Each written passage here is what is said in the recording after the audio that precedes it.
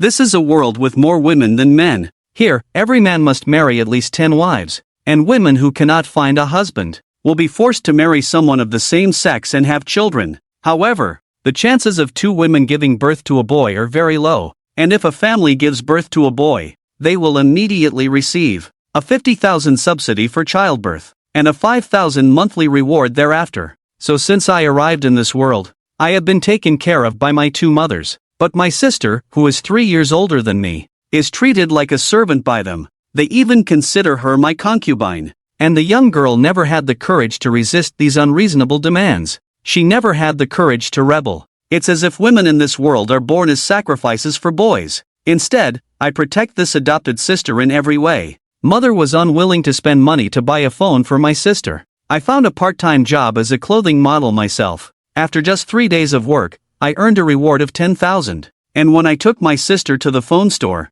she looked both touched and a little fearful. I naturally understood what she was worried about, so I took my sister's hand. I patted my chest and said, "I will protect you." When we returned home in the evening, my sister Xiaoyunjin's hands were full of various goods. I took a step forward to my mother and said, "I earned this money, can't I decide on my own?" She nodded in agreement, indicating that the money at home is all yours. Buy whatever you want. I chuckled after hearing that, then took my sister back to the room. After Xiaoyunjin closed the door, she immediately leaned in close to my ear. She whispered, "I feel like my mom is about to explode in the next second. They just want to spend money on you." Of course, she only dares to occasionally express her inner dissatisfaction in private. I smiled and reassured her, "It's okay, I'll spend on you." The girl nodded vigorously, her smile radiant. Time flew by, and I reached high school age. One day, the head teacher called my mother. "Mrs. Lee is like this, Li Chen's grades are all top-notch. In theory, he should go to an experimental class.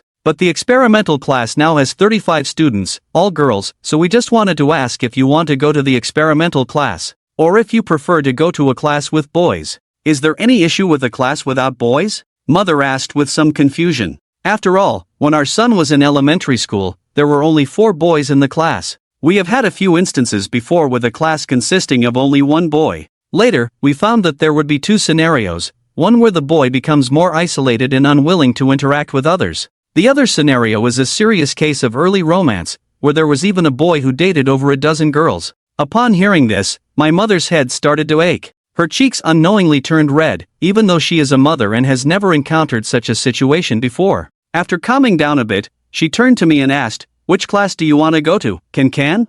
"I want to go to the class with boys," I answered decisively. The reason is simple, being in a class full of girls would be annoying. Although class 2 has boys, there are only 3 of us, including me. There are 8 people in each dorm room, apart from the 3 of us in my class. There are 5 boys from other classes. Boys of this age are usually mischievous. That night, when they saw Li Chen, who was good-looking, they couldn't control their mouths and hands. "Why are you so fair-skinned, like a girl? Let's pull down his pants and see if he has anything." Saying this, the 3 boys from the other class surrounded me. A smirk appeared on my lips. "I'd been toughened up since I was young, you can't bully me." I knocked them down with a punch each, then grabbed the one who was instigating and pressed him against the wall, continuously slapping his face. The direct hit made him cry out for his parents, and the sound of the fight quickly attracted people from the surrounding dormitories. They were surprised to see that Li Chen was so fierce. Judging people by appearance is a common problem for the vast majority. Many people saw Li Chen's slender arms and legs, plus his good looks and fair complexion, and thought he was a sissy.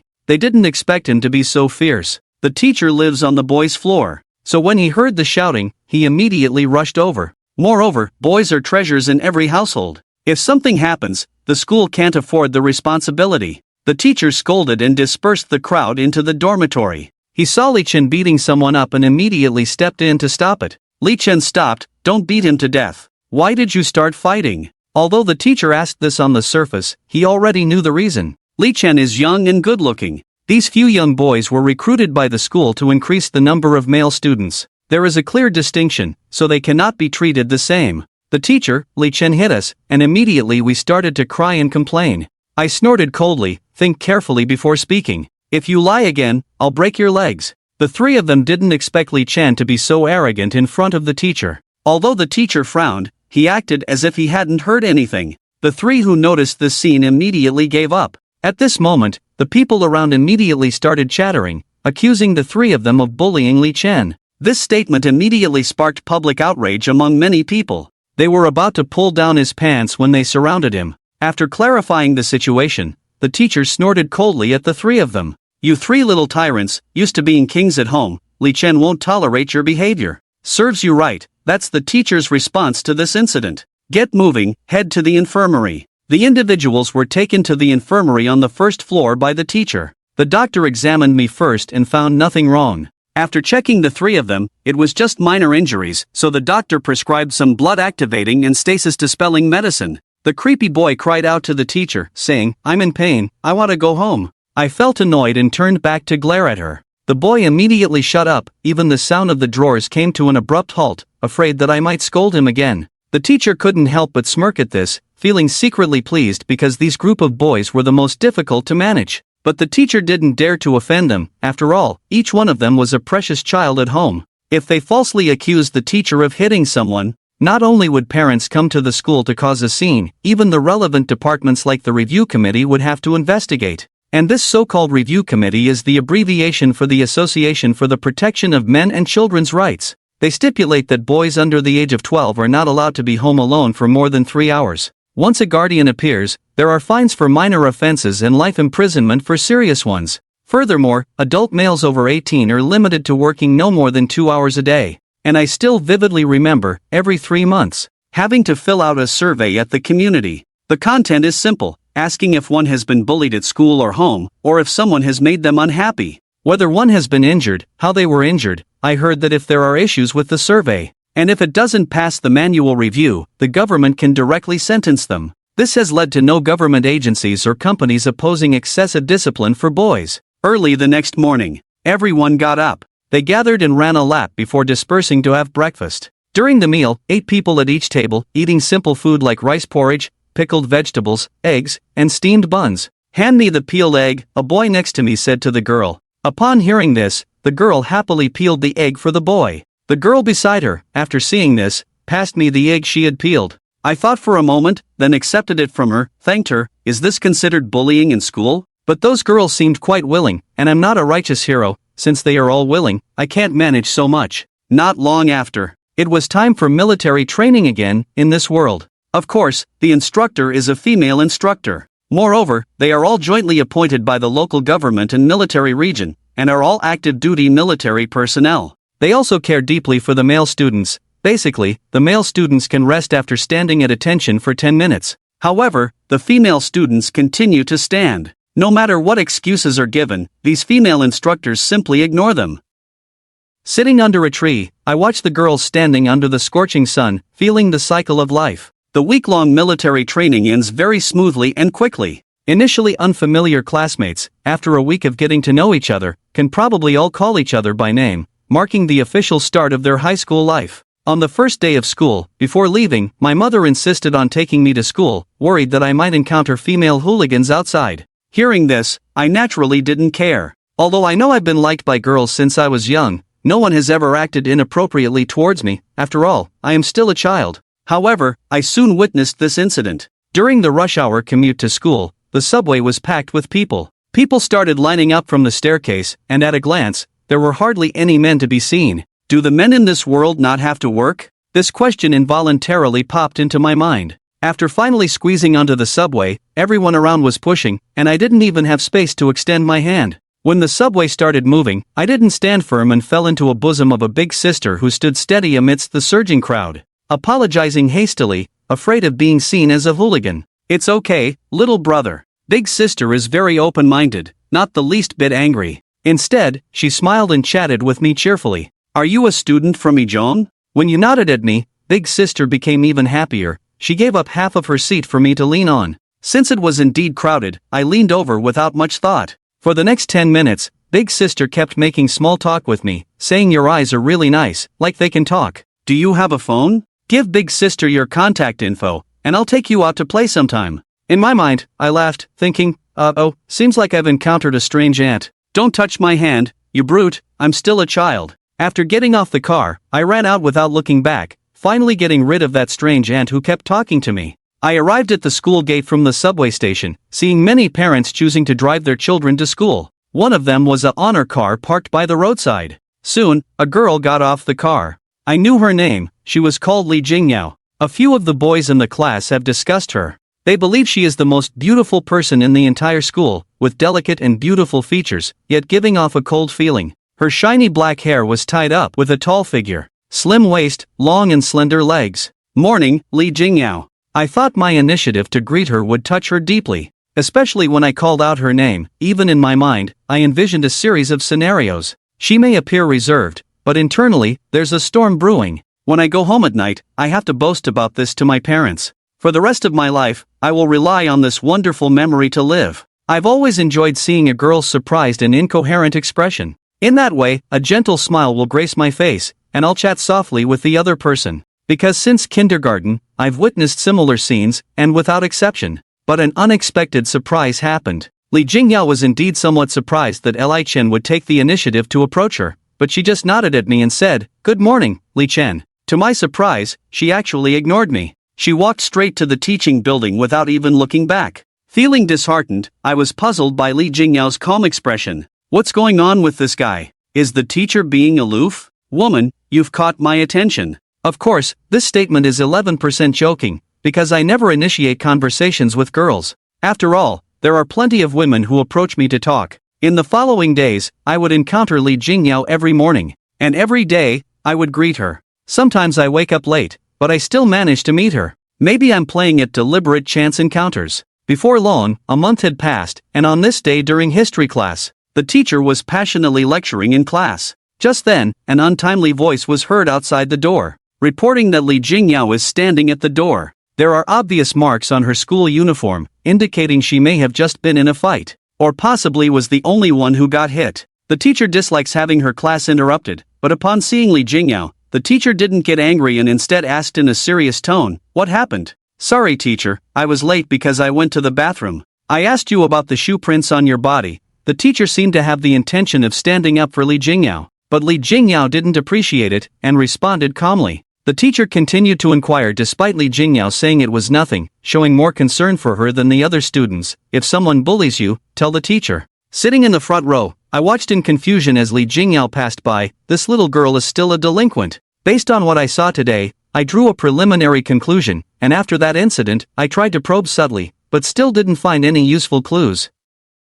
As time passed, I stopped paying attention to this matter, until a sports class half a month later. Because sports classes are held on the large playground. Therefore, apart from my class, there are classes from different grades. After hearing the teacher's instruction for free activities, everyone dispersed. About 15 minutes later, due to the hot weather, I decided to go to the bathroom to wash my face. As I walked on the road, I suddenly noticed a few senior high school delinquent girls surrounding a girl in the alley next to the toilet in warehouse. And that girl was Li Jingyao. This reminded me of the time I was late to history class not long ago. Being someone who always stands up against injustice, I immediately ran over when I saw this scene. At that moment, the delinquent girls had Li Jingyao cornered, continuously threatening her with words. "If you can't bring 500 yuan tomorrow, I'll beat you to death. Do you understand?" Li Jingyao lowered her head, her tone weary. "I don't have that much money." When Li Jingyao refused, the delinquent girls immediately became angry, kicking her in the body and knocking her to the ground.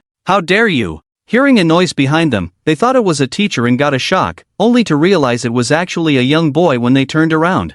I tried to appear as calm as a seasoned warrior and said, "Let go of my classmate. I'll pretend nothing happened." One of the delinquent girls turned back angrily and shouted, "Mind your own business. Get lost, I don't hit guys." Seeing that they were unreasonable, I charged without hesitation. Without any surprises, it was still one punch per person. The police arrived in time, and the group of delinquent girls were lying on the ground, holding their stomachs and wailing in pain. And the reason they had no fear before was because of the men in this world. Basically, they grew up in women's nests. This led to many men losing their edge, while many girls, on the contrary, became very strong and acted like big sisters in school. However, even though the ratio of men and women in the world has changed, the physical fitness of men has not changed much. A boy who doesn't exercise can still beat 2 or 3 girls. Do you know your mistakes? Several people were beaten to tears, and they naturally answered my questions one after another. To know your mistakes and correct them is the greatest virtue. You may leave now. Under my intimidation, the delinquent girls scurried away.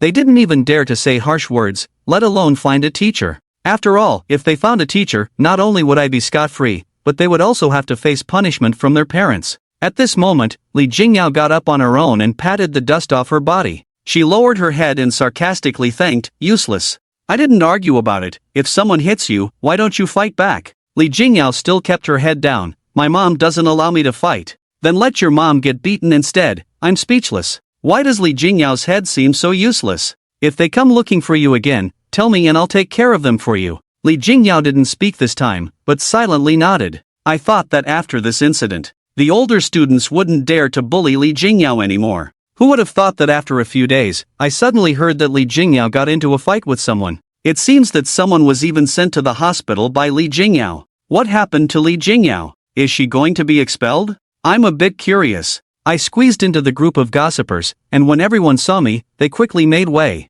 I heard that it's not true. Li Jingyao's mom seems to be an official. Being an official, I blinked my eyes in confusion among the crowd. Amidst the gossiping crowd, Li Jingyao returned to the classroom. Her arrival immediately quieted down the class. I quickly got up and went to Li Jingyao's side. I heard you got into a fight with someone. The girl raised her head, flashed me a smile, and proudly nodded. This is the first time I've seen Li Jingyao with this expression, especially that proud and triumphant smile, with band-aids all over and a few bruises. Just then, the homeroom teacher walked in. She looked sternly at everyone as I announced something. Li Jingyao got into a fight with a senior student, and due to the severity of the situation, she will be disciplined and kept at school for further observation. I want to emphasize once again, this is Ijon. It's a place for learning, not for you to fight and be reckless. If there are any more students fighting in our class, I will handle it strictly and severely. If you don't want to study, then go home. After finishing speaking, the homeroom teacher fell silent for a few seconds,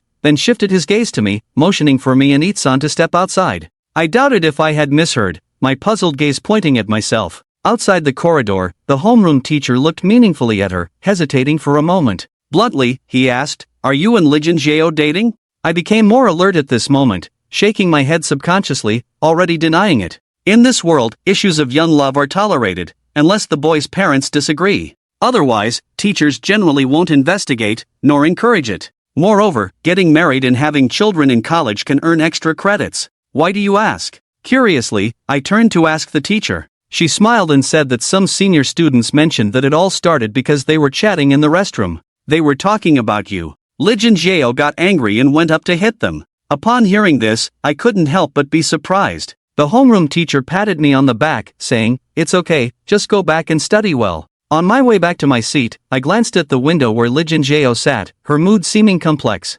Afterward, I didn't go to her or mention this to anyone, and days passed by. In the following days, nothing surprising happened, and Li Jingyao didn't cause any trouble, surprisingly. Every day, she would wait for me at the school gate, greeting me with a smile. Then she quietly followed me, and whenever I asked her, she would reply. Once I stopped talking, she would also fall silent. This went on day after day, rain or shine, until December 24th, which is Christmas Eve. But I've always had an aversion to this day since I was young, because every year on this day, I would bring home a big bag of apples. For the next month, we wouldn't need to buy any fruits at home, as my mom would turn the apples into various dishes. Now I feel nauseous at the smell of apples, but it's unavoidable. I can't just arrogantly say the day before, "Tomorrow is Christmas Eve, you're not allowed to give apples." That day, Li Jingyao and I had just entered the classroom. We saw our desks piled high with apples. Each apple was wrapped in colorful plastic paper. Some had words written on them, and some even had hearts drawn. Some had no signature, but directly said "for my husband." The backpack cabinet at the back, as well as our own desks, were all filled with apples. I shouted to my classmates, "Why did you give so many?" One by one, they blushed and dared not meet my eyes. "Then I won't reciprocate, or you can take them back yourselves. Consider that my return gift, okay?" At that moment, a girl who usually got along well with me joked, "Take a bite and give it back to me. I'll consider that your return gift." I looked disgusted, but it just made everyone around burst into laughter. Many girls still looked expectant, as if they really wanted the apple one had taken a bite of. The English teacher walked in holding a book and saw me standing there. Looking at the table full of apples, she chuckled and said, "Li Chen, you're quite popular. Since none of you took them back, I guess they're mine now." Saying this, I opened an apple, left the plastic wrapping, and took out the apple. I ran to the podium. "Teacher, here's an apple for you." Offering a gift to Buddha, I played it smooth. Otherwise, I wouldn't be able to take back all these apples. The teacher laughed until her eyes crinkled. It was the first time I received an apple from a boy. No way, the teacher is so beautiful, I took the opportunity to snap a rainbow. Nonsense, the teacher is not old at all, although she says so on the surface. But in reality, she was already laughing uncontrollably. I guess she'll remember this day for the rest of her life. In the future, whenever she meets someone, she will talk about the perfect boy who, on a long ago Christmas Eve, gave her an apple and praised her as the most beautiful in the world. To share the love, every student in today's class received one of my apples. Later, I ran to the teacher's office with a bag in hand. I gave apples to everyone, regardless of gender, since I couldn't take them back and didn't want to eat them. At the end of class, I also bought a big bag of chocolates from the store. I gave out 2 or 3 to each person, considering it as a return gift. When the chocolate was handed to Li Jingyao, she suddenly said, "I didn't give you an apple." Li Jingyao's straightforward words caught me off guard, but then I remembered she came in with me. Indeed, she didn't give it to me. "It's okay, I'll give you a piece of chocolate. Besides, I don't like apples either, so don't give me apples in the future." Li Jingyao took the chocolate, lowered her head, lost in thought. But I was surprised to find out that the majority of people, after receiving the chocolate, didn't eat it but instead put it in their pencil case or backpack. "Why don't you eat it?" I raised a question. One girl smiled and said, "I want to keep it as a family heirloom." I understood this, after all, they would never receive a gift from such an outstanding boy like me in their lifetime. After class in the evening, I walked towards the subway station, and someone pulled my backpack from behind. I turned around and found that it was Li Jingyao. "Can I go home with you?" she asked. I told my mom that from now on, I will go to school by myself. "Why is that?" I suddenly felt puzzled. "I want to go to school with you," she said, blushing, but Li Jingyao didn't avoid eye contact this time. I was stunned for a moment. This guy couldn't say a word for half a day. Why did he suddenly hit a straight ball out of the blue? Luckily, with my wealth of experience, otherwise I would have definitely revealed a flaw. "Let's go, I'll just keep walking straight ahead." Li Jingyao hurried to catch up. "I didn't bring you apples today. It's because I have another gift for you." Saying this, Li Jingyao put down his backpack and took out a large box of Ferrero Rocher. It looked quite expensive. I blinked and smiled, but I don't like chocolate. Li Jingyao was momentarily at a loss for what to do. "Forget it, in consideration of it being the first time you've given me something, I'll accept it. Don't buy me chocolate in the future." Seeing this scene, Li Jingyao finally smiled. The two swiped their student cards to enter the subway station. After high school lets out earlier than work, there weren't many people in the subway station. Many people came over to chat with me after seeing me. Li Jingyao, on the other hand, silently followed me closely, never leaving my side. At this moment, I suddenly remembered something. "By the way, where do you live?" "Just follow me." "In the Gulf community." I thought for a moment, is it on the development side? That's not on the way, right? You should take the other route, it's closer. Isn't this taking a detour? It's fine, anyway, it's not far for me to go home. Then curiously, blinking, "Do you live with your mom?" Li Jing shook his head. "The nanny also comes to my house every day." "Then I can come find you on Saturday to study together," I suddenly said with a smile. Upon hearing this, Li Jingyao's eyes suddenly lit up. "Really? Is it true?" I explained that both my mom and aunt work on Saturdays. My sister went to college, so I'm alone at home. Quite boring. The only downside is being too far from home. Li Jingyao quickly said, "I can come pick you up." "You're so proactive," I said to Li Jingyao, squinting my eyes. "You have ulterior motives." I swear I didn't. Seeing her serious expression, I couldn't help but smile bitterly. How can a girl be so clueless? As more people filled the train car, Li Jingyao stood in front of me, but always maintaining a few centimeters of distance between us. Even so, Li Jingyao's cheeks were rosy, and with more people boarding, she tensed her muscles to block the crowd. I found it somewhat amusing and exasperating. "There's no need for this. We're just taking the subway, I'm not that precious." Li Jingyao remained silent, just shook her head. As we neared our stop, Li Jingyao suddenly said, "I recently signed up for a taekwondo class." "What's the point of learning that?" I still don't understand. "Can taekwondo be used in real combat?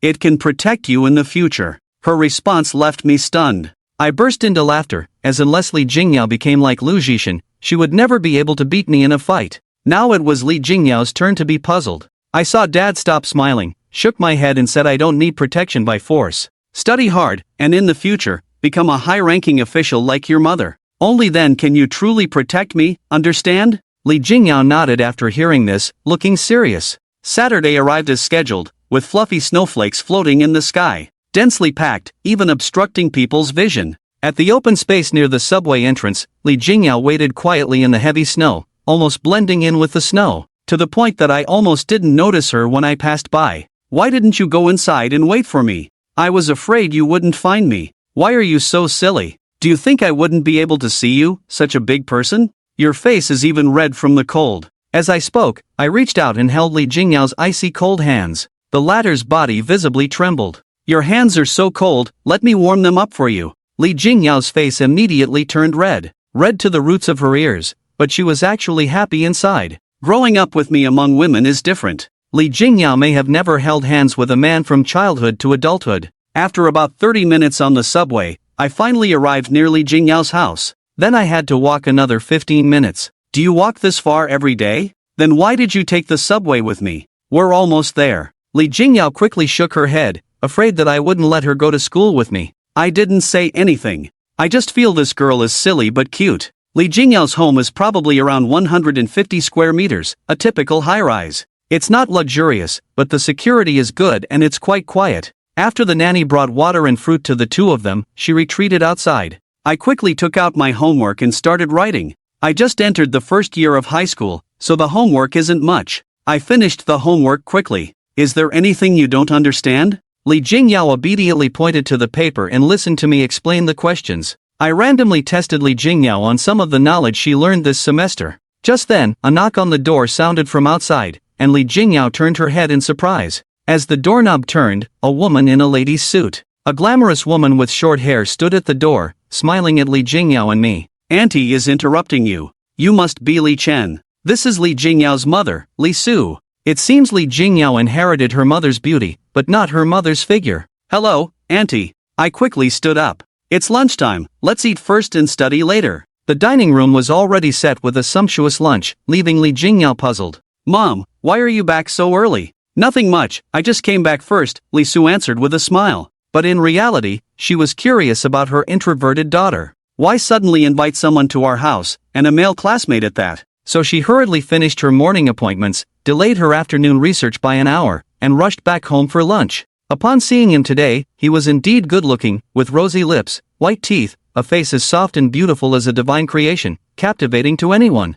He was a charming and attractive young man. Li Chen, you study very well, right? I think I've heard your teacher mention you before. I heard you almost got full marks in the high school entrance exam, Li Su praised with a smile. Have you thought about what profession you want to pursue in the future? I shook my head and answered truthfully. Li Jingyao swallowed what was in her mouth. Then she said, you're so good-looking, you'd be suitable for acting. Don't talk nonsense. Li Su's tone was somewhat displeased, seemingly biased against the profession of acting. After that, Li Su didn't ask any more questions, and after lunch, she left again. Before leaving, she even let the nanny leave early, leaving only the two of us at home. It seemed like she was creating opportunities for her daughter. After that, every Saturday, I would go to Li Jingyao's house to do homework. In the final exams of the first semester of the first year of high school, I ranked at the bottom of the grade with full marks in all subjects. In the blink of an eye, it was February 14th, Western Valentine's Day. That day, Li Jingyao asked me out to meet at the pedestrian street in the rhododendron terrace area.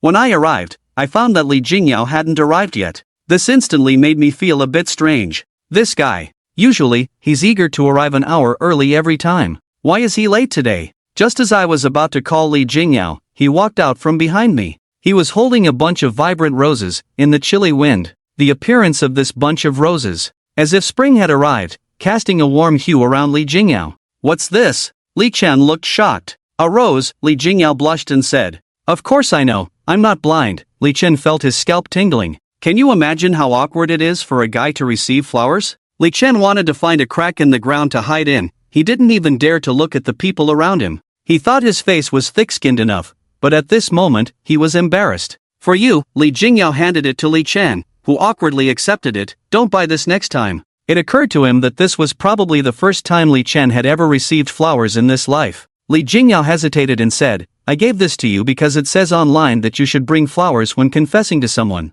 Li Chen, can you be my boyfriend? Li Chen didn't say anything, he just kept walking forward. Li Jingyao looked visibly flustered, a hint of grievance and pleading in her eyes. But Li Chen couldn't agree. We're not of legal age yet, we can't date early. Li Jingyao was stunned, but she wasn't stupid. After hearing this, she subconsciously thought that Li Chen didn't like her. But if he didn't like her, why did he come out with her? Li Jingyao couldn't understand. but tears were already streaming down uncontrollably. I also brought you a gift. Li Chen took out a small box from his bag, for you. Li Jingyao wiped her tears, took the box, and opened it to find a bracelet inside. Since you didn't agree to be with me, why are you giving me a gift? I didn't agree because we're still young. When we graduate from high school and become adults, I'll agree. What if you change your mind by then? Then we pinky promise. Okay. After getting Li Chen's promise, Li Jingyao felt much better. Although she didn't succeed, at least she got Li Chen's promise. It makes sense. How could a male god like Li Chen be easily won over?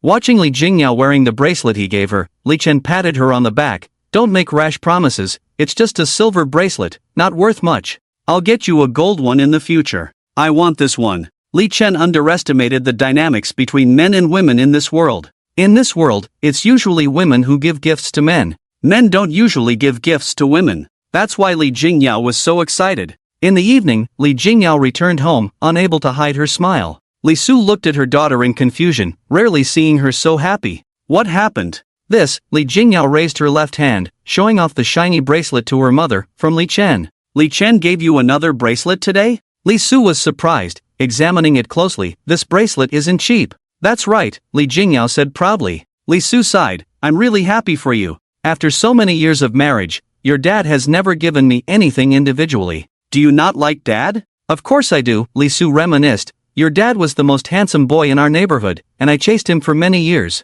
On Valentine's night, Li Chen returned home with flowers. When Li Qing found out they were from a girl, she felt a bit down. She couldn't believe her son had grown up so quickly and started dating. But when she heard that Li Chen had rejected the girl, she couldn't help but laugh. You rejected her, so why did you accept her flowers? Accepting a gift doesn't mean I agree. Tang's inequality. Done. Li Chen's casual response made Li Qing's mood complicated. After a while, Li Qing tidied up her emotions, picked up a vase that had long been idle at home, and followed the instructions online to cut off a section of the rose roots and put them in the vase filled with water. These roses are so beautiful, Xia Shuiwei commented. I've never received roses before. Want one? Li Qing rolled her eyes at Xia Shuiwei, then took out one and said, Here, I'll give you this one. Ha ha. Xia Shuiwei also picked one out and said, Then this one is for you. The two looked at each other and laughed together. After the confession failed, Li Jingyao not only was not discouraged but instead became more talkative. In other words, she was more willing to open her heart to Li Chen.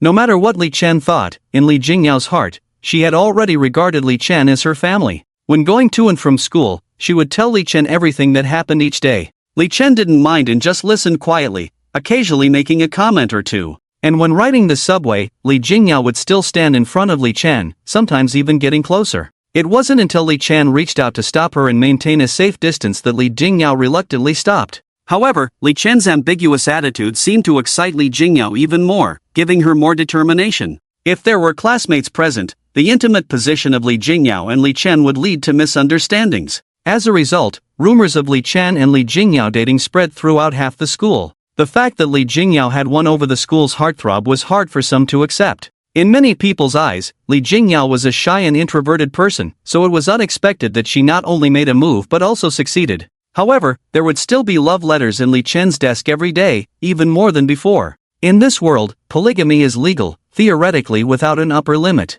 However, if a man already has 4 wives and wants to marry another, he needs the consent of all his wives. Therefore, most families consist of 1 husband and 4 wives. Moreover, some men struggle to handle 1 woman, let alone 4, which can be quite exhausting. So, even though many mistakenly believed that Li Jingyao and Li Chen were together, it gave more people hope. Unfortunately, Li Chen did not agree to anyone else, but even so, it made Li Jingyao feel a sense of crisis. Having a boyfriend who is too outstanding is not necessarily a good thing. Li Chen's mother and aunt also made significant progress in their work. They had been ordinary employees, but suddenly they were promoted to junior leadership positions in their respective companies and factories, achieving the ideal of more money and less work. While this was a cause for celebration, the sudden promotion after 12 years of work raised suspicions. During a meal at home, Li Chen asked in confusion, How did both of you suddenly get promoted? Li Qing also seemed puzzled. I'm not sure. However, Xia Shuiwei mysteriously said, It seems to be because of that classmate of yours, Li.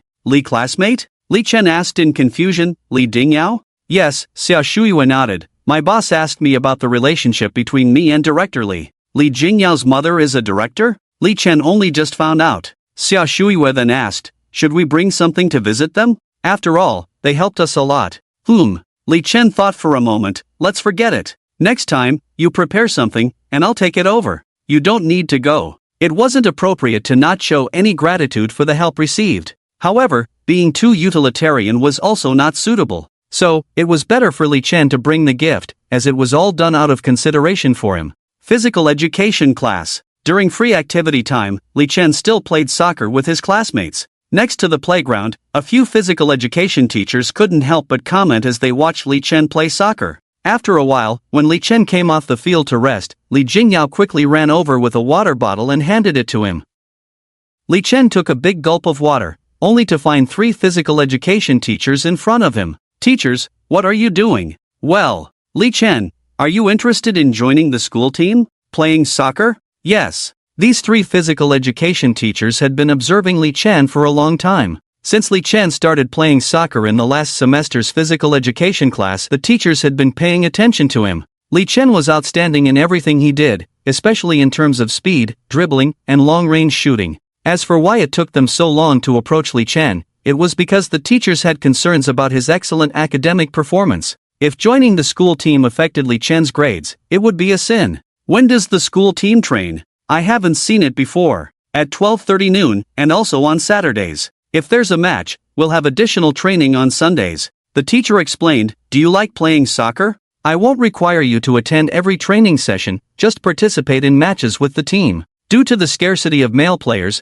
many matches were played with a mix of male and female players. This was also the case for soccer matches, where there could be a maximum of 3 male players on the field, with no more than 2 in the same position. In other words, a team could have 3 male players, but they couldn't all be forwards, with a maximum of 2 forwards. This arrangement was made because women's soccer lacked physical strength and had lower entertainment value. Since there weren't enough male players for a full team, this compromise was chosen. Which position? You'll definitely play as a forward. The teacher smiled. If you're interested, come for a trial at noon. Okay. Li Chen was indeed interested. His soccer skills hadn't improved since graduating from elementary school. Only systematic and professional training could help him improve. Moreover, a thrilling competition was the best way to enhance his skills. At noon, after Li Chen and Li Jingyao finished their meal, they went to the locker room to change clothes. The locker room was in a small building on the south side of the school, which also housed a dance studio, indoor volleyball court, and showers.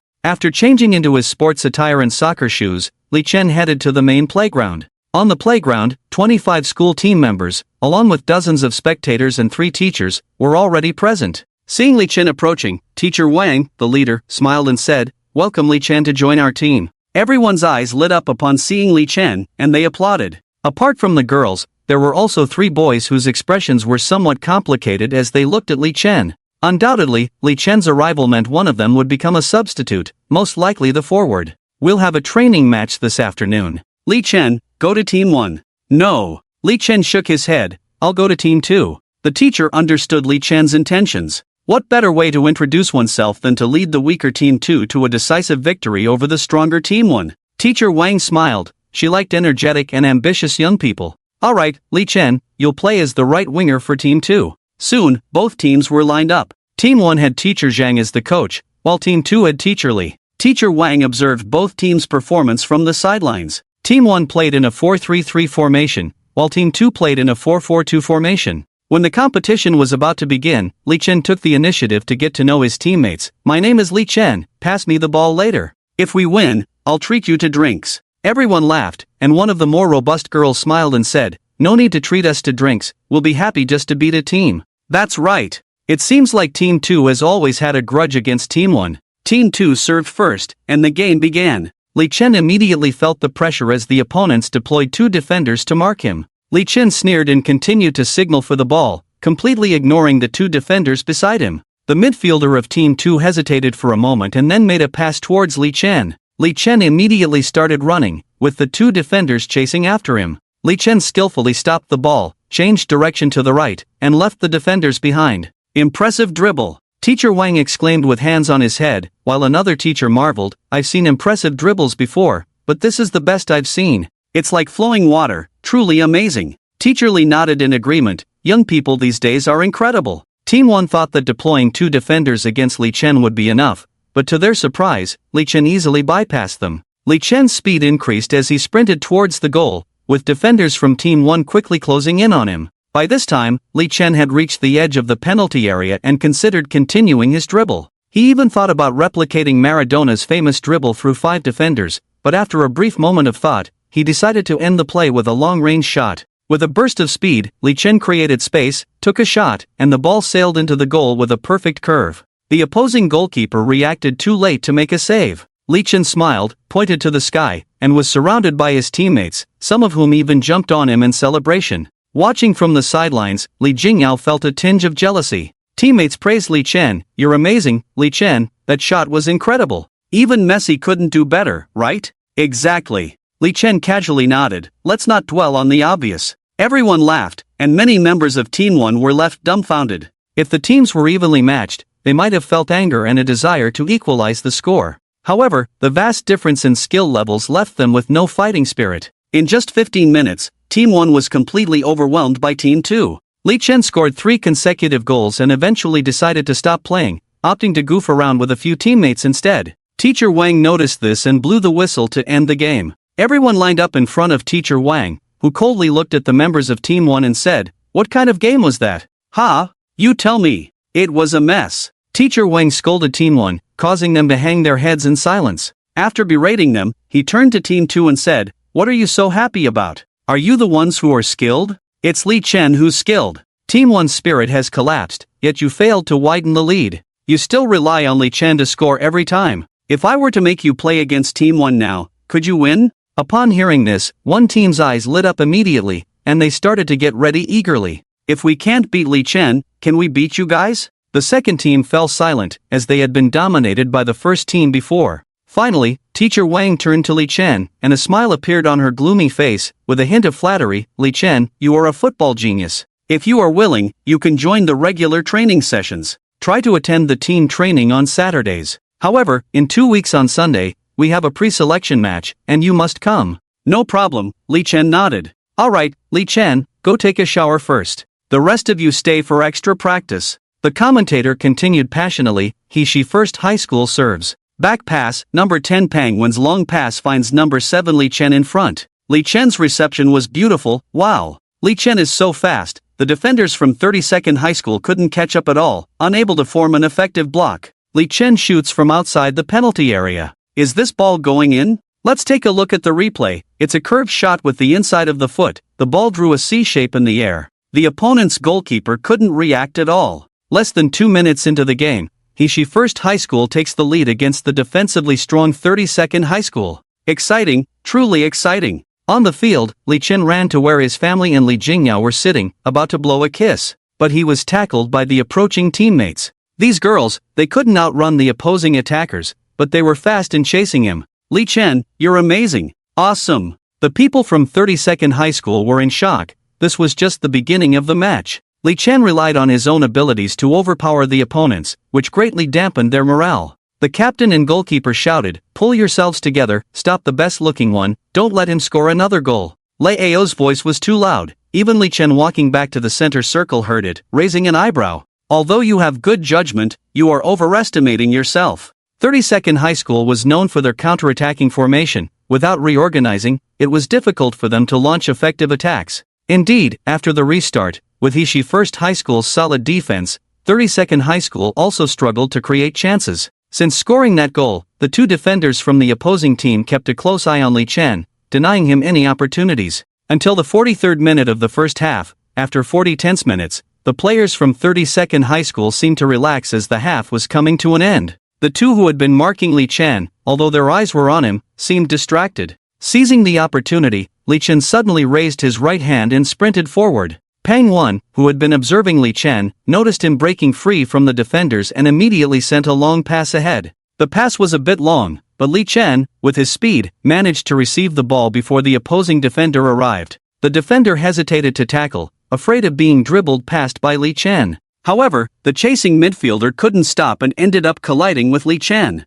A sharp whistle sounded, and the referee ran over, hesitated for a moment, then showed a yellow card, and placed a spot for a free kick outside the penalty area. The commentator said, "There's no dispute over this yellow card, but for 32nd High School, having a defender receive a yellow card after conceding a goal will make that player cautious in the rest of the match." Now, let's see the free kick outside the penalty area. It's a great position. They might try a direct shot. This is definitely Li Chen's penalty kick. From the goal just now, we can see that Li Chen's footwork is also very good. Okay. Run up. The ball is in. 2-0. Li Chen suddenly remembered something and ran towards his family's position again. However, he was still intercepted by his excited teammates on the way and fell to the ground. Damn it, if only you could run that fast when defending and chasing the ball. At halftime, Teacher Wang's face was filled with a bright smile. Kids, you played very well. Of course, it was Li Chen who scored those 2 beautiful goals in the end. Everyone laughed when they heard this, but no one had any objections.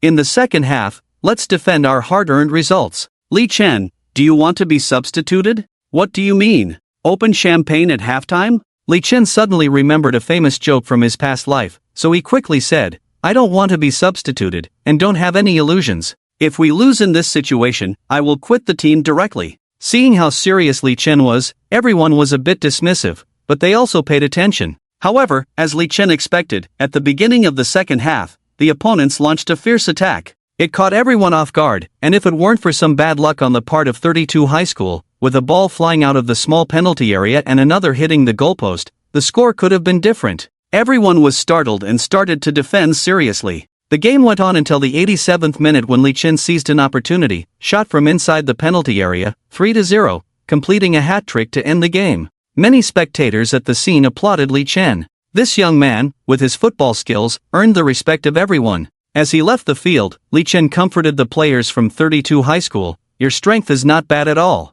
Normally, I would score 5 goals in a game. However, upon hearing this, the opponents did not appreciate it at all. Instead, their faces darkened. After the game, Li Chen took a shower, left the gym, and saw 5 people waiting for him. Li Su smiled at Li Chen and said, Li Chen, to celebrate your 3 goals in this game, Auntie will treat you to dinner. No need, no need. Li Qing quickly waved her hand. If anyone should treat, it should be us. How can you pay? The group returned to a restaurant in Hushi district for a meal, as the area around the gym was overcrowded, with no place to eat. 32 High School was indeed the strongest team in Group D, as every game of Hushi No. 1 High School after that was a crushing victory. No one could contain Li Chen, not even 2 people, let alone 3. July 5th, Li Chen and Li Jingyao returned to school for the announcement of grades, rankings, and class assignments. Li Chen and Li Jingyao arrived early, but the bulletin board was already crowded.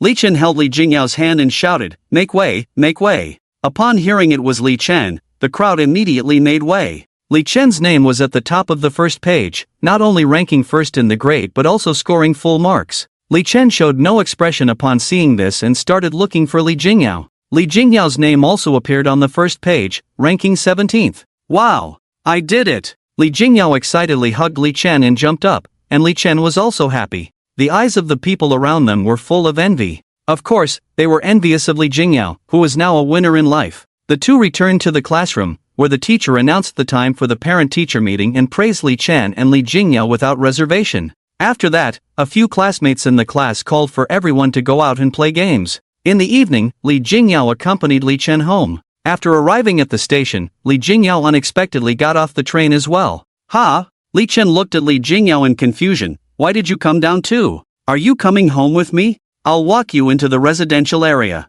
No need. Li Chen was puzzled. She wasn't usually so clingy. The two left the subway station and walked into a sparsely populated alley, where Li Jingyao finally revealed her thoughts. You said before, if I got into the top 20, you would agree to a condition. Is that still valid? Just this matter, so mysterious. Li Chen smirked, turned to look at Li Jingyao. Tell me, what do you want? Li Jingyao blushed and said 3 words. Just this? Li Chen immediately leaned in. The calm days were disrupted with the airing of the drama The First Emperor. When Li Chen participated in this drama last summer, the drama was almost finished, with only the scenes of Yang Yingzhang left, and the drama was scheduled to air this summer. Hey, Li Chen, I'm Su Kwang. Oh, Director Su. Li Chen was a bit surprised. Do you need something? Our drama The First Emperor is selling exceptionally well, all thanks to your brilliant performance. I've been in talks for a few variety shows. Would you be interested in appearing? Su Kwang was not only the director but also the investor of this drama, so he was very invested in it.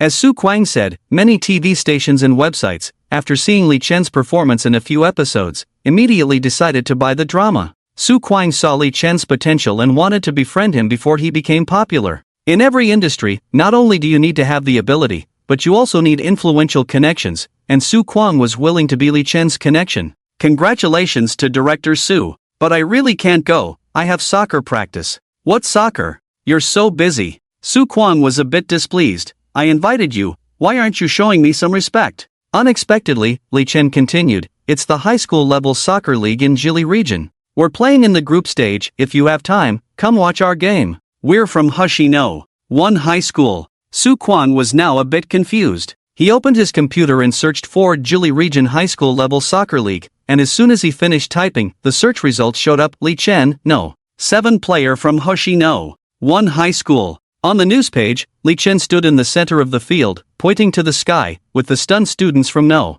32 high school in the background. This kid can really play soccer, and he's good at it. Impressive. Su Kwang smiled, alright, good luck. I'll come watch when I have time. Okay, goodbye Director Su. After hanging up the phone, Li Jingyao tilted her head and looked at Li Chen. Was that the director calling you? Yes, our drama is about to air. Ah, when? I want to watch. Let me check. Li Chen took out his phone and checked. Oh, tomorrow night at 7 o'clock, it will be broadcast online and on TV. I want to watch. Let's watch my game first tomorrow. On July 6, Hashino, one high school played against Jili Deshang Sports School. The Deshang Sports School had good technical skills, but their defense couldn't compare to No. 32 high school. Li Chen tore through their right side, scoring 5 goals in the first half. In the end, to stop Li Chen, the Deshang Sports School players started fouling on purpose. To prevent Li Chen from getting injured, Coach Wang substituted him during halftime. As a result, Deshang Sports School managed to score 2 goals in the second half, and towards the end, Li Xianqin also scored a goal in the penalty area. In the end, they won with a score of 6-2. That night, Li Chen and his family watched his first TV drama performance. When Li Su returned home and saw her daughter watching TV, she was curious. Li Jingyao quickly said, Mom, the TV series starring Li Chen. Really? Li Su was a little unhappy after hearing this, but still sat next to Li Jingyao. There was no way, Li Su just had a bias against the entertainment industry. The first day was a 3-episode marathon, mainly depicting the childhood of Ying Zhang. Many people in front of the TV saw this handsome young man and couldn't take their eyes off, forgetting what they originally wanted to do. And the first 3 episodes were all scenes played by Li Chen. When Li Chen sat on the throne and turned back, everyone couldn't help but get goosebumps. That night, online self-media personalities on various video websites, under the promotion of Su Kwang, posted many promotional videos about Li Chen. Soon, the whole network knew about this drama, and Li Chen's acting skills and looks could support this level of promotion. Many people spontaneously went online to watch this drama. This kid's acting is better than some A-list actors. Just that look, those people have to learn for a lifetime. Don't insult my brother Ying Zhang. 3 years of bloody profits, no loss in death penalty. Isn't this Li Chen from Hoshino? One middle school? Can he act? What does the person upstairs mean? He still plays football, he's in a match now. Beijia is a college student, who had just returned home a few days ago during the summer vacation. Today, while browsing Douyin, she saw the promotion of this drama. In fact, Beijia had no interest in historical dramas at all. But this young actor was too good-looking, not exaggerating, she had never seen anyone so good-looking from childhood to adulthood, including celebrities. So Beijia took the initiative to watch this drama, and was really amazed by it. Zhao Zhang's acting was particularly natural. Beijia had no concept of Ying Zhang before, but after seeing this Ying Zhang, Beijia thought that the young Ying Zhang should be like this. After watching the first 3 episodes, Beijia was somewhat reluctant to leave and wanted to see if this young actor had other dramas. Unexpectedly, he turned out to be a football player as well. After seeing this comment, Beijia immediately asked, where can I watch it? Both Jili TV station and Capital TV station have replays, and you can watch all the videos on the website. You can search for The Brightest Star Before Dawn on Bilibili. The uploader has videos of Li Chen playing in the preliminary matches. This incident fermented for several hours, and both Jili TV station and Capital TV station discovered that their website traffic had soared. And what was being searched for were videos of matches from Hoshino, one middle school. After some investigation, they found out that the star player of Hoshino, one middle school, Li Chen, was also an actor. That night, Beijia was waiting for the update of the drama Qin Shi Huang. She started refreshing from 6:30, not knowing how many times she refreshed, and finally saw the new episode. However, at the beginning of the 4th episode, an old face appeared, with the subtitles on the right saying, King of Qin, Ing Zhang, and the subtitles on the left saying, 8 years later. Beijia? What's with this 8 years later nonsense? Give me back my handsome little brother. Girls like Beijia who pay attention to looks were everywhere, and the entire internet began to criticize this huge change. Young Ing Zhang, picture, adult Ing Zhang, picture, what has Ing Zhang been through? Isn't this too mature too early? Sighs with a wry smile, being the king of Qin is a lot of work. Sighs, if it weren't for those 3 episodes of his youth, maybe I could still watch with tears, but now, I refuse to watch. Actually, the male lead is not ugly, just not obviously handsome. The official Weibo account was also flooded, and they released many behind-the-scenes and unedited clips. Su Kwang didn't have any special thoughts about this. The viewership of historical dramas was normal, and the unexpected surprise was the popularity of the first 3 episodes of this drama. Yes, I am Li Chen's mother. Shooting a film? No, my son has a competition, no time. How about next year? Okay, send me the script first, I'll give you my email. In just a few days, Li Cheng and Xia Shuyua's phones were constantly ringing, mostly looking for Li Chen to act, with roles of all kinds. However, because Li Chen had to play soccer, he had to postpone most of them, leaving only those that could be filmed during the winter vacation or next year.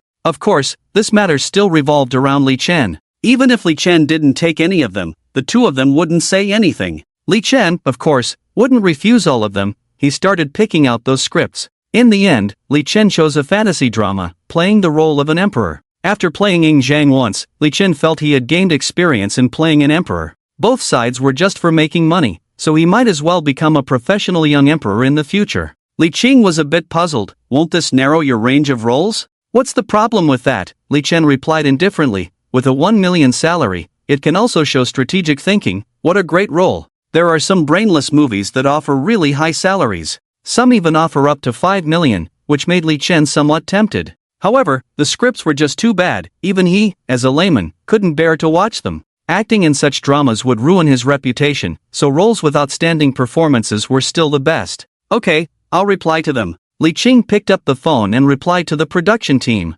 After hanging up the phone, Li Qing looked at Li Chen. They are starting filming in October. Which day do you want to go during this winter vacation or next summer vacation? Winter vacation. Li Chen thought for a moment and said, I can take another role next summer vacation. You are really obsessed with money. Who am I doing this for? Yes, you are doing this for the family. The whole family laughed after hearing this. Just then, Li Chen's phone rang. He originally wanted to hang up, but the number displayed was all 8s. It didn't seem like a typical harassing call, so he answered the phone. Hello, who is this? Hello, Li Chen, I am Yihan. Su Kwang gave me your number. Li Chen was somewhat familiar with the industry and naturally knew the famous director Yihan. Unlike Su Kwang, Yihan was a film director. His status in the industry was even higher than Su Kwang's. Oh, hello Director Yi. What can I do for you? Well, I am shooting a movie called Rising to Fame with One Ball. I am currently missing a young actor for the main role. I saw you play soccer and thought you were very good. Can you come? Without hesitation, Li Chen declined. I'm really sorry, Director Yi. I have matches during the summer vacation and can't free up time. Just as Yi Han was about to say something, he suddenly remembered what Su Kwang had told him. He's just obsessed with money. Don't talk to him about ideals, just offer him money. 200,000 for 7 days. Ha! Li Chen's tone immediately softened. What did you say? I said, your scenes can be shot in 7 days, and the pay is 200,000. If you really don't have time, then forget it. You're being a bit too polite. Actually, time is like water in a sponge. Squeeze it and you'll have it. Haha, you. Yihan laughed. I'll have my assistant contact you later. Actually, if everything goes smoothly, those scenes can be shot in about 3 days. Okay, Director Yi. Li Chen hung up the phone. Li Qing looked puzzled. Didn't you say you wouldn't take any roles during the summer vacation? 7 days, 200,000. Li Chen looked at Li Qing calmly. Don't you want free money? I do. Li Qing also nodded in a daze, obviously shocked by the 200,000. Xia Yunjin on the side counted on her fingers. 7 days, 2 million, 4 hours a day, 28 hours, 200,000. Oh my god. The next day, River West High School played against Izhou Sports School. When Li Chen and a few others were warming up, the audience had already started to enter the venue one after another. Li Chen felt that something was off. There used to be only a few people in certain areas, but now the whole place was filled with people sitting everywhere. Li Chen, sister loves you. A loud shout echoed throughout the entire soccer field, causing Li Chen, who was juggling the ball, to almost kick it away. What's going on? Does he have crazy fans now too? Looking back, he saw that many people in the stands were holding up posters of Li Chen. Upon closer inspection, these were not just any posters. Weren't these the photos taken when he was a clothing model before? How did these people steal his promotional posters? Hey, isn't the person holding up the banner going a bit too far? Doesn't the mall have security to handle this? These fans were also at a loss, as Li Chen had never taken any posters or photo shoots before. The only thing available on the market was an advertisement for a children's clothing brand. Li Chen awkwardly waved at them, sighing that being too popular could also be a nuisance.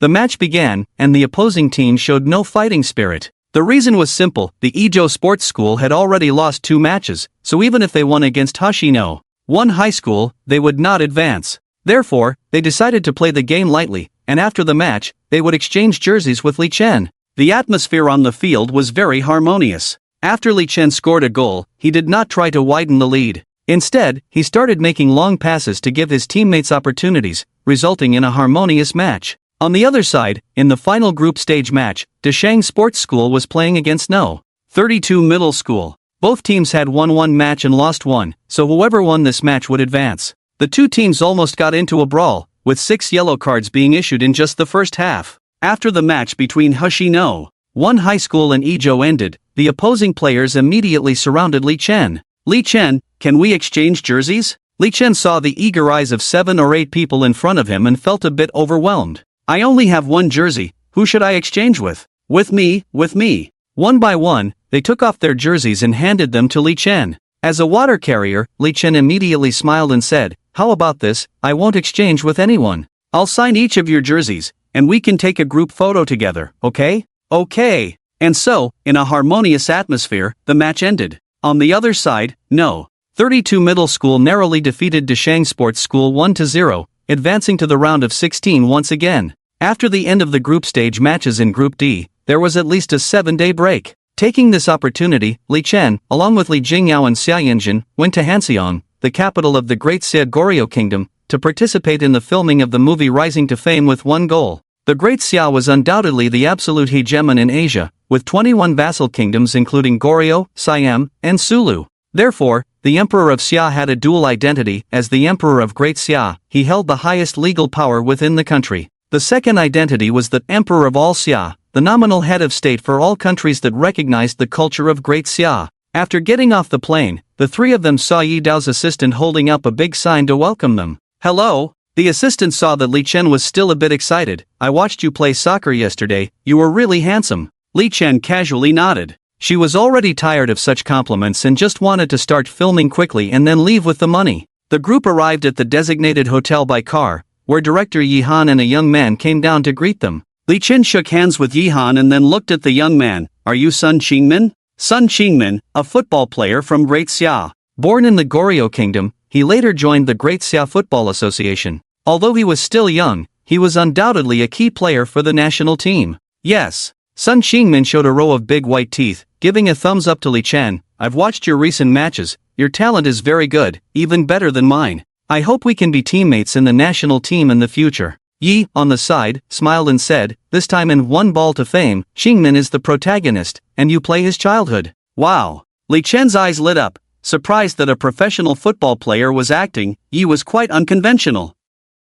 The group sat down in a small meeting room at the hotel, and Yi handed the script to Li Chen. The content you will be shooting is expected to be a 20-minute film. The plot is simple, starting with some scenes of you playing football on your way to school, and then playing baseball with a group of peers, and being discovered by a professional coach. I believe there will be no problem with your acting and skills. Okay. Li Chen glanced at the script and found that, as Yi had said, the content he was portraying was not complicated. With the daily 4-hour limit, he could finish shooting in just 1 or 2 days with effort. Of course, the most time-consuming part of filming for actors is the set design, track laying, and other aspects. Just shooting alone doesn't take much time. Before Li Chen arrived, the props department had already set up the scenes and arranged the extras, only waiting for Li Chen. After resolving the script issue, the next step was to address the food and accommodation. Accommodation would naturally be at this hotel, but how would 3 people sleep? The next day, Li Chen began another round of filming. The filming location was chosen in Sun Qingmin's hometown, a city in the hills where he had to climb a mountain every day to go to school. Li Chen played the scene of playing football while going to school. Because Li Chen's skills in acting were flawless, it was basically a one-take. If it weren't for the strict 2-hour work time requirement, Li Chen could have finished the scene in the morning. The rest of the filming went smoothly, and in just 3 days, it was all completed. Sun Qingmin looked envious. If only filming were that simple for me. Li Chen laughed. You are a senior in football, but you still lack in acting. Sun Qingmin respectfully said, please teach me, senior. Ha ha. Li Chen laughed and began to impart some key points on acting to Sun Qingmin. Art comes from life and is higher than life. A doctor may not necessarily act well in a medical drama, and a football player may not necessarily act well in a football movie. As Li Chen was leaving, Sun Qingmin smiled and bid him farewell. I will come to watch your final match. Okay, I will save my final match jersey for you. Ha ha, thank you in advance. On the plane, Li Jingyao felt emotional. Because of Li Chen's football, she had also learned some football-related knowledge these days. She was surprised that future football superstar like Sun Qingmin completely accepted Li Chen, who was younger, and communicated with him like a friend. Li Chen, knowing what Li Jingyao was thinking, arrogantly said, that's because he knows I am also a future superstar. In a certain 5-star hotel in the capital. Since his students had reached the finals, the school naturally couldn't let them stay in an ordinary budget hotel. They didn't have the budget for a 5-star or 7-star hotel, but a 3 or 4-star hotel was no problem. However, to save money, it was often 2 or 3 people per room. Li Chen was wealthy, not only booking rooms for his own family but also for Li Jingyao and her daughter. Li Jingyao was originally from the capital, but to be with Li Chen, she stayed at the hotel. In the hotel's small meeting room, Teacher Wang pointed to the big screen and introduced, the configuration of Yumingtai is very luxurious, with basically no obvious shortcomings. I heard that they can even play friendly matches with professional first-tier teams, so, I hope you can give it your all and play your best. Many people could tell that Teacher Wang was pessimistic about this game. Li Chen couldn't help but frown. Teacher, don't underestimate yourself, boost others' morale. No matter how strong Yumingtai is, aren't they just like us? Upon hearing Li Chen's words, everyone couldn't help but shout, that's right, let's beat them. Teacher Wang smiled and said, alright, let me introduce the opponent's lineup to everyone. With that, Teacher Wang pressed a button on the remote, and individual figures appeared on the screen. Captain and goalkeeper No. 1, Su Xiaorui, height 1.93 meters. He was selected for the football youth training camp at the age of 7. In the 2 years of high school competitions, he kept a clean sheet in 21 matches. In the current round of 14 matches, he kept a clean sheet in 13 matches, with the only goal conceded being a penalty. Upon hearing the introduction of Su Xiaorui, everyone was stunned. What level of opponent was this? 13 clean sheets in 14 matches, seriously? A girl, 1.93 meters. Li Chen twitched his mouth, unsure how to evaluate it for a moment.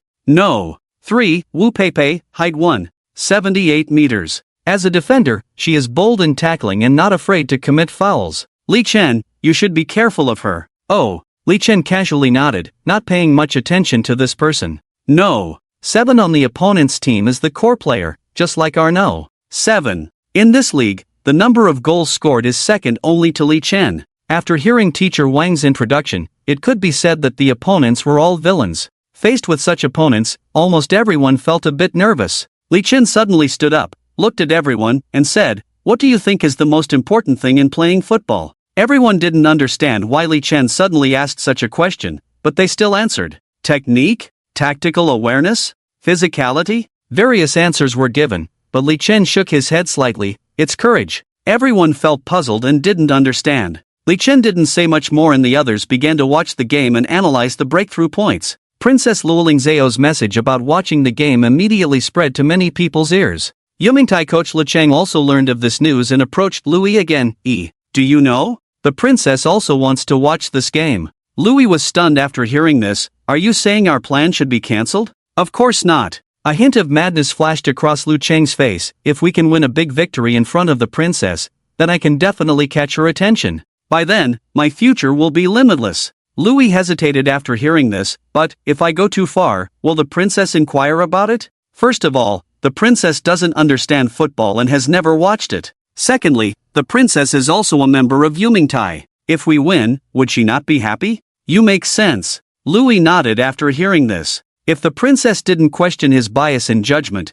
then he would definitely be worry-free. The next day at 2 p.m. at the Daxiaolongke Sports Arena, a football stadium that can accommodate 90,000 people was already packed. So many people. During warm-up, Li Chen looked at the crowd in the arena and couldn't help but sigh. Pangwan also looked forward. If we can win, then we will really become famous. What do you mean if we can win? We should definitely win. Li Chen reminded, I have never lost since I was young, and I won't lose now. Yes, we will win. We will win. The morale of everyone was very high, while the people from Yumingtai on the opposite side looked at them with a smile that seemed to say they were already fish on the chopping board. Li Chen! With a familiar shout, Li Chen saw Sun Qingmin waving at him. Beside him were school teachers, his family, Li Jingyao, and others. At the same time, many people were holding up portraits of Li Chen. Li Chen excitedly waved back at them. Hello, audience friends. You are now watching the live broadcast of the high school football finals in the Jili region, with Hushiyizhong from Jili Weijing City against the Royal Middle School of Yumingtai in the capital. Alright, the game is officially starting now, with Yumingtai kicking off. Just as the game started, the opponent's defender Wu Peipei found Li Chen and stayed close to him. Li Chen looked around and saw not only Wu Peipei but also two other players following him at a distance. Wow, 3 people are actually marking me. This is truly a superstar treatment. Yumingtai's number 7, Jing Bo, receives the ball, takes a shot. Oh, unlucky, just missed by a bit. Hushiyizhong counterattacks, quickly passes to Pangwan, who looks for Li Chen. Beautiful, Li Chen's control and reception of the ball looks so smooth. Ha! Wu Peipei just knocked down Li Chen. The referee seems not to have seen it. Li Chen fell to the ground, but the referee didn't even glance at him, instead signaling for the game to continue. Li Chen understood immediately, this was a biased referee. Wu Peipei grinned widely, looking like she deserved a beating. She reached out her hand to Li Chen. Welcome to the Dragon Sparrow Stadium. Thanks. Li Chen's face also showed a cold smile. Alright, let's play like this.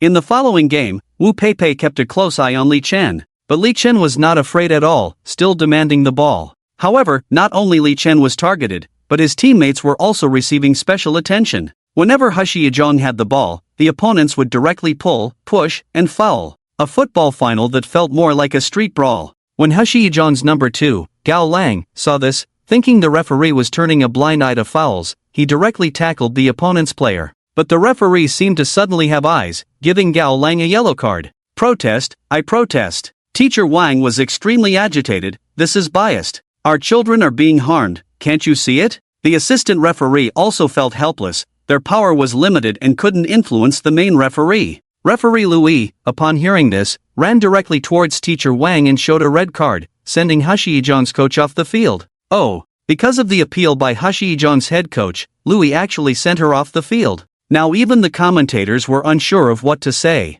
Although many in the audience were there to support their idols and didn't understand football, they could still see their idol being knocked down and the referee seemingly blind. They chanted biased referee at the venue, but Louis seemed to ignore it. Apart from the fans at the venue, many in the broadcast room also noticed something was amiss. Beijia had already considered herself a diehard fan of Li Chen, so she naturally watched her idol's final match. Seeing Li Chen being frequently fouled and knocked down, Beijia was furious. She opened the fan group chat and found it in an uproar. That referee is disgusting. Is he blind? Biased referee, definitely taking bribes. Sisters, are we just going to watch Kai Kai being bullied like this? He's still a child. We need to fight back. For a moment, the entire Chinese internet was filled with messages about a biased referee and match fixing. Videos of Li Chen being knocked down and fouled were shared everywhere. The phone lines of the Football Association and other departments were already ringing off the hook. At the venue. Calm down, calm down. Li Chen stopped his excited teammates. What the opponents want most is for us to fight with the referee. In this game, we not only have to win but win beautifully. All of them are 16 or 17 years old. How can they endure this kind of bullying? If it weren't for the official match, the two sides would have fought already. However, if their side really started a fight, then Louis could directly penalize several people and declare the match over. Upon hearing Li Chen's words, everyone calmed down on the surface, holding back their urge to retaliate on the field. The two sides engaged in fierce competition, and Yumingtai seemed to be at a loss for a moment. However, in one breakthrough, Yan Lu cleanly stole the ball, causing the opponent to fall directly in the penalty area, clutching his leg and rolling continuously. Beep! Louis blew the whistle and ran over, showing a yellow card to Yan Lu, then pointing to the penalty spot. Penalty! Referee Louis not only gave a yellow card but also awarded a penalty kick. In the replay, we can see that this was a very clean steal, with no foul play at all, not even touching the player. Maybe Louis was confused by Yumingtai's players. Commentator B could only add. This penalty kick is taken by Jingboizhu, and it's in. 1 o'clock. Penalty kicks are like this, even the world's top goalkeepers have a very low chance of saving them. However, Xiao Junya, who conceded a goal, felt a bit down, thinking she didn't do well. Li Chen ran up to her and patted her. "You've done well, keep it up." Xiao Junya nodded, putting away her disappointment and showing determination in her eyes. This referee named Louis gave these 16 or 17-year-old kids a good lesson in society. And in the eyes of these kids, there was already a fire burning. Li Chen clapped his hands. "Remember what I said yesterday? What does playing football rely on? Courage." Everyone nodded, and now they all had the idea of facing the opponent head-on, their courage bursting. The match resumed, and after Peng Wen received the ball, he made a long pass to Li Xianqin. There were fewer people marking Li Xianqin, so he sprinted all the way to the penalty area. After a few turns, the ball returned to his feet. Li Xianqin took a powerful shot towards the top left corner of the goal. This was his best shot, and he was already about to jump up to celebrate, but a ruthless hand appeared in his field of vision and punched the ball out with a fist. Su Xiaorui punched this ball out. This is the most threatening shot that River West First High School has faced so far in the match. Su Xiaorui shouted, urging his teammates to tighten their defense. River West First High School's attack was quickly met with a fierce counterattack from the opponent. River West First High School's ball couldn't even threaten the opponent's half, only being able to counterattack passively. When the time reached 27 minutes, River West First High School's defense finally showed a crack. In the chaos of the penalty area, Jing Bo suddenly kicked the ball into the goal. Commentator, goal. Jing Bo pierced the goal with one kick. 2-0. 2 o'clock. Since the preliminary rounds, this is the biggest crisis River West First High School has faced, and the first half hasn't even ended yet. The score is already so disparate. This situation is indeed very unfavorable for River West First High School. The match continued, and River West First High School did not give up. On the other side, Li Chen's fans were venting their dissatisfaction frantically, and more people started paying attention to this match. Originally with only 200,000 to 300,000 viewers,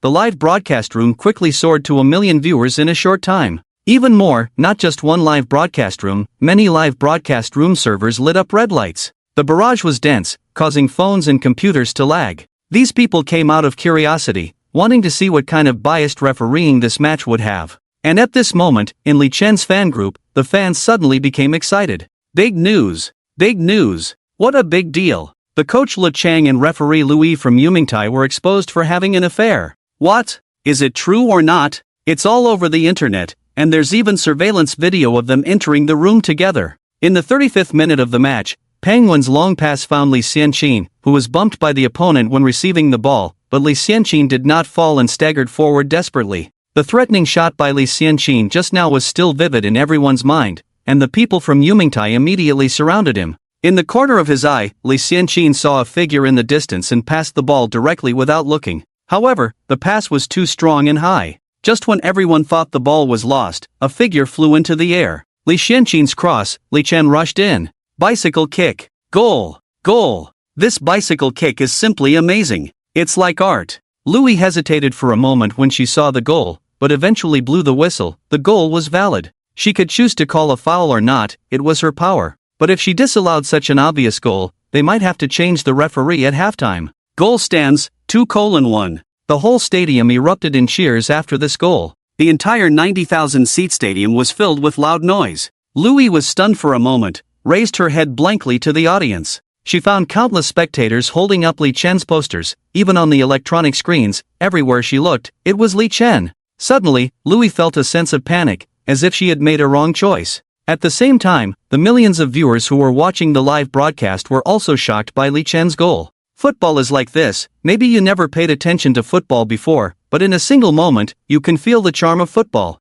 In the VIP box, Luo Lingzhao and others all cheered for Li Chen's goal. So cool! Wow, he can kick the ball in mid-air. But that person who kept staring at Li Chen is so annoying. Luo Lingzhao curiously looked at everyone. Can you just bump into people on the football field? Can you? They didn't really understand football. They were just there to watch Li Chen. The maid-in-law sitting next to Luo Lingzhao spoke slowly. That referee named Louis should have taken a bribe from Lo Chang and deliberately targeted Hashino. One high school. What? The three of them were shocked, and Enlon showed them her phone. They've exposed Lo Chang and Louis' affair online. Disgusting. Luo Lingzhao looked at Enlon. Call the football association and have them deal with it now. Yes, Your Highness. Enlon picked up her phone and walked to the side to make a call. Meanwhile, in the Football Association office, the staff found the director. Director, isn't today the final of the high school group in Jili district? It's getting a lot of attention online. Oh, you're watching it. On the director's screen was the match between Hoshino,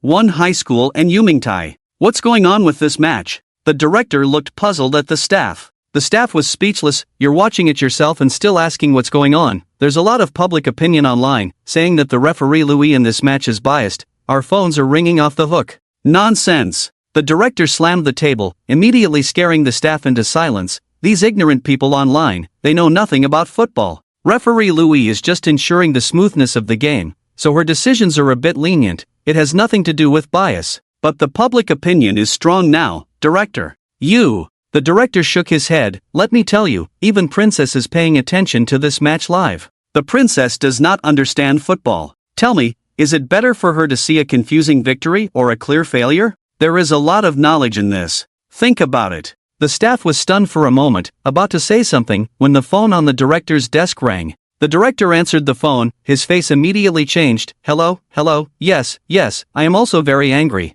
I have already sent someone to investigate this matter. How can we manage the Sia football with these bugs? Don't worry, I will go there immediately. After hanging up the phone, the director stood up immediately. Let's go, hurry to the Dragon Sparrow Stadium. What are we going for? What else? The director reprimanded sternly. Can't you see Louis's obvious biased behavior? I really doubt your professional ability now. The staff member. This is really a tricky situation. The Dragon Sparrow Stadium, Hoshino, one middle school, was unaware of the changes in the game. Li Chen's goal greatly boosted morale, and everyone was inspired. Li Chen's goal also made the players of Yumingtai very angry. It's embarrassing to let the opponent score when it's 12 against 11. Coach Le Chung shouted from the sidelines, attack, attack. Mark Li Chen closely. Yumingtai launched another attack, and under their pressure, Hoshino, one middle school's defense was shaky. The ball was passed to Jingbo in the penalty area, and just as Jingbo was about to shoot, a figure pounced towards him.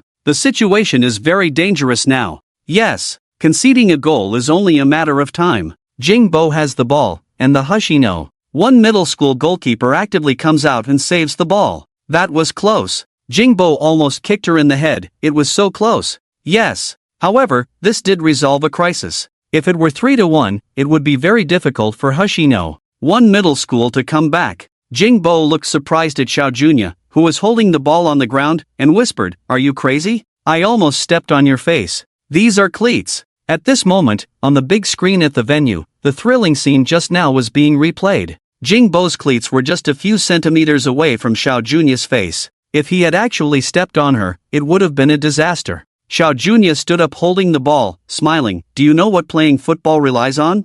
Jingbo looked puzzled. Xiao Junya didn't wait for his answer and said to herself, it's courage. Nonsense. Jingbo walked away. Xiao Junya's actions deeply moved everyone at Hoshino, one middle school. It's like saying, if you dare, I'll make you regret it. If you can't beat me, I'll score. At this moment, Li Chen's heart was also burning with fire, ready to erupt at any moment. Okay. Xiao Junya takes the goal kick again. Yen Lu receives the ball, passes it to Penguin, who passes it to Li Chen. Li Chen receives the ball, he's not knocked down. Li Chen starts running. Wu Peipei can't catch up with him at all. In Li Chen's mind at that moment, there was only one thought, to score a goal. Behind him was Wu Peipei chasing closely, but how could Wu Peipei catch up with the sprinting Li Chen? So, Wu Peipei gritted her teeth, reached out and grabbed Li Chen's jersey. Even so, Li Chen's speed did not decrease at all. Swish, Wu Peipei tore Li Chen's jersey, holding the shreds in her hand, staring blankly as Li Chen took a shot. A long-range shot from outside the penalty area. Beautiful. The ball is in. The peach blossom shadow falls flying divine sword. Li Chen scores again. This is a long-distance one-on-one. He is a genius like this, proving himself with goal after goal, a true genius that cannot be contained. Let's take a look at the replay. The attack at the beginning was not a particularly good scoring opportunity, but the other players from Hoshino, one middle school, advanced at the same time, causing some disturbance to the defense of Yumingtai. The football drew a beautiful arc in the air, with two defenders on the line, but no matter how hard they tried, they couldn't touch the ball. The obstructed view also delayed the goalkeeper's reaction. It wasn't a perfect scoring opportunity, but Li Chen seized it and turned it into a goal. Yumingtai ultimately paid the price for their arrogance. The crowd erupted into cheers, and Louis really wanted to blow the whistle for this goal. However, facing such a surging crowd, she felt a bit intimidated. At that moment, Li Chen took off his jersey, facing the audience with the side that had the number, the worn-out jersey shining with the 7 and Li Chen. The audience stood up, applauding Li Chen. Even the audience who originally supported Yumingtai were now won over by Li Chen. Sun Qingmin in the audience took out his phone and captured the scene, posting it on his social media where he, a football star with 120 million fans, shared it. Do not be overly joyful in victory, nor too despondent in defeat. One with thunderous courage in the heart and a calm demeanor can be hailed as a great general. Picture, VIP stands. The eyes of Luo Lingzhao and others lit up with admiration. Handsome, so handsome. Why wear another shirt inside the jersey? Wow, really bold statement? You just want to see that. Don't you want to see it too? While the girls were joking around, there was a sudden change on the field. Deep Louis ran over and showed Li Chen a yellow card. At that moment, Louis really wanted to give him a red card. Li Chen ignored Louis and walked to the rest area to change into a new uniform. The people from Yumingtai felt as if they were seeing a god when they saw Li Chen, scoring 2 goals despite being targeted so much. What's the point of playing anymore? After the restart, Louis directly blew the whistle to end the first half of the game. She needed to discuss with Lu Cheng how to proceed with the game. However, as Louis walked into the tunnel, she was stopped by 2 officials in uniform. Louis, you are suspected of bribery and abuse of power. We demand that you answer questions at the specified time and place. Come with us. Louis was dumbfounded. She had dreamed of a similar scenario during this time, but when the moment truly arrived, she found it hard to accept. Her legs immediately went weak, almost falling to the ground. Not far away, Le Cheng's expression also changed. Sure enough, the 2 officials also looked at him. Yes, and you, Coach Le Cheng, come with us too. My kids have a game this afternoon. Enough. The official sneered. Do I need to publicly disclose the dirty things you've done? Le Cheng's lips trembled as he nodded. I'll go with you. In the locker room, Teacher Wang hugged each player from Hushino. 1 middle school, kids, you make me proud. You are amazing. The faces of the players were filled with a proud expression. Let's continue this momentum in the second half. Even if there are biased referees, they are no match for us. That's right. Crush them. Soon, 15 minutes passed. The players from Hushino, 1 middle school were spirited, while those from Yumingtai seemed as if they had lost their edge. They didn't understand what had happened, but they noticed that the referee had been replaced. The new referee calmly blew the whistle to start the game. Hushino, 1 middle school kicked off, quickly passing the ball to Li Chen. Wu Peipei directly grabbed Li Chen's arm, preventing him from running. However, at that moment, the referee ran over and pointed at Wu Peipei, saying, "If you do that again, I will send you off." Wu Peipei was stunned, feeling a bit at a loss. On the side, Li Chen suddenly realized, smiling at Wu Peipei, "Friend, times have changed." She no. 1 middle school served again, the football passed to Li Chen again, and Wu Peipei subconsciously wanted to reach out, but remembered the referee's words just now.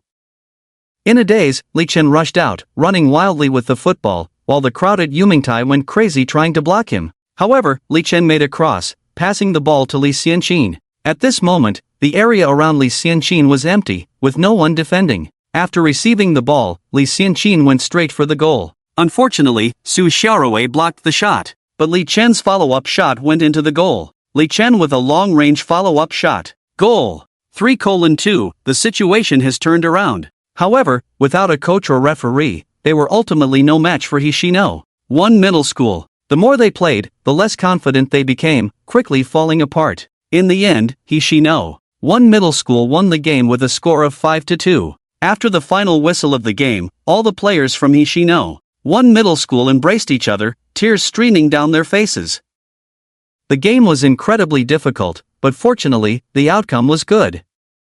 In the VIP box, Gu Manor asked, "Your Highness, should we go meet Li Chen?" "No," Luo Lingzhao decisively refused, "we will meet in the future." "Oh, yes." The scene had turned into a joyful ocean, a plot that everyone wanted to see. The audience at the scene was also very happy, watching the children in the middle of the field cheering. "We are the champions," Li Chen shouted with his teammates, holding hands. The entire audience in the stadium followed Li Chen's lead, shouting, "We are the champions." In the middle of the field, a platform was set up by the staff. The leader of the Football Association took the microphone and stepped onto the stage. Many spectators had not left, waiting for the award ceremony. The director said, "First of all, congratulations to Hishino, 1 middle school for winning the championship of this football league, congratulations to them." Applause filled the venue. The second thing I want to say is about the referee Louis and the Yumingtai coach Li Cheng who engaged in bribery, corruption, and abuse of power. We have already begun an investigation. I believe we will soon have an answer for everyone.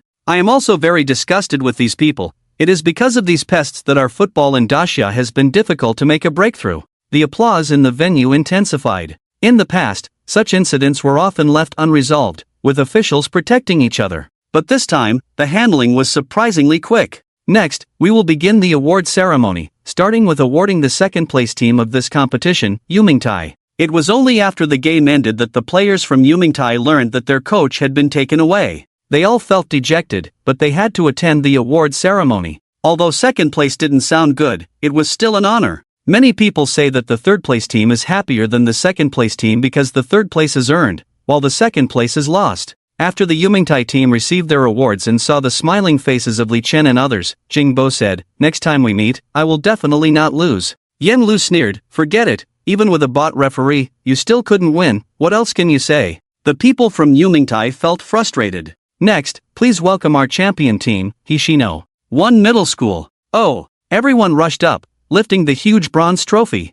We are the champions. Days passed by, each day was plain and fulfilling. Now Li Chen occasionally plays football, but only for entertainment, not preparing to participate in any competitions. He has already self-studied all the knowledge from high school and is now working on math problems. On this year's Christmas Eve, as usual, there was a table full of apples, and a continuous stream of people saw Li Chen arrive and specifically came to give them to him. There were also many outsiders who came over to give apples to Li Chen, and Li Chen's embarrassed face stiffened. As usual, the apples that could be passed on were passed on, but at the end of the school day, there was still a big bag with over 20 apples that hadn't been given away. Li Jingyao and Li Chen carried the bag together and walked towards the subway station. Li Chen complained, "These people are a bit crazy. I clearly rejected them, and with you, my fake girlfriend, protecting me, they still insist on giving them to me so eagerly." Li Jingyao said expressionlessly, "You don't understand, married men are even more tempting." Li Chen looked at Li Jingyao in confusion. Li Jingyao also realized that she seemed to have spoken her mind, and blushed instantly. "What are you looking at behind my back?" "Nothing." Li Jingyao denied it firmly. "Poof." Li Chen sneered at Li Jingyao, making her feel uncomfortable. "Alright, I'll tell you, but you can't make fun of me." While waiting for the subway, Li Jingyao took out her phone and opened a novel app. "It's this one." Li Chen took the phone and glanced at it casually, finding the content inside quite exaggerated. The online novels in this world are still in a primitive stage of development, and although it's targeted at women, the plot described inside is already comparable to Liu Bei Wen. "Do you ever do anything serious?" "Just occasionally." Li Jingyao lowered her head. "If you don't like it, I won't read it anymore." Seeing Li Jingyao looking like a pushover, Li Chen didn't know what else to say. "Go ahead, I don't really care." Only then did Li Jingyao dare to put her phone back in her pocket and change the subject. "Where do you want to go tomorrow for Christmas?" "Tomorrow is Saturday, and it's Christmas, so it should be very crowded. Let's just stay at home, there are too many people outside." Li Chen is not someone who likes to join the crowd, especially at those popular places where you have to wait in line for half an hour or an hour. Seeing so many people at the entrance, Li Chen is put off. "Okay, do you have any food you want to eat? I'll ask Auntie to make it." "No, I'm fine with anything." On Christmas Day, at Li Jingyao's home, she gave Li Chen a Prada wallet. "Where did you get so much money? Always buying watches and wallets." This Li Jingyao, she's really diligent in giving gifts. Can't stop her at all. "I saved it myself." Li Jingyao was very happy, "But don't give me anything in return." "Look." Li Chen calculated for her. Throughout the year, there's Christmas, Valentine's Day, 5/20, Qixi, and birthdays, and now there's this male god festival. It never ends. I think except for birthdays, we shouldn't give each other gifts on other days. I like giving you gifts. Li Jingyao felt a bit wronged. Just the thought of buying something for you gives me motivation to save money. "Li Chen, I haven't bought you anything. I don't need it." Li Jingyao smiled. "Just being with you makes me happy." Li Chen hasn't agreed to her yet. If he did, wouldn't he be deceiving her? At the end of this semester's final exams, Li Jingyao's academic performance continued to soar, entering the top 15 of the grade. You have to know, this class is full of academic gods. Now Li Jingyao has the strength to compete with that group. Li Su was extremely happy to see the report card, and was very grateful to Li Chen, inviting him over for dinner multiple times. During the winter vacation, Li Jingyao needed to return to the capital, and Li Chen went to shoot a film. This film was the one Li Chen took during the summer vacation, playing the role of the emperor in that film, and the filming location was still Wuzhou Film and Television City. Returning to this place, it's no different from over a year ago. Just entering the film city, I saw groups of extras chatting casually together. When they have nothing to do, these extras will hang out here. Li Chen and Xia Yunjin, who had returned from vacation, walked down from the car with their luggage and arrived at the hotel booked by the crew. The crew had booked an executive suite for them, as Li Chen was expected to film for half a month this time. After unpacking, the two of them were ready to go to the restaurant. The elevator reached the 11th floor, and a tall and a short beautiful woman entered the elevator. The young girl was about the same age as Li Chen, with a perfect figure, fair complexion, delicate features, a rare beauty even in the entertainment industry, especially her eyes, which seemed to be soul-stirring. She was wearing a light yellow knitted sweater and slim jeans, with very long legs. Although dressed plainly, she exuded exceptional charm. She was the type that you couldn't forget after just one glance. Beside her was a woman in her 30s. The woman was dressed more maturely, in a professional female outfit, with an outstanding figure and a charming face, like a ripe peach that no one could resist. After the young girl entered the elevator, she immediately saw Li Chen. After a brief moment of disbelief, she excitedly approached Li Chen Ji. We meet again. Li Chen stared at the young girl in front of him, her eyes full of anticipation, as if waiting for Li Chen to call out her name. But truth be told, Li Chen didn't remember her. When did he ever provoke such a beauty of this level? On the other hand, Xia Yunjin showed a sudden realization. Oh, isn't this the one from the ad shoot? Hearing Xia Yunjin's words, Li Chen suddenly realized, of course, he didn't show it. He kept a faint smile on his face. Mugu, long time no see. Li Chen Mugu was overjoyed, as if Li Chen remembering her was a remarkable thing. The woman beside her, Mu Ji's mother, Mu Chan, smiled and patted Mu Ji's head. Mugu talks about you every day. During the summer vacation, she watched your matches on her phone every day.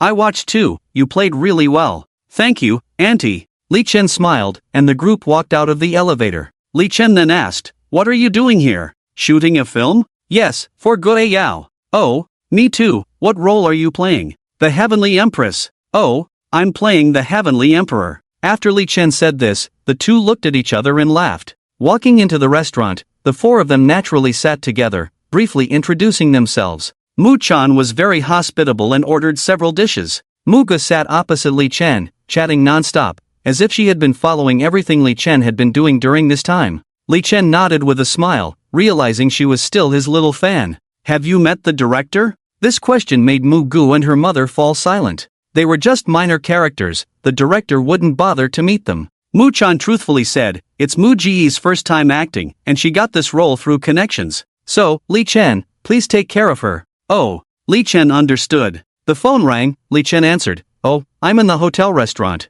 Okay, I'll be there. After hanging up, Li Chen looked at the two. Let's switch to a bigger table, the director is coming. Ha! Mu Chan was a bit flustered. Seeing Li Chen calmly call the waiter and switch to a larger private room table for 8 people, she felt somewhat relieved. If even a child wasn't nervous, what was she nervous about? Shortly after, the director of Guo Yao, Wu Ningning, arrived with her assistant and assistant director. She, a famous director, did not look down on Li Chen because of his age. In Wu Ningning's eyes, there was only ability and value, not age or seniority. Oh, Li Chen, Lao Su often praises you to me. He says you are the most spiritual actor, and it's thanks to you that this drama will fetch a high price. Director, you can rest assured. Hearing Li Chen's confident words, everyone laughed. Wu Ningning, in her 40s, slightly plump, wearing large glasses, had a very kind appearance. As a director, she was not as famous among the audience as Su Kuang and Yi Han, but she was a very well-known director in the industry. She had a very obvious characteristic in filming, speed. She could finish filming a movie in as fast as 30 days, and the box office of those movies was very good.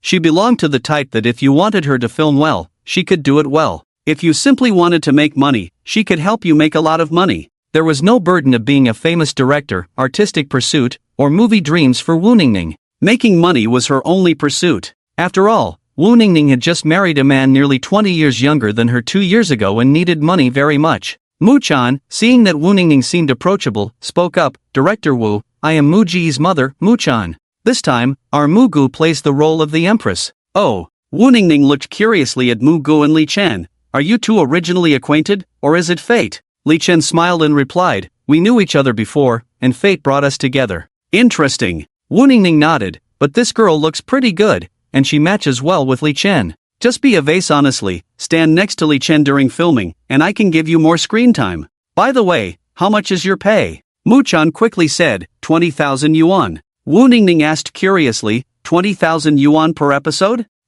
It's a total of 20,000. Mu Chan felt a bit embarrassed, as she had spent 200,000 on gifts. But there was no way around this. Without fame and not graduating from a professional school, if you don't give gifts or socialize, who would give you this opportunity? It's a bit low. Wu Ningning said to her assistant, raise it, 200,000 is fine. Thank you, director. Mu Chan smiled and pushed Mu Gu, who stood up belatedly and bowed to Wu Ningning. Wu Ningning casually nodded. She only helped Mu Gu because of Li Chen's face, and she wasn't very interested in Mu Gu. While eating, Wu Ningning chatted with Li Chen. The main focus for the next half-month is on your storyline. Have you read the script thoroughly? Is there anything you don't understand? I've read it. Li Chen nodded. I quite like this role. The plot of the drama Guiyao was also very simple. The female lead was the reincarnation of a heavenly war god, but after reincarnation, she lost everything and her memories. Along the way to regain her strength and memories, she met 4 men who loved her to the point of sacrificing their lives for her. In short, it was a typical Mary Sue drama with a strong female lead. Many people criticized this kind of plot, but the ratings and views were high, making it easy to sell at a good price. Therefore, this type of drama remained mainstream. The emperor played by Li Chen was a part of Wu Ningning's personal touch. The previous emperor died in the Great War between the heavenly and demonic realms, so they found a successor from the imperial family with the purest bloodline and the youngest age. This young emperor was a puppet of the heavenly realm, with the actual power controlled by one of the antagonists, the Bai family of the Spirit Clan. While the young emperor appeared timid on the surface, he secretly wielded power and, with the help of the female lead in the later part of the plot, wiped out the Bai family of the Spirit Clan and defeated the invading demon army, becoming the sole emperor of the 9 heavens and 10 earths. In other words, the emperor is the only smart person in this drama. At the same time, the emperor is also one of the hidden backers of the female lead. Whenever the female lead gets into trouble and it reaches the emperor, he casually brushes it off without actually punishing her. The next day, the first filming was about to begin. Li Chen put on makeup, changed into the majestic attire of the heavenly emperor, and Mu Gu also changed into the clothes of the heavenly empress, with a flower ornament drawn on her forehead. Anyone who saw them would say they were truly a golden boy and jade girl. Today's filming was about the court meeting scene, and Li Chen had to film more than 10 times in the same setting. He had to express tension, bewilderment, calmness, thoughtfulness, a cold smile, and then the imposing manner of being in power.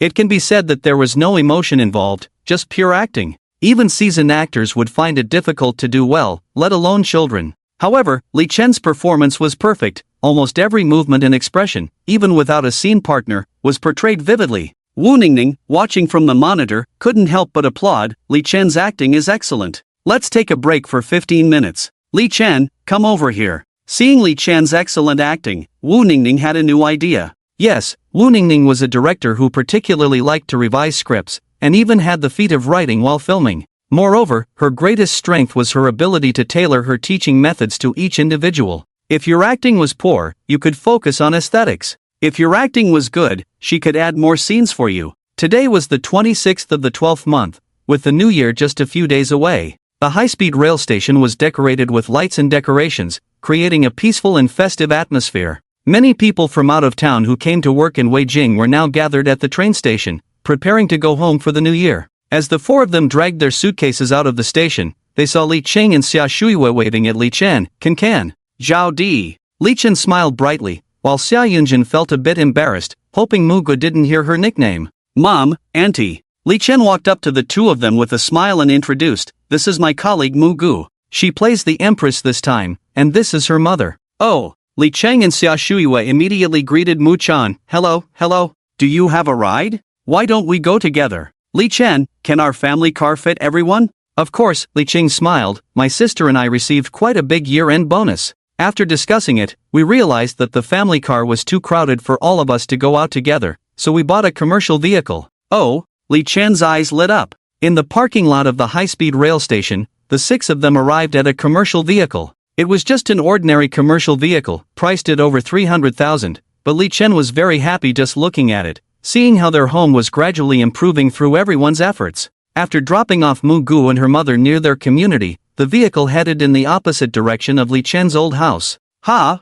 Mom, did we move to a new house? Yes. Li Qing smiled. Before you two came back, we had someone test for formaldehyde. After confirming that there were no issues, we moved in. The car entered the underground garage, and the bright entrance hall excited Li Chen and Xia Yunjin. Upon entering the new home, the spacious living room surprised them both, with Xia Yunjin exclaiming, "Wow! This living room is bigger than our previous home." This remark made everyone laugh. The happiest person was Xia Yunjin, who now had a large bedroom of her own. As an adult, she naturally needed her own space. The layout of this house was very well designed, with 4 bedrooms, 2 living rooms, and 3 bathrooms. The living room and dining room were in the middle, allowing for good ventilation from north to south. On the west side are 3 bedrooms, including the master bedroom in the south and the guest bedroom in the north.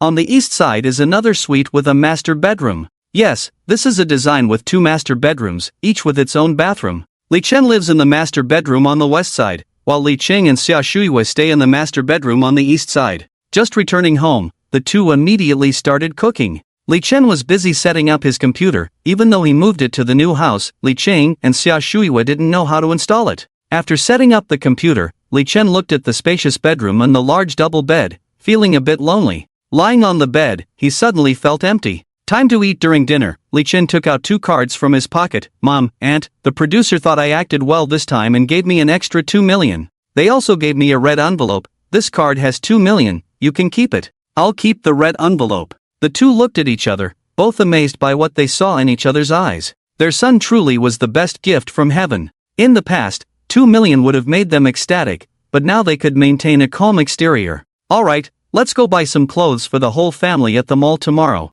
The next day, at the mall, Li Chen found an ATM and discovered that the red envelope from Tongwei contained 1 million. Truly a big shot. The red envelope almost matched his acting fee. Li Qing and Xia Shuiwei were shocked by the news but left Li Chen to handle the 1 million himself. On New Year's Eve, with the TV on in the background, they enjoyed a rich dinner. Each had a bottle of Rio low-alcohol wine. Li Qing raised her can and said, "In the new year, I hope our family will be safe and happy." Xia Shuiwei added, "I hope Can and Zhao Di can grow up happily and do what they love in the future." Xia Yunjin blinked, "I want to join the Direct Hebei General Hospital and become an excellent doctor in the future." Great! The 3 family members applauded in support. Since they had money, the relationship between Xia Yunjin and Xia Shuiwei had improved. "What about Can? What do you want to do in the future?" "Me?" Li Chen thought for a moment and said honestly, "I want to work in the government and be a low-paid thief." The two were shocked by their son's ambitious goal. Can, with your talent, are you willing to be an ordinary person?" "What's wrong with being an ordinary person?" Li Chen laughed, "We are all ordinary people." "Well said." Xia Shuiwei raised her glass. "Cheers to ordinary people." "Cheers." After dinner, as the family sat on the sofa watching TV, Li Chen's phone rang. "Hello, Mu Gu. Brother, are you home?" "Yes." "Want to set off fireworks?" "Ha?" Li Chen was puzzled. "Where are you?" "Outside your building." Li Chen took Xia Yunjin downstairs, where Mu Gu and Mu Chan were moving things on the sidewalk. Besides a box of fireworks, there were also fruits in gift boxes. Li Chen pulled Mu Gu aside and asked, "Why aren't you having a reunion dinner at home on New Year's Day? Why come to my place? There are too many people at home." Mu Gu pouted, "It's too noisy, so I dragged my mom out under the guise of giving gifts." "Oh, I see." Li Chen had a sudden realization, as families like his were not uncommon. The typical setup was 1 male head of the household, 4 female heads, and 4 or 5 children. During the new year, there might be a group of relatives and friends, totaling over 20 people. Mu Gu finding it noisy was understandable. Li Chen looked at Xia Yunjin, "Sister, take auntie upstairs. Then come back down to join us." "Okay." Xia Yunjin quickly went upstairs to help Mu Chan with the items.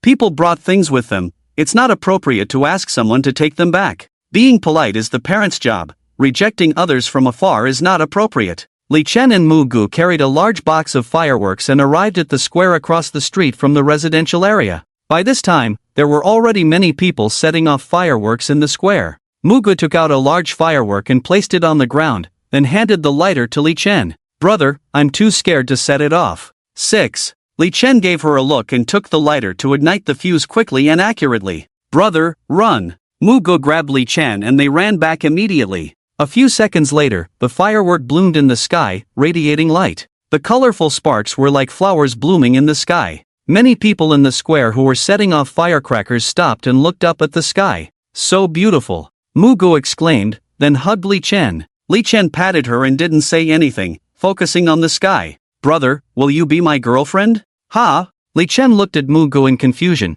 but Mugo tried to kiss him directly. Luckily, Li Chen dodged quickly, or his first kiss would have been gone today. Li Chen pinched Mu Ji's face and asked, "Who taught you to kiss someone right after confessing?" TV drama, vague. Mugo held Li Chen's hand, her face twisted in pain. Ouch, ouch, ouch. If it doesn't hurt, you won't remember the lesson. Li Chen sneered, but still let go of her hand. Mugo rubbed her face pitifully and looked at Li Chen. Brother, don't you like me? Li Chen carefully looked at Mugo again. She was definitely a beauty, growing up from a young age. But Mom said, what comes too easily won't be cherished, so he had to set a challenge for her. I'll give you a test. Li Chen smiled, if we both get into the same university, I'll agree to date you. How about that? Okay, it's a deal. Young Mugo didn't know what kind of test she would face. Brother, how are your studies? Modestly speaking, I'm first in the whole school. First in the whole school. Modest? Mugo felt her head buzzing. Isn't that modest? First in the whole province.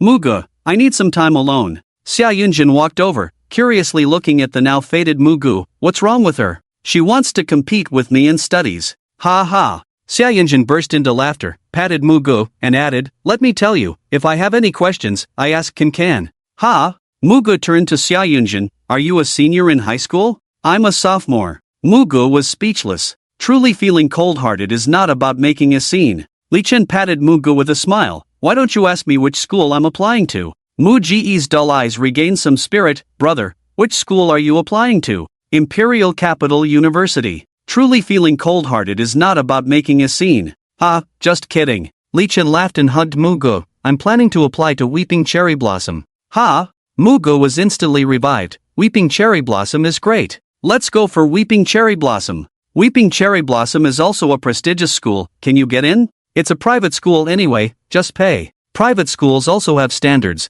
especially prestigious ones like Weeping Cherry Blossom. Li Chen shook his head. On Saturday, come to me for extra lessons. Mu Ji's eyes lit up. Really? I will. At midnight, fireworks lit up the sky. Li Chen gazed at the sky, feeling emotional as the new year began. Attribute, name, Li Chen age, 17 years old height, 182 centimeters attribute, physical fitness, 87, looks, 100, temperament, 90 brain domain, 85, special, eyes, 2, stage, teenager skills, high school courses, 7/7, piano, 5/10, photography modeling, 4/5, soccer, 5/7, acting, 4/10, English, 5/5, sketching, 3/5, video games, 3/5, pop singing, 3/5, mathematics, 1/10, other skills in different age groups are slightly mentioned. Mu Ji's school is the first middle school in the Economic Development Zone, which is considered a very good school in the area. The teachers at the school are somewhat troubled by Mugu, partly because of her academic performance and attitude.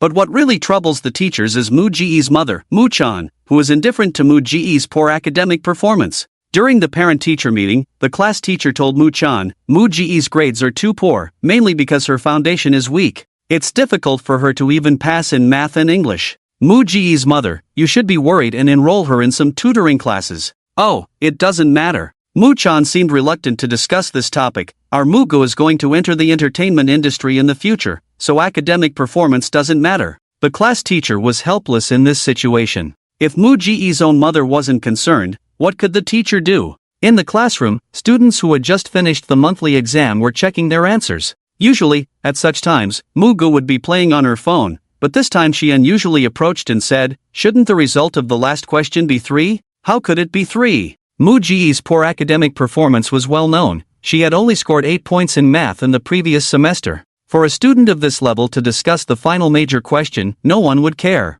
It must be 275. I calculated it as 1, 2. While everyone was discussing, the class teacher walked in, looked at Mugo with a complicated expression, and said, Mugo, come here and explain the final major question to everyone. Oh. Mugo confidently walked to the platform and started explaining. Many basic high school questions are not actually difficult. They test the problem-solving approach. Li Chen may not be a master, but she has a good understanding of mathematics. Li Chen shared many problem-solving approaches and methods with Mugu. Under Li Chen's guidance, Mu Ji's level improved rapidly. She was not stupid, just lacking in basics. In mathematics, understanding the problem-solving approach and method is crucial. Once grasped, grades can quickly improve. As expected, Mu Ji's performance in the monthly exam this time showed a significant improvement. Well done. You can go back now. The class teacher nodded, asked Mu Gu to return to her seat, and then tapped the blackboard. Mu Ji's solution to this question is very correct. Take a look. If you have any questions, ask later. Now, let me tell you one more thing. In this monthly exam, Mu Ji's progress was remarkable. She went from being at the bottom of the grade to 67th in the whole grade, and in the class, she is ranked 9th. Let's applaud. The classmates in the class all looked at Mu Gu, who raised her head proudly, like a proud swan. I've always said that I just don't like studying. As long as I make a little effort, my grades will improve significantly. Alright, Mu Gu, you shouldn't be too proud. For example, in your mathematics, many questions shouldn't have been missed, but due to your carelessness, you lost points. Keep up this momentum and aim for a good university in the future. Teacher, I'm planning to apply to Jichuaying. Jichuaying is a prestigious school. The class teacher explained, it's not easy to get into, even with money. If your scores are too low, you won't be able to get in. You still have time to work hard now. Everyone should learn from Mu Gu. Mu Gu, who is usually a negative example, for the first time became a positive role model, and the feeling of joy was indescribable. On Saturday, Mu Gu brought all the papers and ran to Li Chen's house early in the morning. Li Chen had just finished his run and showered, and when he opened the door, he saw Mu Gu standing there with a red face. Why are you here so early today? Li Chen asked. Mu Gu couldn't help but notice Li Chen's slightly damp hair and short pajamas. She couldn't help but swallow nervously. I'm here because my monthly exam results are out, she said, holding up the file in her hand. Oh, the two of them went to the study, and Li Chen opened the file to look at the papers. Seeing the hopeful look in Mu Ji's eyes, he knew she wanted praise, so he smiled and said, you did well this time. He. Is there any reward? Reward? Li Chen raised an eyebrow. What reward do you want? Mu Ji's mind wandered as they were alone in the room. She stared at Li Chen's flawless face and said, I'm not sure how to say it. If you're not sure, forget it, Li Chen said. Did you finish the papers I asked you to do last time? Not yet. Mu Ji's voice was playful as she clung to Li Chen's arm. How would I know what you want if you don't tell me? Mu Gu looked at Li Chen shyly. Can I just say it? It depends, as long as it's not too much, Li Chen replied. Then a kiss. Mu Gu said as she leaned in and rubbed her face against Li Chen's. Li Chen was taken aback but didn't push her away. Mu Gu took advantage and sneakily kissed Li Chen. Alright, enough? Get back to studying, Li Chen said. Okay. He. Mu Gu had a look of a child who had just gotten her favorite candy, happily opened the papers, and Li Chen explained each question. If she missed a question multiple times, she would be scolded. Can you stop scolding me? Mu Gu looked pitifully at Li Chen. It hurts. If it doesn't hurt, how will you learn? Li Chen retorted. Mu Gu touched her red hand and looked at Li Chen with a pout. But my hand hurts from being scolded. I can't even hold the pen properly. Next time I'll spank you instead. Oh, so you like that? Ha! Li Chen squinted at Mu Gu. Stop looking at unhealthy things. Mu Gu argued. How do you know it's unhealthy if you didn't see it?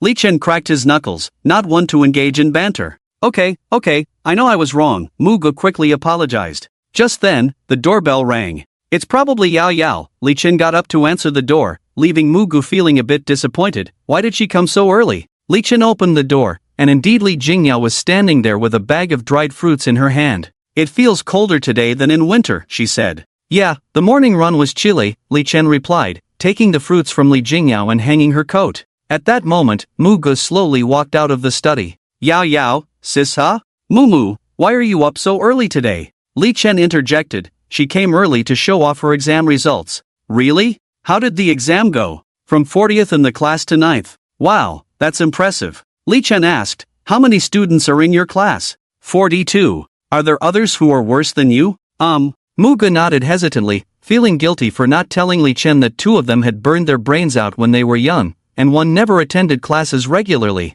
Tisk, study hard. At noon, 3 people went to the restaurant downstairs to eat. Li Jingyao curiously asked, is the movie you filmed before going to be released this year? Yes, Li Chen nodded. Isn't it the World Cup this year? Riding on that popularity, we are releasing a soccer movie. Oh, Mu Gu looked curious. Brother, you're still making movies? Didn't I tell you? Li Chen asked curiously. It's the movie One Goal Fame directed by Yi last year, and I played the young son Qingmin. Wow, when will it be released? They said it's scheduled for summer vacation, around July 8th. Let's go watch it together then. Okay. In the afternoon, after studying all morning, everyone felt a bit tired. Mugo stretched lazily. Let's watch some TV. Sitting in this room all day makes me feel like my head is going to explode. Alright. Li Chen wasn't the type to enjoy studying every day, but since the two of them were studying, he didn't feel like playing games by himself. The three of them went to the living room and turned on the TV. Li Chen lay directly on Li Jingyao's lap, with his legs on Mu Ji's body, making it a cozy scene. Mugo pouted. She also wanted Li Chen's head, but she didn't dare say it, so she just held the remote control and started changing channels. The TV news, Li Su, the district mayor of Hushi district, pointed out in a meeting that a few government officials are neglecting their duties, not seeking political progress in their positions, and neglecting their responsibilities. The Hushi district government will take multiple measures to crack down on negligence and laziness, highlighting a new normal of strict governance of officials. At the same time, the whole society is called upon to report negligence and laziness, and once discovered, strict and severe measures will be taken. Li Chen looked at the news, surprised, and looked at Li Jingyao. Your mom is really going all out. Li Jingyao, huh? It's nothing. Li Chen waved his hand. The so-called crackdown on negligence and laziness was nothing special, just shouting slogans, but asking the public to report was a bit serious. After all, many people have grievances against many government officials. How easy is it to write a report against someone? When the time comes, will Li Su handle it or not? It's easy to deal with those without connections, but what about those with connections? Shouldn't they be treated equally? It's not good to offend people. However, Li Su must have her own reasons for doing this. Mugo looked curiously at Li Su on TV. Jingyao, your mom is the district mayor? Yes, Li Jingyao nodded. Mugo was surprised. That's impressive. I know so many people, but your mom is the district mayor. Li Chen. Li Jingyao. Li Chen walked into the examination room and, as required, handed in his phone and other electronic devices. For this exam, Li Chen even bought a mechanical watch. Soon, the exam papers were distributed. The total score for the first test was 100 points, with 10 multiple-choice questions, 5 fill-in-the-blank questions, and 4 essay questions. Each multiple-choice question was worth 1 point, each fill-in-the-blank question was worth 4 points, and the essay questions were worth 10, 15, 20, and 25 points respectively. The first multiple-choice question was basically a freebie, and Li Chen could fill it out without even calculating, gradually increasing in difficulty afterward.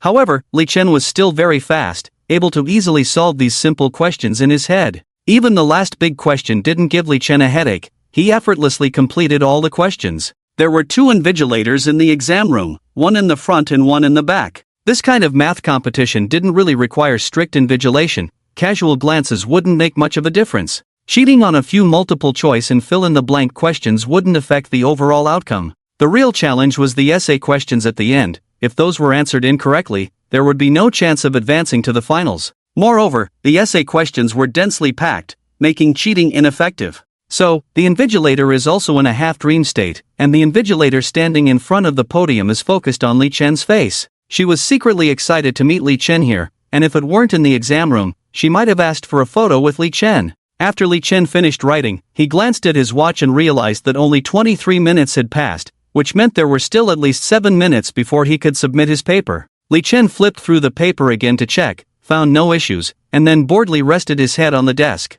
The invigilator saw this scene and thought Li Chen was feeling unwell. The invigilator in front was about to stand up when the one behind came to Li Chen first, crouched down, and asked softly, Li Chen, are you feeling unwell? Li Chen quickly shook his head. Teacher, I have finished writing and am waiting to submit my paper. Finished writing? The invigilator stood up, looked at Li Chen's answer sheet in surprise, and indeed, he had finished writing, full of content. And these answers. She was a physical education teacher, otherwise, she wouldn't have been able to solve the questions, let alone check if they were correct. Then just wait a bit longer, there are still a few minutes left. Okay. Li Chen nodded obediently. After waiting for a long few minutes, it finally reached 30 minutes. Li Chen raised his hand, and the teacher covered Li Chen's paper, placed it on the podium, and returned to her phone. Li Chen walked out of the classroom. Just as he was walking downstairs, he unexpectedly saw many students, like Li Chen, choosing to submit their papers early. A girl who came out of the same building as Li Chen immediately struck up a conversation upon seeing him. Classmate, did you also submit your paper early?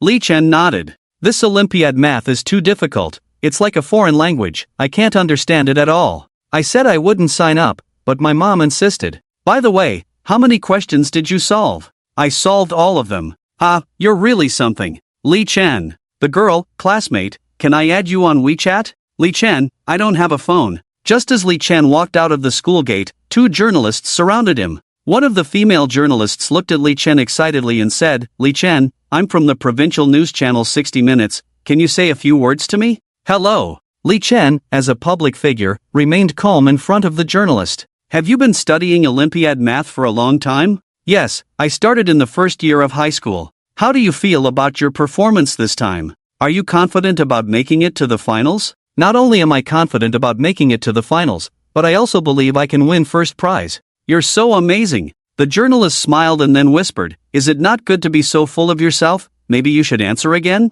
No need, I'm already modest enough. Li Chen looked curiously at the journalist in front of him, who not only easily called out his name but also showed goodwill towards him. Could she be a fan of his? Well then, I wish you the first prize. With that, the journalist turned to signal the cameraman, then took out a notebook and pen from her bag and handed it to Li Chen. Li Chen, I'm your fan. Can you give me an autograph? Li Chen was a bit skilled, but still took the pen and paper. Fortunately, he had practiced before, or else he would have been embarrassed. What kind of fan are you? A fan of movies or sports? Li Chen asked as he wrote. I like everything, the journalist smiled. By the way, do you want to join the fan club? Just occasionally interact. Li Chen was surprised to learn he had a fan club. Thinking about it, he felt a bit excited. Li Chen nodded, sure, I'll add you on QQ. Great. Unbeknownst to the journalist, her voice trembled when she said great, and she fumbled with her phone, unable to enter the password correctly. The more embarrassed she felt about her reaction, the more nervous she became.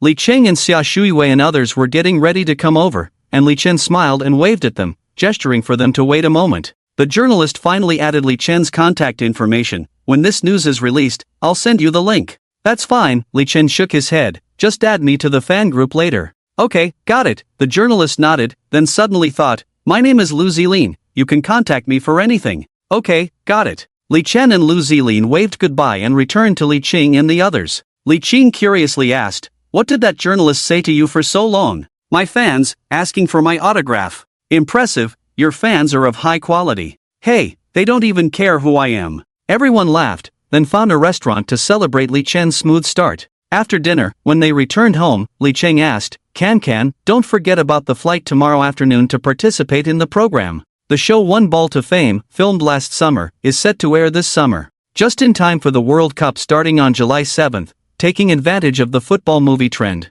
Can't say it will be a big hit, but at least it will make some profit. To promote this show, the production team and director Yi contacted a popular variety show. Sun Qingmin definitely won't have time to participate, as he is preparing for the World Cup. Even if they pre-record, it won't work, as it's scheduled to air during the World Cup. Unless the Xia national team wins the championship, otherwise he would probably be criticized for participating in this variety show. Since Sun Qingmin can't participate, the next best option is to have Li Chen participate. In short, 1.5 days of recording, plus 2 to 3 days of travel time, for 1 million. The money is split 30 to 70, with 30% going to the show and 70% to the production team. Nowadays, stars prefer filming variety shows because it's quick and easy money, much simpler than filming TV dramas or movies. I remember, Li Chen nodded, after filming this show, I have to join the cast of Emperor Hanwu. The drama Emperor Qin Shi Huang received widespread acclaim, so the delayed filming of Emperor Hanwu has been scheduled, and they actively approach Li Chen. However, this time he won't be playing the emperor, but the famous young general Hua Zubing. Hua Zubing became a colonel at the age of 18, leading 800 cavalry deep into the desert, achieving 2 major victories, and was appointed marquis. His name has been passed down in history. This role is fascinating in both past and present, so Li Chen immediately agreed upon hearing about it. Moreover, the role of Hua Zubing in Emperor Hanwu is limited, so it can be filmed in about 1 summer. Of course, filming Emperor Hanwu will have to wait until after the variety show. When filming the variety show, let your sister accompany you. Okay, Li Chen nodded. I want to go too. Li Jingyao looked at Li Chen somewhat pitifully. Aren't you going back to the capital for the summer? No, I'm not going back. When I join the cast, you can come with me. Li Chen thought for a moment and said, you won't see me much during the variety show, I'll be back after a day of filming. Okay, Li Jingyao was very understanding. Whenever Li Chen said no, she wouldn't insist. But it's because of this that Li Chen feels sorry for her, always considering Li Jingyao's feelings. That night, after Li Chen finished washing up and lay down on the bed, his phone kept ringing. It turned out that after adding the journalist Lu Zilin, she kept sending messages to Li Chen. Lu Zilin, idol, can I add you to the group now? Lu, idol? Lu, are you there? Lu, little bear knocking on the door. Li Chen, just took a shower, go ahead. Lu, okay. Shortly after, Li Chen was added to a fan group. The group's name was Global Li Chen Number 1 Support Group. The fan group is a large group of 2,000 people, but there are only a little over 1,200 people in this fan group, so it's not exactly packed. Li Chen felt a little disappointed in his heart, as he still didn't have that many fans. But it didn't matter, he only has a supporting role in a TV drama currently airing. There will be plenty of opportunities in the future. Just as he joined the group, he saw the group owner Xiao Jiu asking, "Who is this, Lin Lin? Regular people can't just join our fan group. Lu, let him tell you himself." Li Chen opened his phone camera and recorded a video. "Hi fans, hello, I am Li Chen. Thank you for your continuous care and support, love you all." After recording, Li Chen thought, this is probably how the videos of those celebrities in his past life were like, but he didn't care, so he sent it. "Xiao Jiu, who is this, so mysterious?" "Lu, you'll find out soon." "Xiao Jiu, to join our support group, you must have a certain social influence. Ordinary people can just join the regular fan group." Li Chen, video. Seeing Li Chen's face appear in the video, many people in the group chat immediately clicked on it, and were greeted by Li Chen's handsome face, causing many to scream in excitement. "Ah, Li Chen! Xiao Jiu, Li Chen? Really Li Chen?" Li Chen, voice yes, it's really Li Chen. The entire fan group exploded, with messages flooding in like a screen swipe. Last summer, because of Lu Yi's controversial call, many people clicked on the high school football final that they would never have clicked on in their lifetime. Seeing the impressive Li Chen, the image of the boy in the tattered number 7 jersey stayed in their minds, becoming a stunning image in their lives. They would never forget, in that bright summer, with the perfect sunlight, on the green field, the figure and smiling face of that boy was something they wanted to protect with their lives. From that day on, these people actively searched for everything about Li Chen. Unfortunately, there was very little information about Li Chen, so they spontaneously formed a fan group to share the information they collected about Li Chen. At the same time, they also spontaneously maintained Li Chen's image online, and if there were any attacks or intentional slandering of Li Chen, they would use their energy to resolve it. However, it seemed that there was another force silently protecting Li Chen, which puzzled them. "Xiao Jiu, can you apply for a Weibo and Douyin account, Kai Kai? We fans are like headless flies, we have nowhere to go usually. Kai Kai is still a student, studying is important. We don't ask Kai Kai to post every day, just whenever she has time." Li Chen, okay, I'll do it now. Yeah, hooray. Love Li Chen the most, Manhwa. Secretly taking Kai Kai away. Dare you? Whoever has yellow urine, wake her up. Diabetics, step back a bit, don't let her taste sweetness. Xiao Jiu, Kai Kai, do you have any plans for the next 2 years? Li Chen, in the summer, a movie One Ball Fame will be released. I play the childhood of Changmin Ge. I haven't seen the finished product, my role should not be very big. Earlier this year, I filmed a fantasy drama with Tong Wei's sister, I don't know when it will be released. Xiao Jiu, great. I'm going to book the whole theater for that movie. I'm going to watch it 3 times. After chatting with his fans for a while, Li Chen kept a faint smile on his face. They were all a group of people who simply liked him. They didn't want anything from him, they were just happy to see him happy and joyful. Li Chen applied for a Weibo account, and also verified a Douyin account, then shared both accounts in the group. In just 20 minutes, Li Chen's Weibo and Douyin followers exceeded 1 million. Li Chen quickly said in the group, "Don't buy me fans, why waste that money for nothing?" Li Chen's words seemed to have no effect, as his Weibo fans continued to grow to 8 million, and he even trended because of it. Douyin was even more exaggerated, with a direct increase of 12 million fans. Seeing this scene, Li Chen sighed and thought about how much money this would cost. However, what Li Chen didn't know was that on this night, several female CEOs from different companies directly sent messages in their company groups, causing everyone to immediately pay attention to Li Chen's Weibo and Douyin accounts, and even getting their families to follow as well. The fans in Li Chen's global #1 support group were not just company CEOs, but also people with a certain social influence. Unfortunately, Li Chen was unaware of this, otherwise he would definitely regret it, thinking, if you had told me I was so rich, why would I still want to be a star? The next day, Li Chen went to Shanghai to record a variety show. This variety show can be said to be the hottest variety show nowadays. Simply put, it's a group of 5 women and 1 man, with 2 additional guest stars each episode. This time, both guest stars were from the cast of One Ball to Fame. Of course, Sun Qingmin would definitely not participate in the variety show. He was currently preparing for the World Cup, and if he participated in a variety show at this time, he would definitely be criticized by netizens. This variety show was also very relaxed, and Li Chen went with his sister. On the day of the recording, they played games in the morning, and in the afternoon, they split into two groups and played football with some young professional players.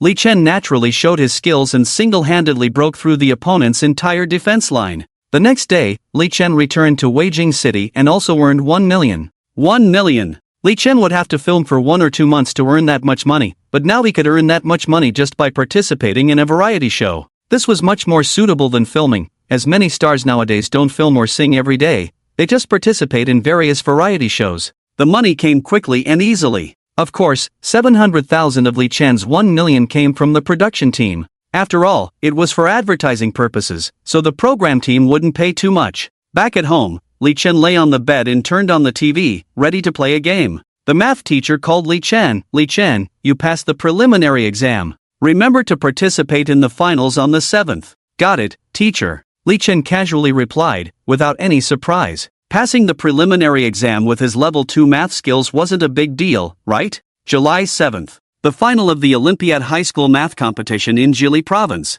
Once again, the whole family mobilized, with everyone coming to send Li Chen to the exam. This time, there weren't as many people taking the exam, from over 20 exam rooms to just 3. After all, entering the finals required a score of over 80 in the preliminary exam. Just this alone was enough to stump many people. When entering the exam room, Li Chen saw Lu Zilin at the door. She grinned and waved at Li Chen. Li Chen smiled back at her and then entered the exam room. In the final of the Olympiad High School Math Competition, Li Chen raised an eyebrow when he saw the paper. The paper was very simple, with just 5 major questions, each worth 30 points, for a total of 150 points. No multiple choice, no fill in the blanks. If you knew it, you knew it. If you didn't, you didn't. The final was that simple and straightforward. Many people in the exam room were participating in an Olympiad competition for the first time, and seeing this scene made them feel a bit overwhelmed. While they were struggling to think, Li Chen had already finished the first question. These types of questions no longer posed any challenge to Li Chen.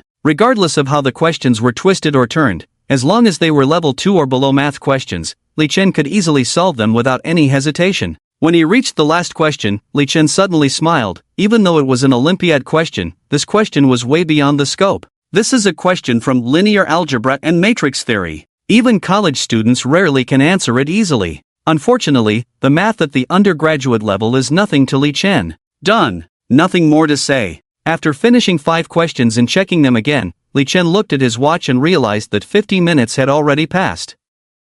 It's indeed a final exam, and it's quite challenging. Li Chen raised his hand to indicate that he wanted to hand in his paper. When the invigilator collected the papers and Li Chen walked past the exam room, he found that the group of people was still pondering over the third question. In a 2-hour exam, reaching the third question in 50 minutes was not slow. Li Chen wanted to see their expressions when they reached the 5th question, but unfortunately, his family was waiting for him outside. As he left the exam room, Lu Zilin ran over again. Her interview was not only sent to Li Chen but also shared in the group. The people in the group envied her for being able to meet Li Chen face to face and quietly save this news. The technical department of Jili TV station was puzzled. Normally, news with only tens of thousands of clicks suddenly received over 100,000 likes today, and many media outlets also reposted this news. What's going on? Upon investigation, it turned out that Li Chen participated in a math competition. So, when Lu Zilin suggested filming another segment on the math competition, the editorial board agreed without hesitation and even specifically instructed to give Lu Zilin's news a longer spot.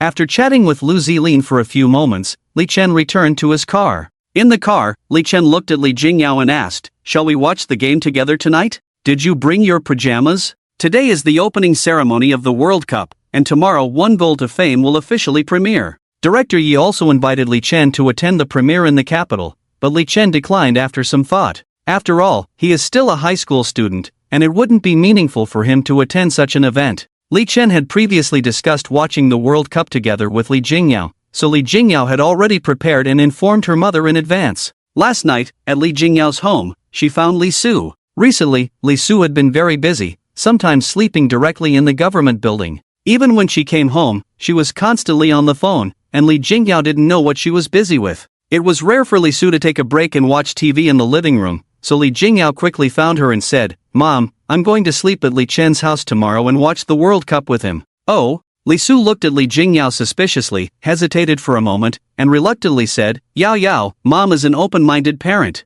But, Mom gave birth to you only in college, so early in high school. It's a bit too soon." "Li Jingyao? What are you talking about, Mom? I'm going to watch the World Cup, not only with Li Chen but also with Li Chen's sister." "Oh, watching the World Cup. I thought, going to watch the World Cup. Li Jingyao? This mom is a bit unreliable." Li Chen poked Li Jingyao's arm with his finger. "What are you thinking?" "Ah, nothing." Li Jingyao snapped out of her thoughts and waved her hand. "My things are all in the bag. Okay, let's go home first." Li Qing, who was driving, and Xia Shuiwei in the passenger seat exchanged a glance and saw the smile in each other's eyes. The three got off near the residential area and went to the supermarket to shop properly. Xia Yunjin pushed the shopping cart ahead, while Li Jingyao walked arm in arm with Li Chen behind. When passing by the beverage section, Li Jingyao's eyes lit up when she saw the alcohol on the shelf. She picked up a bottle of beer and said, "I see people drinking beer while watching the game. Shall we have some too?" Li Chen glanced at Li Jingyao, then picked up a bottle of Rio fruit wine and said, "Let's drink this, get 2 cases." One case had 6 bottles, and 12 bottles would be enough for the 3 of them. Moreover, Li Chen's family is still there. "Is this also called wine?" Li Jingyao picked up a bottle of Rio and glanced at it, seeing the alcohol content of 8% and couldn't help but show disdain. Xia Yunjin moved the Rio while laughing. "I blush after drinking half a bottle of this." Li Jingyao expressed disdain. "Sister, you are so weak." Then the 3 of them spent half a day selecting items in the cooked food area and snack area, and finally Xia Yunjin and Li Jingyao each carried a large bag back home. Li Chen spoke up. "Let me help you carry them." "No." Upon hearing Li Chen's words, the 2 of them walked even faster. That's how the world is. On July 10th, Li Chen, Li Jingyao, and Xia Yunjin boarded a plane with their luggage and headed to the Northwest Film and Television City to film this TV drama. The crew had been filming here for some time. After all, the drama Emperor Hanwu was expected to have around 60 episodes. Li Chen's appearance was scheduled for over 40 episodes, mainly focusing on war scenes. Upon arrival, the 3 of them headed straight to the crew. Filming was already underway on set, as this was a major production for the following year on CCTV, and everyone was paying extra attention. The director of this drama was Ningya, a director designated by CCTV. Although she was a female director, she was very skilled in handling large-scale scenes. Upon seeing Li Chen, Ningya's eyes lit up. "Your image is really good, everyone should recommend you." "Thank you, director." Li Chen nodded calmly at Ningya. "Can you ride a horse?" "No." "Learn." "Master Li." Ningya waved and called over a woman in her 30s, slightly tan with short hair, wearing sportswear, and a well-proportioned figure. "This is the martial arts instructor of the crew. You will film for 4 hours every day. The rest of the time, you will learn horseback riding with her." Li Chen raised an eyebrow, then nodded. "Got it." The director's assistant politely said, "Li Chen just got off the plane not long ago. I'll take him to the hotel first." After hearing this, Ningya nodded. "Go ahead, we'll start filming your scenes the day after tomorrow, and tomorrow you'll have a makeup session. Take some time to learn horseback riding, as you have quite a few horse-related scenes." "Okay." Li Chen turned and left, following the assistant to the hotel in the film city. In the entertainment industry, there are clear regulations regarding the status of celebrities, with strict levels. Normally, someone like Li Chen, who hasn't starred in many dramas and has always been in supporting roles, would be assigned a standard or deluxe room. However, Li Chen's popularity was unexpectedly high, especially with the recent release of Rising Star. So, the assistant specifically reserved an executive suite for Li Chen. It had 2 bedrooms, a living room, a bathroom, a shower, and a balcony. After putting down his luggage, Li Chen stretched his body. The assistant smiled and said, "This hotel has 3 restaurants, feel free to order whatever you want, just charge it to the room and we'll settle the bill." "Got it, thank you." "You're welcome. Don't you have a driver or assistant?" "Tomorrow morning at 8:30, there will be a car waiting for you downstairs." "Okay." After the assistant left, Li Chen began to ponder this issue. Indeed, he was considered a celebrity, and it seemed inappropriate not to have an assistant or driver. Typically, child stars like himself, who don't film more than 2 dramas a year, would be accompanied by their parents. However, Li Cheng and Xia Shuiwei both had to work, and the family had no intention of relying on Li Chen to earn money. This was good, as Li Qing had said more than once that if Li Chen didn't enjoy acting, he didn't have to do it. They could support their son just fine. Even if he didn't want to work in the future, it didn't matter, they would support him. And so, Li Chen was willing to come out and work hard to earn money for his family. This is what filming is all about. Li Jingyao sat on the sofa, stretching lazily. It feels really good. After arriving at the film city, Li Jingyao's eyes were constantly wandering, finding everything fresh and exciting. The Northwest Film and Television City is an important location for filming Han and Tang Dynasty dramas. Here, places like the Weiyang Palace and Changle Palace are faithfully replicated. Additionally, there are large areas of markets and horse racing tracks. Besides the Emperor Wu of Han crew, many other crews also come here for filming. After a while, you'll start feeling bored. Hee, not really. It was Li Jingyao's first time at the film city. Everything seemed fresh to her. In the evening, the three of them went out and encountered many celebrities filming here. However, most of them were relatively unknown, but very good-looking. The entertainment industry is quite competitive, with beautiful women abound, making it hard to stand out. Li Chen was also recognized, not just by fans but also by many stars who approached him for a chat. Many stars looked regretful, as Li Chen was too young. If he were a bit older, having a meal or walking with him could have made headlines. Unfortunately, Li Chen was only 17, even the media hesitated to report on anything that could be misinterpreted. They didn't want to take any risks. In the evening, they bought some barbecue and fruit wine, sitting on the sofa watching the World Cup. The next day, filming officially began. The crew was at the horse racing track. Li Chen had a certain romantic fantasy about galloping on the grassland, but reality was not as beautiful. The horse track was filled with dung,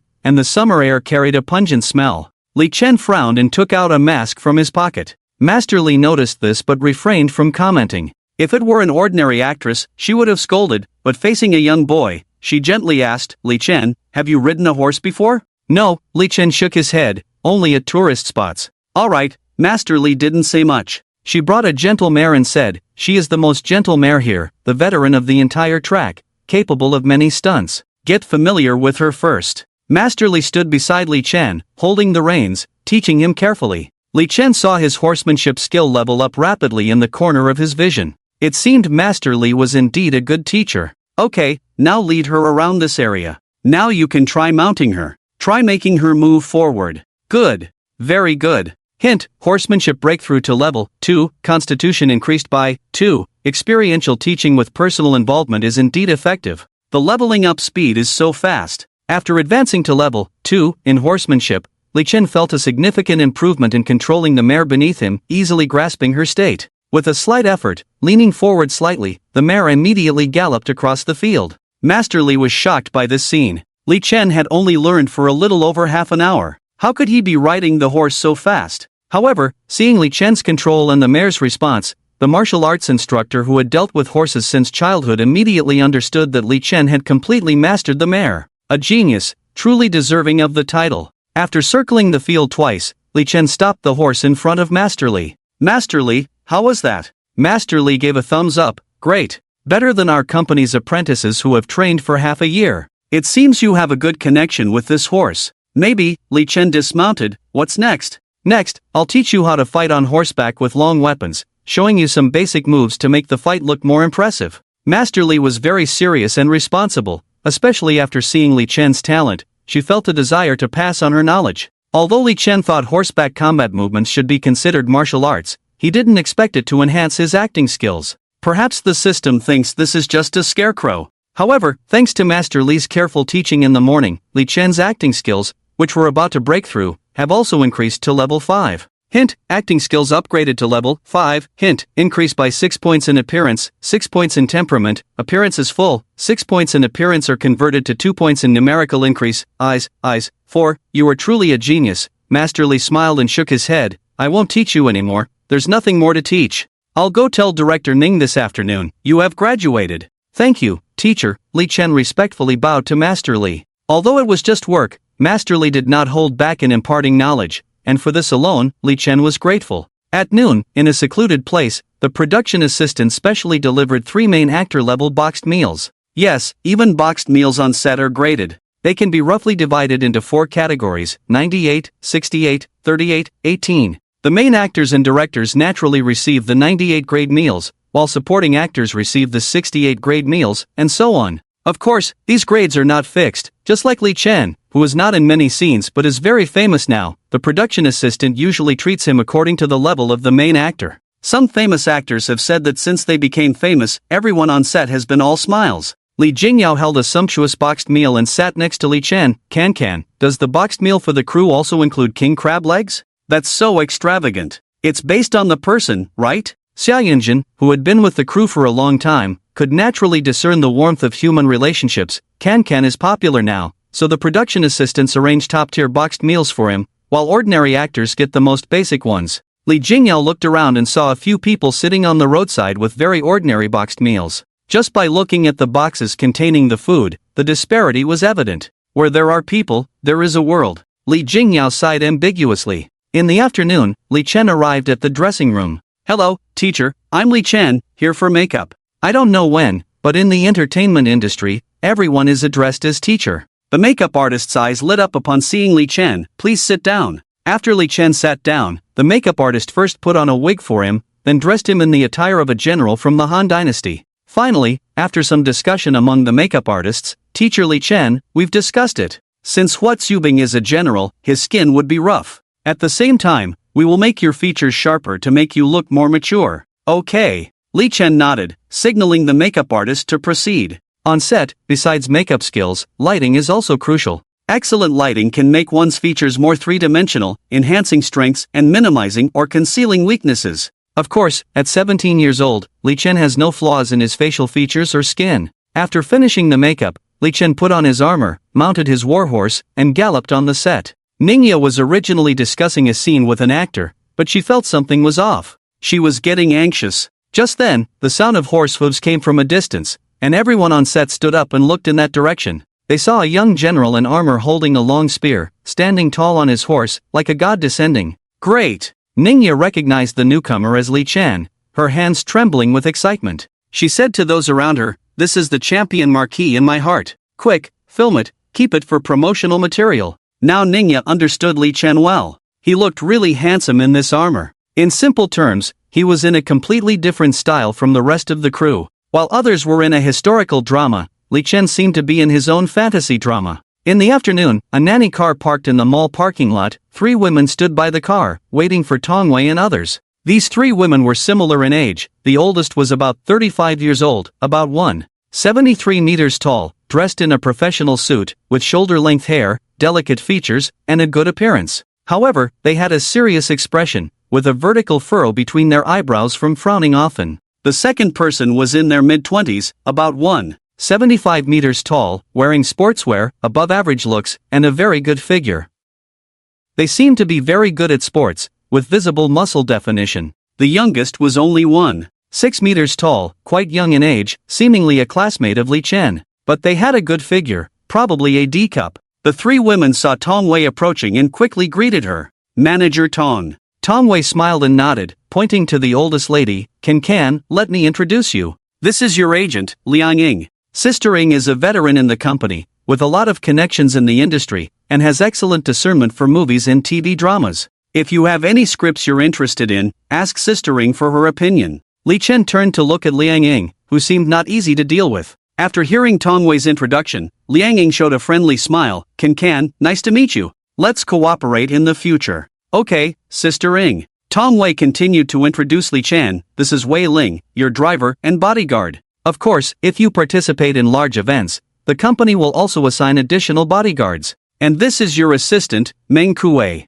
Hello. Li Chen greeted the 2. Tongwei bluntly said, if you are not satisfied with them, you can tell me anytime, and I will have the company replace them. Li Chen smiled awkwardly, not sure how to respond. The 3 exchanged WeChat contacts and phone numbers, as they were attending an evening event and professional makeup artists and stylists would be coming to Tongwei's villa later. After some fuss, Li Chen clearly felt a bit more mature. Don't you want to wear lipstick or eyeshadow? The makeup artist seemed regretful, not understanding why Li Chen was so resistant to such things. No, thank you. Li Chen quickly shook his head. I think I'm fine like this. Alright then. The makeup artist nodded, then gestured at Li Chen's earlobe. You would look even more handsome if you had 3 piercings here. I'll pass on that. Li Chen continued to shake his head, feeling sorry. He was already past the age for non-mainstream styles. In the evening, Li Chen joined the cast of The First Emperor and arrived at the awards ceremony of the Begonia TV Gala, also known as the Red Carpet event. Host. Next up is the cast of The First Emperor.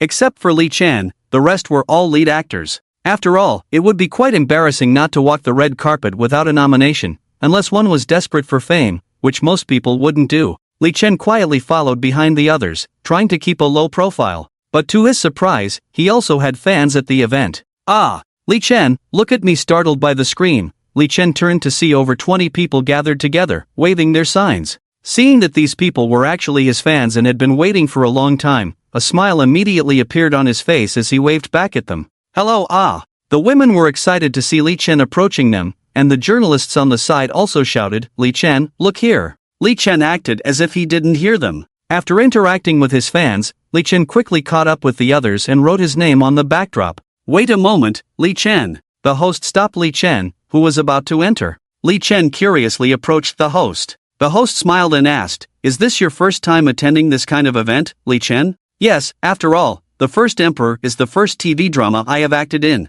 So, Li Chen, how do you feel being at our Hai Tang Awards ceremony?" Li Chen blinked and sighed, "So many people. Ha ha ha." Upon hearing Li Chen's words, the stars at the scene and the fans around laughed. The host almost burst into laughter, but managed to control herself. "Well, thank you, Li Chen." Li Chen followed the crowd into the venue and sat down according to the names on the seats. Shortly after sitting down, Tong Wei came to sit beside her. Tong Wei naturally appeared at such events, as she was also nominated for Best Actress in a Drama. However, logically speaking, her status should have placed her in the front row. "Ha! Sister, why are you sitting here?" Tong Wei smiled at Li Chen, who had been sitting alone in a corner. Actually, Li Chen's seat was better than many stars who had debuted 10 years ago, staring blankly ahead. "These little brats must have bullied my precious Kai Kai." Thinking this, Tong Wei ignored the guidance of the staff and walked briskly to sit next to Li Chen, lifting her skirt. Upon hearing Li Chen's question, Tong Wei smiled and took Li Chen's hand. "Sister, I can sit wherever I want."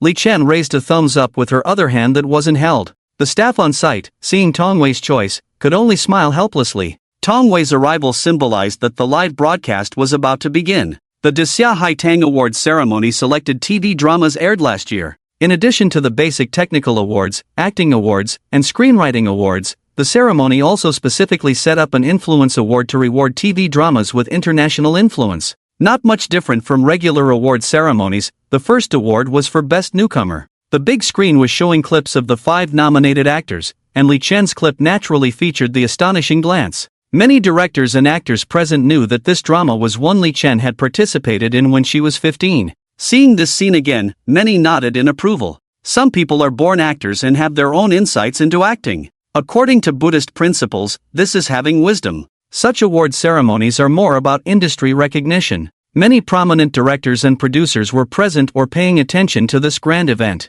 The winner of this year's Best Newcomer is Li Chen. Let's congratulate Li Chen. Winning the award was expected, as Li Chen had also seen the other 4 candidates. In simple terms, none of them stood a chance. Tong Wei patted herself with a smile, then made way for Li Chen to walk onto the stage and receive the Best Newcomer Award trophy. On stage, he was very eye-catching. Even in the entertainment industry accustomed to beautiful people, Li Chen's exceptional aura and image were rare. Especially his flawless face and eyes that seemed to contain the universe's stars. Many directors had heard about a divine-faced handsome young man in the entertainment industry in recent years. Most people didn't react much to it, as there are always exaggerated claims in the entertainment industry, like calling someone the most beautiful person in 5,000 years. However, many were surprised by how stunning this young man looked in person. Many were excited, as Li Chen's image and aura were truly outstanding. If he were to act in school dramas or youth dramas, it would be a sure hit. Crossing the billion mark at the box office wouldn't be a difficult task.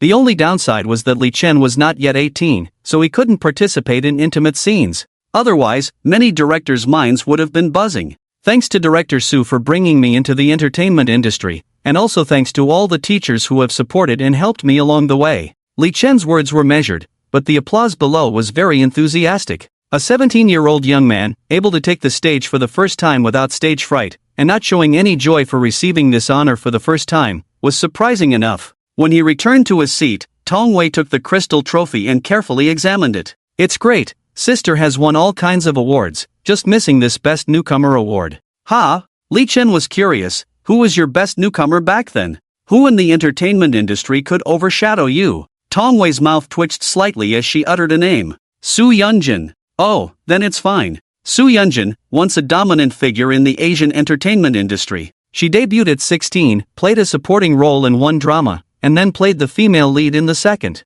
In 5 years, 5 TV dramas, she almost swept all domestic TV awards. Even Tong Wei, who had transitioned from an actress to Capital, had played a supporting role for Soo Yeonjun back then. When Tong Wei rose to fame, there was even a photo circulating online of Tong Wei holding an umbrella for Soo Yeonjun, which became a hot topic. So why do we say once? That's because after filming 5 TV dramas, she switched to movies. And due to her mother's dual role as her manager, she hasn't had any noteworthy works in recent years. Sister, I heard online that you don't have a good relationship with Soo Yeonjun, is that true? Li Chen had a gossipy expression. Tong Wei sneered, looking disdainful. It's not particularly bad, but things change. I'm not willing to work with her. Besides, she no longer has the right to speak loudly to me. Li Chen raised his thumb. Sister is amazing. Tong Wei smiled but didn't reply. After the newcomer award was over, the remaining awards had nothing to do with Li Chen. Tong Wei also had no interest in the other winners. If it weren't for Li Chen, she wouldn't even have attended today's event. So, she whispered some entertainment industry knowledge and gossip to Li Chen, who looked amazed, even though he couldn't understand it all. The live broadcast camera swept over the two of them several times as they whispered to each other. People in the audience began to gossip. Those two students, stop whispering in class, handsome and beautiful. The top-tier looks in the entertainment industry. They make a perfect match. Top-tier looks? What about Soo Yeonjun? How many years has Soo Yeonjun been out of the limelight? Why mention her? Even if Soo Yeonjun is out of the limelight, Tong Wei is just a little sister in front of her. How does Li Chen know Tong Wei? I guess Tong Wei wants to recruit Li Chen to her company. That's great. Li Chen will have someone to look after him in the future. The two groups in the live broadcast room didn't interfere with each other. One group was discussing Li Chen and Tong Wei, while the other was tearing apart Tong Wei and Soo Yeonjun. After joining Yeonjun Media, Li Chen posted on the official Weibo account, "Welcome Li Chen to join our big family from today." Tong Wei was the first to repost and commented, "Welcome little brother." Ji Yoonha quickly followed, "Little brother. Sister is waiting for you to grow up and act as lovers with me," blowing a kiss. The more than 30 artists under Yeonjun's name also reposted the post. In addition, Li Chen was added to Yeonjun's large group chat and exchanged contact information with the artists in the group. Yeonjun was known for having many beautiful women, but unfortunately, there were many beautiful women in the entire entertainment industry. So, despite Tong Wei's efforts, she only managed to pull in Ji Yoonha. The internet was abuzz, with many artist agencies eyeing Li Chen. Everyone knew that a teenager with such a figure and appearance was a ticking time bomb in the entertainment industry. Even playing a supporting role would attract many fans eager to watch. As long as there is Li Chen among the actors, it's hard to lose money. Unexpectedly, such a rising star was actually taken down by that little girl Tong Wei. How did she do it? While everyone was discussing this matter, they had already boarded a nanny car back to Weijing City. In the car, Li Chen curiously asked, "Lingjia, are we driving to Northwest Film City too?" "That's too far, I'm fine, just worried that you'll get tired from the ride." Wei Ling shook her head with a smile, "But our company has cars stored at major film cities and even major airports, so we can drive anytime after arriving at the airport." Impressive, Li Chen sighed after hearing this. Having a company indeed made things a lot more convenient. At least he wouldn't have to place a car at every airport even if he had more money. After arriving in Weijing, Wei Ling and Meng Kuwei found a hotel to stay in, while the rest of the people went their separate ways. Li Jingyao hadn't been home for a long time and missed Li Su a bit. Li Jingyao returned home without notifying in advance, wanting to give Li Su a surprise. However, when Li Su returned home exhausted in the evening, she was indeed surprised to see Li Jingyao, her originally gloomy face showing a bright smile. But she also told Li Jingyao some bad news. "Yao Yao, Mom, has something to tell you." Saying this, Li Su sat on the sofa, her face filled with exhaustion. Seeing Li Su's expression, Li Jingyao couldn't help but feel a sense of panic. "What's wrong, Mom? Is something the matter?" "Yes," Li Su nodded. She fell silent for a few seconds, seemingly contemplating how to tell her daughter about this matter. Finally, she sighed, "Yao Yao, you may have to transfer back to the capital in your senior year." "What?" Li Jingyao stood up as soon as she heard this. Seeing Li Su's expression, Li Jingyao knew that something might go wrong, but she never expected it to be this. She couldn't bear to leave Li Chen, she was more afraid of leaving Li Chen. She couldn't even dare to think about such a thing, and now that Li Su said she had to leave, how could she accept it? "I don't want to." "Why?" "It's always like this from childhood to adulthood. Every few years, I have to transfer schools, moving around with you everywhere. Do you know, I've never had friends from childhood to adulthood. I don't want to go to a new place and make a bunch of new friends every time, I can't do it." And if I leave, what will happen to Li Chen for getting me? The more Li Jingyao spoke, the more agitated she became, and by the end, she was crying uncontrollably, losing control of her emotions. This was the first time her daughter had said these things to her, and Li Su listened with a heart-wrenching feeling, getting up slowly to hug her daughter. She naturally knew. If it was because of promotion before, this time it was really beyond her control. She cracked down on laziness and inaction, removing dozens of people from the team, making over 2,000 people relearn, and not allowing promotion within 3 years. She made countless enemies, but Li Su didn't care, because her actions were right, and she had a reason no matter where the trouble arose. However, at this time, the leader of her faction had problems and was directly dismissed and idle at home. Although the leader had problems, there weren't many people kicking him while he was down, who knew if he would make a comeback at some point. However, the rest of his faction suffered, especially Li Su, who had been jumping around a lot during this time. Now, Li Su had two choices in front of her, one was to switch teams, and the other was to face it calmly. Switching teams was not realistic, as this faction involved both her husbands and her family. It was not a matter of life and death, and it was impossible to switch teams. If she faced it calmly, waiting for the day the faction leader made a comeback, Li Su might also soar. Of course, there was also a possibility that she would never have a chance to rise again. The opposing faction saw an opportunity for Li Su and directly manipulated personnel changes. They promoted and demoted her, directly appointing Li Su as a deputy mayor in a remote place. I know.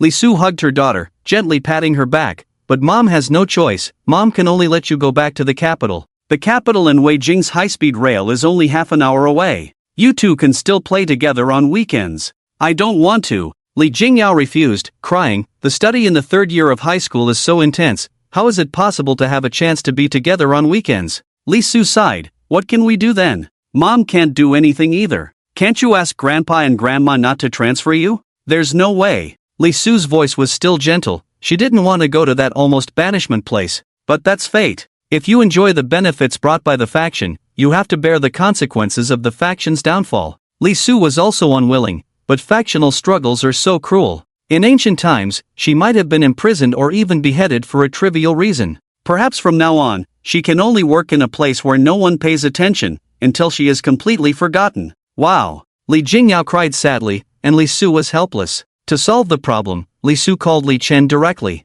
At this time, Li Chen was just about to eat, and he was a little surprised to receive Li Su's call. But hearing Li Jingyao crying so sadly on the phone, he didn't have time to ask more questions. He quickly asked Li Qing to take him to Li Jingyao's house. When they arrived downstairs, Li Qing stayed in the car. Li Chen didn't even take the elevator, he ran up the stairs directly. After Li Chen entered the house, Li Jingyao immediately ran towards him, hugged him, and wouldn't let go, looking very aggrieved. Li Chen gently patted Li Jingyao's back to calm her down. It's okay, stop crying. Then Li Chen looked at Li Su and asked softly, Auntie, what's going on? Li Su sighed. This kind of thing shouldn't be told to outsiders casually, but she already considered Li Chen as her son-in-law, so she said frankly, in simple terms, it's because of the factional struggle. Our faction leader lost and was dismissed. I was also implicated and demoted. Li Chen frowned upon hearing this. He didn't understand anything about politics. But he understood the term demoted. Where did Auntie get transferred to? Langnan City.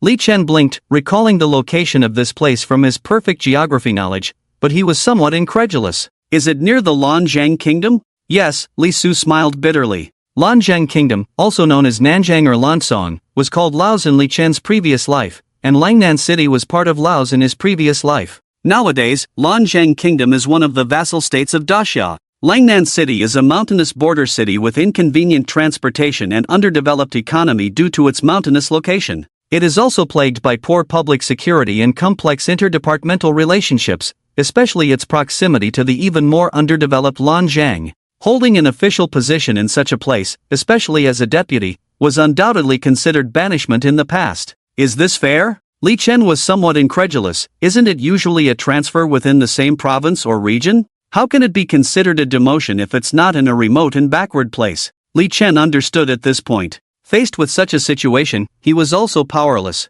What could he do? He was just an ordinary person. So, Auntie, is there no way to resolve this matter? Li Su shook her head. This summer, I have exhausted all my contacts. This is already the best result. Unless? It's nothing. Li Su also felt that she was being unrealistic. Li Chen blinked. You mean, what if we have a way? Unless the highest level of the empire speaks otherwise. There's no chance. Li Chen fell silent after hearing this. He had only seen such figures on TV. They might never have any intersection in this lifetime, so how could he ask for their help? It's really difficult. Although he has a system, he is just an ordinary commoner. In the silence of the crowd, Li Chen asked again, "Is Yao Yao going with you?" "Of course not," Li Su quickly said. "I just want Yao Yao to go back to the capital to study. After all, her father is in the capital, and the commute between the capital and Weijing is only half an hour. If she misses you, she can come find you." But Yao Yao said that studying in the third year of high school is important. Without your help with her homework, her studies might suffer. After hearing this, Li Chen blinked. "In that case, Yao Yao might as well stay at my place. My house is quite big. My sister is in college, her room is empty." Upon hearing Li Chen's words, Li Jingyao, who was crying, immediately quieted down and stared at Li Su with swollen eyes. This is a solution. Li Su thought to herself. Of course she knew that it was somewhat inappropriate to have her daughter stay at someone else's house. As a mother, she shouldn't hastily agree to such a ridiculous decision. But she knew that if she rejected this proposal and resolutely sent her daughter away, her daughter would surely resent her for the rest of her life. As her daughter accused her, Li Su had been changing jobs with her daughter since she was young. The frequent changes in living environment, just as she was getting to know new friends, she would lose them and have to make new friends again. This situation also led to her daughter becoming somewhat introverted and reclusive. However, after her daughter met Li Chen, she clearly had more smiles on her face, made many new friends, and her academic performance was steadily improving. Everything was brought about by this miraculous young man. He saved her daughter. He did what even she as a mother couldn't do. She owed her daughter too much over the years. If she let her daughter lose Li Chen because of herself, then she would also lose a daughter. Soon, Li Su realized this. She smiled at her daughter. "Yao Yao, what do you think?" After getting in the car, Wei Ling asked, "Where to next?" "Home." Li Chen shifted in his seat. "I'm exhausted today. Let's go home and rest." "Okay." Wei Ling nodded and drove back to the residential area. When they arrived near the residential area, Li Chen suddenly brightened up. "Slow down, slow down." The vehicle immediately slowed down, and on the side of the road, Li Jingyao was standing next to a taxi. The driver was struggling to help her lift a large suitcase from the trunk. "Pull the car over." Just as Li Jingyao was about to drag the suitcase, she saw Li Chen getting out of a business car. "Yao Yao." Li Jingyao's eyes lit up. A brilliant smile immediately appeared on her face, and she ran towards Li Chen. Meng Kuei got out of the passenger seat, quickly took Li Jingyao's large suitcase, and moved it to the trunk. The car drove into the underground garage, providing direct access to the apartment. Inside the car, Li Chen asked, "Has your mom gone to Nanling province?" "Yes." Li Jingyao nodded, looking worried. "Can't my mom be in danger in that place? I heard it's very chaotic there." "Your mom is the deputy mayor. What danger could she be in?" Li Chen comforted. "At most, it's just not as comfortable as in Weijing." "Okay." Li Jingyao nodded. Her mother had also told her the same. After the two entered the house, Li Cheng and Xia Shuiwei were cooking in the kitchen. They came out upon hearing the noise and immediately smiled when they saw Li Jingyao. "Yao Yao was here. Song Tsung's room has been prepared. With new sheets and new bedding, you can rest there." Li Jingyao blinked. "Thank you, Auntie." "No need to thank me, just treat it as your own home." "Okay." And so, Li Jingyao stayed at Li Chen's house. Although Li Cheng and Xia Shuiwei treated Li Jingyao very well, even better than they treated Xia Yunjin, Li Jingyao still felt somewhat uncomfortable. From morning till night, Li Jingyao followed Li Chen everywhere except when sleeping at night. In the quiet of the night, Li Jingyao would sometimes shed tears missing her mother.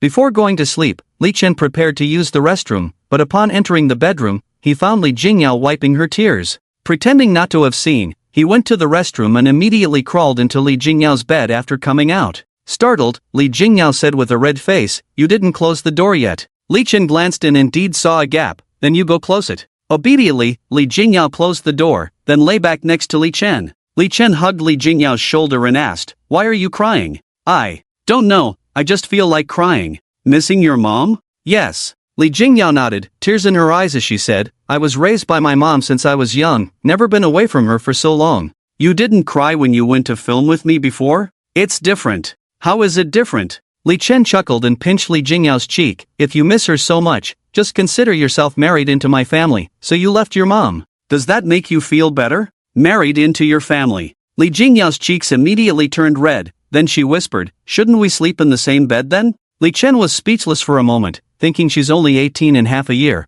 Otherwise how could this little girl be so bold now? "You're dreaming. Go to sleep quickly, you have school tomorrow." "Oh." Li Jingyao nodded, then remembered something. grabbed Li Chen who was about to leave. Give me a kiss. Really? Li Chen smiled and kissed Li Jingyao's cheek. Good night. Good night. Li Jingyao touched her cheek, a smile on her lips. After Xia Yunjin returned to school, she felt her roommates were looking at her strangely. Xia Yunjin was introverted and kind by nature, and her relationship with her roommates whom she had lived with for 2 years was good. When others had conflicts, they often came to her to vent or seek fairness. However, the way they treated her now was different, especially Xiaoxue, whose eyes seemed to be shining. Xia Yunjin returned to the dormitory, her luggage not yet unpacked, when Xiaoxue rushed to her. Yunjin, drifting half my life without meeting a clear master, if you don't abandon me, I'm willing to call you my righteous sister. Ha? What play are you quoting from? Xiaoxue grabbed Xia Yunjin's hands. Sister, when do you think it's appropriate for me and Li Chen to get married?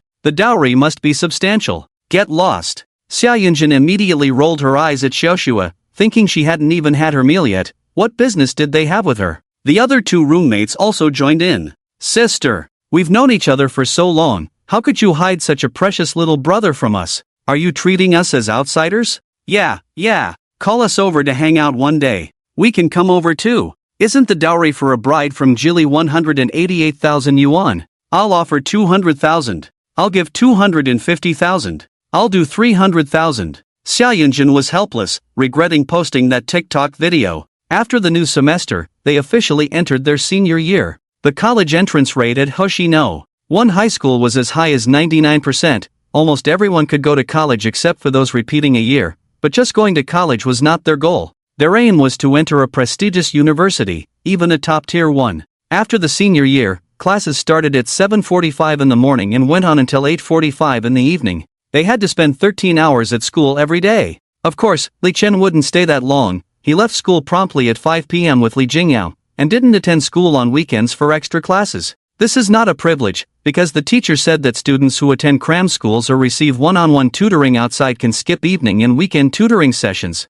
Li Chen is Li Jingyao's tutor, right? Whether in this life or the previous one, the college entrance examination is highly valued. Whether one can be admitted to university seems to determine one's future success. The reason is simple. In an era where educational attainment is generally low, a high level of education represents the possibility of obtaining a decent job. Therefore, parents naturally believe that studying is everything. Of course, having a high level of education ultimately makes it easier to find a job. So, under the dual pressure of school and family, students are under immense stress. Li Chen clearly feels that there are more classmates smoking in school now. When the bell rings for class, many students with the smell of smoke come running over. The school is aware of this, but it is not easy to impose too many restrictions on third-year students. Of course, not everyone uses smoking as a way to relieve stress. The class monitor, Su Weiwei, is an exception. During the long break, many students either go out to smoke or go outside to get some fresh air. Li Jingyao goes to the restroom, while Li Chen stretches alone in the hallway.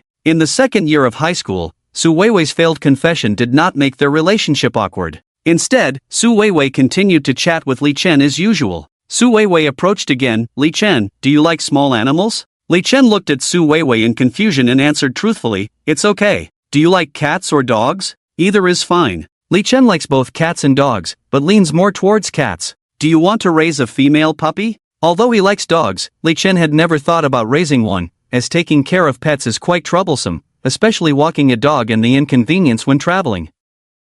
Just as Li Chen was about to answer, Su Weiwei raised both hands, made a dog paw gesture, stuck out her tongue, and barked, woof woof woof. Li Chen was shocked and stood there, showing a puzzled expression. Ugly sister, what are you doing? Su Weiwei seemed to come back to her senses, blushing from her neck to her ears, and ran off without looking back. Li Jingyao, who had seen everything from afar, walked over with a puzzled expression. What happened? Li Chen was about to say something when Su Weiwei rushed out of the classroom again and almost knelt in front of Li Chen. Please don't say anything, I beg you. Okay, Li Chen said helplessly. It's time for class, go back quickly. Li Jingyao looked puzzled, while Su Weiwei thanked Li Chen profusely. Fortunately, Li Jingyao is not someone who likes gossip. If she kept asking questions, Li Chen didn't know how long he could endure. On Saturday, both of them skipped classes, and Li Cheng and Xia Shuiwei were also not at home. It was basically a world for the two of them, so Li Jingyao's favorite day was Saturday. However, Li Jingyao was not as good as Li Chen, whose high school knowledge was already maxed out.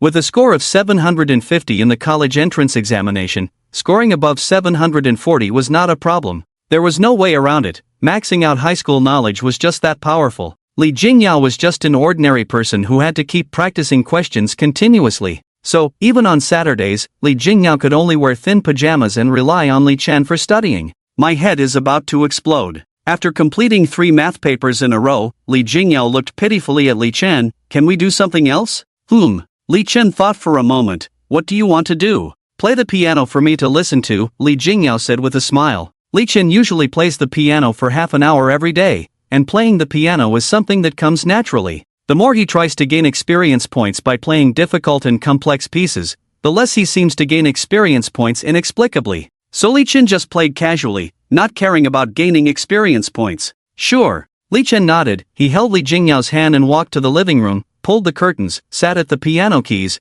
and casually played a short piece. Mugu spent most of the second semester of his sophomore year filming. During breaks from filming, Mugu actively studied, spent money on online courses, and had one-on-one lessons with famous teachers, sometimes even studying until 11 p.m. Under Muji's hard work like this, it's unclear how much progress he made in his sophomore year, but he has almost forgotten everything from his freshman year. Li Chen also felt a headache. I don't have time to start from scratch with you.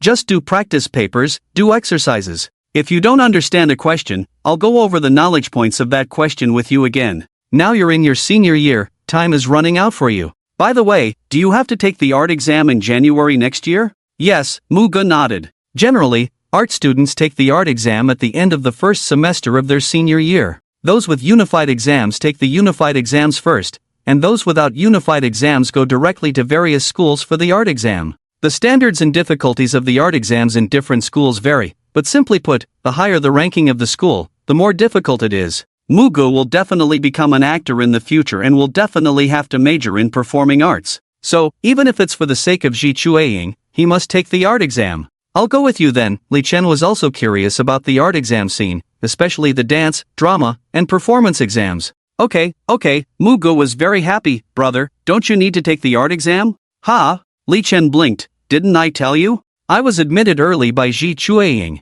After 3 seconds of silence, Mugu forced a smile. Cold-hearted. Truly cold-hearted. Li Jingyao suddenly burst into laughter. Mugu is really fun. What will you perform in the art exam? Mugu adjusted his mood and said, dance, Dunhuang Flying Apsaras. By the way, brother, you did so well in the promotional video for Emperor Wu of Han. Have you practiced dancing before? Of course, Li Chen nodded. I learned for 3 days. Mu Ji's smile once again became very forced. Cold-hearted. Truly cold-hearted. Come on, let's go to the living room, and you can perform for me. Mugu nodded, looking confident. This is my kung fu. I've been practicing dancing since I was 4 or 5 years old, and my teacher praised me for being particularly talented. Li Chen didn't respond, but took out his phone and found the music. Is this the music? Yes, Mugu nodded, then sat in the middle of the living room, slowly raised her head as the music played, and looked at Li Chen with a charming gaze.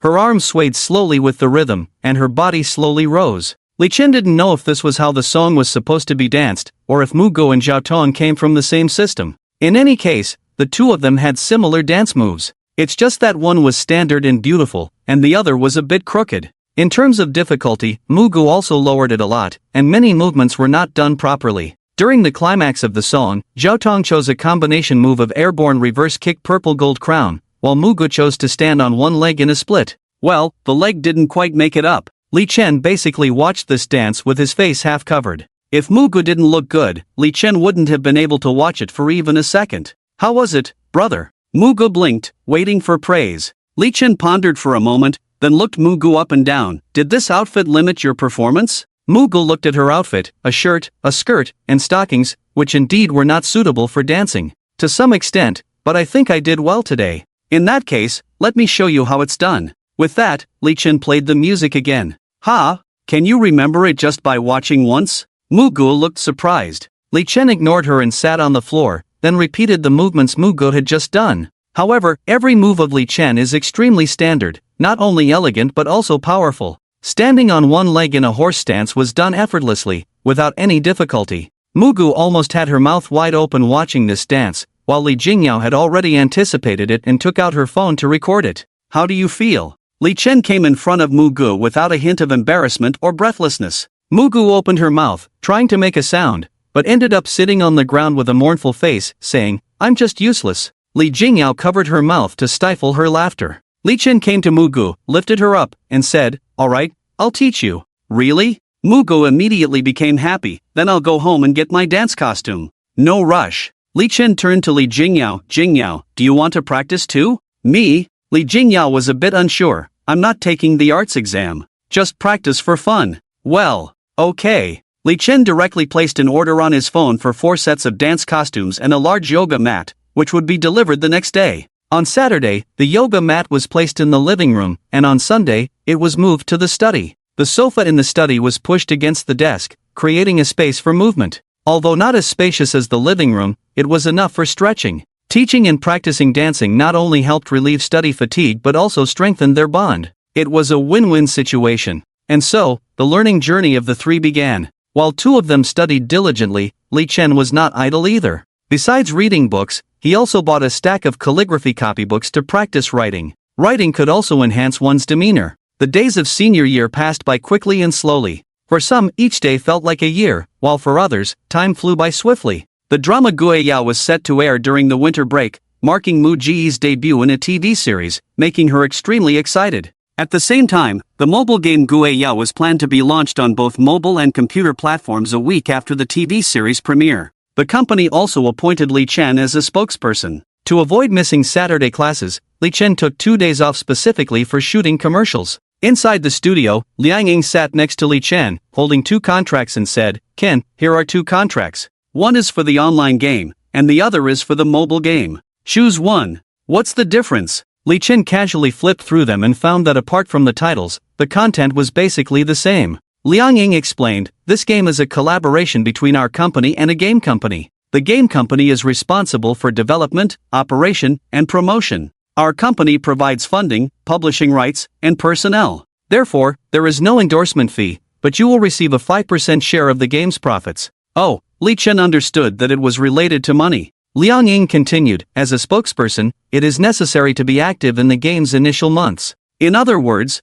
you have to play the game. Online games require more time, while mobile games are more relaxed. It's up to you to choose. Who else is endorsing besides me?" "President Tong. President Tong asked you to choose first." "Then I'll go with the online game." Li Chen thought for a moment and said, "President Tong's reaction speed is like that of an elderly person. If he plays an online game, he'll definitely get scolded." "Ha," Liang Ying chuckled, covering her mouth, then lightly tapped Li Chen, "Don't say that. President Tong also has the image of a girl addicted to games." He. Li Chen remained non-committal. Soon, the commercial began, and besides taking photos, they also had to shoot a short video. In essence, it was, "I am Triple X, and I'm waiting for you in the Guiyao PC version." After the shoot, Liang Ying got into the car and said, "During the winter break, the company plans to invest in producing a movie." Saying this, Liang Ying took out a script from her file bag and handed it to Li Chen. First Love Li Chen knew at first glance that this was a campus youth film. This kind of film can be said to be the favorite of new actors and directors.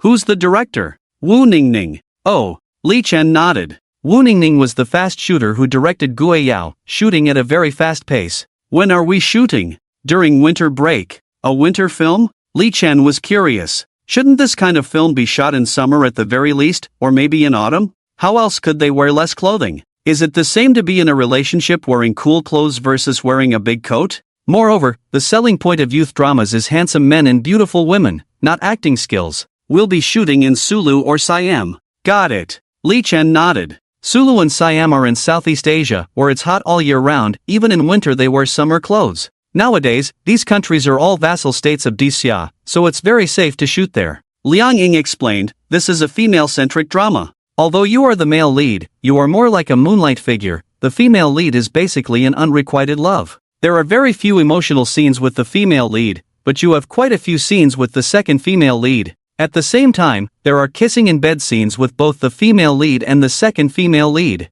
Li Chen looked up at Liang Ying in surprise, his eyes complicated. "Is it so stimulating right after coming of age?" Liang Ying laughed. "It's a youth drama. Without this selling point, who would be willing to spend tens of dollars on a movie ticket? And this is your first starring role, don't you want the box office to be higher?" Li Chen stuffed the script into the front seat storage bag. "Ingjia, I'm not very keen on shooting this. I'm in my 3rd year of high school, and winter break is quite busy. Liang Ying had anticipated this and smiled, saying, the pay is 8 million. It's not about the money. Li Chen didn't lack money now. Is it a bit cheap to sell himself for just 8 million? Li Chen half lying on the seat, hands crossed on his chest. Yingjie, it's not that I don't want to give you face. It's just that I have a bit of resistance to those kissing in bed scenes you mentioned. Liang Ying frowned slightly, seeming somewhat surprised and embarrassed. The female lead and the second female lead have been chosen. The company has booked Su Yunjin and Ji Yunha. Li Chen sat up, but then again, as an actor, shouldn't one be prepared to dedicate oneself to art?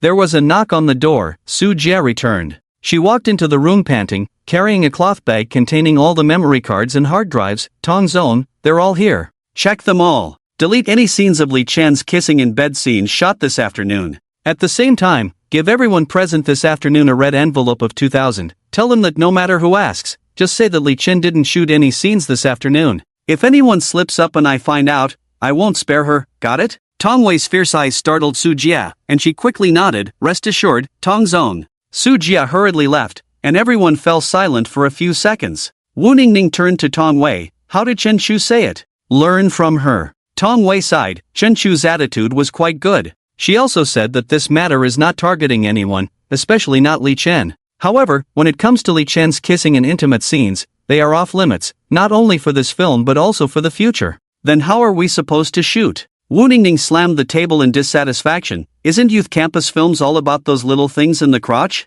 If we can't shoot that, what will the audience watch? Li Chen furrowed his brow. Wei Jie, Director Wu, if it's like this, I'll step down. You can choose another male lead to shoot. Su Yunjin and Ji Yunha said in unison, no way. The two of them speaking in unison surprised everyone. Ji Yunha felt a bit embarrassed, but Su Yunjin looked coldly at Tong Wei. Tong Wei, you told me that I came to act only because Li Chen was the male lead. If Li Chen quits, I won't act either. Ji Yunha weakly echoed, me too. Su Yunjin and Ji Yunha's thoughts were simple. The reason they could accept this drama was not because of Li Chen. If he was replaced, they wouldn't bother. Just thinking about it made them sick. Li Chen was somewhat moved. It seemed that Su Yunjin and Ji Yunha really appreciated his acting skills. Su Yunjin smiled and nodded at Li Chen. Ji Yunha looked resentfully at Su Yunjin. You've kissed and touched him, but I haven't gotten anything. Tong Wei smiled bitterly. I made this drama for Li Chen. I won't replace him. Director Wu, we'll rely on you next. Wu Ningning felt something was wrong. What do you mean? We'll make changes as we go. Isn't that your specialty? Wu Ningning was exasperated, but indeed, besides major plot changes, there was no other way in this situation. Alright, call the screenwriter in. Let's change the script. About 20 minutes later, the assistant director and screenwriter arrived at the meeting room. Everyone had a small notebook and looked puzzled at Wu Ningning. They knew she liked to make changes, but they didn't expect changes at this stage. Damn it! Wu Ningning coughed, realizing she had to bear this blame. Otherwise, who else could take it? Alright, let's brainstorm together. Let's discuss the flaws in this movie. Su Yunjin spoke after a moment of silence. I think it's unreasonable that the female lead loves the male lead so deeply when they don't even know each other. There should be more interaction between the male and female leads, at least some ambiguity, right? Otherwise, the female lead's love seems too cheap. Director Wu nodded. Good, anyone else? Li Chen suggested. How about a tragic love story where the male and female leads love each other but can't be together? Let's write it so that the male lead also loves the female lead but avoids her because he's terminally ill and doesn't want to hurt her. The female lead doesn't know because the male lead doesn't like her. Before he leaves her a letter. She replies, but her family, worried about her studies abroad, doesn't tell her. When she returns and reads the letter, she finds out the male lead has been dead for 2 years. Director Wu's eyes lit up. That's great. Let's put this part at the beginning. The female lead returns from studying in Europe, looking elite, and her mother shows her the letter from 3 years ago, triggering her memories. At the end, everyone thinks the lovers will finally be together, but the male lead has actually been dead for a long time. That works. Everyone nodded in agreement. But there's a question, the female lead only went to Europe, not outer space. How did she not hear any news about the male lead's death? That's normal. I only found out about my middle school classmate's death in a car accident at a class reunion this year, 5 or 6 years later. Yeah, after graduation, many classmates lose contact. The meeting room was buzzing with discussion. Unable to rely on sex appeal, they had to work on the plot. And so, they continued discussing until midnight, completely changing the script. Then everyone staggered off to bed, leaving the editors to continue revising the script. After all, the revised script still needed to be sent back for approval. Xia Yunjin followed behind Li Chen and asked softly, "Where did you guys go just now? It took so long. We were changing the script. All my kissing scenes and bed scenes were cut." "What?" Xia Yunjin quickly pulled Li Chen, looking nervous. "I didn't mean it that way. I swear I won't be jealous anymore. You must not have any conflicts with the director or Tongzong because of me." "Li Chen, it's not just because of you. The plot itself has unreasonable parts. It was inconvenient to talk about the palace affairs, so they naturally had to find loopholes in the plot." Xia Yunjin looked touched. She hugged Li Chen's arm. "Sorry Tsong-sang, I swear I won't be willful anymore." Li Chen smiled and pinched Xia Yunjin's face. "Tonight I will discipline you properly. Make you behave." Xia Yunjin blushed and chuckled. Okay, is this a reward for you?" Because the script underwent major changes and there was no need to film, Li Chen and Xia Yunjin slept until noon, which was a rare late wake-up for Li Chen. Gentle Township is indeed a hero's tomb. The ancients did not deceive me. Hint, bed skills upgraded to level 1, increased appearance value by 2 points, physique by 1 point, eyes upgraded to level 5. System, you have some problems to some extent. Is this also considered a skill? After Li Chen and Xia Yunjin got up, they went to the restaurant to eat. Suddenly, a message from Tongwei's WeChat group at everyone came abruptly. "Everyone come to the conference room for a meeting." Li Chen's heart skipped a beat. What's going on now? How come it's not over yet? They lost their appetite for food. Li Chen and Xia Yunjin hurriedly went to the conference room, only to see Tongwei's bright smile upon Li Chen's arrival. Tongwei scanned the room and saw that almost everyone was present, so she spoke up. "I have good news for everyone. As of 12 o'clock noon today, Gue Yao has exceeded 1 billion views, ranked first on the entire network." Wow! Everyone clapped excitedly. Li Chen was only now realizing that Gue Yao premiered yesterday, but due to the sudden turn of events, no one paid attention to it. It was unexpected that the show could achieve such good results. Tongwei continued, "At the same time, this show has already hit the hot search on multiple platforms, with the highest number of comments and the highest overall rating on the entire network." Li Chen. Suddenly being singled out, Li Chen involuntarily sat up straight. From the comprehensive ranking of male celebrities, rising from 32nd place to 12th place overnight. Wow! The crowd applauded again, congratulating Li Chen, who was also somewhat surprised. This celebrity comprehensive ranking is jointly organized by the Artists Association and several media outlets, considered a relatively fair and just ranking. Male celebrities are only shown in the top 50 rankings, while female celebrities are shown in the top 100 rankings. For someone of Li Chen's age, who has only aired a TV series and released a movie, ranking 12th is quite terrifying. Ji Yunha raised his head to look at Tongwei. "Wei Jia, what about you?" Everyone thought about it, right? Li Chen's role can be considered at most a supporting male lead, but Tongwei is the female lead. If Li Chen has risen, then she must be soaring, right? Me? Tongwei smiled calmly, currently ranked first. The reaction of the crowd was even more exaggerated, as if the roof was about to be lifted off.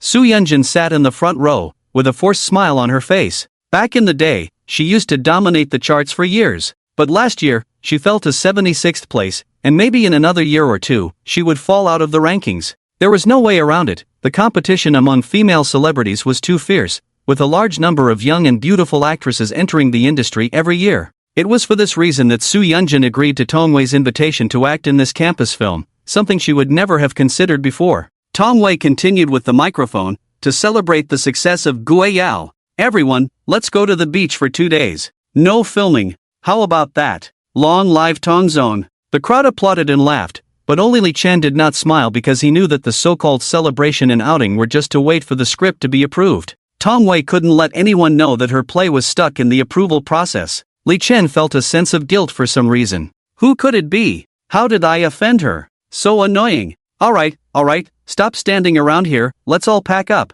We'll leave in 2 hours, bring your swimsuits. I'm organizing a beach volleyball match. Tongwei smiled as she walked down from the stage, gesturing for everyone to leave. When she reached Li Chen, she looked at him with a smile and said, "What are you standing there for? Go pack up." "I'm sorry, Wei Jia," Li Chen said apologetically, "because of me, everyone." "Shoo!" Tongwei pulled Li Chen's arm and walked out, leading him to a nearby small meeting room. Li Chen was starting to feel a bit shadowed, wondering why everyone was leading him to this room. Tongwei leaned against the conference table and pulled Li Chen to her side. "Have you heard that we have a royal background in Yunjin?" "Yes," Li Chen nodded. "So did you find out who is targeting me?" "It's not targeting you," Tongwei waved her hand. "Would they target you to prevent you from filming kissing scenes? They would just ban you directly, right?" "Then why?" Li Chen frowned, then seemed to realize something, and suddenly looked terrified. Could it be some old woman has taken a liking to me? It's possible, Li Chen nodded, but, are we both dressed appropriately in pajamas? Li Chen was dressed normally in pajamas and shorts, but Mugu was wearing a camisole nightgown. Wait a minute. Mugu rummaged through the suitcase, took out a pajama jacket that seemed to match the camisole nightgown. With this jacket on, it looked more modest, and the curves were not visible. Is this okay? Li Chen nodded. What are you filming? Mugu picked up her phone, opened TikTok, first filmed herself close up. I heard you call me the infatuated sister and call Li Chen the male god. Then she pulled the phone back, revealing half of Li Chen. Mugu was holding onto Li Chen, the two of them close together. Now your male god is in the hands of the infatuated sister. With that, Mugu tilted her head towards Li Chen, and Li Chen lightly bumped heads with her, smiling. Mugu watched the video once and was very satisfied. Hee, perfect. Post it. Li Chen raised an eyebrow. I feel like you're provoking hate. Be careful of my brain-dead fans attacking you. It's okay, Mugu smiled. A few brain-dead fans are nothing to worry about. Li Chen looked at Muji's face and couldn't help but think of the girl who used to cry in hiding after being scolded by photographers 2.5 years ago, now able to face the slander from haters. Mugu blinked at Li Chen. Brother, what are you looking at? Do you think I'm cute and want to kiss me? Li Chen felt a little relieved and said, I just think you've grown a lot. Right? Mugu lowered her head and touched her round face. I've been drinking papaya milk a lot lately.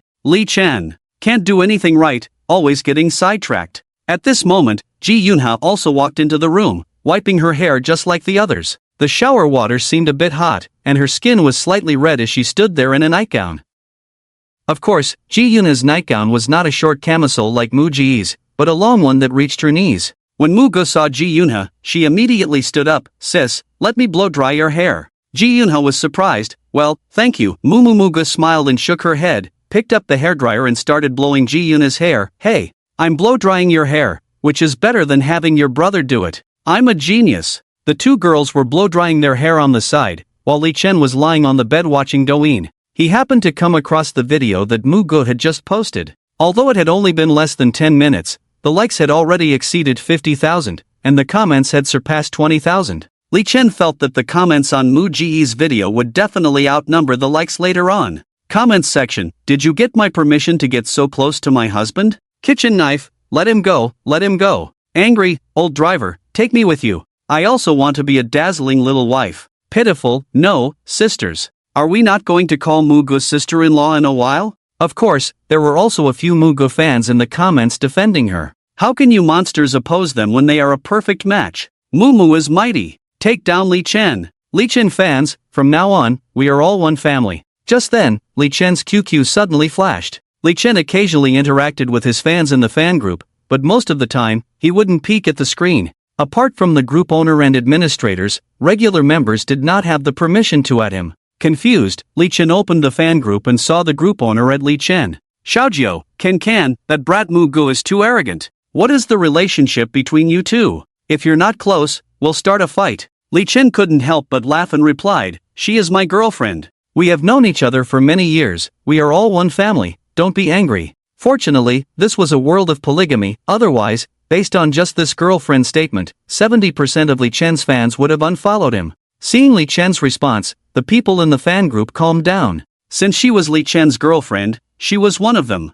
Following Xiaojiu's command, there were noticeably fewer people criticizing Mugu. In fact, many had already established relationships with Muji's fans, acting like one big family. This surprised Muji's fans. Li Chen's fans had always been very strong. When Rising Star was released, there were reports of a big shot booking out a cinema for a month. At that time, Li Chen's fan base was not as large, but now, with his popularity soaring, the number of fans had doubled. Their combat power was unmatched. Many people in the main fan group also tried to contact Mugu to ask what was going on. But Mugu was busy and had no time for them. After blow-drying Ji Yunha's hair, Mugu ran back to Li Chen's bed. Brother, can I sleep with you tonight? Ji Yunha was applying body lotion on the bed and almost dropped the bottle when she heard this. This was too shameless. Ji Yunha remained composed on the surface but kept listening. Okay. Li Chen placed his phone on the bedside table, but I'm going to sleep now. I have to get up early to watch the sunrise tomorrow. Oh, what time is the sunrise?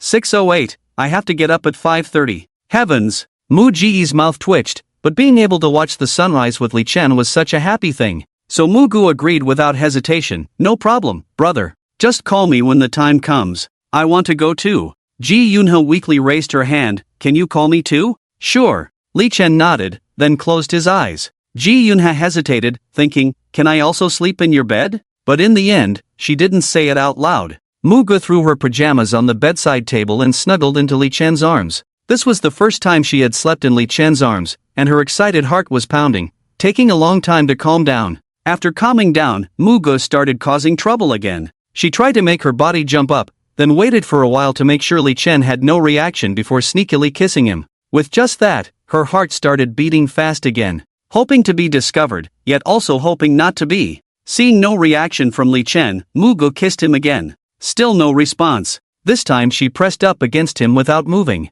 Li Chen helplessly reached out and pulled her ear, saying, if you don't behave, go back to that bed. Mugu begged repeatedly, I won't do it again. I'll sleep right away. Ji Yunha couldn't sleep either and naturally heard the conversation between Li Chen and Mugu. The vague conversation made Ji Yunha think of Feifei, not behaving. What does that mean? Did she kiss Li Chen? Or did she make a move? Or did she do something bolder? Like kissing? Ji Yunha's thoughts became more daring and spirited. It wasn't until midnight that she fell asleep in a daze. At 5 a.m., Li Chen got up before the alarm clock rang. The room's window was wooden, with beams of light shining through the cracks. Li Chen stretched lazily, looked down at the sleeping Mugu, and gently tapped her face. Mugu, wake up. Mugu slept in a bold manner, and Li Chen had seen everything he should and shouldn't see. Li Chen shook her again, but Mugu still didn't respond. Li Chen, feeling helpless, got up, put on slippers, and Ji Yunha on the other side was also very bold. She lay on her side hugging the blanket, with the blanket between her legs, her nightgown rolled up, exposing her two fair legs. Yunha, wake up. This one also had no response at all. Wow, with this man sleeping in the room, you two really have no sense of crisis, no defenses at all? Are all the men in this world so trustworthy? Because it was still early, Li Chen walked out of the bedroom to the bathroom. After washing up, she took out 2 towels, soaked them in hot water, wrung them out, and returned to the room. She sat next to Ji Yunha and started wiping her face. Ji Yunha, in a daze, opened her eyes and saw Li Chen's face. She raised her hand, husband, hug me. Li Chen stepped back half a step. Are you still half asleep? Get up quickly. With just this sentence, Ji Yunha immediately woke up, her face turning red. Li Chen handed her the towel, then sat next to Mugu and wiped her face. Mugu, upon seeing Li Chen, hugged him directly and coquettishly said, brother, I'm sleepy. Then why don't you go? I will. Then get up quickly. I'll be waiting outside for you. Brother, carry me. I'll throw you into the sea. Li Chen lightly tapped Mugu's head. Get up quickly. Mugu pouted, turned her head, and saw Ji Yunha. Mugu suddenly realized that there was another person in the room, and her face turned red instantly. And so, there were 2 blushing people in the room. After changing into their clothes, the 3 headed to the terrace of the overwater villa specially designed for watching the sunrise. Besides the 3 of them, there were also crew members present. The crew just wanted to live stream the sunrise. Even if not many people watched, they could use it as a transition shot in the final edit. Seeing that there were artists up so early was a pleasant surprise. 2 camera positions were set up immediately, aimed at the 3. Comments, wow, the trio is up so early. Mugu and Ji Yunha look like they haven't woken up yet. Both of them look beautiful even without makeup. Li Chen is the one truly without makeup. Yesterday when he was hot, he wiped his face with a wet towel directly. The 3 looked towards the horizon, without any extra words, each taking out their phones to capture this moment. So beautiful. Mugu exclaimed. Ji Yunha nodded slightly. Yes, it's so beautiful. It's a different kind of beauty from watching the sunrise on the mountain. Li Chen added, the red sun rises over the sea, the dawn dyes the blue waves. Barrage, haha, the cultural level of the 3 is very obvious. Ji, you will make us look very dull like this. Wishing all readers a successful career, academic success, all the best, and great wealth in 2024. I can't see today's rewards in the background, I can only check from my phone, so I won't thank the other buddies one by one. After confirming the relationship, Li Jingyao became bolder, daring to hold Li Chen's hand in front of Li Qing and Xia Shuiwe. She even hugged Li Chen directly on the subway, and occasionally kissed him secretly. Sometimes Li Chen really wanted to call the police. In school, because of the popularity of Guiyao, many people came to take photos and get autographs with Li Chen. Even many teachers took the initiative to find Li Chen for photos after class. It can be said that Hoshino, one middle school is a fixed fan base for Li Chen. After confirming the relationship, Li Jingyao boldly called Li Chen husband. Every time Li Jingyao called, the whole class would make a noise like squeaking, with gnashing teeth sounds constantly heard. However, Li Jingyao's study enthusiasm was not affected by love, but even more vigorous. In the first monthly exam, she achieved the third place. In the second monthly exam, she even made a big leap to second place in the grade. This means that apart from Li Chen, Li Jingyao's grades are the strongest. Teachers couldn't help but joke, "Li Chen, why don't you find a few more girlfriends? Raise the average score of our class." However, this is impossible, as he is a looks-oriented person. According to the rating system, those below 90 points are not even considered, and confessing to those below 95 points is impossible. Now that there is a line waiting for him to choose, he must choose carefully, right? So, even though there are many girls in the class who are good-looking and well-off, Li Chen doesn't consider them at all. As time passed bit by bit, life in the third year of high school was very monotonous, either studying or studying. Of course, Li Jingyao would also make some entertainment requests in addition to studying, which made Li Chen's leveling speed much faster. In a month's time, he successfully broke through to level 2 in bed skills. How strong is this level 2 bed skill? In simple terms, Li Chen can make Li Jingyao roll her eyes and stick out her tongue in 30 minutes. June 2nd, there are 5 days left before the exam. At this point, working harder wouldn't be of much use. The teacher finished the last big question, then put down the test papers. "Students, you look at the questions. I'll look at you." Many people were moved to tears by this sentence. After class, Li Chen took photos with each of his subject teachers. Li Jingyao brought a Polaroid camera that could print out photos directly. The teachers' faces lit up with brilliant smiles when they received the photos, as if they had obtained a treasure. They should not forget that they had once taught such an outstanding student. Even after many years, they would proudly tell their students in class that they had taught Li Chen. In the last class, the homeroom teacher once again reminded the students of the exam precautions. Absolutely do not put a utility knife in your pencil case. Some of my students got cut during the exam because they forgot to take back the utility knife, and the test papers were stained red. In fact, these words had been said more than once, and everyone's ears were calloused from hearing them. The teacher looked at the students with emotion. "There are 20 minutes left until class ends, take a break." With that, the teacher sat down on the chair next to the platform. Many people bought a yearbook and asked others to write messages for them. Su Weimei handed a book to Li Chen, looking at him expectantly.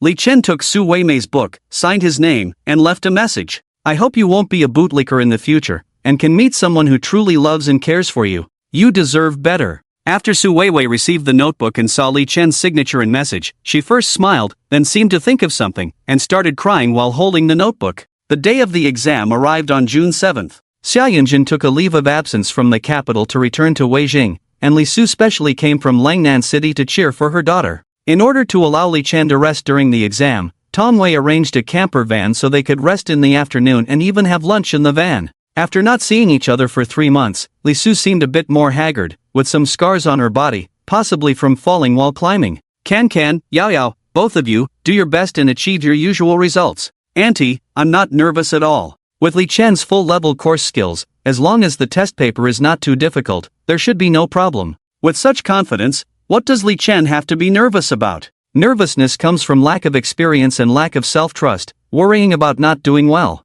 If someone asks you what is 1 plus 1, even if you are giving a public speech worldwide, you wouldn't be nervous to say 2, right? Li Chen smiled at Li Jingyao. Yao, don't be nervous either. If you mess up the exam, we can join Sakura branch together. Li Jingyao was indeed a bit nervous at first, but upon hearing Li Chen's words, she smiled. Indeed, doing well means going to your dream university, while not doing well means being with your loved one. One is the future, the other is the present. How can you not be happy? Even thinking about the days at Sakura branch brings joy, so why be nervous? Many candidates entered the school one after another, and Li Chen followed the crowd inside. In the first Chinese exam, Li Chen wrote eloquently and finished the test quickly. Excluding the essay, Li Chen was confident of getting a full score. After handing in the paper early, he left the school and went to the camper van. Li Chen and the others were not particularly surprised to see Li Chen handing in the paper early, as it would have been more surprising if he didn't. How did Can do in the exam? Li Su asked with a smile. Li Chen casually nodded, no problem with being the top scorer. Everyone was used to Li Chen's confidence, and Li Qing replied with a smile, "This is a matter of great importance, I dare not think about it." Xia Shuiyue even patted Li Qing. "Our family doesn't have ancestral graves. It's okay, from now on, the first page of the family tree will start with Can from our family. In the morning after the exam, Li Jingyao slowly walked out among the crowd, not as confident as Li Chen, so she had to check her answers carefully. At noon, Li Qing took out the pre-prepared lunch for Li Chen and Li Jingyao. They didn't dare to take them out for a meal, in case they got stomach problems in the afternoon. After lunch, the two lay on the small bed in the camper van, with Li Jingyao snuggled in Li Chen's arms, enjoying this happy noon. In the afternoon math exam, Li Chen finished it easily. At the same time, he felt that this year's math questions were a bit difficult, with many problem-solving methods resembling Olympiad math. Some candidates might have been affected by this. Due to the fact that Daxia does not differentiate between arts and sciences, the main subjects are Chinese, math, and a foreign language, with 6 elective subjects to choose from. In addition, foreign languages such as Spanish, French, and Arabic can also be chosen, so the exams last for 4 days. On June 10th, the final exam ended. Li Chen came out first, and Lu Zilin rushed up excitedly, idol, please accept our interview. In addition to Lu Zilin, there were many entertainment media outlets outside. However, except for the provincial media like the official media, the rest of the media were not allowed inside the security line, so Lu Zilin intercepted first. Li Chen naturally knew Lu Zilin and greeted her with a smile. What interview? Is the exam difficult for you this time, idol? Math is a bit challenging, the last big question might make some people cry. But the other subjects are relatively simple, not difficult at all. Lu Zilin breathed a sigh of relief after hearing this. She sincerely hoped that Li Chen could achieve a good score. So, idol, how many points do you think you can score? Let's be modest, maybe 700 points. Daxia still had a full score of 750 points. Considering his skills in completing high school courses, Li Chen saying 700 points was indeed modest. Wow, that high. Lu Zilin raised her thumb. I wish you success in the exam. Thank you. Just as Li Chen stepped out of the restricted area, Xia Yunjin approached with a bunch of flowers in her hands, consisting of flowers like lotus, sunflower, and lily, with a card that read to win the top spot in one go. Can, I wish you to win the top spot. Thank you. Li Chen accepted the flowers, and the surrounding media quickly gathered around. Li Chen, can we take a photo together? This request was not unreasonable. Li Chen turned around, put his arm around Xia Yunjin's waist, held the flowers, and smiled at the media that had come because of him. Li Qing smiled and said to the onlookers, this is my son. The onlookers immediately showed envy. How did they raise such a son? Handsome, good at studying, and can make money. About half an hour later, Li Jingyao also came out, and Li Su also handed her a similar bunch of flowers. Li Jingyao happily accepted the flowers and then hugged Li Chen. In the evening, the group went to a restaurant to celebrate. While eating, Li Chen looked at Li Su and Li Jingyao. The results will be out on the 24th, which leaves us with 13 days. Should our families go out together? If she were still the district head of Hashi district, Li Su would definitely not have time to go out. She was in charge of various matters in the district and couldn't leave. But after coming to Langnan City, her workload decreased, and she was not valued. In simple terms, having her or not didn't make much difference. Li Su nodded after hearing this. When I came, our mayor said he could give me a few more days off. In the years I've been working, I've hardly taken a break, so it's a good opportunity to go out and have fun with Yao Yao. Li Jingyao's eyes lit up after hearing this. She wanted to accompany her mother but also didn't want to leave Li Chen. Her mind and body couldn't bear to part. If they could go out together, it would be even better. The outside world was surprised and understanding of Li Chen's rejection of A.O. Mei. The happiest were the school board and admissions office of Jichu Weiying, and the teacher from the admissions office was so happy that he almost wanted to bow to Li Chen. After this incident, it was better to visit Dek Xinjiang later. They had to go to the capital city, at least to meet this Master Aomei. This was out of basic courtesy. After all, he had specifically praised Li, which was a kind of support for Li Chen. In the afternoon, at the beach, Li Chen and Li Jingyao lay on the sun loungers under the umbrella, spending their afternoons like this on regular days. Li Jingyao turned to look at Li Chen. Can. After the results are out and I've submitted my college applications, I'll be going back to Langnan with my mom. Okay. Li Su had been staying in Langnan for years, so it was only right for Li Jingyao to accompany her. It will probably be mid-August when I come back, just in time for the start of the school year. Li Jingyao pouted and looked at Li Chen. After you start college, you can't forget about me just because you meet new people. How could I? Li Chen sat up, held Li Jingyao's hand with his right hand, and showed his ring with his left hand. I will always wear this ring, and whenever I see it, I will think of you. Okay. Only then did Li Jingyao smile. Love is like this, full of uncertainties. Especially when the boyfriend is someone as perfect as Li Chen, Li Jingyao felt even more insecure. Although Li Chen has always been good to her, She is also afraid that one day Li Chen will grow tired of her. Love is a shackle, not loving is freedom. Restraining the other person also restrains oneself. It brings both distress and ecstasy. Early morning on June 20th. A group of people dragged their suitcases, transferred flights, and flew to the imperial capital. Tong Wei had already made arrangements in advance, so once Li Chen arrived in the imperial capital, they could go directly to Master Ao Mei's home. After getting off the plane, Tong Wei picked up Li Chen, and the two of them headed straight to the second ring road, while the others returned to Jili. Once in the car, Li Chen asked, "Sis, shouldn't we buy a gift for the master to bring over?" Tong Wei pursed her lips. "Sis, I've already prepared everything for you. There's everything in the trunk." "Sis is really thoughtful," Li Chen praised with a smile. To be honest, Tong Wei was indeed good to Li Chen. She didn't just see Li Chen as a money-making machine, but genuinely wanted the best for him. Of course, Tong Wei felt pleased, nodding proudly. Soon, the two arrived at the alley at the foot of the imperial city. They parked the car in the parking lot and each carried two large gift boxes towards the alley. Along the way, Tong Wei explained, "I'm a native of the old capital. My grandfather told me that this whole area used to be filled with royal mansions and noble residences. It's just that due to the reforms back then, those nobles all moved to the suburbs." The so-called reforms refer to a revolution that erupted within Daxia in 1876. In simple terms, it was a struggle between monarchy and democracy. Although the monarchy emerged victorious, it also suffered a great blow. From the once supreme emperor, it gradually evolved into the present emperor and cabinet dual monarchy. The imperial power was greatly weakened, while the ministerial power greatly increased. At least that's what the history books say. Another outcome of that revolution was the complete eradication of the bloated aristocratic system within the country. Apart from a few scattered nobles who still held power,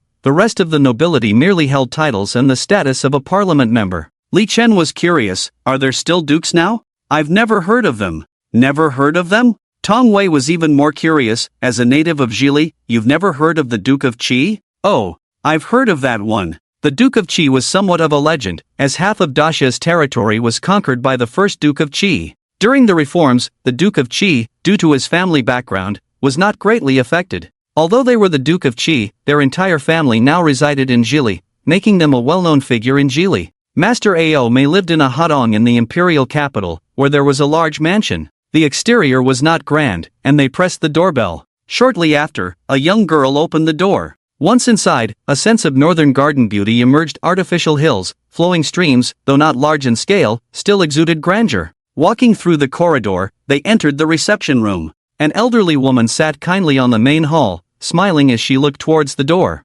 Standing beside her were 6 women of various ages, each with graceful figures and unique temperaments, appearing to be the elderly woman's disciples and grandchildren. "Master Ao Mei." Tong Wei and Li Chen respectfully greeted Ao Mei. Master Ao Mei never married and devoted everything to classical dance. When she saw a promising talent, she naturally felt extremely pleased. Good child, come in front of me." Li Chen obediently walked up to Ao Mei, and the elderly woman looked him up and down, nodding in satisfaction. "Child, your foundation is excellent. You are perfect for my Daxia dance." Li Chen awkwardly smiled, "But master, I have already decided to apply for the weeping cherry blossom." Upon hearing this, a middle-aged woman nearby frowned slightly, feeling that Li Chen was somewhat disrespectful. The leading figure in Daxia's classical dance, a living legend, had personally invited him twice, yet he didn't show any respect? "Who do you think you are?" The old woman smiled and shook her head. "Child, I didn't invite you to the Royal Dance Academy. In my lifetime, I have taken in 6 female disciples,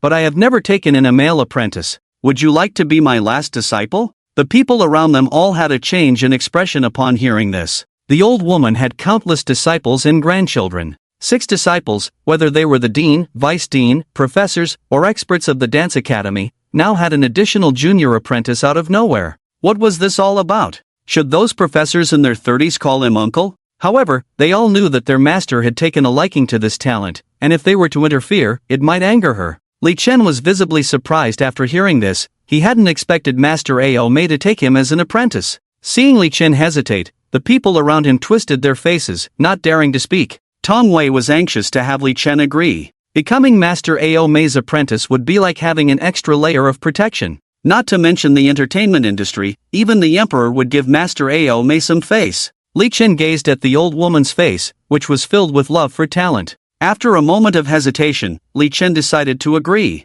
He knelt down and kowtowed, saying, disciple pays respects to master. Hey, good child, get up quickly. This is not the custom now. Master Aome immediately stood up from her seat and helped Li Chen up with light steps. She firmly grasped Li Chen's hand, looking quite excited. She led Li Chen to the main seat and took off a jade bracelet named Green Phoenix from her left wrist, placing it in Li Chen's hand. This bracelet is called Green Phoenix, given to me by the late emperor. I don't have anything special to give you as my apprentice, so I'll give it to you. The crowd went wild at this, their expressions all out of control. The middle-aged woman who had been silent finally spoke up. Master, how can you give such a precious treasure to someone? Master Aome immediately scolded her with a stern face. I am the master, and you are the disciple. Do you dare question me? Do you want to anger me? The middle-aged woman lowered her head in frustration. Disciple dares not. Li Chen was also stunned. He felt the weight of the bracelet in his hand. It was too overwhelming, always being given gifts from the late emperor. Master, this bracelet is too precious, I can't accept it. Good child, objects are lifeless. Master Aome looked at Li Chen with a smile. Nothing is more precious than you. Li Chen didn't know what to do. Child, are you tired? Do you want to rest for a while? I'm fine, master, I'm not tired. Then come with me. The group went to the depths of the house, where a dance studio had been specially set up. Master Aome sat on a chair and began to introduce Li Chen to modern ancient dance, a new era of dance that combines Western dance training methods. It was different from their traditional dance. Their dance, Xia, also known as Xia dance, originated from the very famous priestly dance of the ancient Xia dynasty. The old woman carefully explained to Li Chen from the basics, including the origin of Xia, its transmission, modifications, and final form. Then, Master Aome turned to a graceful woman in her 30s, fourth sister. Go and demonstrate the Xia dance to your junior. Fourth sister blinked. Master, let me change into dance attire. Fourth sister wore a light green long skirt, elegant and beautiful, but not suitable for dancing. The old woman nodded in agreement, and soon fourth sister came out in her dance attire. As the ancient music played, fourth sister's eyes immediately sharpened. The sound of her movements was like thunder from the heavens, each action filled with strength and momentum. It was truly awe-inspiring. A person jumping up like this, it's hard to imagine how impressive it is when hundreds or thousands of people, along with bronze bells, drums, and other musical instruments, play together. Since Li Chen was born, he has also encountered 3 heaven sacrifice ceremonies, but now the dance at the heaven sacrifice ceremony is no longer Daxia, but other classical dances. So, Li Chen has only seen Aome's dance moves from the ancient videos. Aome calmly watched fourth sister finish dancing, turned to Li Chen. Laochi, how much do you remember? Li Chen reacted slowly before realizing that Laochi was calling himself, and said, I remember quite a bit, but I don't grasp the essence. Aome nodded. Lao Si, you jump one combination at a time, and I will explain it to your junior brother. Yes, master. Fourth sister nodded and started jumping one combination at a time. Li Chen watched and listened attentively. Upgrade, sacrificial dance Daxia upgraded to 1 level, increased temperament by 2 points. Li Chen took a deep breath. This sacrificial dance is indeed different from ordinary classical dances. Many movements are incompatible with classical dance and often involve repeated actions. But with each repetition, the dance Daxia is shrouded in a thick mysterious color. If combined with corresponding makeup, costumes, and a grand scene of thousands of people, it should be even more impressive. Master, I probably remember it. Aome smiled, then try dancing. Okay. Li Chen didn't change his clothes, he was already wearing light sportswear. Walking to the center of the field, Li Chen danced to the music. At first, no one paid attention to Li Chen, simply because this complex dance, comparable to an epic, tells the story of communication between man and nature. If you can learn it after watching it twice, that would be something. But Li Chen's dance moves were very standard, each movement had a special rhythm. Everyone's attention was focused on Li Chen, and as the music became more urgent, Li Chen's movements became faster, leaving many people with mouths agape, looking astonished. Monstrous! This thought echoed in everyone's minds almost simultaneously, except for Aome, who remained calm, as if she had long suspected that Li Chen was such a genius. The other senior sisters and nieces no longer dared to underestimate this newly entered junior brother and junior uncle. The strong sense of oppression made them feel a hint of nervousness. After the dance, Aome clapped lightly. Good, very good. Child, come to me. Li Chen obediently went to Aome, who held Li Chen's hand and said, in 3 years, it will be the 400th anniversary of the founding of Daxia. A grand heaven sacrifice ceremony will be held then. Next year, it will be the time to select the opening dance for the heaven sacrifice ceremony, and a competition will be organized. The responsibility of the competition will be handed over to you. Li Chen suddenly felt immense pressure, imagining that all the classical dance schools would bring out their best moves. This was not just a competition. It was a test, a way to prove oneself. Master, Almei held Li Chen's hand and said softly, "The Han sacrificial dance I practice has already declined, replaced by a new type of classical dance. I'm not saying classical dance is bad, I also enjoy dancing and watching it, but it's not suitable for the occasion of the heaven sacrifice ceremony. Only the sacrificial dance is appropriate. But none of your senior sisters or nieces can bear this responsibility. I have faith in you, you must work hard." Li Chen took a deep breath and nodded. Disciple will do his best. The disciples around finally understood why Almei valued Li Chen so much. Since Almei stepped back, the sacrificial dance dasha has been overshadowed by other dances. It turned out that she wanted him to perform at the heaven sacrifice ceremony in 3 years, to restore the glory of the sacrificial dance dasha. Except for Almei, the others did not have that feeling of standing hair. Naturally, they couldn't compare to the classical dance, where they wore armor, held sharp blades, and embodied the momentum of Dixa's invincibility and unstoppable attacks, nor could they compare to a group of beautiful girls wearing various Hanfu costumes, dancing joyfully and elegantly, embodying the peace and prosperity of Dixia today. You Almei faction think that the grand ceremony of worshipping the heavens must perform the sacrificial dance, and we also think that the sacrificial dance is good, but when the opportunity is given to you, you are not competitive. The surrounding disciples and grandchildren felt somewhat ashamed. Regardless, after Almei retired, the Dixia dance indeed became desolate. No one could dance with that uplifting feeling that Dixia's destiny was inevitable. These disciples and grandchildren had an undeniable responsibility. "But master, my university is in Sichuan, how can I learn?" "No problem." Almei smiled. "Your 6th senior sister will transfer to Sichuan as a dance teacher in the second half of the year, so you can choose her class." After watching Li Chen dance, the middle-aged woman beside her became much kinder in attitude. "Your 6th senior sister is not here today, she went to handle her new job." Li Chen felt complicated after hearing this. Her master had clearly arranged everything for her. "But master, what if I don't agree to be your disciple?" When Master Almei heard Li Chen's question, he couldn't help but smile. "I believe you won't refuse the request of an old person like me. Li Chen, just accept it." Because of Almei's warm invitation, Li Chen stayed here for one night and got a better understanding of the current situation of her sect. The master was Almei, that was beyond doubt. The eldest senior sister, Sun Wenli, was the dean of the Dixia Royal Dance Academy. The second senior sister, Jixia, was the vice dean of the National Dance Academy. The third senior sister, Ma Lihong, was the dean of the Southeast Dance Academy. The fourth senior sister, Su Xiaoning, was a professor at the Royal Dance Academy. The fifth senior sister, Guan Rongrong, was a professor at the National Dance Academy. The sixth senior sister, Bai Tao, was originally a professor at the Royal Dance Academy, but because of a word from Almei, she went to Sichuan to become a teacher. So, apart from herself, everyone else was an expert or a big shot in the industry. After joining the sect's WeChat group, the senior sisters who had not met were also very enthusiastic. The senior sisters present were even more polite to Li Chen.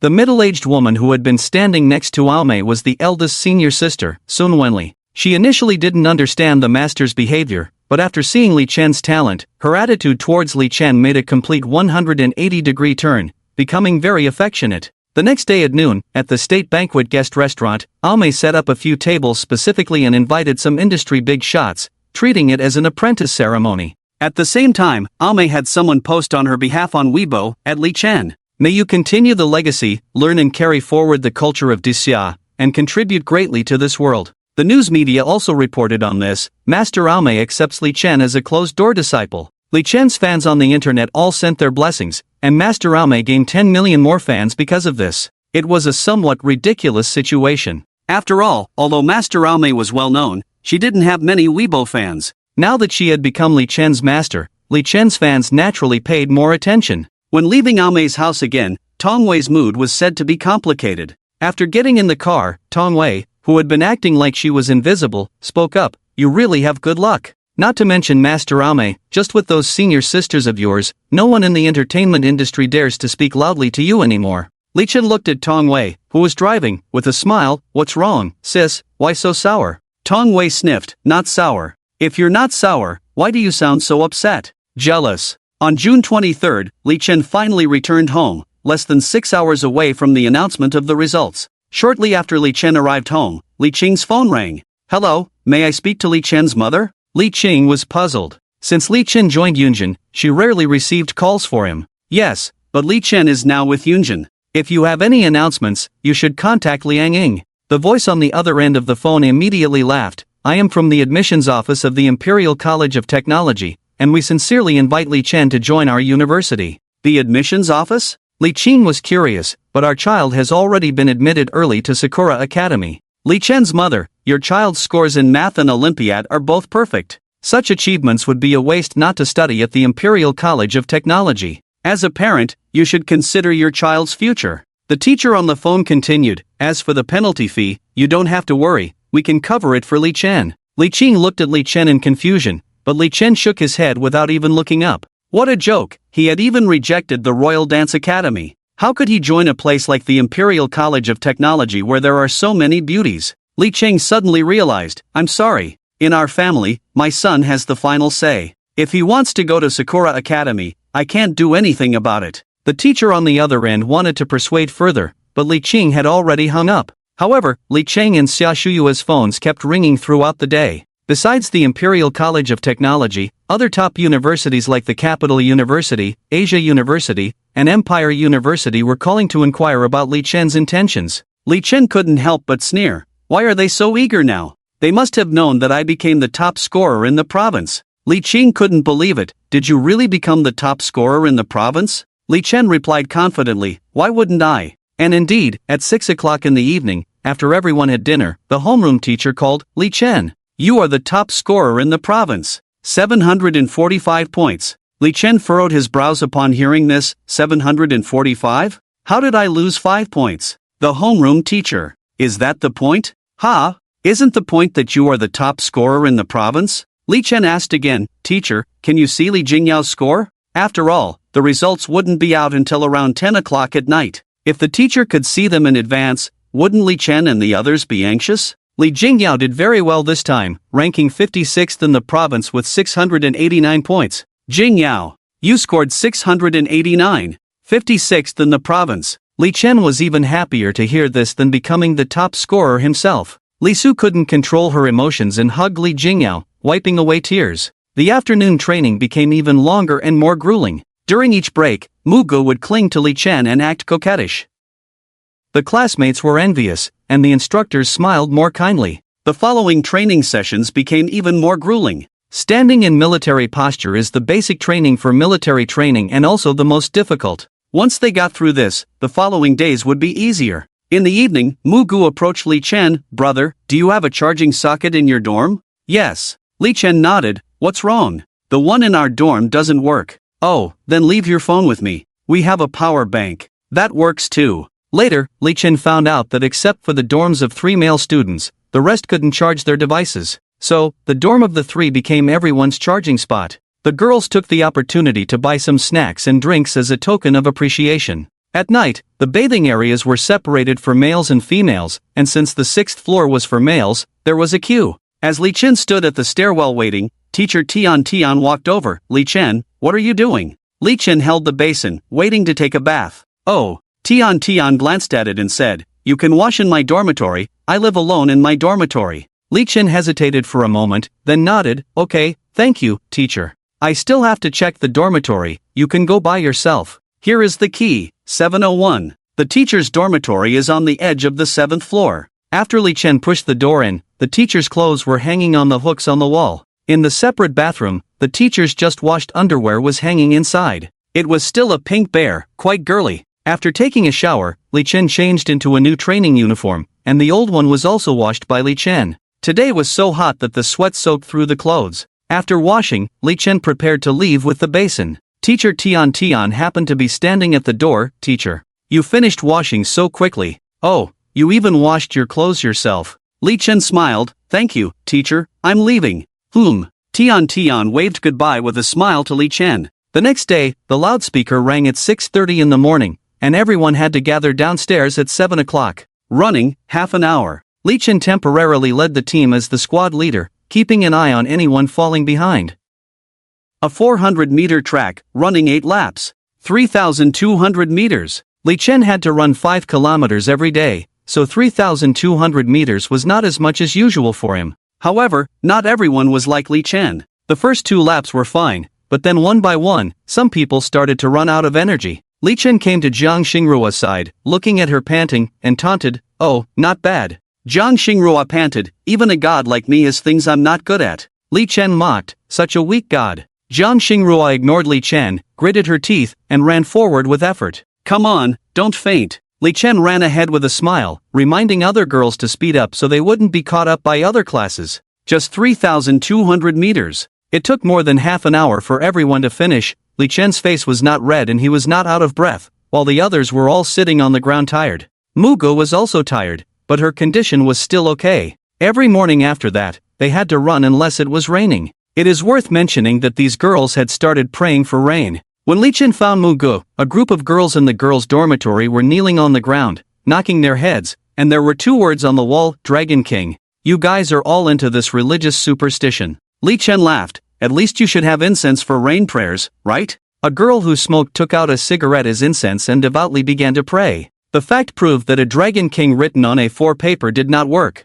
In the following days, it didn't rain, not even on cloudy days. It was sunny every day, and many girls were visibly tanned. The most difficult part of military training was the first 5 days because those were the real training days. After enduring these 5 days, it became easier. It was just training in the morning, and classes in the afternoon. Some were about the stories of the Great Xiao War, and some were practicing overcoming obstacles. It was still better than standing under the sun doing nothing. On the 6th night, a small social gathering was held. The instructors brought a large sound system, and 10 classes sat together. Those who were willing to perform could volunteer. After all, it was a school with an emphasis on the arts, so there were various performances such as pop music, soprano, classical dance, street dance, Latin dance. Li Chen also enjoyed watching them. The instructor of Li Chen's class looked at everyone. "Don't any of you have any talent? Li Chen, Mugu, you 2 big stars can't be outdone by these small fry." "No way." Mugu stood up aggressively. "Instructor, I will sing." "Great." Everyone applauded. Li Chen looked complicated, Mugu was good-looking, and her acting skills were now qualified. But this singing can be said to be on par with Sister Tongwei, saying that her KTV level is all praise. Seeing Mugu volunteering, Li Chen couldn't help but cover his face. But the others didn't know, Mugu is also a star. Not only did she start recording a video on her phone while everyone cheered. Mugu walked to an open space, picked up the microphone and sang clearly, "If you are the fireworks on the sea, I am the foam of the waves. At a certain moment your light illuminated me. If you are the distant Milky Way, dazzling enough to make people want to cry." Many people looked at each other in confusion. They had never heard this song before. But maybe it's some obscure song. Although the lyrics are touching, the melody of this song is indeed average. That shaky tone, bringing in unclean things on such a late night. Mugu walked towards Li Chen in the crowd while singing. Although Li Chen felt embarrassed, he still had to give face to his wife, so he eventually reached out his hand and let her lead him to the front of the crowd. "Ah!" Countless women screamed. After all, Li Chen's popularity completely overshadowed Mugu's. Li Chen smiled and waved to the crowd, then took the microphone from Mugu. "It's too hard to listen to. You've ruined even the songs I copied from my past life. I can follow behind you, like a shadow chasing after the light in dreams. I can wait at this intersection, whether you will pass by or not." Although Li Chen's singing skills are not professional, they are at a level 3. He has reached a professional level, and when Li Chen started singing, everyone screamed. It was like 2 different songs. Mugu's singing was confusing. Li Chen's short sentence made people feel soulful. "Look at how insignificant I am. Because you have dreams to pursue, maybe you won't stay for me, then let me stand behind you." With just a few lyrics, the girls around were already immersed in the performance, tearfully watching Li Chen, as if he wasn't singing a song, but their own feelings. As the song ended, Li Chen handed the microphone back to the instructor. The instructor sighed, "Li Chen, you don't act on TV, but you should consider singing." I think so too." Li Chen smiled and accepted the praise. He was about to leave. But then he heard the girls around shouting, "One more song. Sing another one." Li Chen waved his hand, took the microphone again and said, "I won't sing anymore. Mugu, you sing." Mugu didn't hesitate. She picked up the microphone and sang another song, leaving everyone in silence. There was no mention of one more song after that. After the song ended, Mugu excitedly approached Li Chen. "How was it, brother? Did we rock it?" Li Chen nodded with a smile. "Yes, we did." In the evening, after Li Chen finished showering in teacher Tian Tian's dormitory, as he came out of the bathroom, Tian Tian looked at Li Chen. "Li Chen, I want to discuss something with you." Li Chen had only washed his clothes by himself the first time. The rest of the times were done by Mugu. Or rather, by the other girls. Mugu would take Li Chen's clothes back, and for every time she washed his clothes, she had to wash her own clothes as well. Yes, washing Li Chen's clothes had to be bid for, otherwise, you couldn't get it. And now it's said that there's a bidding war going on. If you want to wash Li Chen's clothes, not only do you have to wash Mu Ji's clothes, but also fold her blankets and clean the room. The middleman is making a lot of profit from this price difference, so monopolies are not conducive to fair business development. After the military training, there will be a welcome party performance. The school wants to ask if you are willing to participate. Tian looked at Li Chen and said, "Isn't the military training ending on September 12th? Class allocation in the morning on the 13th, rest and rehearsal in the afternoon. The official performance will be on Friday the 14th. Oh." After hearing this, Li Chen nodded. "Does participating in this mean we don't have to attend military training?" Yes, Tian nodded. "If you participate in this, you only need to do morning exercises every day, and the rest of the time is for rehearsals." "Okay," Li Chen nodded. "I'll team up with Mugu." Mugu. Teacher Tian bit her lip, showing a difficult expression but eventually nodded. "Well, that's fine. Teacher, you're in a difficult position." "Ah. Sorry. Teacher Tian smiled awkwardly. After all, Mu Ji's singing voice doesn't match her looks, and it seems she lacks self-awareness. "It's okay, I'll teach her well." "Then it's up to you, Li Chen." The video of Mugu and Li Chen singing was uploaded to Douyin by many people. However, only the clearest ones in the front row received the most likes. Her Douyin video easily surpassed 1 million views. Wow, almost swiped away when I heard the voice, but stayed when I saw Mu Ji's face. Indeed, opportunities are for those who are prepared. Almost swiped away when I heard the voice, but stayed when I saw the high number of likes. The progress bar reached the middle, and Li Chen appeared. Mu Ji's voice isn't bad. Why does she sing like that? Is the infatuated sister really with Li Chen? It seems like they've been together for a long time. Can sings so well. What's the name of this song? Can't find it. It must be a song written by my brother. To be honest, Mu Ji's singing voice is just average, not that bad. Right, with a little tuning, she's no worse than those boy and girl groups.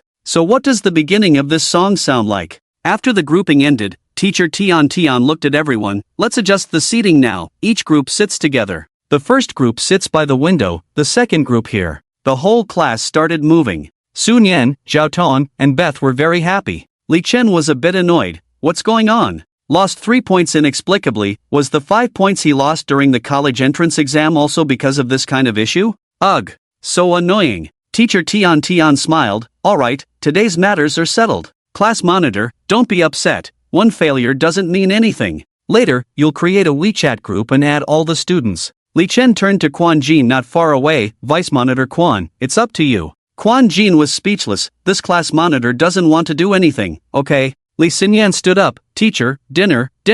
Don't forget." "Oh," Teacher Tian curiously asked. "What time are you planning to have dinner?" Li Xinyan couldn't wait for dinner all day. "Let's go in a while." The others had no objections. Coming to this new school without friends, going out together was no problem. The most important thing was having Li Chen. Li Xinyan asked proactively, "Class monitor, any thoughts?" Li Chen thought for a moment. "You guys go first, I'll join later in the evening. I have to rehearse for the show in the afternoon." Besides the rehearsal, the 6th senior sister came to the school today, and logically, Li Chen had to personally greet her. On one hand, she was his senior sister, and on the other hand, she came to the Weeping Cherry because of him. When the others heard Li Chen's words, they instantly lost interest. Li Xinyan quickly said, "Then we'll wait for you, let's meet in the evening." Li Chen nodded. "Okay, how about 4:30 in the afternoon? You guys book the restaurant. Don't worry." As soon as they heard that Li Chen was going, everyone felt relieved. When the group dispersed, Quan Jin walked up to Li Chen. "Class monitor, I haven't added you on WeChat yet."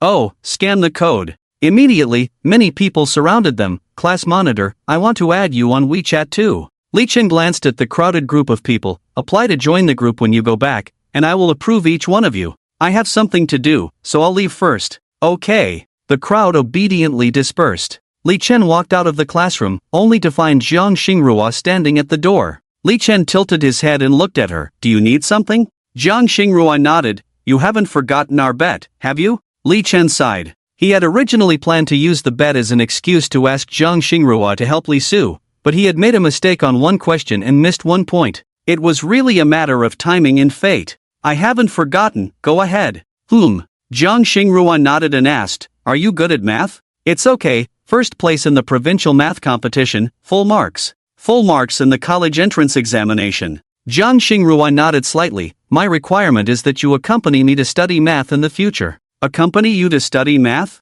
Li Chen blinked. Should we make another bet, this time on math? After hearing this, Jiang Xingrua's lips curved into a smile. I'm not a fool, I won't bet on a game I'm sure to lose. Li Chen's smile instantly disappeared. Then how do I contact you? Phone. Li Chen silently noted Jiang Xingrua's phone number. Don't you have WeChat? No. You should get one. No need. I don't usually send messages. It's not just for simple messages. Li Chen took out his phone and opened WeChat. Look, there are emojis, video calls, and moments, among other features. Jiang Xingrua frowned slightly. Do you like using this? It's not about liking, everyone uses it. Fools follow the crowd, wise men reflect on themselves. Jiang Xingrua commented, then turned and left. I understand. Leaving the teaching building, Li Chen met up with Mu Gu and they returned to the dormitory first. Bai Tao's dormitory was also in room 92, in the same building as teacher Tian Tian. Carrying 2 large boxes, they arrived at Li Chen's dormitory. According to teacher Tian Tian, everyone had to change into school uniforms before noon, as the Student Union Discipline Committee would start checking in the afternoon.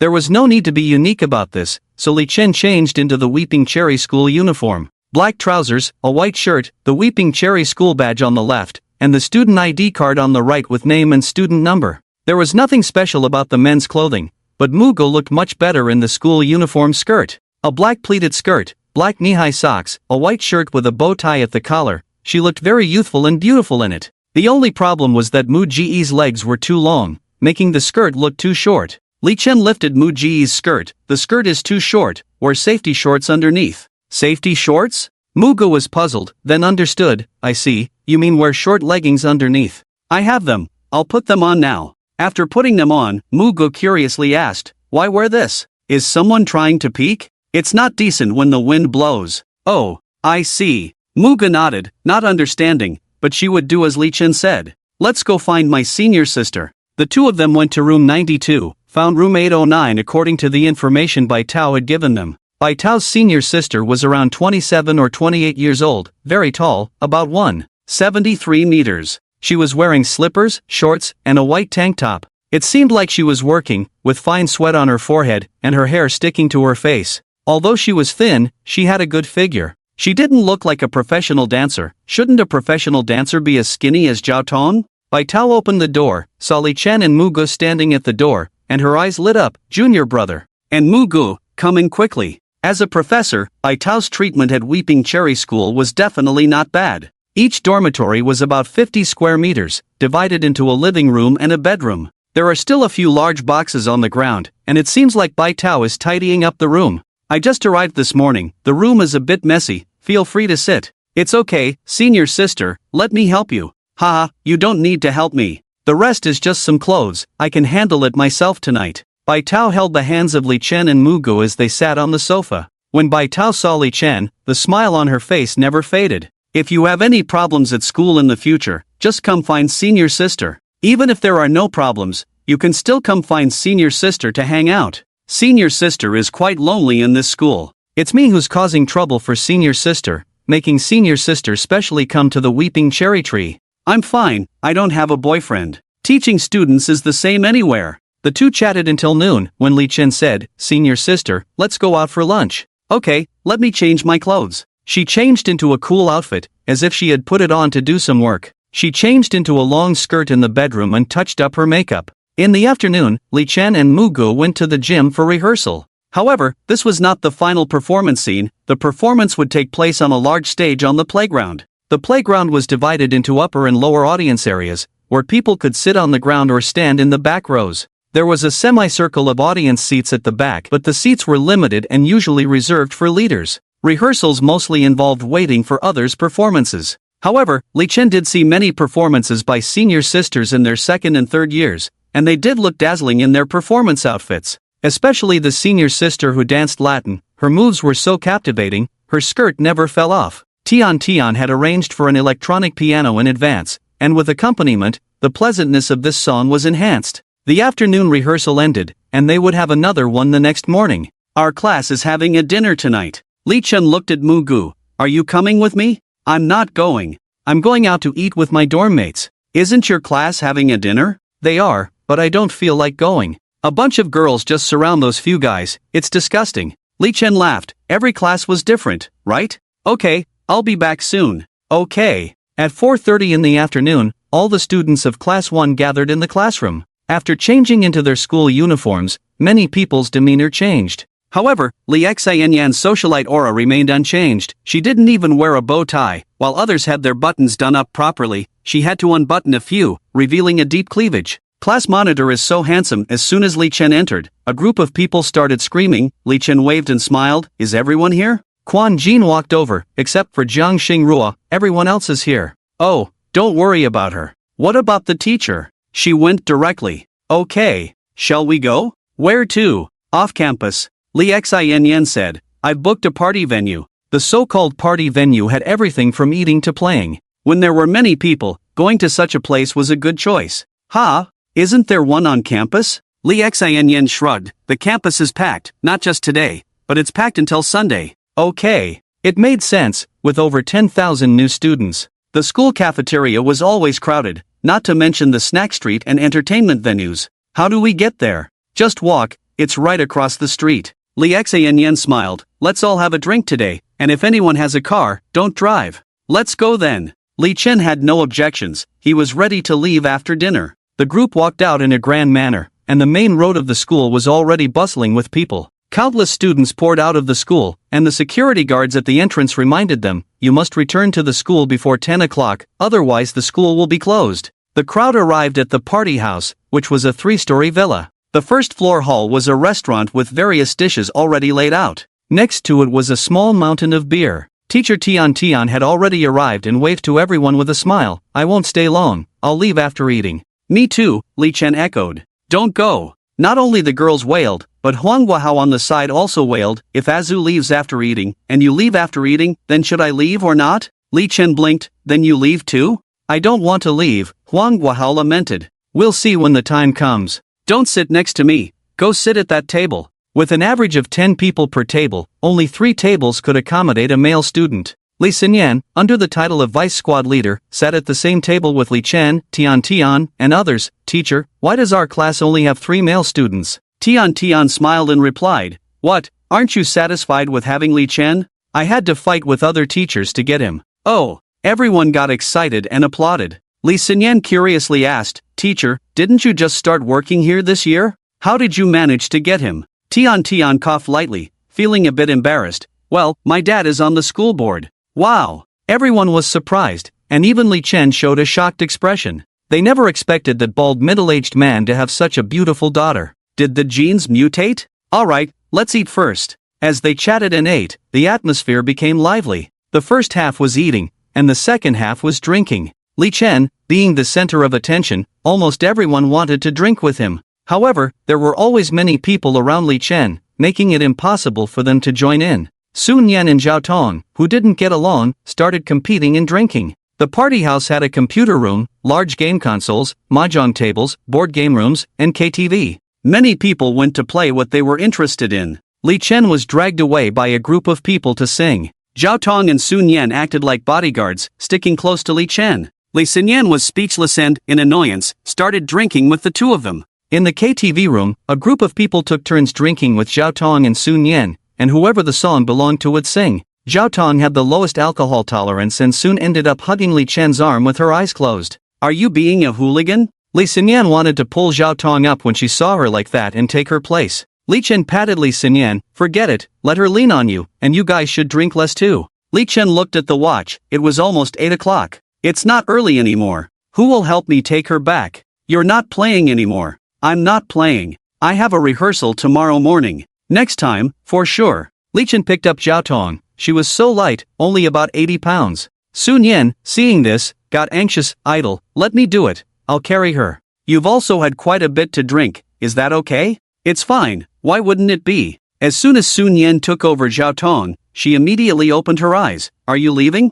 Sun Yan frowned. You're not drunk, are you? Li Chen smiled. Yes, I'm leaving. Li Xinyan and the others were a bit regretful but didn't leave with Li Chen. Quan Jin stood up and followed Li Chen out. I'll take them back. Okay, thank you. To be honest, Quan Jin seemed more reliable than Li Xinyan. But Sun Yan and Zhao Tong were not happy. Quan Jin, What's your business? Outside, Li Chen saw Huang Guohao, who was still drinking with a few people, but Sun Yaozu was nowhere to be seen. He patted Huang Guohao. Am I leaving? Wait a moment, big brother. Huang Guohao held on to Li Chen. I'll go with you. My family is looking for me. What do you mean? My two sisters are here to see me. I'm not going back to the dorm today. I already told teacher Tian. Oh, that's none of my business. My sister is your fan and wants to take a photo with you. Sure. Li Chen nodded, and amidst the regretful eyes of the crowd, he walked out of the party venue with Huang Guohao. Many universities, especially new ones, are built in particularly desolate areas.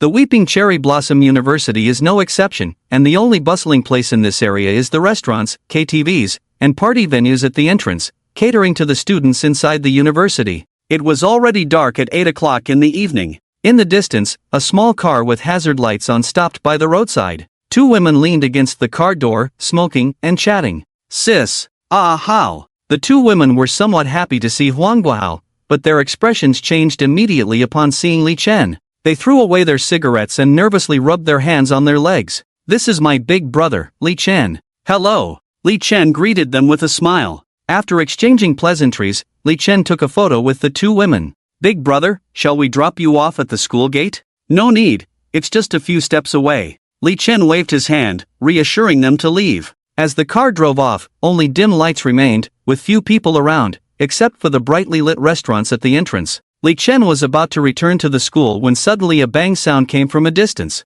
Perplexed, Li Chen turned around to see a female student in Weeping Cherry Blossom uniform seemingly collapsed under the dim lights not far away. Li Chen hesitated for a moment, then inexplicably walked towards the wall. It was only halfway there that he realized if there were really bad people, wasn't he putting himself in danger? When will he ever stop meddling in others' affairs? Regretting his decision, he turned to leave, but at that moment, a hand reached out from the darkness and grabbed his arm. Who was it? When did they appear? Had she been waiting for him in the dark all alone? Was it the assailant? Li Chen shuddered, mustered his strength, and threw a punch towards the figure. Li Chen's physical strength was almost at its peak, and even an average person without combat training would not be able to withstand it. However, his punch missed its target. In an instant, Li Chen felt dizzy as he was thrown heavily to the ground. The assailant tried to overpower him, but Li Chen managed to flip over, stand up, and strike towards the blurry figure in front of him. The person extended their arm to block the attack, and Li Chen felt like his punch didn't land.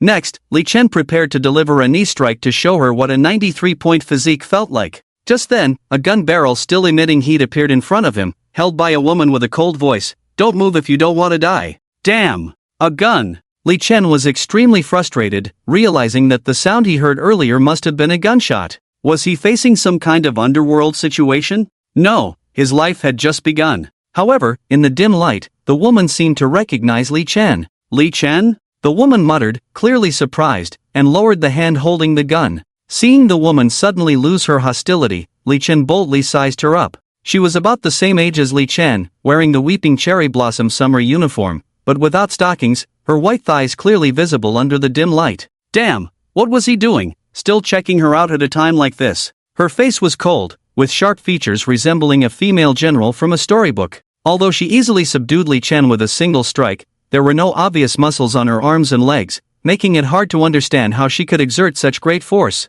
At the same time, Li Chen confirmed that it was indeed a real handgun, having played with prop guns on set before. But where was the handgun now? Most importantly, Li Chen was sure he didn't know her, yet in this situation, she seemed to no longer harbor ill intentions towards him. So, Li Chen cautiously asked, "Classmate, do you know me?" "Yes." The girl nodded slightly, about to say something, but then heard a voice coming from afar. "Anlan, what's wrong?" The girl known as Anlan responded, "Your Highness, it's Li Chen." Li Chen laughed upon hearing this. "Well, we should act quickly." Then, Li Chen asked, "Are you two together?" No, absolutely not." Upon Li Chen's invitation, the two quickly refused and fled. Li Chen looked puzzled at their backs. What's the big deal? Li Chen returned to the dining table. Luo Lingzhao wiped her mouth and sat up straight. "Are you full?" Li Chen asked. "Yes." Luo Lingzhao nodded, smiling at Li Chen. "Your recommendation was good. Trying it occasionally brings pleasant surprises. And Lan, these are all fragrances, can the taste be bad?" "You have indeed changed my stereotype," Li Chen said. "I thought you royals ate like those on TV, with 108 dishes, only taking a bite of each." Not at all, Luo Lingzhao smiled lightly. We are just like ordinary families, with only 4 or 5 dishes for 2 people, small portions. Muge, like a little squirrel, suddenly stopped chewing, as if she had realized something. So, sister, are you a princess? The 3 of them? Li Chen blinked. You don't know? Muge looked terrified. Why would I know? No one told me. The 3 of them. Muge looked at Luo Lingzhao. Oh right, your surname is Luo. It's a royal surname. The 3 of them. Luo Lingzhao looked at Li Chen with a complex expression, clearly thinking, where did you find this treasure? Before Muge could ask anything else, Li Chen interrupted her. Are you full? If you are, let's go. Muge and I have to go rehearse. After the 4 left, the cafeteria immediately started buzzing with gossip. Many had secretly taken photos of Li Chen and Luo Lingzhao eating and posted them on the school's network. Breaking news! Li Chen's 4th girlfriend. Pictures, x9 The posts were deleted in seconds, but the images kept circulating and couldn't be stopped. Students, not understanding the principle, shared them on their social media. Soon, the counselor called, delete your social media posts, and delete the photos of that woman from your phone. Don't get yourself into trouble. What spreads the fastest in this world? Gossip. The world is never short of gossipers. The news of Li Chen's new girlfriend spread across the internet, with many speculating on the matter. Some insiders claimed that the woman was a royal princess. Some boldly stated that the woman was Luo Lingzhao, although those replies were quickly deleted. Nevertheless, many people learned of this news. While many were advised to delete the photos they posted on social media, Li Chen's posts remained untouched. Many people used Li Chen's social media photos to search for news and finally found a news photo from last year's New Year when the royal family visited, showing an identical person. The caption below the picture read, "Third from the left, Princess Lingzhao." Once the screenshot was shared, the case was solved. Countless people cheered. Li Chen had no idea, but if he did, he would definitely say, "Are you tired? If you had just asked me, wouldn't I have told you?" Today is the day of the welcome performance, and it is also the final rehearsal in the afternoon. This time, the focus is on remembering the performance order, positions, lighting, camera angles, and other details. Treat the rehearsal as if it were the actual performance. The teacher in charge of the welcome event shouted into the microphone, "Students in the back, get moving." Li Chen and Muge sat in the auditorium seats. Their performance was the simplest, with Li Chen playing the guitar and singing, while Muge only sang. Most importantly, they were not afraid of the stage and did not easily get nervous. So, for them, the rehearsal was not very significant. Zhao Tong's program was eventually kept until the end, but all the backstage actors had their own small groups. They either belonged to the same club or the same department, chatting in groups of 2 or 3. Only Zhao Tong, the new student, sat alone in a corner, playing with her phone in loneliness. Until Zhao Tong saw Li Chen and Muge approaching, she was overjoyed and quickly ran over. "Hi, Captain, Muge." "Hi," Muge waved happily at her. Muge was in a good mood, smiling since the beginning. Initially, Li Jingyao's mother being the district head had shocked her, and now she had gained another princess sister. Oh my goodness. Isn't my husband's girlfriend equivalent to my own sister? So, wouldn't I be the princess's sister in the future? Wouldn't I be walking sideways in the entertainment industry? Ha ha, didn't you come for rehearsal this morning? Zhao Tong sat next to Li Chen, smiling bitterly. Rehearsals have been a mess for me these past 2 days. No, I had something to do this morning. Li Chen smiled and shook his head. Okay, Zhao Tong nodded, not saying anything, focusing on watching the performance on stage. But next to Li Chen, she didn't feel as lonely or flustered. Soon, it was Li Chen and Mu Ji's turn to perform on stage. With Li Chen on the electronic keyboard, even the actors chatting backstage came out. The teachers at the scene nodded in approval. Mu Ji's skills had improved significantly, at least they could listen now. As the song ended, applause thundered, resembling a small music concert. Many people secretly recorded videos, wanting to post them on Douyin. The teachers had to maintain order. Alright, everyone go back. You with the phones, don't post the videos. At least wait until Li Chen finishes performing. Everyone quickly agreed. Wouldn't it be considered a leak if they posted early? But it would be better to post after the performance. Their angle was clearer that way. The two came down from the stage and saw Liang Ying standing next to Zhao Tong. Li Chen curiously greeted Liang Ying. "Yingjia, why are you here?" "How could I not come?" Liang Ying walked excitedly to Mu Ji's side. "Mugu, how did you end up in Director Mao's drama group? And as the female lead in a TV series? Do you know how shocked Tong Wei and I were when we heard this news?" Mugu chuckled. "I only found out this morning. After all, the princess asked me if I wanted to go in the morning." "Wait, what princess?" Liang Ying caught on, looking puzzled at Mugu. Mughal looked up at Liang Ying, looking proud. It's my brother's new girlfriend, Princess Ling Zhao. Ling. Liang Ying's eyes widened in shock. She swallowed hard, grabbing Li Chen's shoulder and shaking it. Little ancestor, you have to tell me this isn't true. This isn't true. Li Chen looked outside. She might be secretly watching me somewhere. Liang Ying was so scared she quickly turned around, looked around but found nothing, then wiped the sweat off her forehead. Sister is timid, don't scare me. She sat back in her chair, took out a thermos cup from her bag, and took a sip. Mugu. This is a great opportunity. When you get there, make sure to film well and listen to Director Mao. I heard you have quite a few scenes. Really? Mugu smiled. Sister Ying, are you picking me up tonight? Yes, I can't wait to go now. Liang Ying sighed. When is your performance? 5:30. When will it end? It's the 10th performance, quite early. If all goes well, it should be over in a little over an hour. Alright, Liang Ying nodded. I've arranged 3 assistants for you this time. Don't worry, even in the far northwest, you won't suffer. Don't worry, sister, I'm not afraid of hardship. Li Chen yawned, leaned back in his seat, closed his eyes, and started practicing breathing exercises. At 4 o'clock in the afternoon, the 4 of them had dinner together. Li Chen didn't dare to call Luo Lingzhao, although the dining hall of Jichuaying was quite clean. But what if they found a fly, a mouse, or a wire ball in the food? At 5 o'clock, a large stage had been set up on the first playground of Jichuaying, with 2 large screens on each side capturing real-time images. At the front and back of the playground, there were many speakers to ensure that the entire playground could hear the sound. Facing the semicircular stands, there were thousands of seats on the stands, but most people chose to sit on the ground under the stands. The experienced senior sisters had already taken their small stools and chosen their positions. Half an hour before the performance started, tens of thousands of people had already gathered on the playground. Looking down from the stage, it was a vast expanse of gray and black, making it impossible to see faces clearly. On the stands far from the stage, 4 girls sat in the middle. Gu Manor looked at Luo Lingzhao with a curious expression. What's going on between you two? What else could it be? Luo Lingzhao shrugged. My family Li Chen fell in love with me at first sight and took the initiative to confess to me. Oh.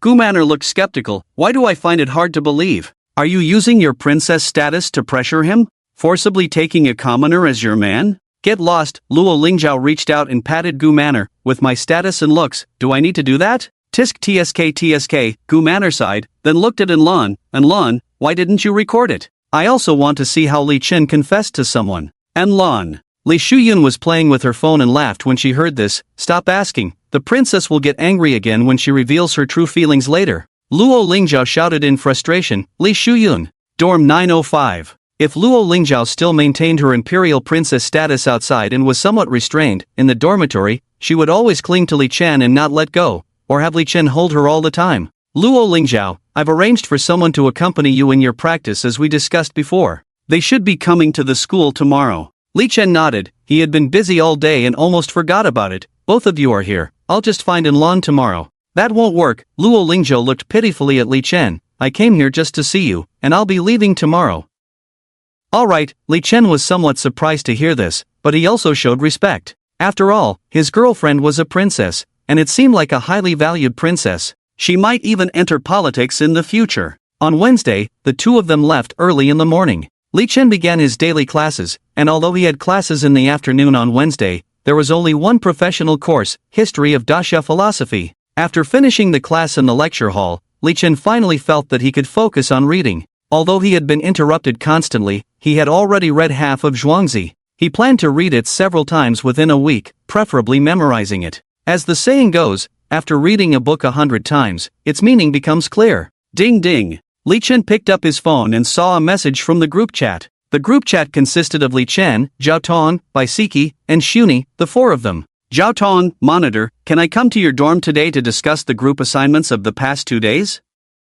Although they had only had 3 days of classes, there were already several group assignments. A presentation on basic philosophy and a sharing presentation on classic study of Daxia. Li Chen thought for a moment. Indeed, he couldn't delegate all tasks to the 3 of them. What if he received a stack of scrap paper next week? Did he have to improvise on the spot? Moreover, he had to be a judge on Thursday night and go directly to the capital on Friday, so he really had no time except for today. Just as Li Chen was about to reply, Zhang Xingru also sent a WeChat message. Are you back? Teach me math. Li Chen typed. You forgot you just tricked me yesterday? Give apology kitten bowing. Li Chen, wiping sweat, you apologize pretty quickly. Give shy, Li Chen. I'll come over now. After replying to Jiang Xingrua, Li Chen started replying to the group chat. Do you have plans in the afternoon? How about tonight? Do you have classes at night? No classes. Then tonight it is. Class monitor, are we having barbecue? I'll bring some barbecue. Li Chen, wiping sweat, is it a gathering or doing homework?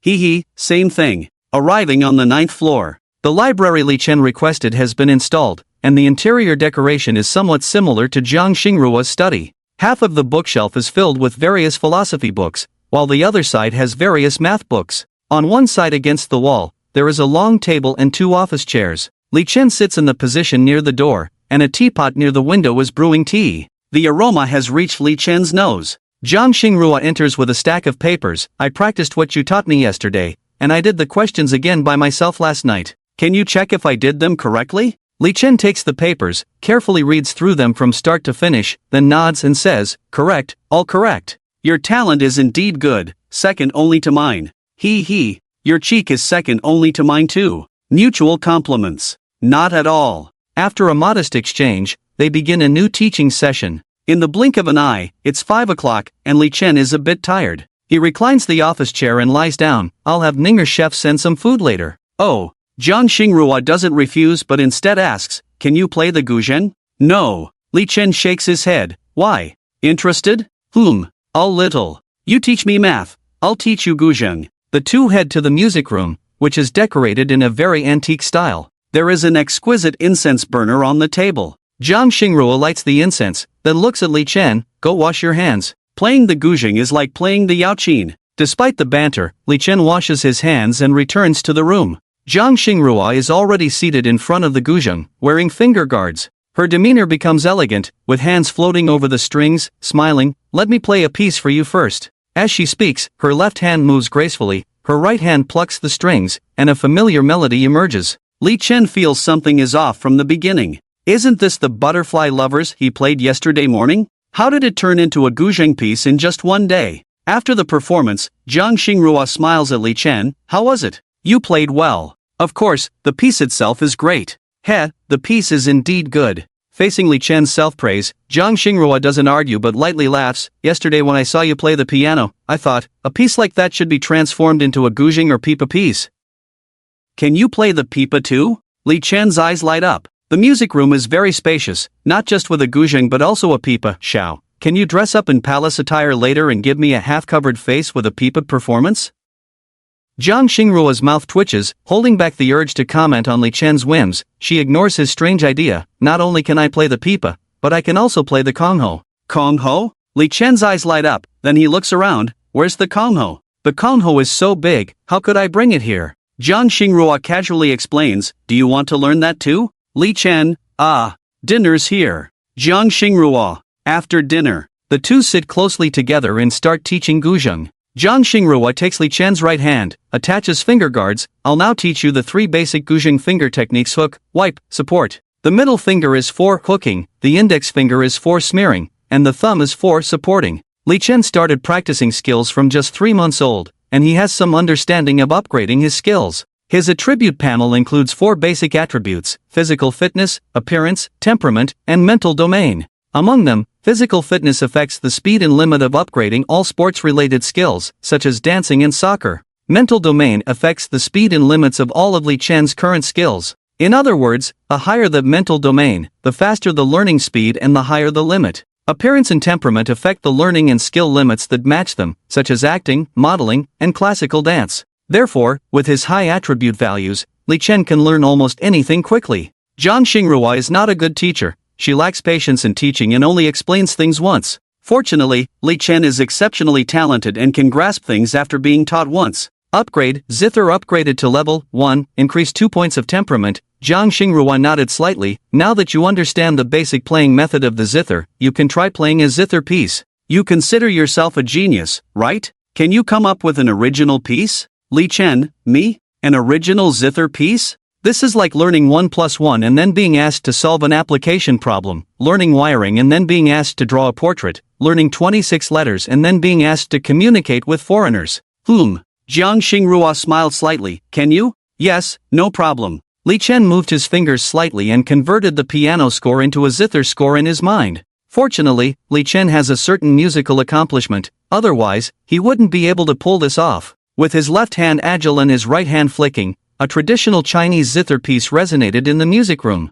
Zhang Xingrua's smile froze on her face. Can someone create a music piece after just 30 minutes of learning? Is there really such a person in the world? Zhang Xingrua, who has always considered herself a genius, was a bit flustered. Is this reality? As the music became more cheerful, Li Chen couldn't help but speak. I'm like a fish in your lotus pond, waiting only for you. Zhang Xingrua's initial shock on her face quickly turned into disdain. It's a nice piece, but why do you sing it so lecherously? The sound of the zither stopped abruptly. Li Chen looked speechless. What do you mean lecherous? You, a grown man, singing about me being a fish in your lotus pond. TSK. You're just jealous of my talent. Tisk TSK. 7 p.m. After returning to the dormitory, Li Chen changed into pajamas and checked the bedroom and living room for anything inappropriate. Li Chen has learned not to go downstairs to pick up guests now. The principle is simple. After 3 people enter the elevator, Li Chen presses the button for the 9th floor, and they follow suit.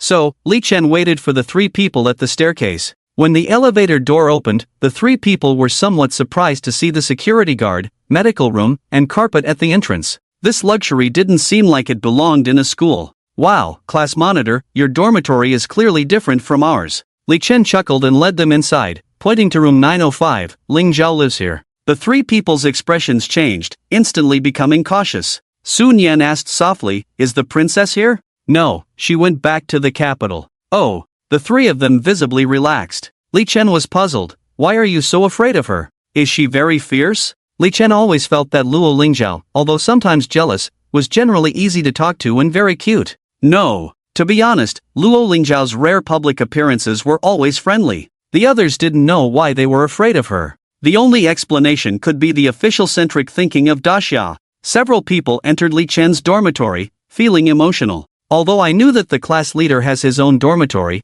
I never thought your room would be so big. Low-key. Li Chen smiled. My study doesn't have that many seats, so let's stay in the living room. Okay. The few people had no objections and sat down on the floor next to the coffee table. There were soft cushions on the floor, so it wasn't cold to sit down. Zhao Tong opened her bag and took out a laptop. Sun Yan opened her bag and took out a bag of barbecue. Bessie opened her bag and took out 2 bottles of liquor. Li Chen looked at Bessie in surprise. What's this? Bessie blinked. They asked me to bring a bottle of liquor, so I brought 2 bottles of this. What kind of liquor is this? Vodka. 65 degrees. Wow. The group of people sighed. Medical alcohol is only 75 degrees. Is someone going to die today? I also have lychee wine brewed at home. Sun Yan also took out 2 bottles of wine from her bag, not very strong. You 2 put that stuff down first. Li Chen said speechlessly, let's work on the assignment first. I might not be free the day after tomorrow, and I won't be at school on Saturday and Sunday.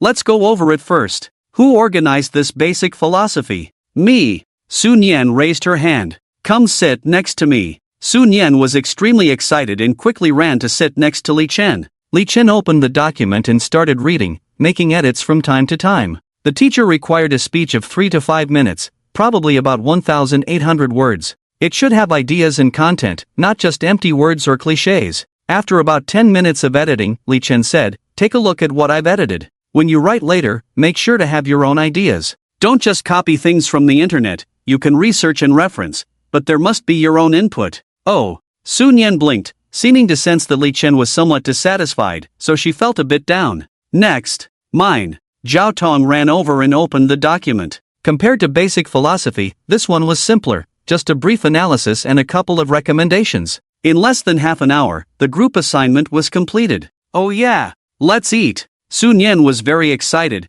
then looked at Li Chen. Idle, do you have cups in your dorm? Yes, I have a set. Li Chen got up to get cups for the 3 people, and also found a tray for the barbecue.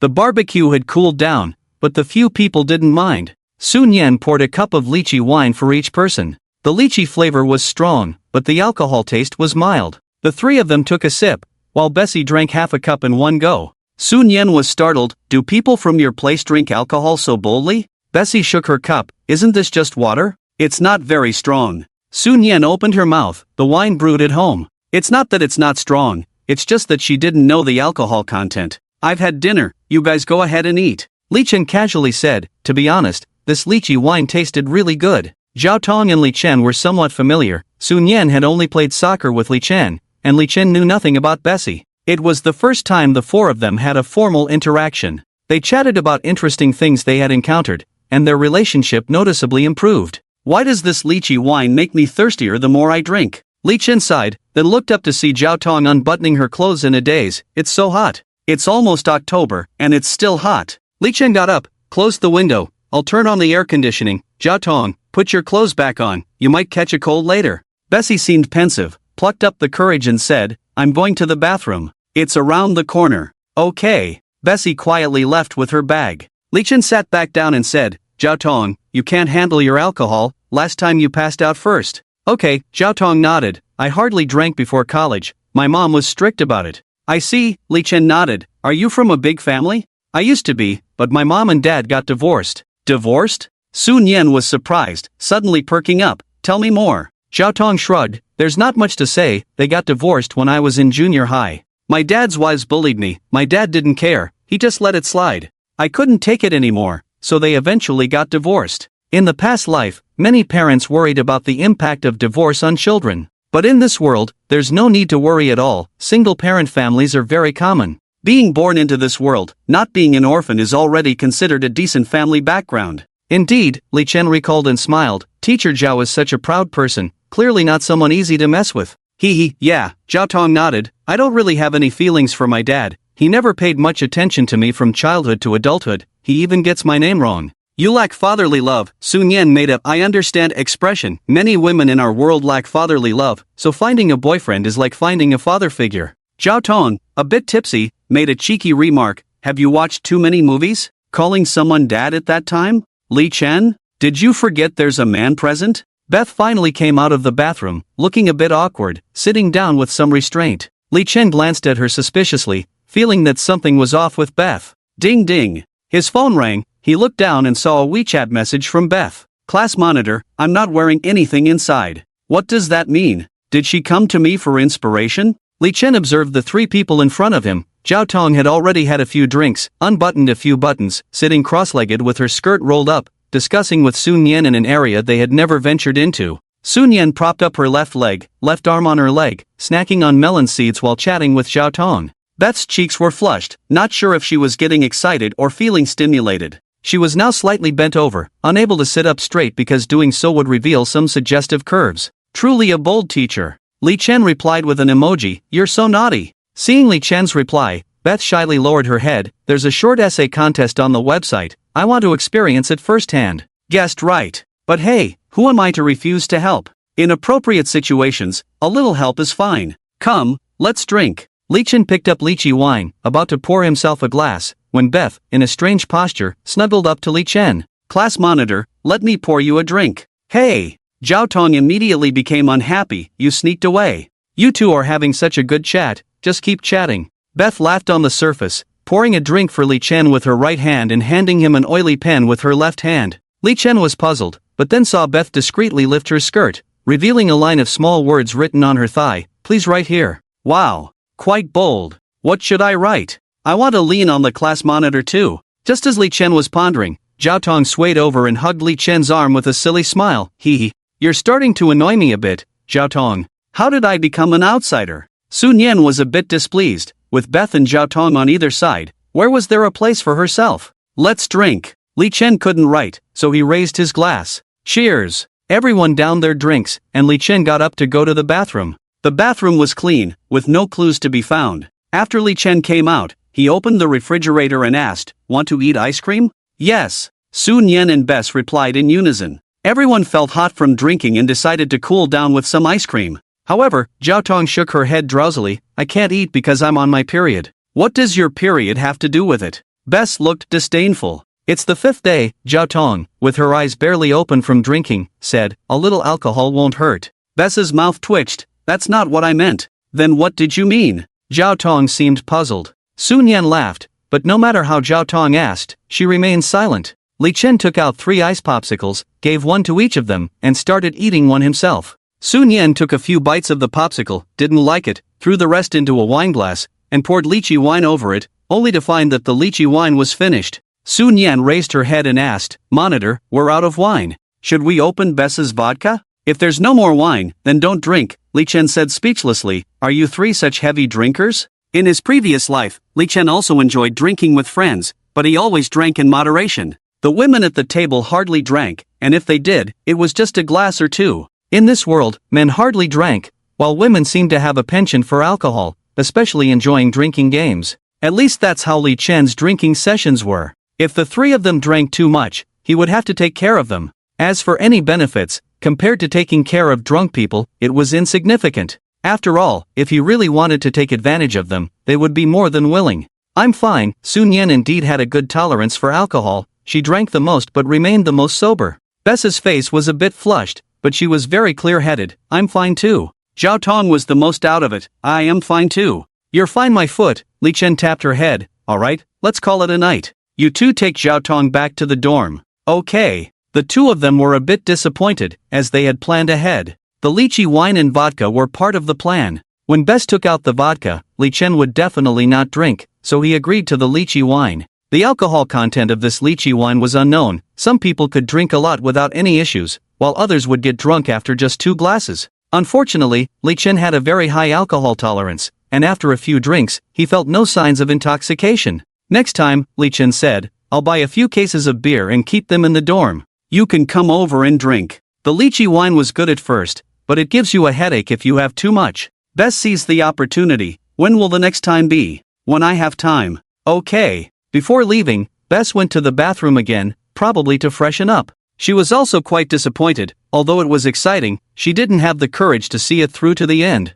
As soon as Zhao Tong left the dormitory building, she ran to the green belt and vomited. It took the two of them a while to get her back to the dorm. Exhausted, they smiled bitterly. Next time, we won't bring her. Yeah, more harm than good. Bess was indignant. Bess returned to the dorm with her tired body and rushed to the public bathhouse with her student card. Just as she walked out of the public bathhouse, Besna was waiting at the door. How did it go? Besna asked curiously. How far did the plan go? Bess took out her phone and showed her chat history with Li Chen. Besna glanced at it and said with a smile, he praised you, and then? Then Zhao Tong came over because she drank too much, so we were kicked out. That useless girl, Besna scoffed. You're done for too. Next time, I'll go. You? Bess raised an eyebrow. You think you can succeed? And are you sure Li Chen won't recognize you? How could that be? Bethna sneered. Humans are naturally prone to face blindness towards other races, let alone the fact that we are twins. No problem. Well, okay. Monday officially started classes. Today is the 4th day.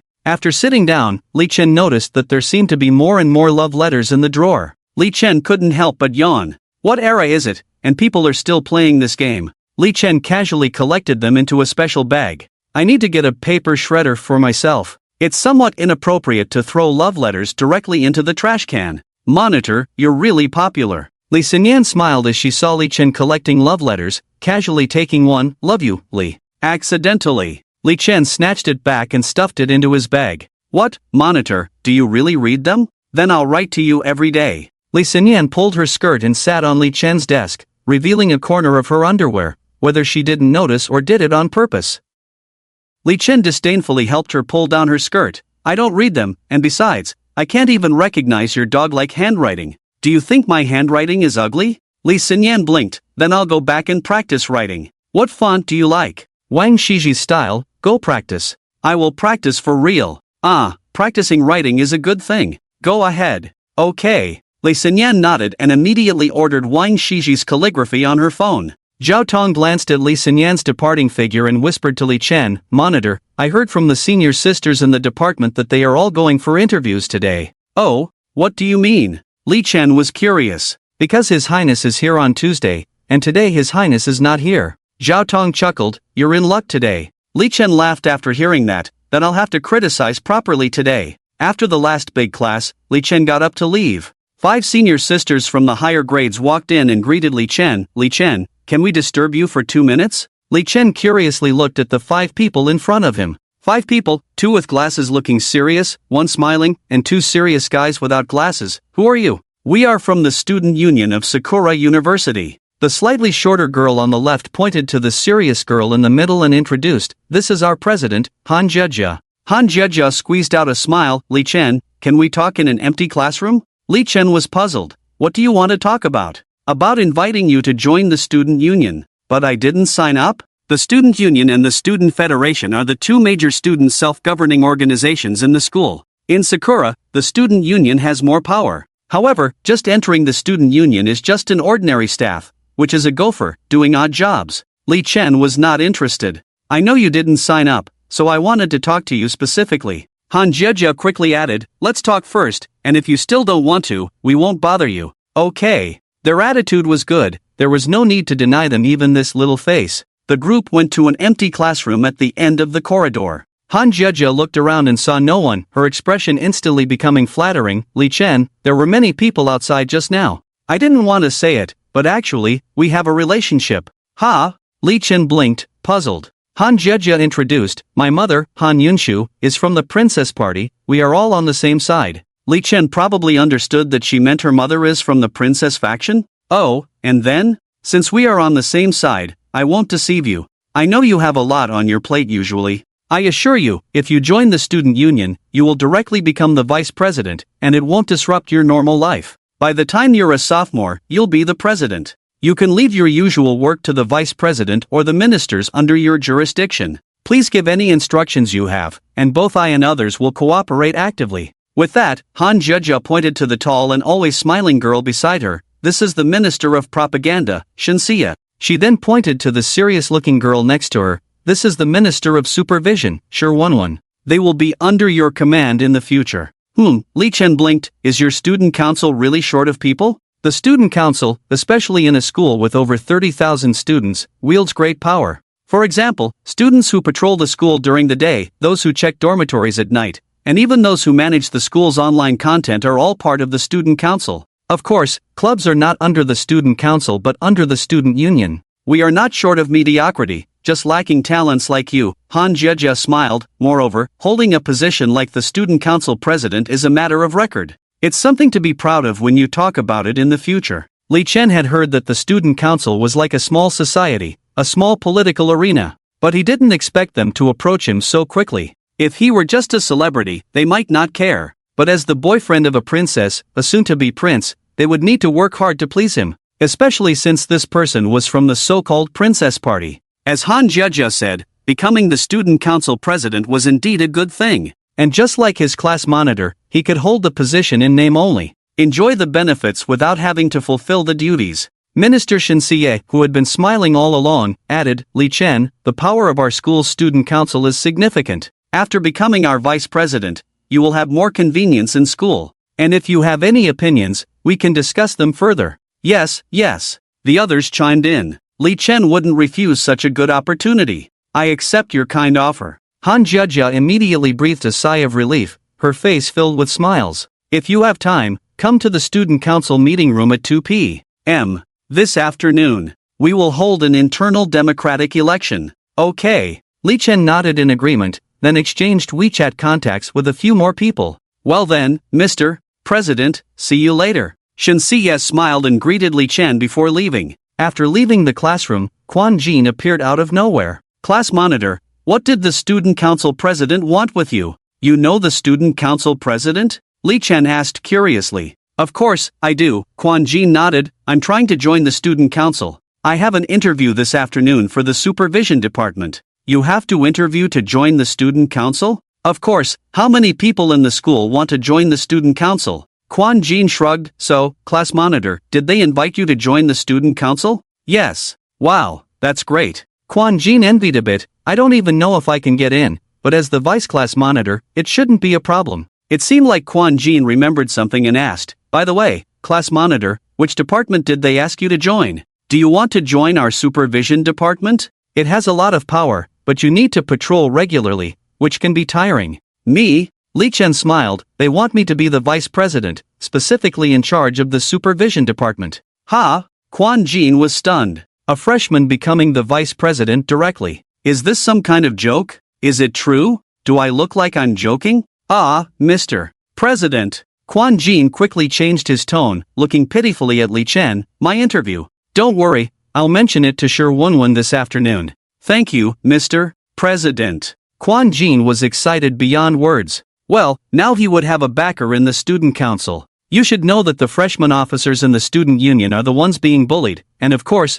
the sophomore officers are also being bullied. Kwon Jin once saw several ministers and deputy ministers chatting. The officers in charge of recruitment were standing filling out forms and writing. Bureaucracy prevails. But what Kwon Jin longed for was power. Instead of backing down when faced with this scene, he was full of fighting spirit. However, no matter how full of fighting spirit he was, there were still worries in his heart. But now, these worries have completely disappeared. In the afternoon, Lee Chen arrived at the student union meeting room. The current president, vice president, ministers, and deputy ministers were all present. Dozens of people were sitting in the meeting room, giving the impression of 40 to 50 people. It is understandable, as the student union has more than 10 departments, including offices, finance department, rules and regulations department, supervision department, proposal research department, publicity department, arts department, welfare department, and more. Each department has a minister and 2 deputy ministers. This is not counting the student unions of various colleges. The ordinary ministers sat below, while the president, vice president, Shinsia, and Lee Chen sat on the platform. Han Jieja sat in the main seat, with a stern expression, giving a somewhat official glance around. First of all, we welcome Lee Chen, a student from the 18th Humanities College, to join our student union. The applause thundered, with most people showing joy. Except for those who turned a deaf ear to outside matters, the rest knew that a new star student had appeared in the school. Whether they coveted him or simply appreciated the handsome young man, they would not refuse the addition of such a student. Lee Chen stood up, smiling and greeting everyone, and the applause became even more intense. After the applause subsided, Shinsia stood up, bowed slightly, and then spoke in a broadcasting tone. Respected president, vice president, ministers, and deputy ministers, Lee Chen is an outstanding student in our school, a model and role model for our new students. He should not be treated in a conventional way. I suggest that Lee Chen become the vice president of our school's student union. Han Jieja nodded. Minister Shen's proposal is very constructive. Now, let's vote on whether Lee Chen should be promoted to vice president. Those in favor, please raise your hands. With that, Han Jieja raised her hand high, her eyes coldly scanning the crowd. All 40 to 50 people present raised their hands, and Han Jieja nodded in satisfaction. However, when she turned around, she saw someone smiling at her without making any move. Han Jieja sneered. Vice President Jing Yi, do you disagree with Lee Chen becoming the vice president? Jing Yi smiled and sat up straight. I agree, but I agree more with Lee Chen becoming the president directly. Should we vote again? A hint of annoyance flashed in Han Jieja's eyes. This meeting has only 2 items on the agenda. One is to welcome Lee Chen to our school's student union. The second is to vote on Lee Chen becoming the vice president due to the lack of personnel. If you want to propose Lee Chen as the president, either wait for me to be dismissed, or wait for me to step down automatically in my senior year. Lee Chen watched the two of them with an amused expression. Wow, even in this small school student union, there are power struggles? Interesting. However, these things have nothing to do with Lee Chen. Jing Yi probably just wanted to annoy Han Jieja, with no other intentions. The meeting eventually ended smoothly. After the meeting, Jing Yi took the initiative to add Lee Chen on WeChat and expressed friendliness towards him. President Lee, I have no objections to you. I was deliberately targeting Han Jieja just now. That little girl is not decently raised. With that, Jing Yi smiled. If you have anything in the future, come to me. I am Jing Yi, majoring in economics at the School of Economics and Trade in my junior year. Lee Chen accepted the goodwill, but he had no interest in the grievances between Jing Yi and Han Jieja. After the meeting, Lee Chen approached the minister of the supervision department, Shi Wenwen. Minister Shi, can I have a word with you? Shi Wenwen immediately followed, and Lee Chen found a corner with no one around. I have a classmate named Kwon Jin, who will be interviewing for your department this afternoon. Can you arrange it? Okay, President. Shi Wenwen nodded quickly. Thank you.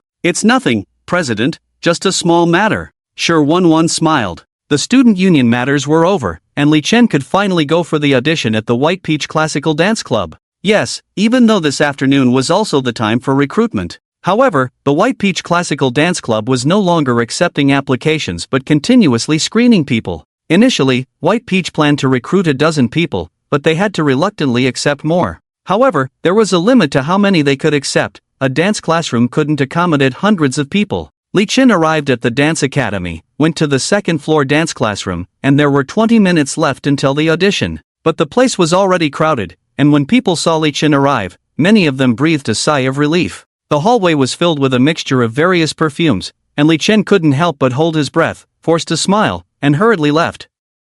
In the first audition room, Bai Tao was still screening the list. Li Chen walked over. Senior sister. Can is here, sit here, senior sister. Bai Tao happily pulled Li Chen to sit down, then sighed, junior brother. Look, these are all good kids, and their level is not bad. I really don't know how to choose. Li Chen smiled, senior sister, you're in a dilemma. Why did you recruit them? To learn ritual dances? Yes. Bai Tao nodded, in case there are good talents, we can absorb them. You're wrong. Even if there are good talents, can practicing twice a week reach the competition level? Li Chen explained, a club is a group of people gathered together because of common interests, so you don't have to worry too much. If you think they're good, accept them, let the seniors teach them some classical dance, let the students communicate, and then we can focus on our own matters. Worst case, we'll need a few more rooms. That makes sense. Bai Tao's eyes lit up after hearing Li Chen's words. Since there was no way to choose, she decided not to choose. If you're a good talent and willing to learn, then I'll accept you. Of course, there are no school rules, and the guiding teacher will personally teach, right? The audition began. Besides Li Chen, Zhao Tong also came over to help Li Chen stand at the door and call people in. First group. A group of girls walked in with smiles, and Luo Lingzhao was absent, making the atmosphere more relaxed. They entered the room and started taking off their clothes. Don't get it wrong, they were wearing school swimsuits or professional dance attire, then performed a short basic routine. Most of those who dared to participate in such a body-showing audition must have been quite confident in their bodies, and Li Chen had seen countless people in just one afternoon. Of course, some senior sisters either genuinely forgot or did it on purpose. Some even walked in wearing high heels, which left Li Chen stunned. When she took off her clothes, Li Chen was even more dumbfounded. Why was she wearing lingerie inside? And it was black lace. She had no basic skills and just posed there. Li Chen awkwardly smiled and didn't say anything. Who knew this senior sister would come over and say, junior brother, can I add you on WeChat? Li Chen blinked. Tell me the truth, are you here for the audition? The senior sister chuckled. Actually, I just wanted to get to know you. Then please leave, there are still many people behind you, don't waste everyone's time. Just add me on WeChat. Li Chen looked at her coldly. Get out. You're so pretentious. I didn't really want to add you anyway. The senior sister, rejected, became a bit embarrassed and complained for a few moments, then turned back with a flattering face. Just add me, please, I beg you. You may seem aloof, but I can handle it. Just add me. Zhao Tong hurried over and, together with the senior sister's roommate, escorted her out. Li Chen just wanted to feast his eyes and had no intention of taking anyone to the harem. However, the senior sister's outfit was really nice. He could ask Xia Yunjin to get a similar one on Friday. As for Li Jingyao, she couldn't pull it off. Li Chen's tough attitude seemed to scare some people, causing them to hesitate and withdraw from the interview. This indirectly sped up the interview process. At 6:30 in the evening, the interview finally ended. Bai Tao walked over to Li Chen and said, "Thank you for your hard work. Let me treat you all to a meal together."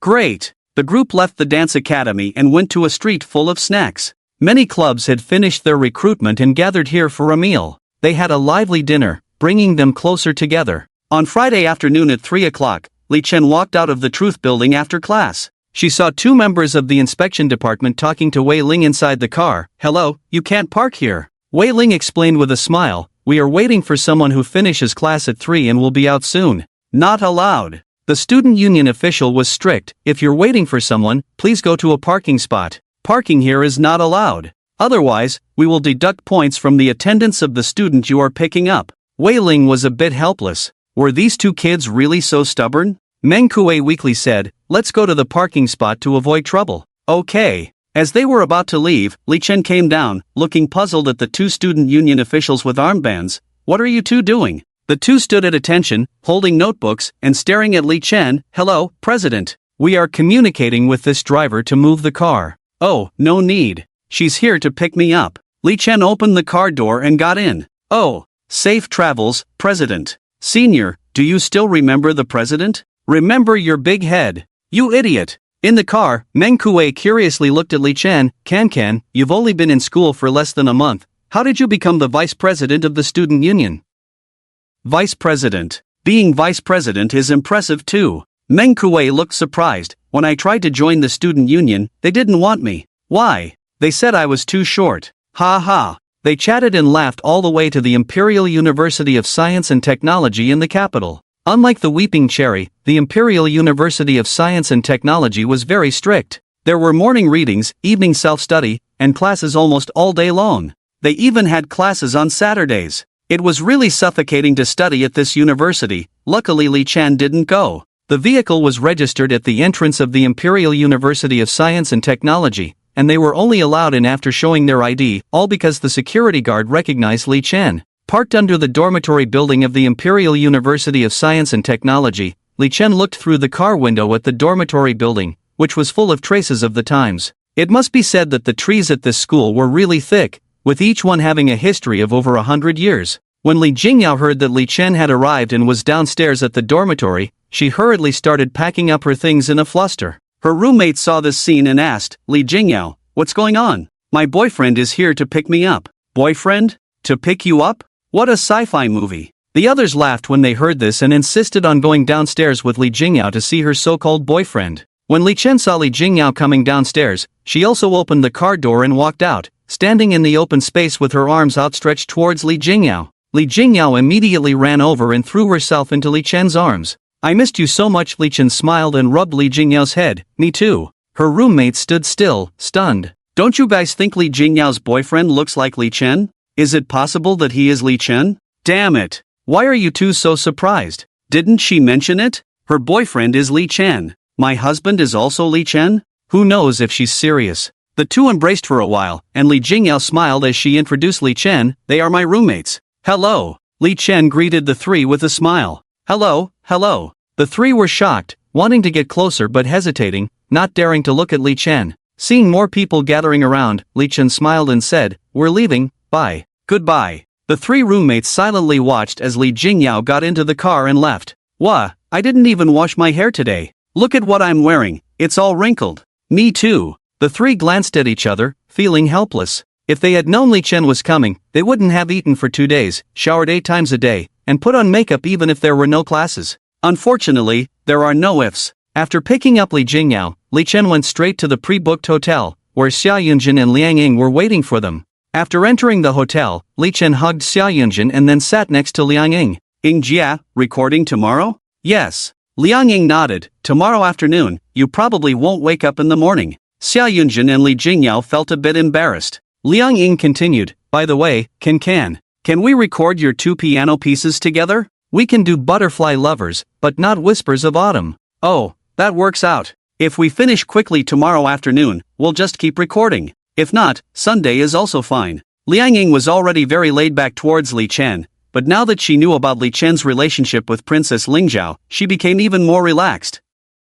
It is said that because of this matter, the company is urgently holding a meeting to change Li Chen's image. Nowadays, the entertainment industry has common images. For example, Ji Yunha, who eats thumb-sized bread and a vegetable salad for a meal, has the image of a foodie. Tom Wei, who is bad at games and picks her toes, has the image of a gaming addict girl. Of course, there are also passive images, like Mugu, the infatuated sister. However, this image is starting to collapse. The reason is simple: more and more people know that Mugu, the infatuated sister, has successfully become Li Chen's girlfriend. But the image of Li Chen's girlfriend is obviously better than that of the infatuated sister. After all, Li Chen's fanbase is growing stronger and more cohesive. The fanbase is well-structured, hierarchical, and not something the company can control. There are a few powerful and well-connected fans in charge. Li Chen's fan group has strong purchasing power, as the company has experimented. Products endorsed by Li Chen sell 3 times more than identical products without his endorsement or those endorsed by other celebrities.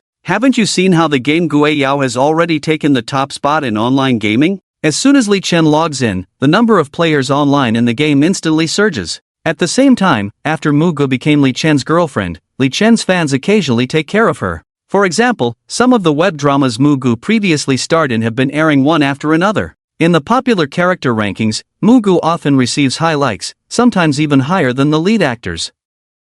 This is not because Mugu is so popular, but because Li Chen's fans, out of respect for Li Chen, give her a little boost. As for Li Chen's image, Yunjin Company has always been cautious. Starting from beautiful young man, it changed to academic male god. Now that he's the princess's boyfriend, Yunjin Company is a bit at a loss on how to handle it. Liang Ying spoke up. Can, according to your current status, we have discussed it. In the future, we will no longer accept advertisements from ordinary companies. We are currently in communication with state-owned enterprises and royal industries to see if you can only take on their advertisements in the future. When selecting roles for ordinary TV dramas, we must be cautious. We must choose those upright roles, not to mention bed scenes or passionate scenes. Even emotional scenes must be handled carefully. Wait, Jia. Li Chen quickly interrupted Liang Ying. I was just about to tell you, I'm planning to act in a movie, the modern fighting kind. I'll play the main villain, wearing a suit, leading a team of 5 or 6 against the protagonist. Liang Ying rubbed her temples. Ancestors, why are you doing this again?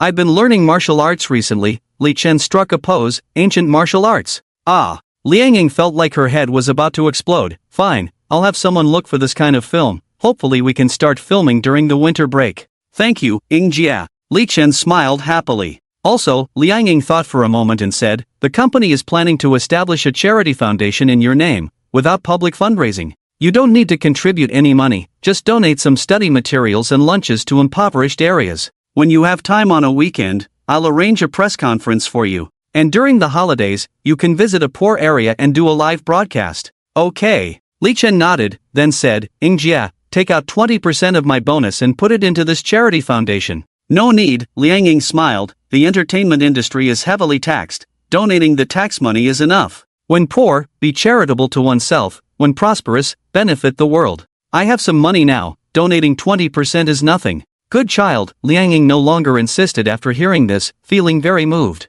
The entertainment industry is a place of fame and fortune, where all sorts of unimaginable things can happen, and people are willing to do anything for fame and money. Li Chen's pure-heartedness is rare. After Liang Ying left, Li Chen stretched and sat for hours in the car. He chatted for a while and felt like his bones were rusting. Li Chen opened the bedroom door to find Xia Yinjin and Li Jingyao dressed in Japanese-made outfits they had found somewhere, Xia Yinjin in black stockings and Li Jingyao in white stockings. They bowed and asked, "Welcome home, master. Would you like to eat first, or me?" Li Chen, you're asking a question you already know the answer to. Afterwards, he had a great time. Perhaps due to the long drought, Li Chen's bedroom skills finally broke through to level 3. Increased by 4 points in appearance, 3 points in physique. Eyes upgraded to level 8. At 11 p.m., Li Chen was starving and ordered a bunch of takeout, along with a few bottles of cold beer, and started eating by himself. As for the other two, they had already passed out and wouldn't wake up until noon the next day. The next afternoon, Liang Ying took Li Chen to the recording studio for a recording session.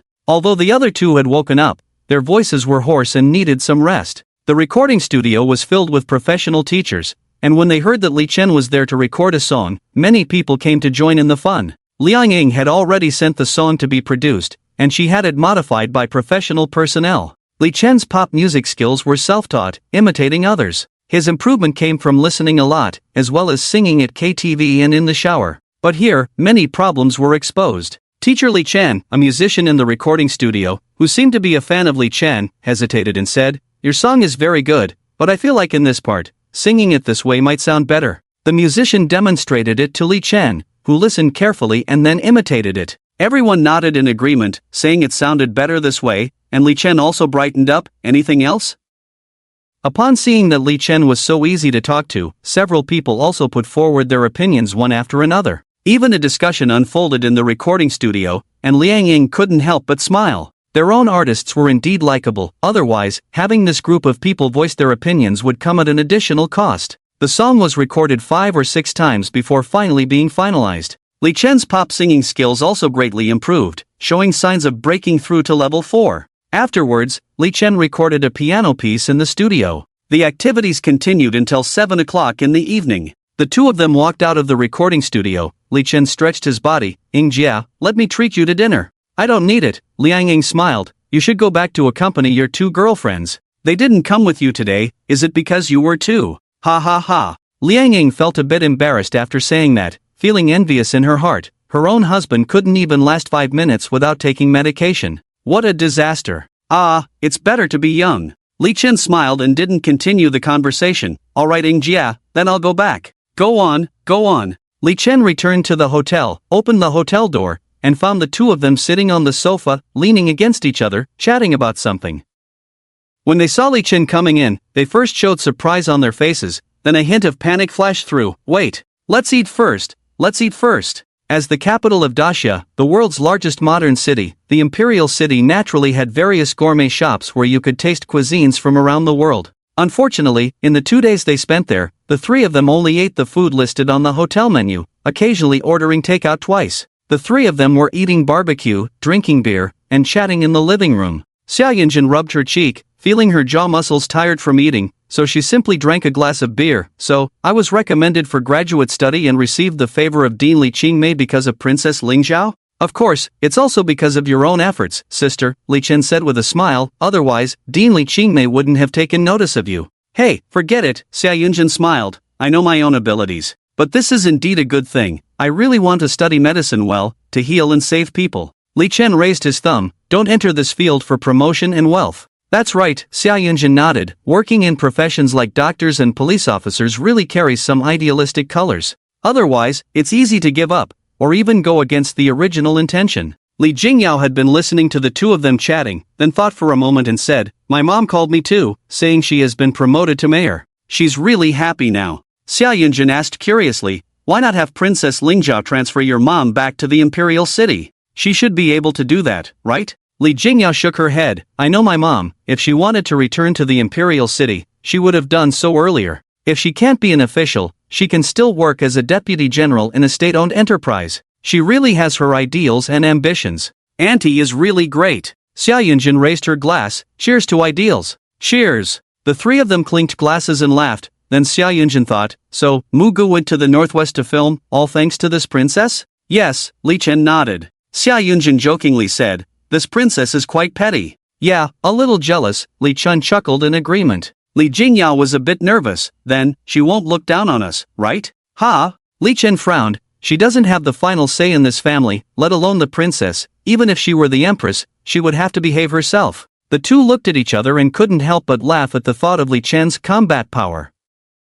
Princess, huh? Can't last 10 minutes, you're just a minor player. Approved in 20 minutes, you're a big sister. By ranking based on strength, it's quite fair, right? Yao Yao, how's school? Li Chen asked curiously. Very tiring, Li Jingyao smiled, from morning till night, hardly any free time. The whole school is full of geniuses, all top students. I feel like I'm just average, so I have to work even harder. Yeah, Xia Yunjin also felt the same, it's tough when people smarter than you, with better backgrounds, work even harder. It's really uncomfortable. Isn't that very hard? Li Chen felt a bit sorry. His own school, with such strict management, was already exhausting. It's really hard to imagine what a school where you study all day long is like. It's okay, both of them replied. Actually, I've gotten used to and enjoy this kind of studying feeling. After all, how many times in life can we put in effort and see results? Li Jingyao said with a smile. Also, when I'm busy, I don't miss you as much. On Sunday night, the three of them finally left the hotel.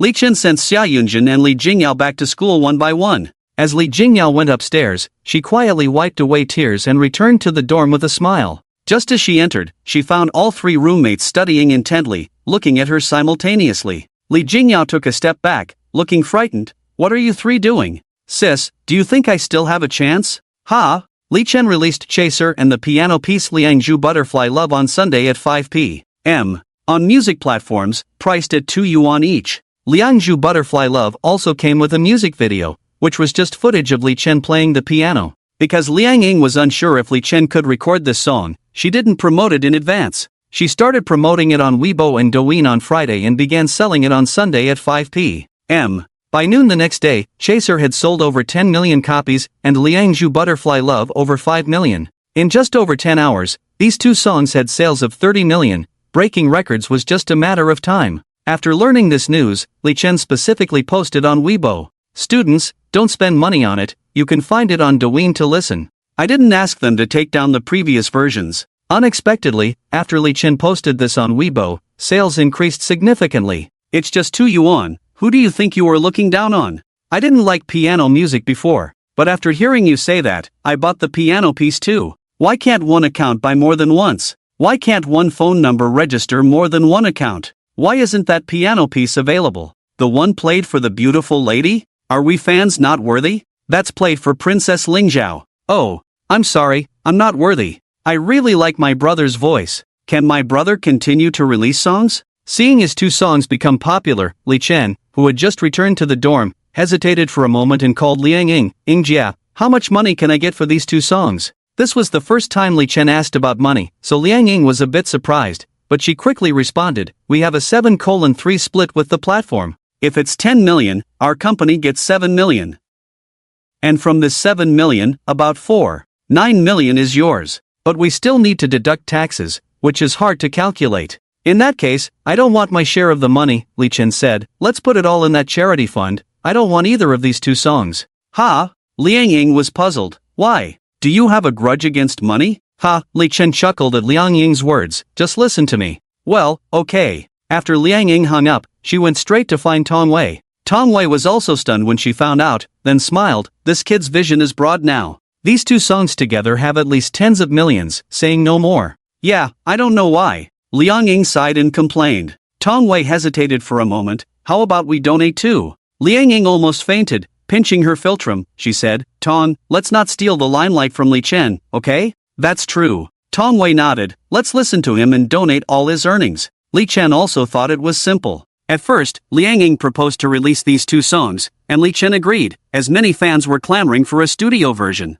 But when it was actually released, and seeing so much money, Li Chen felt a bit guilty. After all, he didn't create them himself, it was a bit too much to have his name on them, and making money off of it felt a bit uncomfortable. According to the teachings, this is called karmic contamination, so he decided to donate it all. This is called emergency avoidance. That night, the official Weibo account of Yunjin Company posted a Weibo. Our company, following the wishes of artist Li Chen, will donate all personal earnings from the songs Chasing the Light and Butterfly Love of Liang Zhu to the Li Chen Private Charity Foundation.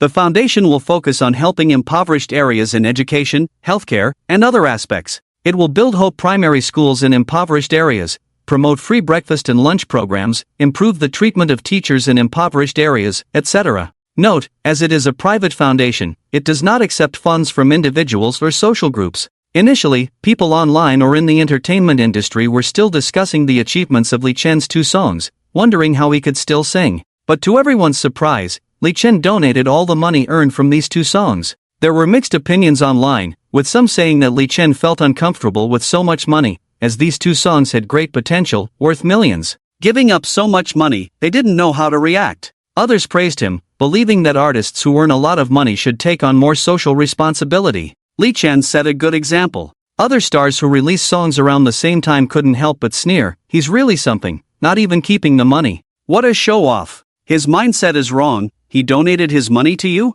Why are you upset? The manager reminded with a smile, moreover, he's now a rising star. Instead of caring about this small amount of money, it's better to cultivate hope and build a golden image. Also, don't say anything offensive in public. Don't blame the princess for banning you later, no one will care. I'm not stupid. The star smiled and sighed, leaning back on the sofa, if he's willing to spend money, that's his business. I'm just annoyed at being overshadowed by a newcomer for no reason. Li Chen's song once again sparked discussion because of this incident, topping the new song charts without exception. It surpassed many veteran singers and some new groups. Even those who didn't like the song would spend 4 yuan to buy it, considering it as supporting charity. However, this time no one dared to buy off the media to smear Li Chen. They all knew the consequences from last time. On Monday night, Li Chen finally had time to meet the 2 sparring partners that Luo Lingzhao had found for him. Both of them were around 25 years old, with strong and perfect muscle lines, and a determined look in their eyes. Both were not good at speaking, and they blushed and couldn't speak when they saw Li Chen. But when they sparred, they showed great strength. Even without using breathing techniques, Li Chen found it difficult to knock them down easily. As for why he didn't use breathing techniques, the reason was simple. Using breathing techniques in battle did not enhance the experience of breathing technique cultivation. In other words, breathing technique could only be upgraded through a complete exhalation. There were no shortcuts. Li Chen does not have the kind of physique for breakthrough battles as seen in fantasy novels. He may have it for soccer, but not for breathing techniques at the moment. Moreover, using breathing techniques is tantamount to cheating, and it is better to hone one's combat skills solely through one's own strength. On Tuesday morning, he enjoyed a cheerful swimming class. At noon, Li Chen declined the invitations from Li Xinyan, Quan Jin, and others, and ran to the 5th cafeteria next to the dance academy for lunch. Normally, there should be many people at noon, but tomorrow is the Mid-Autumn Festival, so many people who live nearby have left in the afternoon, resulting in not many people in the cafeteria. Thursday is the 15th day of the 8th lunar month, so there is no class on Wednesday, Thursday, and Friday. Since Daxia does not have any days off, there are no classes on the weekend either. Altogether, it can be considered a 5-day mini vacation. Bai Tao's senior sister was sitting by the window waiting for him. Li Chen walked over with his tray. Senior sister. Bai Tao smiled and nodded at Li Chen. You are indeed busy. Finally, you have time to practice dancing this afternoon. He. Li Chen was somewhat embarrassed. Bai Tao's senior sister ate very little. Tomorrow is the Mid-Autumn Festival. Are you leaving tonight? Me? Li Chen thought for a moment. My home is not far away. If there is no traffic, it will take more than 30 minutes to get there. Either way, it's fine. I can leave tomorrow. Okay, let's meet in the evening then. Bai Tao smiled. I am also going home, so I will book the evening ticket to go back. The high-speed train from Beijing to the capital city runs every 20 minutes, almost catching up with the subway, so booking tickets half a day in advance is always enough time. After lunch, Bai Tao looked at her watch. It's still early. Would you like to rest in my dormitory? Ah, sure. Li Chen nodded and followed his senior sister into the No. 92 dormitory building. This dormitory building housed many single teachers. They naturally knew that Bai Tao was Li Chen's senior sister, and their eyes were filled with envy towards Bai Tao. Upon entering the dormitory, Bai Tao's senior sister poured a cup of tea for Li Chen. Feel free to sit. You are my junior brother, just like my real brother, so don't be formal with me. Due to the continuity of Daxia, many traditional cultures, whether good or bad, have been passed down, such as the relationship between master and disciple. Many people are very cautious when taking in disciples, treating them even better than their own children. Among disciples, unless there are obvious conflicts, they treat each other like family. Okay, senior sister. Li Chen smiled. He wasn't being formal in the first place and comfortably laid down on the sofa. Bai Tao then washed some fruits and placed some dried fruits on the table. Alright, senior sister, I should be leaving now. Ha ha. Bai Tao sat next to Li Chen and chatted with him. By the way, Kai, do you have your dance costume? Yes, but it's in the dormitory. Li Chen realized belatedly that he had forgotten his dance costume. But I have my swimsuit in my bag, although it's wet. That won't do. Bai Tao shook her head, then pulled Li Chen into the bedroom and took out 2 bags to hand to him. These are the men's dance costumes I bought for you.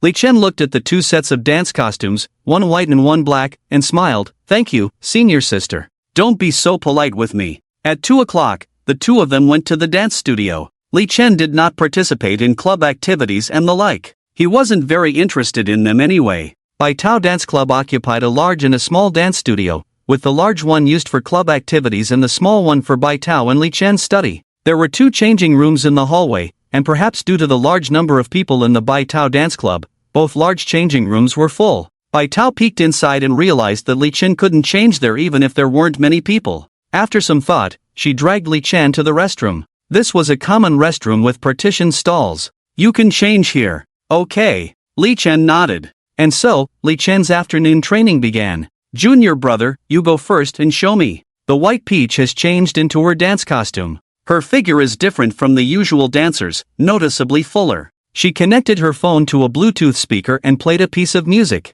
The senior sisters all say you have outstanding talent. Let me see for myself, said Bai Tao as she placed her phone on a stand to record a video. Alright, Li Chen nodded, and then began to dance to the music. After a long time, dancing this ritual dance again unexpectedly gave him a strange feeling. The movements were light, fast, and slow, as if he had a new understanding of them. Bai Tao kept her eyes on Li Chen, nodding from time to time as he finished the dance. Bai Tao applauded. Very good. Now I understand why Master insisted on accepting you. Your movements are very precise. You must have a foundation in classical dance. The senior sisters have nothing more to guide you on in this dance from Daxia. However, you have some weak points in your understanding of the ritual dance. In our AO May school, we have collected many ritual dances over the years. I will teach them to you one by one. Of course, these ritual dances may be incomplete, filled in by later generations, but you can feel the overall essence of the ritual dance. Alright, Li Chen nodded. Bai Tao selected another piece of music and began to play it.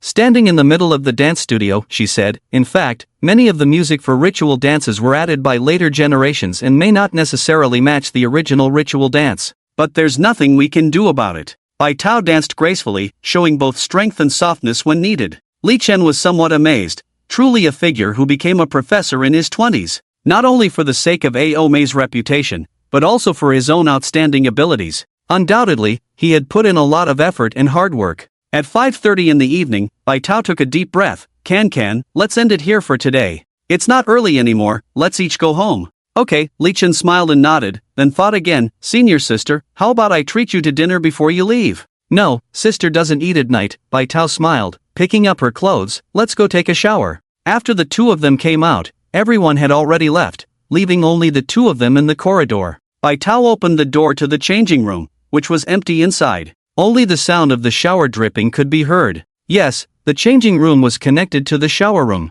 Bai Tao took out 2 towels from her bag. Didn't bring a towel, did you? No, I didn't. Li Chen took the towel. The changing room was stuffy, so Bai Tao fanned the air and walked towards the inner changing room. You change from here, I'll go inside. Li Chen nodded. But what should he change into? What do you need to change for a shower? I didn't bring pajamas either. In the end, Li Chen ran into the shower room wearing only his underwear, holding his clothes and towel. Senior sister, I'm going in first. Go ahead, Bai Tao responded. Only when Li Chen entered the shower room did he realize that it was quite small, with about 8 shower stalls. If 2 stalls were opened at the same time, it would be difficult to pass through the middle. Each shower stall was about 6 feet high and made of transparent glass. It seemed to consider privacy, with frosted glass about 4 feet high in the middle of the glass to cover the key areas. At the entrance of each shower stall was a laundry basket. Li Chen specifically chose a corner, threw his clothes and underwear into the dirty laundry basket, and turned on the water to rinse off the sweat. At that moment, Bai Tao walked in and unexpectedly came to the shower stall next to Li Chen's. Li Chen looked down and realized that the 50-centimeter transparent glass plus the 1-meter 2 frosted glass couldn't block his line of sight at all. Senior sister, if you wash from here, I can see everything when I look down. Bai Tao laughed when she heard this, carrying her bag to the far end. Can you see now? I can't see anything. Kids these days are quite particular. Strange. While taking a bath, Bai Tao sighed, sister, I'm finding it hard to dance as well. I hope that when you're close to retiring, we can perform a ritual dance together at the altar. No problem, Li Chen nodded, then seemed to remember something. By the way, sister, when is the competition next year? In March is the preliminary round for online submissions, and in May the batch selection rounds will begin. Although we haven't performed the opening dance for many years, we still have a direct qualification to the finals, which is in July. The specific timing will depend on the arrangements made by the organizing committee. Bai Tao was tired after a whole afternoon, her hair soaked in sweat, so she decided to wash her hair as well. Well, this scene seems a bit tempting, right? Sister probably didn't mean it, did she? Li Chen silently turned away and stopped looking at Bai Tao. Inside the dressing room were dressing tables and hair dryers. Li Chen finished drying his hair, while Bai Tao came out, towel drying her hair. Li Chen pointed to the seat in front of him with a smile. Come, sister, I'll dry your hair for you. Ha! Bai Tao's eyes lit up, a smile playing on her lips. Sure. I've been alive for 28 years and never enjoyed this treatment before. Hey, today I'll make sure you do. Li Chen took the towel and dried Bai Tao's hair once, then picked up the hairdryer to blow dry it. After just a couple of minutes, Bai Tao felt sorry. Sister, your hair is long, it will take a while to dry properly. I'll do it myself. You can go ahead. It's okay, I often blow dry my mom's hair at home. You're such a good man, Bai Tao sighed. If I were 10 years younger, I would definitely pursue you relentlessly. Sister, you're still very young. Li Chen was speaking the truth. At 28, Bai Tao was still as fresh as a dewy flower, even more charming than a 17 or 18-year-old girl. Ha, just that sentence from you would make me happy for a year. After drying their hair, the two left the dance building separately. On his way home, Li Chen called Li Qing, and they prepared a table full of dishes waiting for him. Li Chen also picked up Xia Yunjin and Li Jingyao on the way back. The three of them returned home and happily had dinner together. Li Qing asked, Jingyao, aren't you going to your mom's place? Not going, Li Jingyao shook her head. Mom doesn't want me to. She's busy with some anti-corruption campaign there. That's true. Why doesn't your mom come back? Xia Shuiwei and Li Qing already knew that Princess Lingzhao was behind these actions, and they didn't understand why Li Su didn't come back and stayed there. Li Jingyao smiled. When she was the deputy mayor before, let alone the mayor, many department heads didn't take her seriously. Now that she's in power, shouldn't she clean up properly? Besides, it's the Mid-Autumn Festival, won't there be a lot of people sending gifts? Isn't your mom very honest? Li Qing was curious. I heard she doesn't accept gifts. Yes, my mom doesn't accept gifts, Li Jingyao nodded, but they can't not send them, because sending gifts is a gesture. It shows loyalty and my mom can see who is sincere and who is testing her. By pulling some people closer and suppressing others, her authority is established, right? Li Chen looked at Li Jingyao in surprise. Was this the same naive girl from before? The group chatted late into the night, sharing some interesting stories from their university days to avoid worrying their families. Later, Li Cheng and Xia Shuiyue went to rest in their rooms, determined not to disturb the trio. Xia Yunjin and Li Jingyao exchanged glances, thinking that the past few days had been intense, but today shouldn't be as exciting, at least not to the point of passing out, right? It wasn't that they were unhappy, but passing out directly was too uncomfortable. An hour later, Xia Yunjin called Mu Gu. At that moment, Mu Gu had just come out of the airport and got into Mu Chan's car. After answering the phone, Mu Gu heard the noise from the other end of the line, feeling puzzled. "Sis, are you crazy? Why are you calling me at this time?" Xia Yunjin asked intermittently. "Oh, I just wanted to ask you, are you coming back for the Mid-Autumn Festival?" "Yes." Mu Gu replied, "I just arrived at Weijing in my mom's car. It's too late today, I'll come over tomorrow." "Okay, waiting for your help. TSK, a bunch of little party dishes." Mu Gu disdainfully hung up the phone, then looked at her mother pretending not to have heard anything, but her face was already red.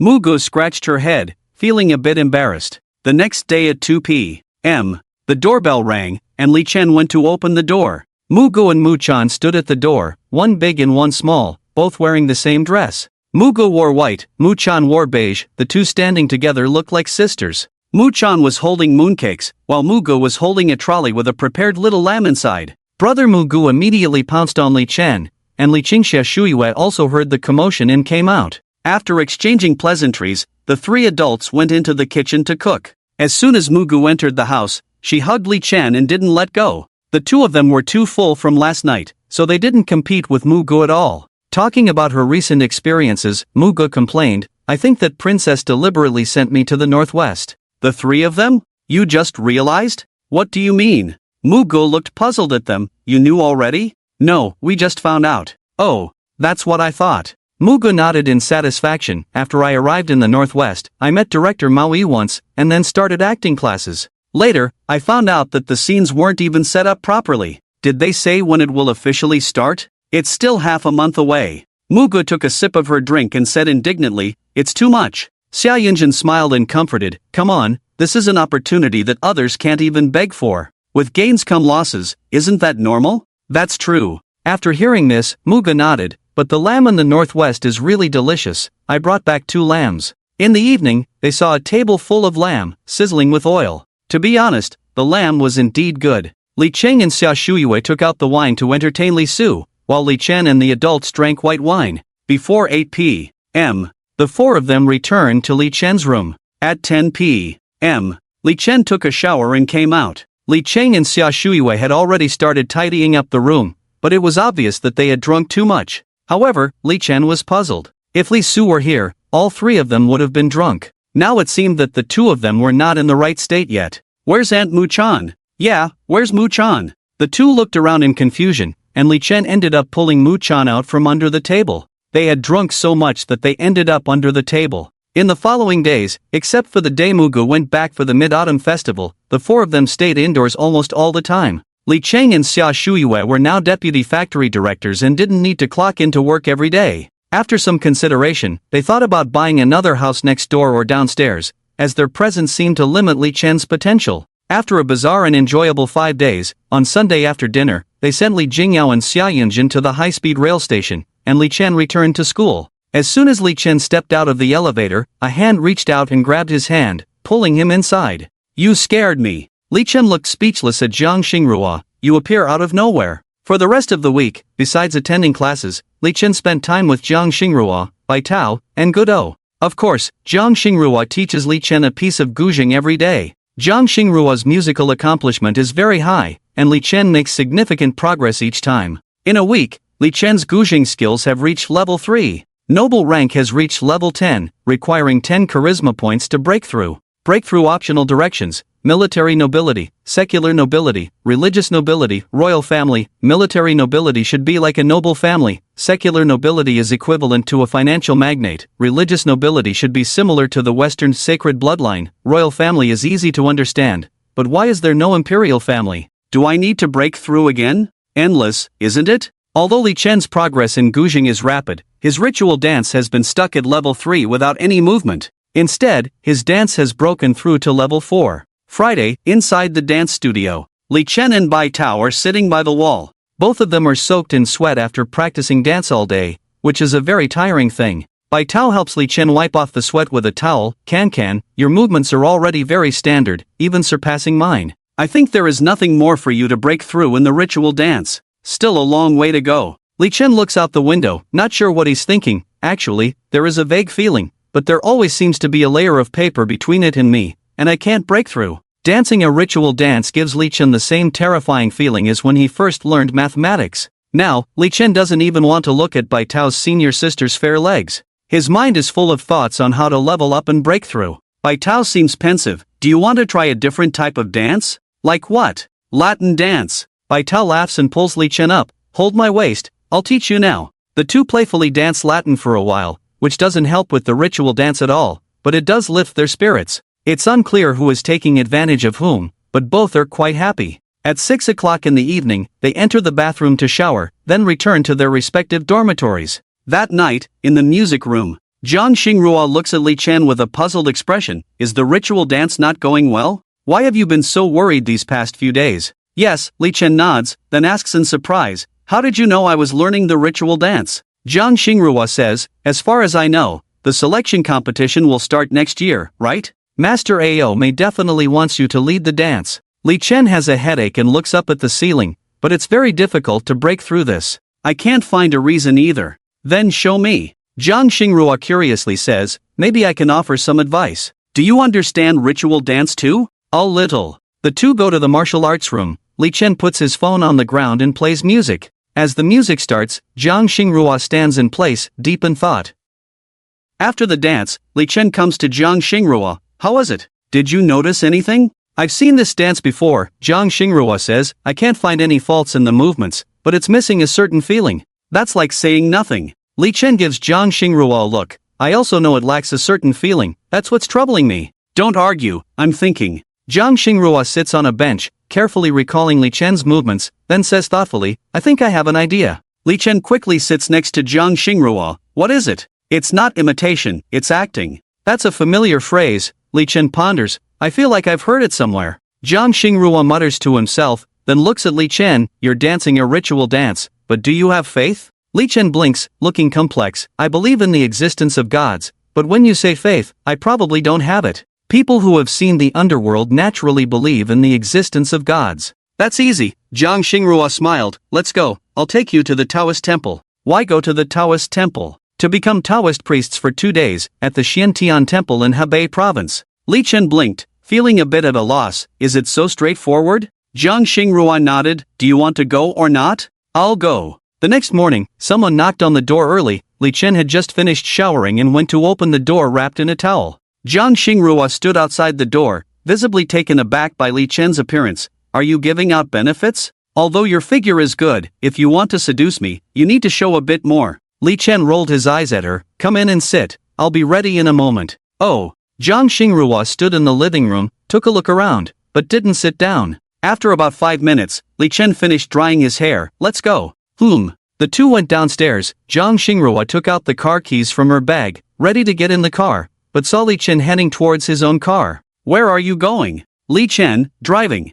Jiang Xingrua knew that Li Chen was expressing dissatisfaction with her not letting him in the car initially, so she held back a laugh and said, Are you being petty? Now I invite you to get in my car. I won't. Li Chen refused. Jiang Xingrua reached out and grabbed Li Chen. I apologize. Let's go. You said the prince should get in the car. Jiang Xingrua resisted the urge to kick Li Chen and continued, the prince should get in the car. Seeing your sincere apology, I reluctantly forgive you. Jiang Xingrua's sports car only had 2 seats, the car smelled of incense, and the interior and seats seemed to have been modified. The seats were not as hard as regular sports cars, but rather had a sense of comfort.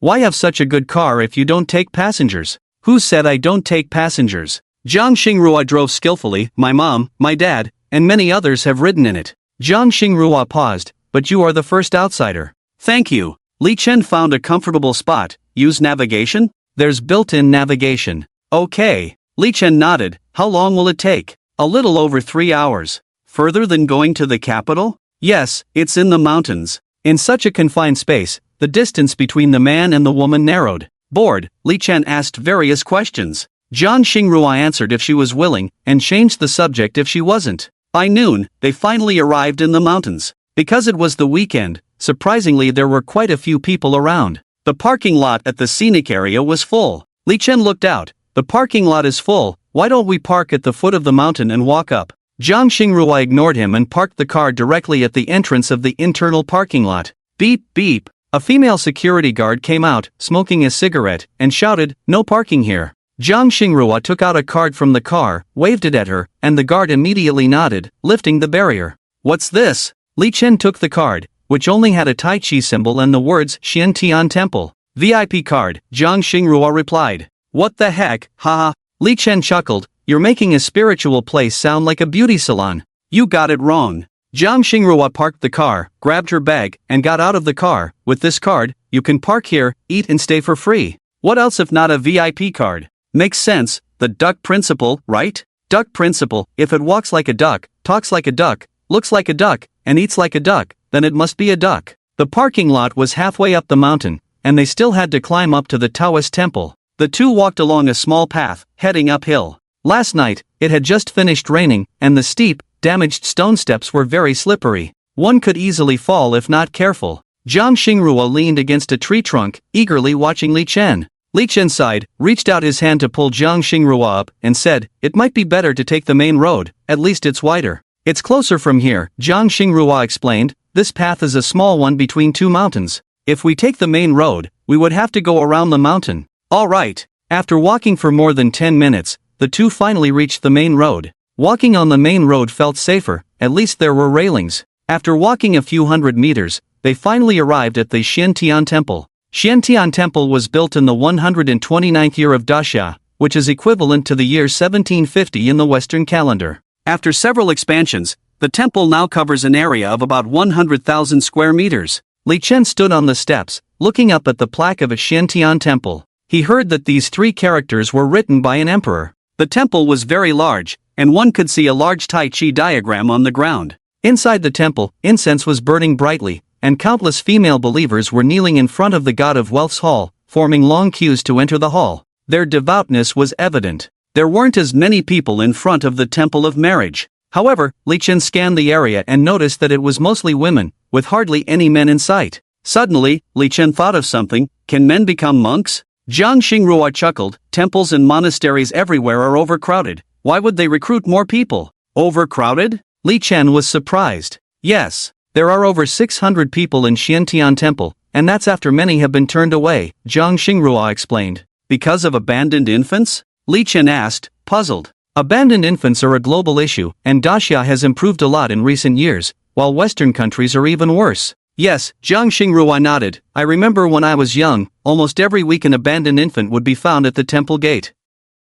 What were you doing here when you were young? Li Chen asked, seizing on the point, curious. Zhang Xingrua explained, my parents told me that I cried every day and didn't sleep all night when I was young. They had no choice but to send me to Xiantian Temple for recuperation. I was taken in as a lay disciple by Master Shuming. Surprisingly, I got better in just a few days. So even now that I'm grown up, I still come to stay for a while. Oh, Li Chen nodded. Such things are mysterious, but legends like these exist everywhere. While the two were chatting, they arrived at a door with a combination lock. Zhang Xingrua used a card to open the door and entered the backyard. The people in the backyard were surprised to see Zhang Xingrua and hurriedly spread the word. A girl about 7 or 8 years old, wearing a small-sized Taoist robe, with rosy lips and white teeth, ran towards Zhang Xingrua, Master Uncle. Zhang Xingrua greeted her with a smile. The little girl looked at Zhang Xingrua, then at Li Chen, and exclaimed, Wow, brother, you are so handsome. Even more handsome than Master Uncle. Li Chen burst into laughter upon hearing this, regretting that he didn't have a lollipop or something to reward this sweet-talking little girl. Zhang Xingrua coldly looked at the little girl and said, Watch out, Master Uncle will discipline you. Ah, Master Uncle is going to hit me. The two started playing around in the backyard, and it was the first time Li Chen saw Zhang Xingrua like this. He couldn't understand why Zhang Xingrua, who could speak nicely, would deliberately act annoying. In the distance, a woman with white hair but a youthful face, wearing a white inner garment and a purple Taoist robe, walked out surrounded by a group of female Taoists. Zhang Xingrua straightened up and bowed to the woman, Master. The woman had a kind face, like an enlightened being, gently held Zhang Xingrua's hand and said a few words. She then walked slowly to Li Chen. The other female Taoists seemed somewhat uneasy seeing Li Chen, their eyes avoiding his gaze. Only she remained composed, looking into Li Chen's eyes without any emotion, neither pleased nor sad. It seems that Li Chen and everything else are no different. Jiang Xingrua introduced, "This is my master, Master Shuming of Xiantian Temple. Master, this is my friend, Li Chen, I'm taking him to experience the life of a Taoist priest." Li Chen made a proper salute, and Master Shuming spoke calmly, "Since he is Xingrua's friend, there's no need to be formal. Stay as long as you like." "Thank you, Master." Master Shuming returned the gesture gently and then left. Jiang Xingrua came to Li Chen's side. "Come, let's change clothes." The backyard of Xiantian sect was also vast, with many ancient buildings. The two walked halfway up a small mountain to a residence near the mountaintop. Jiang Xingrua used fingerprint recognition to open the door and turned on the lights. The interior was elegantly decorated in an ancient style. The living room, bathroom, and bedroom were all furnished, mostly with pure wood furniture. Li Chen looked around and noticed that from the living room windows, you could see the mountains below, offering a beautiful view. "Where will I sleep tonight?" "You're still planning to sleep?" Jiang Xingrua chuckled. "I'm planning to take you to the Sanqing Hall for meditation tonight." "Is it that intense?" Li Chen sighed. "Let's go then. First change clothes, then eat, and in the afternoon, listen to the master's teachings." "Okay." Li Chen nodded, took the Taoist robe, and walked into the room. This should be Jiang Xingrua's bedroom, which felt somewhat similar to their dorm room at school. The Taoist robe was brand new, with a white inner lining and a black outer coat. Li Chen changed into the robe and cloth shoes, then walked out to find Jiang Xingrua already dressed, tying her hair up. "You look good in this outfit." Jiang Xingrua looked Li Chen up and down, likewise. "Oh, stop it. Someone will come to deliver food later," Jiang Xingrua mentioned, then suddenly asked, "Do you know how old my master is?" Li Chen recalled Master Shuming, who indeed had an otherworldly appearance, with silver hair and a face that looked like she was in her 30s or 40s, with only a few faint wrinkles visible. However, she definitely wasn't that age. At least 10 years ago, she must have had some reputation to take Jiang Xingrua as a disciple, right?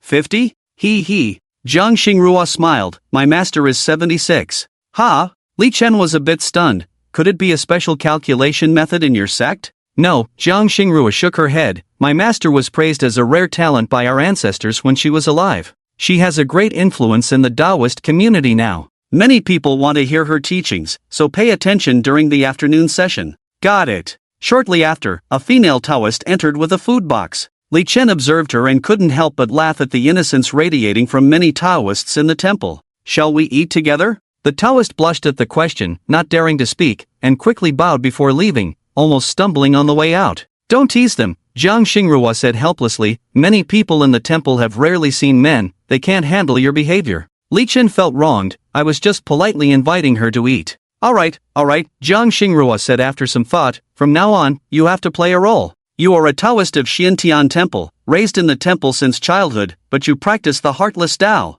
You must have an icy demeanor. Less thinking, less talking, less smiling. Understand? I'll get into character later." Li Chen pondered for a moment, then his expression immediately turned cold, his eyes devoid of any emotion as he gave Jiang Xingrua a cold glance and started eating with his chopsticks. "Very good." Jiang Xingrua gave a thumbs up, but Li Chen didn't react much, quite immersed in the role. Jiang Xingrua also picked up her chopsticks and started eating. After lunch, the two of them walked out of the house and strolled around the Taoist temple. The front yard was crowded with tourists, so they wandered around in the back. Jiang Xingrua roughly explained to Li Chen the three types of people in the Taoist temple. The first type was those with understanding, who did not engage in production but spent their days practicing Taoism. They rarely left the mountain. The second type was children who grew up in the temple. If they could pass the university entrance exam, they would not return to the temple. The third type had average understanding and did not want to leave the mountain, so they did some farming, raising chickens, and cleaning work in the temple. Li Chen and Jiang Xingrua encountered many people along the way, and even some people secretly opened their windows to peek at Li Chen. Li Chen's visit probably disrupted the practice of many people, and who knows how many people with shallow cultivation couldn't sleep well at night. At 1:30 in the afternoon, everyone gathered in an open space, and Li Chen and Jiang Xingrua found a mat to sit on. Master Shuming sat on the platform, next to which there was a microphone and speakers. Indeed, technology changes life. Master Shuming scanned the crowd, saw that everyone was basically present, adjusted the microphone slightly, and began to lecture. It is said that before the existence of heaven and earth, beyond the realm of Tai Ching, it cannot be described, wrapped in emptiness, silent and formless, without heaven or earth, without yin or yang, without sun or moon, without crystal or light.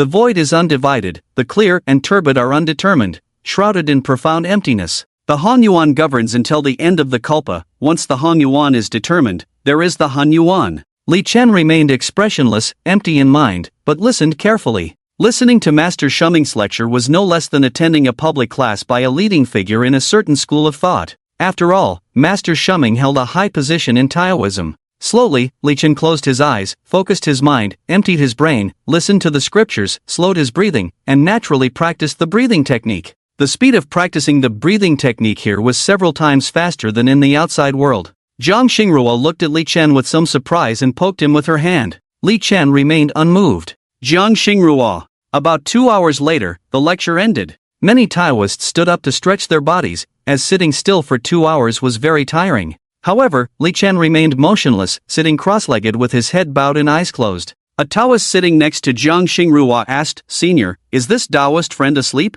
Zhang Xingrua raised an eyebrow. "You talk too much." Before the two could finish their conversation, Li Chen, who seemed to be asleep, suddenly raised his head, exhaled a breath, which disappeared like a sharp sword in an instant. Although the mountains in October were cold, it was not winter, so how could the breath have a form? Many people were astonished to see this scene. Master Shuming nodded slightly and left. Zhang Xingrua sat beside him, watching it very clearly, and waves of emotion surged in her heart. She had only seen such a thing on her master before. Could it be that the Taoist sect was really cultivating immortality nowadays? But on the surface, everything seemed calm and peaceful. She patted the Taoist next to her and said, "This is enlightenment, a breakthrough. Do you understand? Look at others and then look at yourself. After listening to the master's lecture for so long, why haven't you broken through to the foundation building stage yet?" The female Taoist pointed at her own face in shock. "Me? Foundation building stage?" Breathing technique upgraded to level 2. Constitution increased by 3 points, brain domain increased by 2 points. Tip: Constitution has already reached 100, activate subcategories.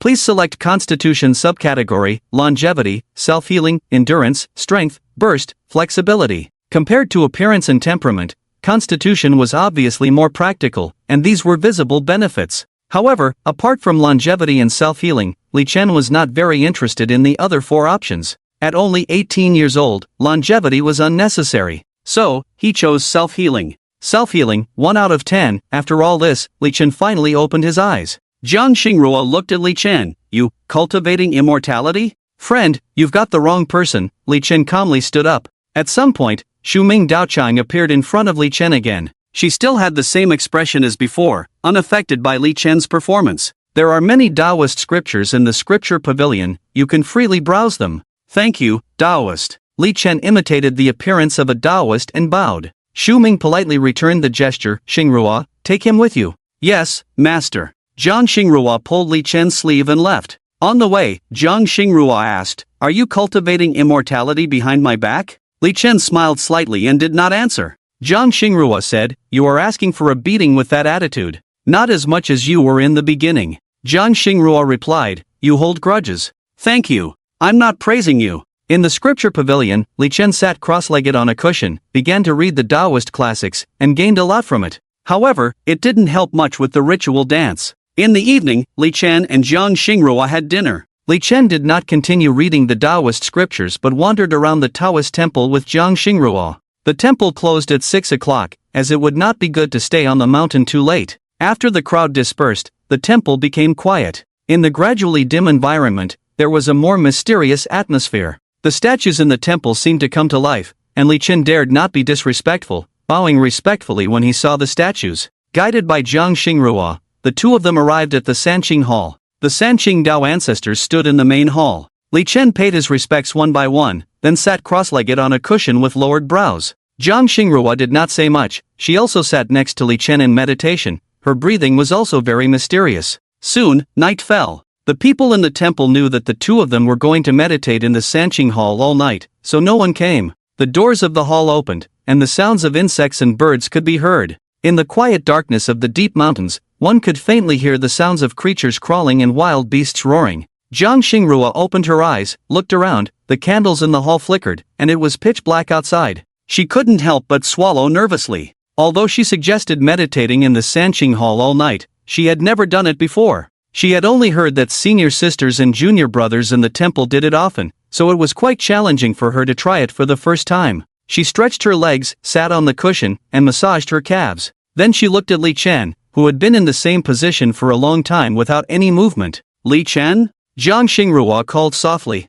Li Chen remained still, his breathing rhythm unchanged. Jiang Xingrua stood up, closed the door of the hall, feeling a bit warmer. Then she sat behind Li Chen, holding him around the waist, leaning against his back, adjusting to a comfortable position, and soon fell asleep. At 5 o'clock in the morning, Li Chen opened his eyes. The hall was noticeably dimmer, with rays of light shining through the windows and cracks. Li Chen exhaled, wanting to move his body, but remembered that Jiang Xingrua was lying on him. He had felt it last night but didn't want to interrupt his practice. Jiang Xingruo's hand that was holding Li Chen had loosened, and she was leaning entirely on Li Chen. Jiang Xingrua. Jiang Xingrua did not respond. Jiang Xingrua. Ha? Jiang Xingrua responded drowsily, what's happening? Get up.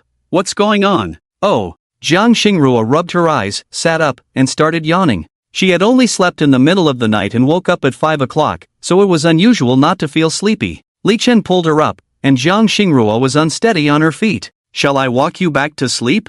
Jiang Xingrua yawned, let's not sleep yet. I'll take you to see the sunrise first. Sunrise? Not very interested. It's really different. Jiang Xingrua seemed much more energetic. The October morning in the northern mountains was still a bit cold, with bronze utensils in the Taoist temple along the way, and many dewdrops hanging on the leaves. Jiang Xingrua had just woken up, feeling a bit cold. She wrapped herself tightly in her clothes and shivered. Li Chen glanced at her, took off his outer garment, and put it on her. Jiang Xingrua clearly didn't expect Li Chen to do this. She blinked, smiled happily. What do you mean by this? Have you been captivated by my charm? Are you already planning how to confess to me in your heart? Get lost. Give me back my clothes. No way, ha ha ha. The two teased each other and finally arrived at the mountaintop. In the mountains of October, the leaves had started to turn yellow, and between the distant mountains, clouds and mist lingered, resembling an endless sea of clouds. Closer by, light clouds and mist floated up continuously, creating a fairyland-like scene. Li Chen, seeing this, couldn't help but exclaim, when I grow old, I will definitely choose to spend my old age here. Jiang Xingrua raised an eyebrow, with a group of female Taoist priests? What are you talking about? Li Chen frowned, can someone from a Taoist sect say such things? He. Jiang Xingrua smiled without saying a word, with a look of understanding, and then suddenly saw something, pointing excitedly in the distance, look, the sunrise. Yes, it's the sunrise. In the midst of the clouds and mist, a dazzling golden light first pierced through the sea of clouds, followed by the glow of dawn, the sky gradually changing, and the clouds rolling. A red sun rose slowly from the sea of clouds, the glow dyeing everything. When the sun rose high and became too bright to look at directly, Li Chen finally averted his eyes. Jiang Xingrua yawned. If she could, she wanted to hug Li Chen's waist and continue to doze off for a while. How about that? Isn't this sunrise beautiful? Endless and infinite, the three talents are profound. Foolish delusions bind oneself, the sacred realm can be sought around. Reciting half a poem, Li Chen stood with one hand behind his back, the other holding a sword gesture, his face stern. Life is but a fleeting dream, youth turns to old age in an instant. Only the will of heaven remains constant, cycling back and forth, never changing. Jiang Xingrua had a puzzled expression. Are you reciting lines? Li Chen looked up at the sky, sighed deeply. The great way must be followed after the mind dies. This body is lost in my lifetime. Jiang Xingrua was startled, ran to Li Chen's side, shaking him. Wait, calm down. Are you possessed? Be more clear-headed, master. Master. Shut up. Li Chen covered Jiang Xingrua's mouth with one hand, embraced her with the other, silently experiencing his current insights. Jiang Xingrua felt as if she had been paused, not moving at all. It was just that Li Chen's mind was elsewhere, otherwise he would have noticed that he was holding her in the wrong place. The will of heaven. Li Chen muttered, feeling that he had finally broken through a bottleneck that had lasted for months. Mysterious side increased by 1 point. Ritual dance dasha upgraded to level 4. Increased charisma points by 5. Charisma points have reached 10 points. Please choose the noble promotion direction. The breakthrough categories are military noble, secular noble, religious noble, royal family. Li Chen was lost in thought when choosing between religious noble and royal family. Religious noble was good. Choosing it would likely give him a transcendent aura. However, at his current age, Li Chen was not suitable for this type of aura. The reason was simple: an overly transcendent or distant aura would create a distance between people. After others saw Li Chen, they would keep their distance and not dare to approach. So after much hesitation, Li Chen chose royal family. Li Chen was still young and did not want to become a monk. Royal family, 1 out of 10 is for this mysterious side. Li Chen speculated that it was probably the feeling he had just experienced, somewhat like the enlightenment of a hermit from the outside world, right?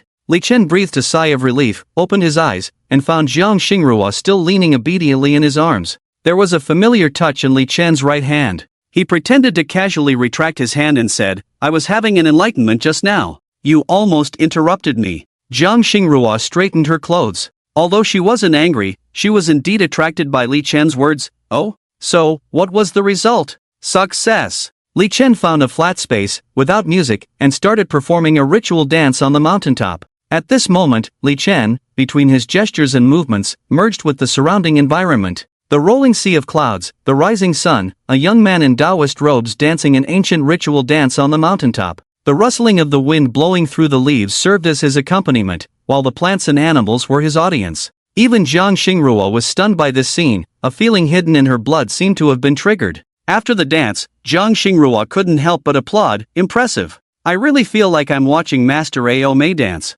"Hey, that's right." Li Chen nodded. His level of the U4 ritual dance should be not far from that of his peak master. So, what is above level 4? How can one reach level 5? Don't think about it. Jiang Xingrua spoke. Your current level should have no problem winning that competition. Let's go, get some rest. Okay. Li Chen nodded, and the two returned to the cabin. Coincidentally, a Taoist priest brought breakfast. After drinking a bowl of porridge and eating a few bites of side dishes, they lay down on the bed and fell asleep. Li Chen slept until noon, not feeling too tired. After getting up and washing up, Li Chen picked up his phone and found several missed calls and dozens of WeChat messages. Since yesterday, Li Chen hadn't brought his phone. If he wanted to experience being a Taoist, he would do it thoroughly. Li Chen also informed his family that he and his friends went to the Taoist temple, where there was no signal, so they shouldn't worry. However, one person seemed more worried. "Luo Lingzhao, I'm going back to school in the afternoon. Are you coming back?" This WeChat message was sent at 8 o'clock in the morning when Li Chen was still asleep.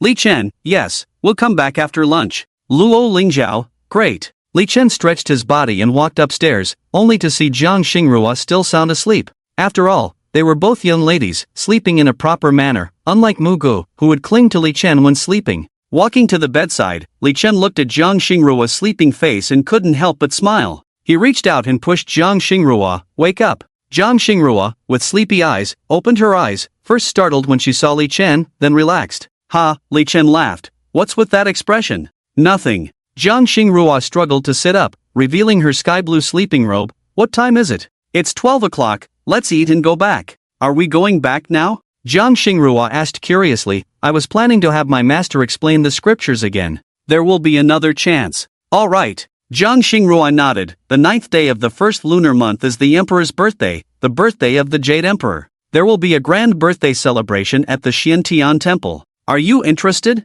The 9th day of the first lunar month? Li Chen thought for a moment and nodded. "Sure. If you come alone, come 2 days early, and I'll take you to experience the atmosphere. If you bring your group of girlfriends, you should book a hotel at the foot of the mountain in advance." Li Chen chuckled. "Why the different treatment? The Xiantian Temple will be packed. There won't be enough space for all of you. If you come alone, I can let you stay here." "All right." Li Chen nodded. "I will let you know in advance." The two of them had a meal, bid farewell to Xu Mingjin and others in an orderly manner, and Li Chen drove back. Weeping Cherry, 9th floor. Gu Manor and Li Shuyun chatted and laughed in the elevator. When the elevator door opened, they saw an extra chair facing the elevator. Luo Lingzhao was sitting on the chair, and Lan standing beside him, and the security guards behind them were almost crouching down.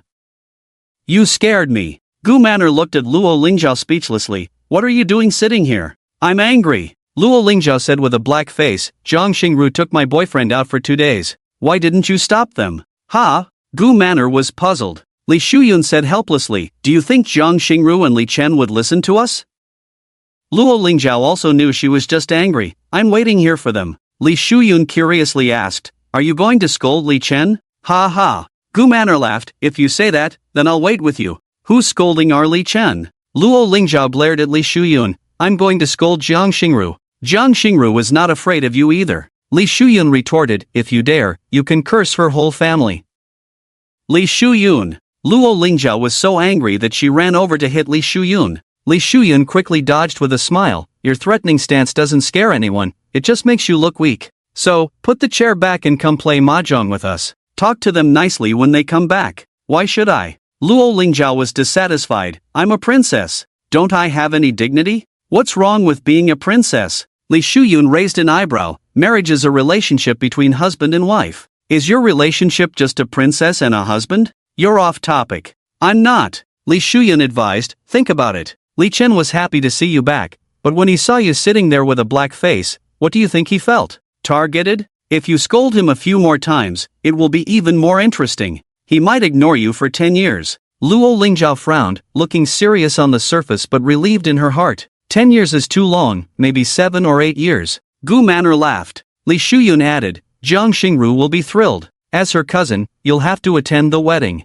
Gu Man'er said, Your Highness, if Jiang Xingru benefits, why not me? Get lost. Luo Lingzhao took a deep breath and turned to Anlan, put the chair back and come play mahjong. Yes, Your Highness. Exactly. Li Shuyun smiled. As a princess, your actions should match your status. You can show jealousy, but don't start with a black face. Sigh. Sitting in the room, Luo Lingzhao sighed. Love is so difficult. Gu Man'er said, Let me handle it. I'm not afraid of trouble. Luo Lingzhao raised her hand. I'll hit you. My driving skills are pretty good, right? Originally a journey of over 3 hours, Li Chen returned in 2.5 hours. Yes. Jiang Xingru was helpless. Did it have to be a competition? Childish. The two of them went upstairs together, and the elevator reached the 9th floor. Stepping out of the elevator, Jiang Xingru looked around curiously. Li Chen was puzzled. What are you looking at? Jiang Xingru was a bit surprised. Hey, I thought the jealous jar would be blocking the elevator door with a black face.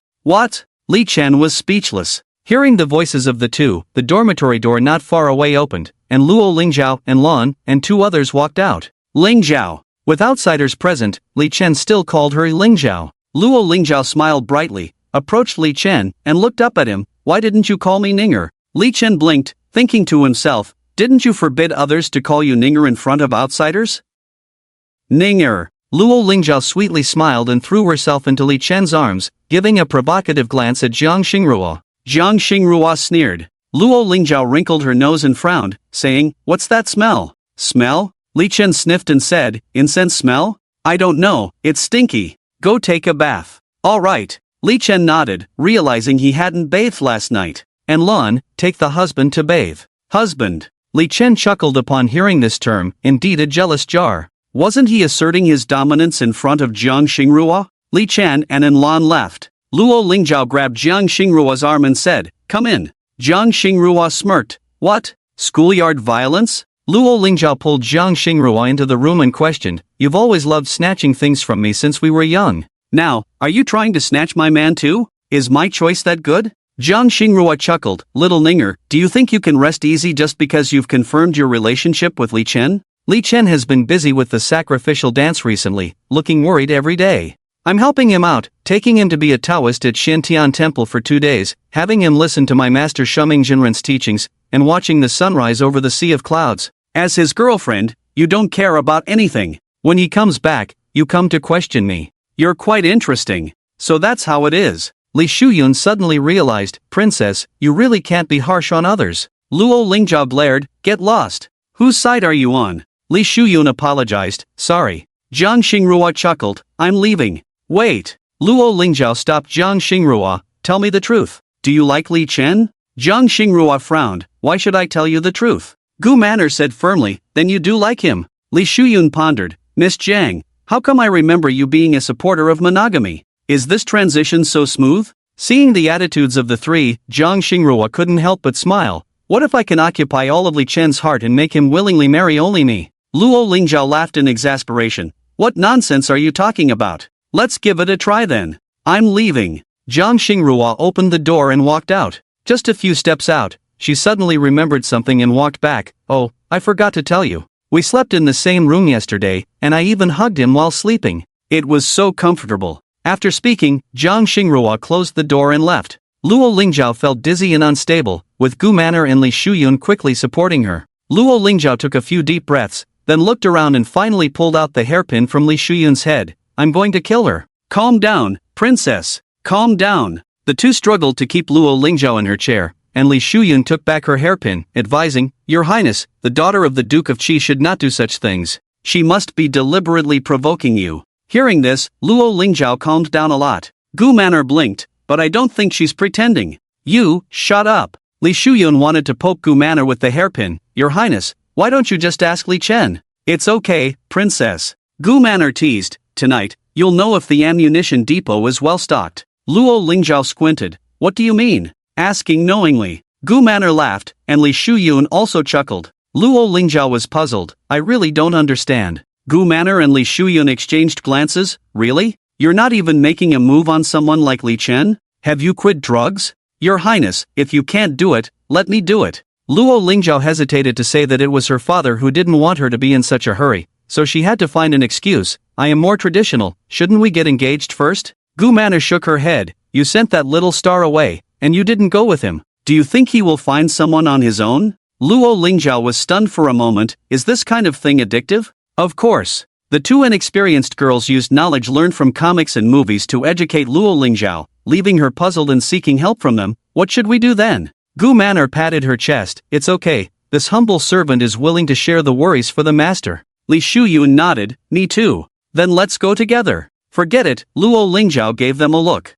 Gu Manor pulled Luo Lingzhao. Your Highness, you can't be so generous to outsiders. Shut up, don't make me slap you. On the other side, Li Chen took a shower, took the underwear and pajamas handed to him by Anlan, dried his hair, sat on the sofa, picked up a piece of cut fruit and ate it. What time did you guys come back? Anlan thought for a moment and replied, around noon. Oh, do you have any plans for the next few days? It's hard to say. Anlan thought for a moment. It depends on the princess's decision. Li Chen nodded, then stood up and said, what is your princess doing? Why hasn't she come back yet? Muttering to himself, Li Chen opened the door and went to Li Shuyun's dormitory door, knocking on it. Ninger, what are you doing? It immediately became quiet inside. After about half a minute, Luo Lingzhao opened the door and walked out, her cheeks slightly red. The previous conversation was a bit explosive, and she hadn't fully processed it yet. Here we are, let's go back. Oh, Li Chen was puzzled. As soon as they entered the dormitory, Luo Lingzhao immediately tiptoed to hug Li Chen's neck, pouting and complaining, I'm jealous. I'm jealous. Why did you go out with Jiang Xingrua for 2 days? And Lan blinked and immediately peeked outside. Fortunately, no one heard, otherwise it would be hard to handle. Li Chen hugged Luo Lingzhao and slowly walked towards the sofa. Didn't I tell you in the message? I'm still jealous. Luo Lingzhao pouted. What did you do with her? Li Chen sat on the sofa, hugging Luo Lingzhao. Let me tell you. This was not a secret, so Li Chen briefly recounted the experiences of the past 2 days, which were indeed nothing inappropriate. Luo Lingzhao felt slightly reassured, tracing circles on Li Chen's chest with her fingers. She just said she slept in the same room with you, and even hugged you. Slept in the same room? Li Chen was taken aback, then suddenly realized, haha, what are you laughing at? Luo Lingzhao was a bit anxious, so did it happen or not? Didn't I just say? I sat in the Sanqing Hall all night, and so did she. We were both in the Sanqing Hall. Jiang Xingrua is really shameless. Luo Lingzhao suddenly felt happy, but still indignant, holding on to Li Chen without letting go. Li Chen was hers, and no one else could take him away. In the evening, the two had dinner. I'm going back to the dormitory. Li Chen tried to get up, but Luo Lingzhao still held on. Stay a little longer. Oh, 2 hours later. It's already 9 o'clock, I have to go. Li Chen was planning to go back to do a dungeon run. Blushing, Luo Lingzhao hugged Li Chen. Let's sleep here tonight. And Lan turned to look at the wall, the wallpaper, the craftsmanship, top-notch. Li Chen pinched Luo Lingzhao's cheek. What do you mean? I also want to sleep in the same room with you. Can we? That's fine. Li Chen nodded. Then it's settled.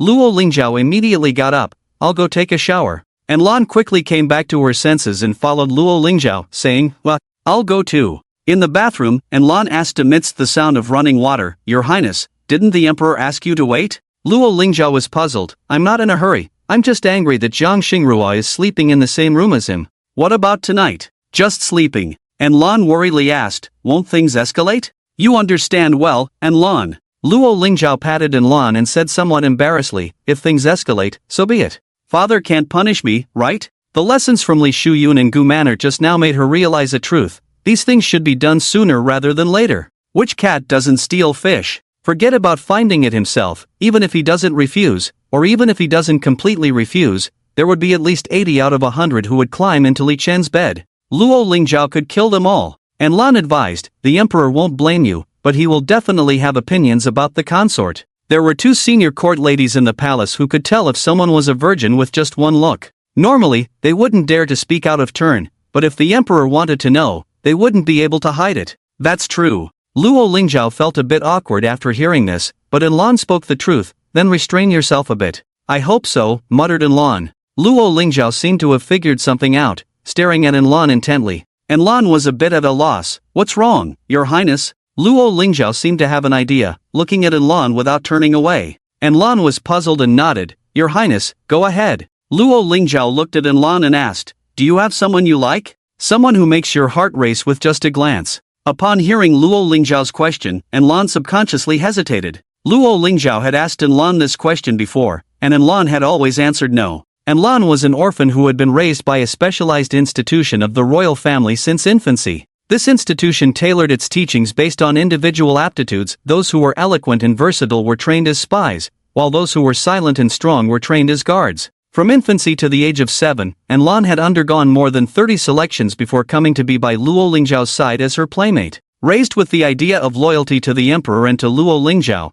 how could she have her own feelings? But, what young girl doesn't yearn for love? Since the moment Luo Lingzhao fell for Li Chen, she would share every detail about Li Chen with Enlon, helping Luo Lingzhao collect information about Li Chen. She even knew more about Li Chen than Luo Lingzhao did. This was a secret that couldn't be spoken of. It hadn't even begun, and it was already over. Your Highness, everything I have belongs to you, Enlon replied. Luo Lingzhao smiled and held Enlon's hand. Don't be so serious, we're not master and servant, we're sisters. If there is, there is, if there isn't, there isn't. Enlon firmly and loyally replied, there isn't. Just mere men. All right. Luo Lingzhao hesitated a bit as she looked at Enlon. According to the rules, as my personal maid, you are to be married off. If you have someone you like, tell me. We're sisters, I won't force you. I'm willing. Enlon answered immediately without any hesitation, I will follow your will. Don't be so serious. Luo Lingzhao smiled and then sighed, you're reliable. Those 2 bad influences, Gu Manor and Li Shuyun,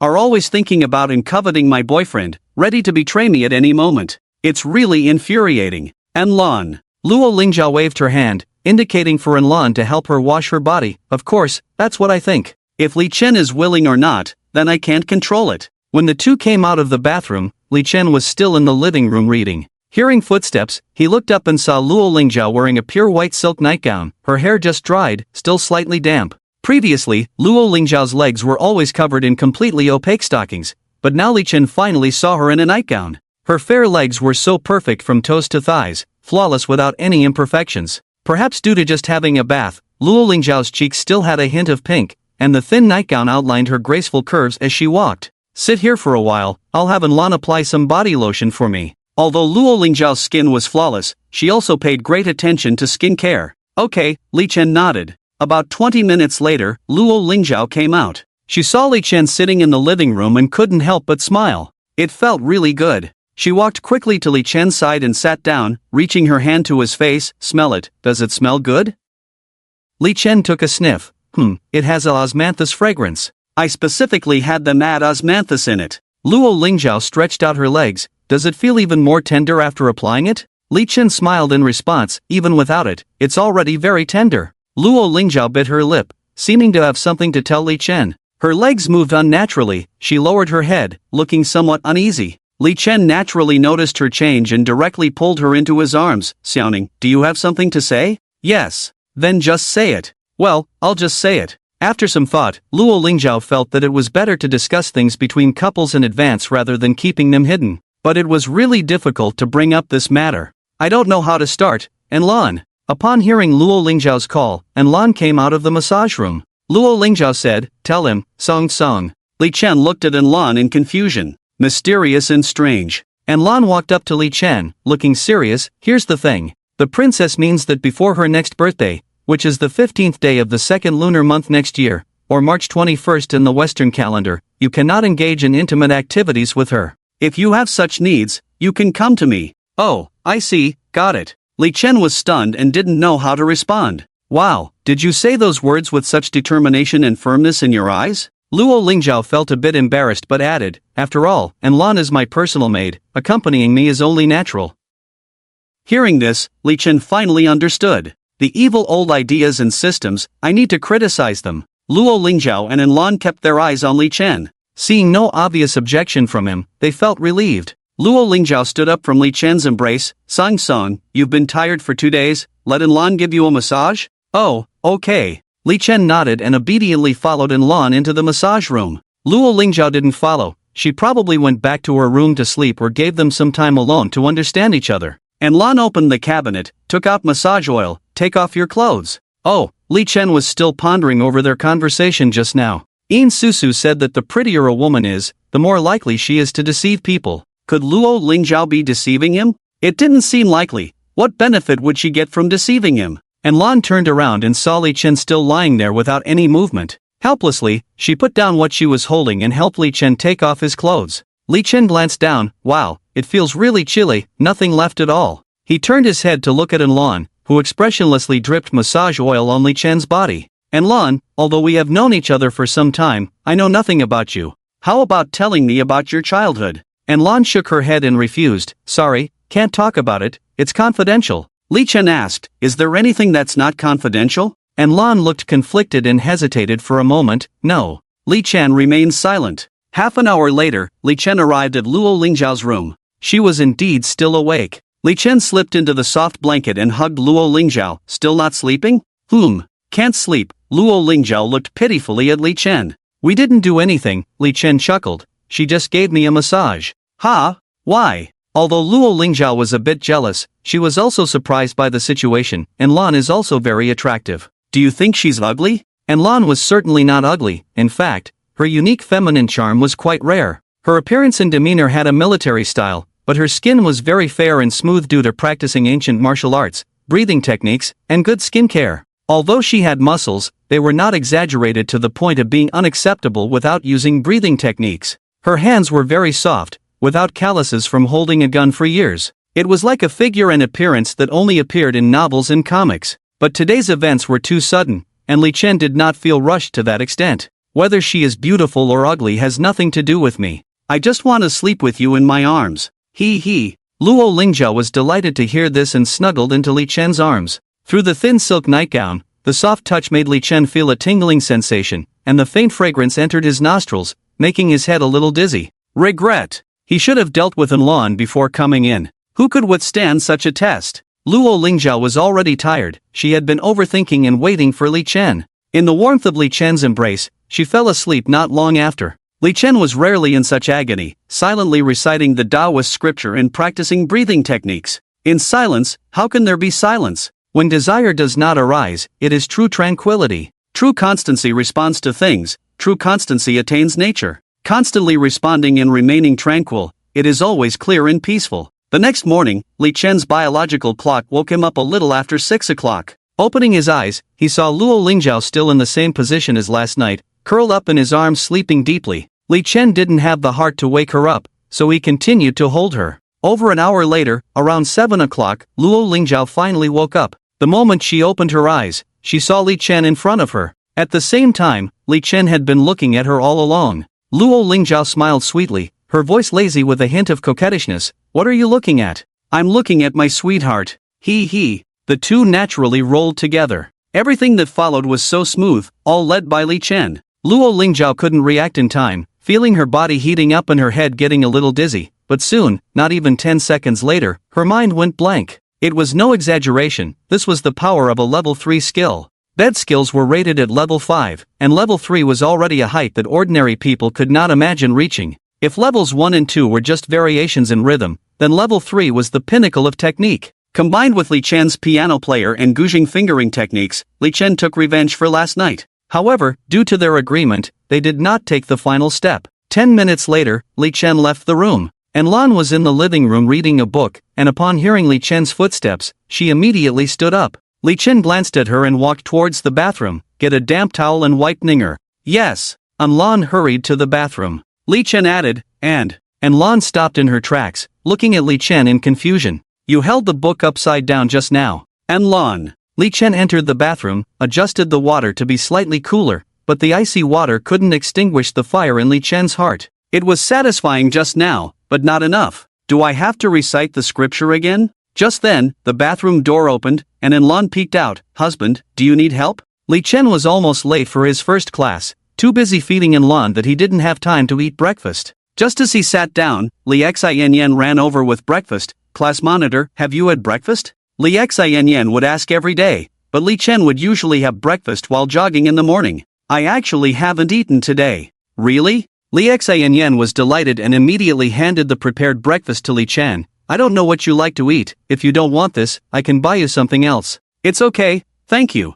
He. Li Xianyan smiled broadly. Sun Yan handed a bottle of water to Li Chen. "Idle, have some water." "Thank you." The bell rang for class, and the philosophy teacher walked in with a book. Seeing Li Chen eating breakfast, he chuckled. "Running late today?" "Yes." Li Chen nodded, ready to put away his breakfast. "I won't eat." "It's okay, go ahead and eat." Teacher Lu smiled and shook his head. "Today's class will follow the usual routine. A few groups will come up to talk about last week's homework." During break time, a few people surrounded Li Chen, wanting to feed her snacks they brought. Li Chen declined. She just hadn't had breakfast. She wasn't craving snacks. Li Xianyan sat on Li Chen's desk, lifting her skirt slightly to reveal her black stockings. "Class monitor, do you think my new stockings look good? Want to feel them?" Li Chen glanced at her. The quality of the stockings was indeed good, but today Li Chen wasn't interested. Not far away, Quan Jin sneered and commented, "Shameless." Li Xianyan was unfazed. She didn't care about others' opinions.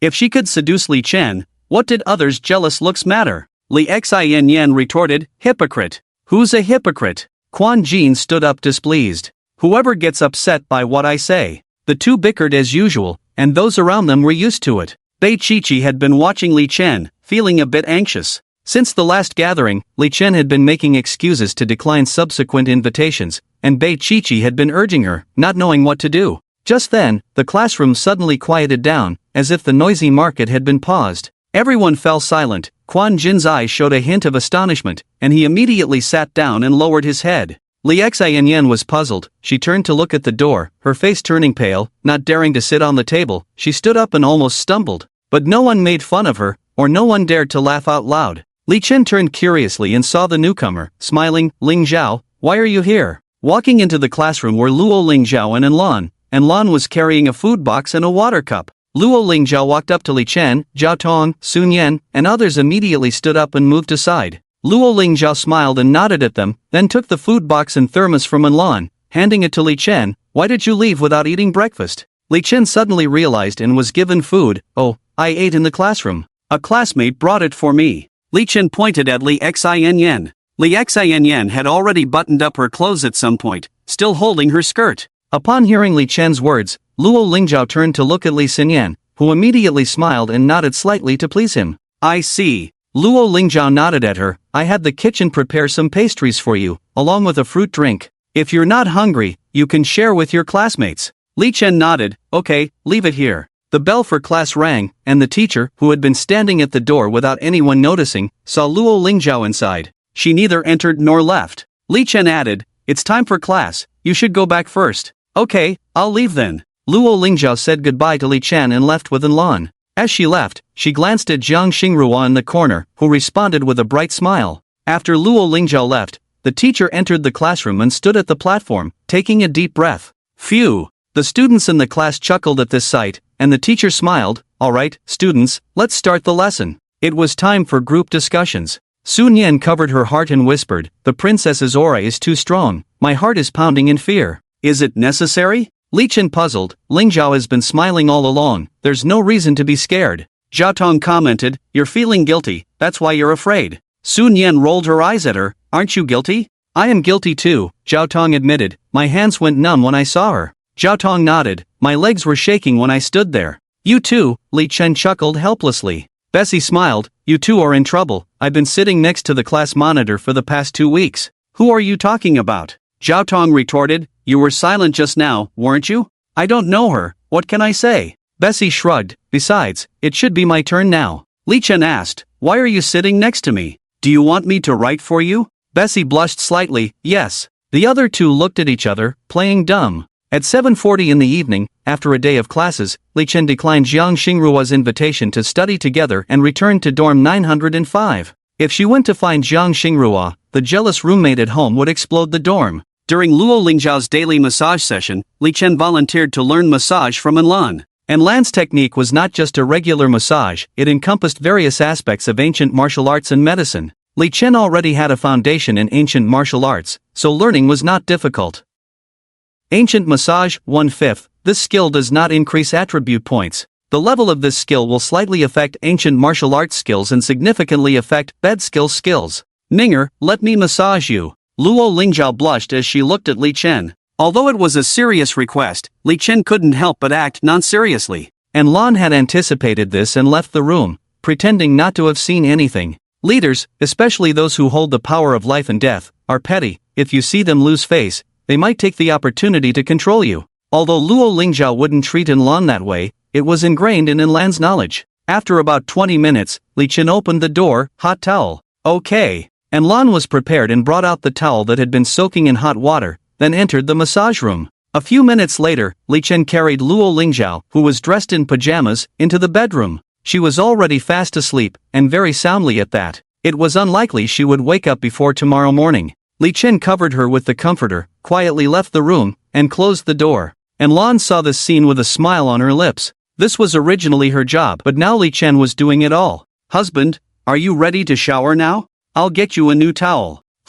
Not long after Li Chen entered the shower room, and Lan walked in with a towel and pajamas, neatly placing them at the door. Then she naturally took off her pajamas and walked in, saying, Husband, let me help you. Li Chen pinched her face with a smile. Are you just trying to help me bathe? And Lan blinked as if she didn't understand Li Chen's words. 30 minutes later, Li Chen carried Lan from the bathroom into her room. An hour later, Li Chen left Lan's room and went to the shower to take a bath. Met his match. Although Lan's experience in matters between men and women was close to zero, every time she felt faint, she used the breathing technique to restore her strength. Playing dumb. Li Chen was forced to use the breathing technique and finally achieved an overwhelming victory. But hard work pays off. Li Chen's stagnant experience bar increased significantly again. After all, others couldn't withstand Li Chen's attacks for that long. It's different when you've been practicing martial arts since childhood. After showering, he wiped himself clean and didn't smell anything else. Li Chen changed into pajamas and entered Luo Lingzhao's room. Tuesday music class. Tian looked at Li Chen with a hint of complaint. You've never been to my club. At least you went to play soccer once. Haha. Li Chen awkwardly smiled. I've been studying the ritual dance during this time. What about Thursday? At least show up. Okay. Li Chen nodded. I'll go on Thursday then. Great. Tian was happy. It's settled then. Noon. After lunch, Luo Lingzhao lay on Li Chen, as if there was something about him that attracted everyone to lie on him. He hadn't put on any body fragrance yet. Should he get one later? The two lay on the balcony's lounge chairs, with Lan acting as a human coat rack, occasionally feeding Luo Lingzhao and Li Chen some cut fruits. By the way, why don't you get a few more maids, and Lan? It looks hard for you to handle everything alone. And Lan blushed at these words, feeling that Li Chen was caring for her. Luo Lingzhao, with his eyes closed, lazily replied, I hate people I don't like hanging around me, especially when we live in the same room. And Lan added, there are many palace maids in the palace, but they all work outside.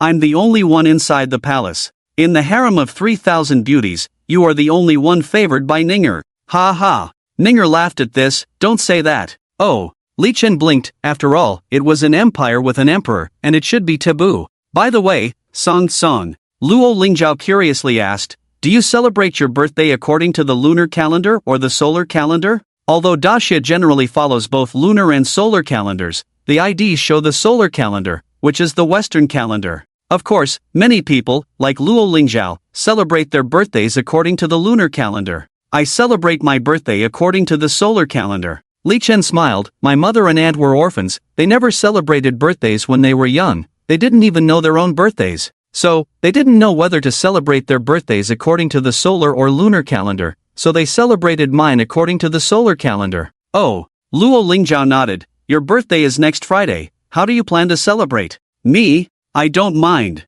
How about this? Thursday, the 18th, you celebrate with your classmates. On the 19th, I'll celebrate with you. On the 20th, which is a Saturday, if you want to go home, go home. If you don't want to go home, I'll invite Gu Manor and Li Shuyun to celebrate with you. Li Chen smiled and said, who celebrates their birthday 3 or 4 times alone? You do. Luo Lingzhao said in a coaxing tone like talking to a child. You are my boyfriend, the future Duke of Daxia. No one dares to say anything if we celebrate your birthday 8 times. Li Chen is the treasure of the family. If he doesn't come home for his birthday, Li Cheng and the others will feel very disappointed. So after thinking about it, Li Chen nodded and said, okay, as you said. He. Luo Lingzhao kissed Li Chen and asked, what gift do you want? I don't want anything. Li Chen shook his head. Oh, I don't believe that. Luo Lingzhao said, I've heard that men are like this, they say they don't want anything when asked. But if you really don't get anything, you'll get angry. I'm not that kind of person. Sure.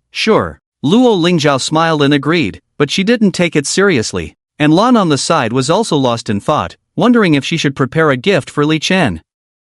If she were to prepare one, what should it be? At 2 o'clock in the afternoon, Li Chen stretched his body. He had been lying around with Luo Lingzhao every day, and he felt like he was getting lazy. I'm going to the dance studio in the afternoon to learn dancing with my senior sister. Are you coming? I won't go. Luo Lingzhao actually wanted to go, but he couldn't always rely on Li Chen, or it would be annoying. You go, I'll wait for you to have dinner together. Okay, got it. Li Chen arrived at the dance studio and went to the restroom to change clothes. Although 2 weeks had passed, many new students had stopped coming to the dance studio. But there were still many people, so Li Chen still had to change in the restroom. Teacher Tian had mentioned wanting to bring this up with the school and designate a place for him to change clothes. Li Chen didn't agree, as the restroom had hooks on the doors, so it was fine to change inside. Upon entering the restroom, many girls were also changing clothes. Those with thin skin went into the individual rooms, while the seniors in their second and third years were used to changing in front of each other. Seeing Li Chen come in, many people froze in their movements. After all, their current actions were quite indecent. Li Chen awkwardly smiled, chose an empty room nearby, and went in. After changing clothes, Li Chen went to the dance studio, where Bai Tao's senior sister was already there. She was sitting on a chair watching a video. When she heard the door open, Bai Tao turned to look at Li Chen. Can, come here, senior sister has organized dances from various countries again. Let's study them together and see if we can find some inspiration for you. No need, senior sister. Li Chen casually threw the bag containing his clothes into a corner and looked proudly at Bai Tao. I have mastered the divine skill. Ha! Bai Tao blinked, looking incredulous. Li Chen then smiled and walked to the center of the room. Play the music. Oh, okay. Bai Tao quickly selected the music, and the Bluetooth speaker played ancient sounds. Li Chen's demeanor was completely different from the beginning. Every move he made exuded a mysterious aura. Bai Tao sat on the chair, stunned. It's just right. This was the feeling she had when she first saw Master perform this dance. That shock, as if seeing a towering mountain piercing the sky for the first time, or witnessing the vast and majestic sea. It was the feeling of an ordinary person facing the world. Full of compassion yet ruthless. Bai Tao silently stood up, chose the best viewing spot, and knelt down properly. Seeing this scene almost made Li Chen lose his composure, but he held back, resisting the urge to comment, and continued to dance the ritual dance with a sorrowful expression. After the dance, Bai Tao's senior sister wanted to kowtow. Junior brother, you are amazing. Li Chen walked over with a smile, and Bai Tao jumped up and hugged Li Chen, saying, the master's sacrificial dance finally has a successor. Li Chen smiled as he watched Bai Tao go crazy. After about 2 minutes, she finally calmed down, grabbed Li Chen's hand, and said earnestly, Junior brother, can you come back with me on Saturday to see the master? Can you dance for her? No problem, Li Chen nodded, understanding Bai Tao's feelings. Bai Tao breathed a sigh of relief and asked, since you have succeeded, do we still need this dance club? Not necessarily, Li Chen smiled, but sister can teach me other types of dances. I like dancing with sister. Okay, Bai Tao sweetly smiled. Bai Tao's burden was lifted by Li Chen's success, and she even started dancing some edgy dances from TikTok, dances that even Li Chen found hard to resist. It was not suitable for public occasions, so they decided to enjoy it in Bai Tao's dormitory later. In the end, Bai Tao was exhausted and lay on the floor panting. Bai Tao seemed to have a thought and looked at Li Chen. Junior brother, let me tell you some gossip about our sect. Sure, Li Chen replied. Our sect has a tradition that only virgins perform the sacrificial dance. Wait a moment, Li Chen looked at Bai Tao helplessly. When did this rule come about? Didn't the master tell you? Bai Tao was surprised, then realized, oh, right, you're a man. Li Chen pondered, so is that why you haven't married or had a boyfriend for so many years? In fact, Li Chen had also wondered why out of the 6 senior sisters, only the 4th and 5th had gotten married. Even Master Ao Mei, who was so beautiful when she was young, should have had suitors if she wanted to get married. Yes, Bai Tao nodded, then smiled, but it doesn't matter, I've met many so-called excellent men over the years. I didn't like any of them. Li Chen chuckled, so, how do I fare in your eyes, sister? My junior brother is the best in the world. On Thursday afternoon, Li Chen specifically went to the music club, as he had promised teacher Tian Tian. The music club was located in the music college building, and it was Li Chen's first time there. Due to Li Chen's presence, there were many people in the Tian Tian music club. Especially when they heard that Li Chen was coming today, many people from other clubs also joined. The club activity felt like a fan meeting. Li Chen played a piece of Butterfly Lovers, and the scene was very lively. On Friday night, Li Chen told Luo Lingzhao that he was going to the capital to visit Master Ao Mei. Luo Lingzhao said, "Perfect, I have something to do next week. I'll take you there tomorrow." "No need," Li Chen blinked. "How will I come back then? Doesn't your sister drive?" Li Chen blinked. "Okay." Bai Tao was slightly disappointed when she heard this news, as she wanted to get closer to her little junior brother in the car. On Saturday morning, Li Chen once again got into Luo Lingzhao's car. The car had a very spacious interior, and sitting in the back, he could even lie down completely by adjusting the seat. After leaving the school, Luo Lingzhao's car stopped for a moment, and two black honor cars pulled up in front, followed by two more cars behind. Shortly after leaving the school grounds, two police cars with flashing lights arrived from a distance. Bai Tao, who was following behind Luo Lingzhao in a mini, even felt a bit nervous. A row of flashing police cars, black honor cars, and a white mini mixed in. The scene looked out of place no matter how you looked at it. Li Chen teased, "Princess, such a grand official convoy. Even for a ride, you need police escort." Luo Lingzhao responded helplessly, "I never asked for it, it's just that the local police are afraid." Li Chen nodded in understanding. "Yes, if it were me, I would be afraid too." If the emperor's only legitimate daughter had an accident in his jurisdiction, not only would his official career be over, but his life might also be in danger. When they reached the expressway entrance, the two leading police cars pulled over, and two other police cars took their place.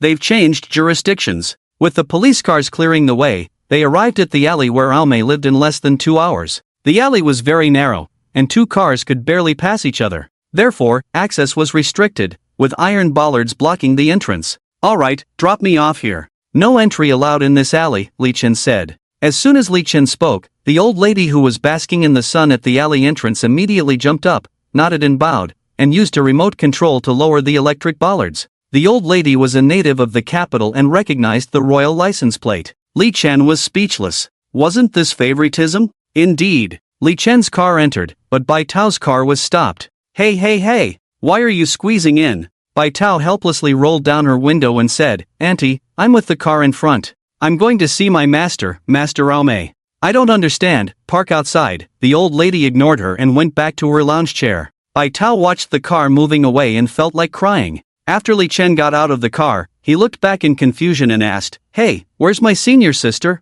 She probably wasn't allowed in." Luo Lingzhao smiled. "You go in, I'm leaving. I'll definitely be back next Friday." "Okay, bye." Li Chen bid farewell to Luo Lingzhao and waited at the entrance for his senior sister. Although it was his master's house, they were still somewhat unfamiliar. If it were girls of the same age, Li Chen could quickly become familiar, but with someone like Aomei, a respected master, Li Chen was somewhat at a loss. After waiting for 5 minutes, Bai Tao's senior sister finally came over. "Hey, why didn't you go in? Wasn't I waiting for you?" "Oh, that guard wouldn't let me drive in." Bai Tao complained a few times and rang the doorbell. Aomei had known that Li Chen was coming and had called many disciples. When they heard the doorbell, someone immediately ran out to open the door. Compared to Li Chen, Bai Tao's senior sister was more familiar with the place, as she had lived here when she was young. The two entered the house, where many people were chatting with an old woman. Li Chen looked around and saw that, apart from the third senior sister who was in the south, all 5 senior sisters, including Bai Tao, were present.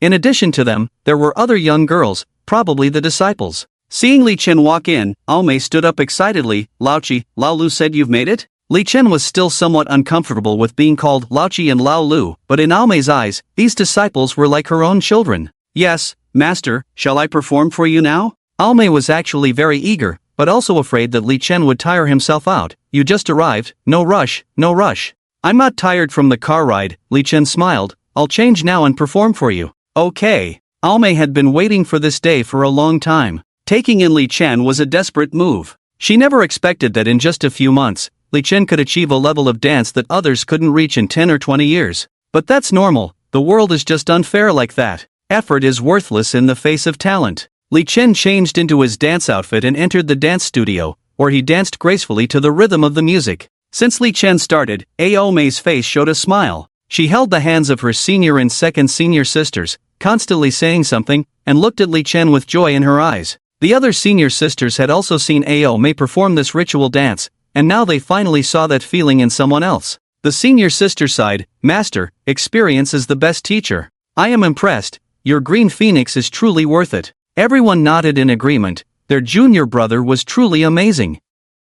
Ao Mei smiled proudly, feeling happy for only the second time in these years. The fifth senior sister, Guan Rongrong, smiled and said, "Master, why don't you show us your treasures? Maybe your junior brother can give you a surprise." Ao Mei smiled and pointed at Guan Rongrong. After the dance, everyone applauded. The old woman was so excited that she walked up to Li Chen, held his hand, and said, "Lao Chi, don't leave tonight, stay with your master." "Okay, master." Li Chen nodded, as that was what he had been thinking too. The senior sister smiled and said, "Master, when you heard that he succeeded, you were so excited that you couldn't sleep well last night. Are you at peace now? Let me help you to rest for a while." "Okay." Ao Mei nodded with a smile. "Lao Chi, this is your home now. Eat whatever you want, take whatever you need." "Okay, master." After Ao Mei left, Li Chen changed back into his regular clothes and, surrounded by his senior and junior sisters, went to the side hall. There were over 10 junior sisters present, all in their 20s. Some were freshmen, while others were main dancers in a dance troupe.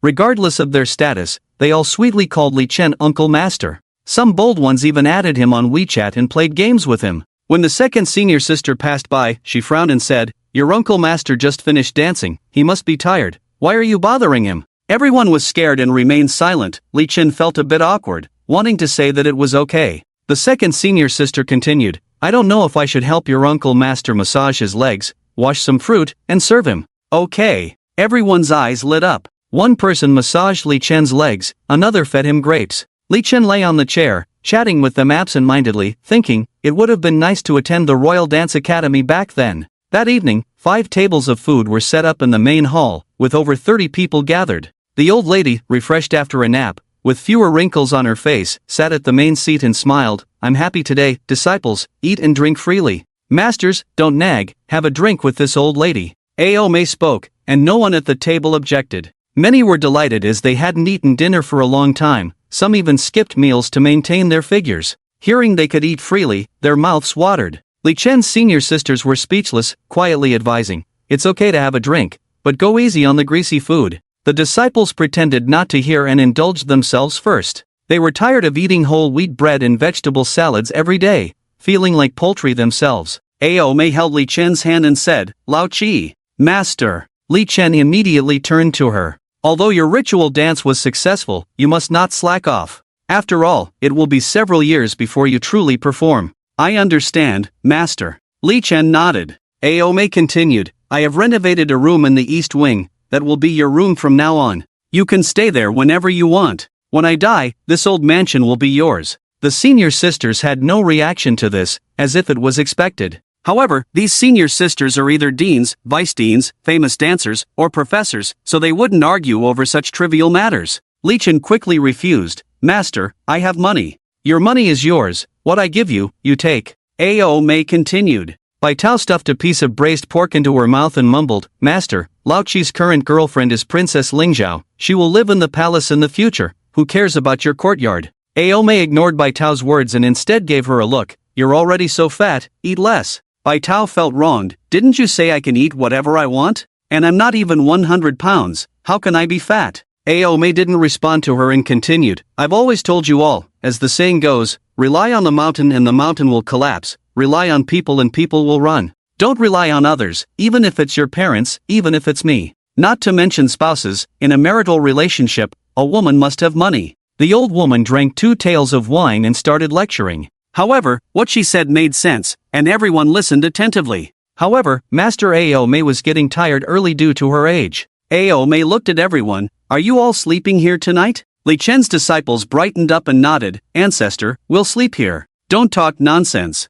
Second senior sister helplessly said, "There aren't enough rooms at home." Fourth senior sister laughed, "If you're willing to sleep, then go sleep on the floor in the dance studio." "Okay." The disciples nodded repeatedly. Sleeping on the floor in the dance studio was fine. Ao Mei frowned, "How can we let the children sleep on the floor? Won't they catch a cold? Just squeeze in together, it'll be fine. Eldest and second eldest, you sleep with me." Fourth senior sister replied, Master, I have to go home. All right. Aome nodded, then the fifth, sixth, and seventh will share a room. Li Chen was stunned, looking at her master. Are you treating me like a child? Second senior sister said helplessly, Can is already 18. How can she sleep with the fifth and sixth? Bai Tao smiled and replied, It's okay, Can doesn't mind me. Right? Li Chen nodded, How could I mind you, senior sister? Fifth senior sister Guan Rongrong was earnestly picking peanuts and heard this, immediately raised her head. What do you mean? Mind me? Li Chen responded helplessly, I don't mind anyone.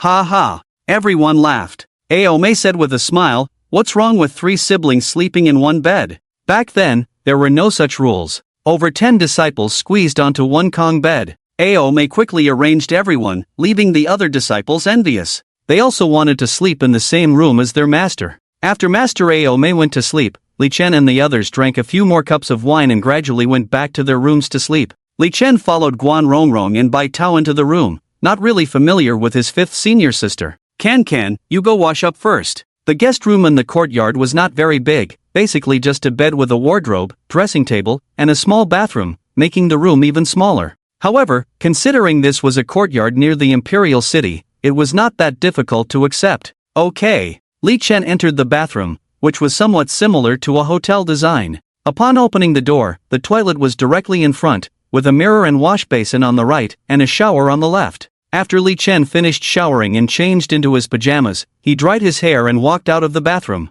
The 2 senior sisters had already changed into nightgowns, one lying seductively on the bed, the other sitting on a chair munching on melon seeds. Bai Tao asked while munching on melon seeds, It's been 3 or 4 years since you got married, why don't you have a child yet? Guan Rongrong lay on the bed, the alcohol she drank seemed to be kicking in, her face showing a slight blush. A child? Let me tell you, I got divorced yesterday. Tell me more. Bai Tao immediately became interested and said to Li Chen as he walked out, Can, go get 2 bottles of wine.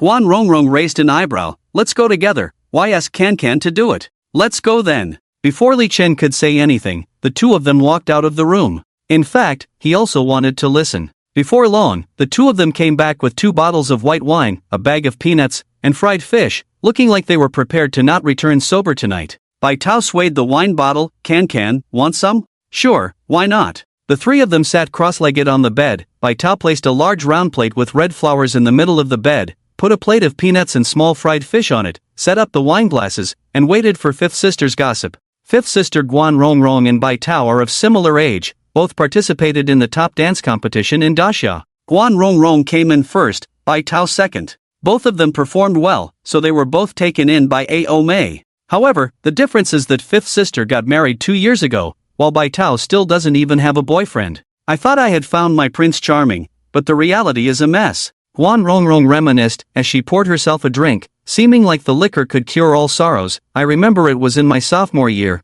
during a dance competition at school. He wasn't from our school, came with a few friends to watch me perform. Guan Rongrong talked about the past, in short, a beauty of her caliber. Even in a world where women outnumber men, she was a top resource, so fifth sister's husband actively pursued Guan Rongrong. Men are scarce in this world, and simps are even rarer. So, Guan Rongrong fell for it. At the age of 26, Guan Rongrong chose her boyfriend over her dance and sacrificed her relationship with her boyfriend. But married life was not as good as expected. After getting married, I found out that he had 3 other wives from high school. It was like a palace intrigue at home, always causing trouble. I had to compete for favor, deal with all kinds of conspiracies. He's useless, being manipulated by those 3. Really, I regretted it the day after the wedding. I confided in senior sister, but she told me that women should be submissive and virtuous. Senior sister is a spinster, don't listen to her. Bai Tao sneered, does she even know what it's like to be with a man? Guan Rongrong chuckled, do you?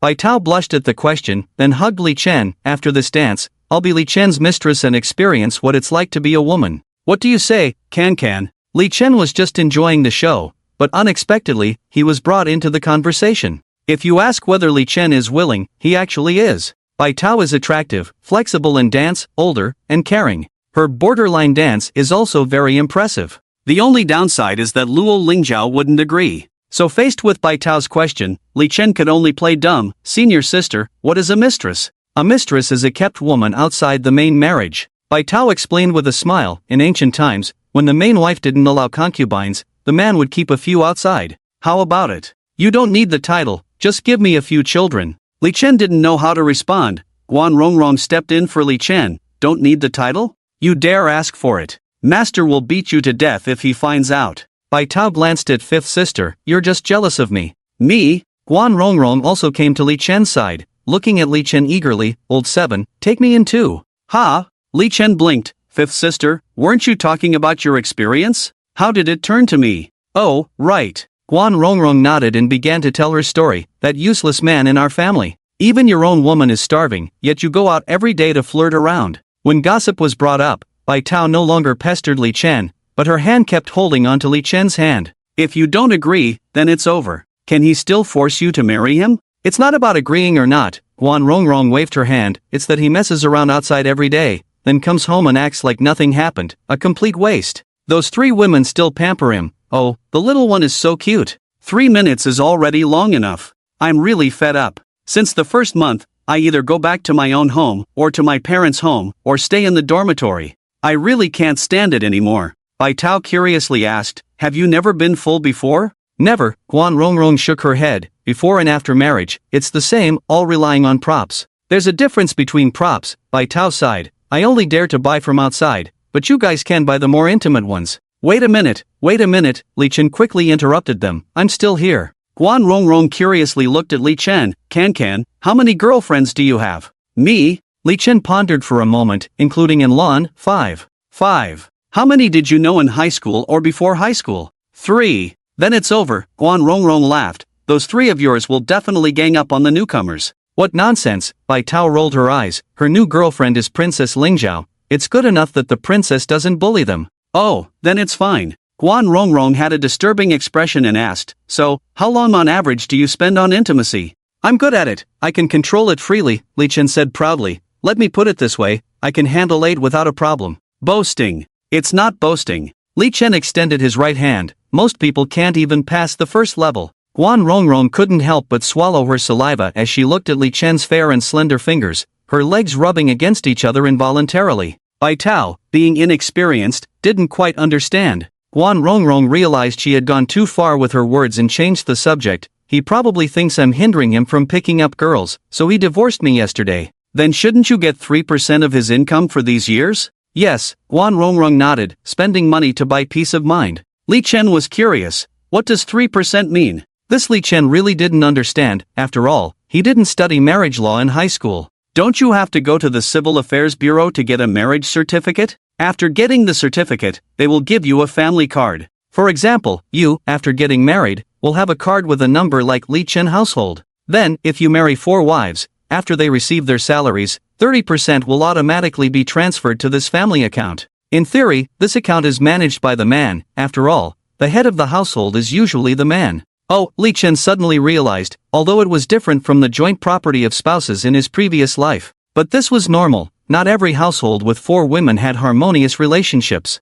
Why should someone earning $1 million have joint property with someone earning $2,000? Is it necessary to have 30%? It seems like it's not always necessary, maybe a minimum of 30%. I'm not sure about the specifics. Got it. Li Chen nodded, then looked at Guan Rongrong. Sister 5, your ex-husband messes around outside every day. Does that count as his fault? Men messing around doesn't count as a fault. Guan Rongrong sighed. It's only considered a fault if women mess around. If caught, they could be kicked out with nothing. Right, in the countryside, there are news reports of women being beaten to death for messing around. There's no way, it's been like this since ancient times. Li Chen felt somewhat helpless after hearing this. It was like protecting scumbags. Alright, it's getting late. It's 11 o'clock. Let's wash up and go to bed. Bai Tao pulled Guan Rongrong up. Let's wash together, save some time. Guan Rongrong gave Bai Tao a look. I'm not into that. Let's just make do with each other in the future. You've been divorced. What are you looking for? A man in his 40s or 50s?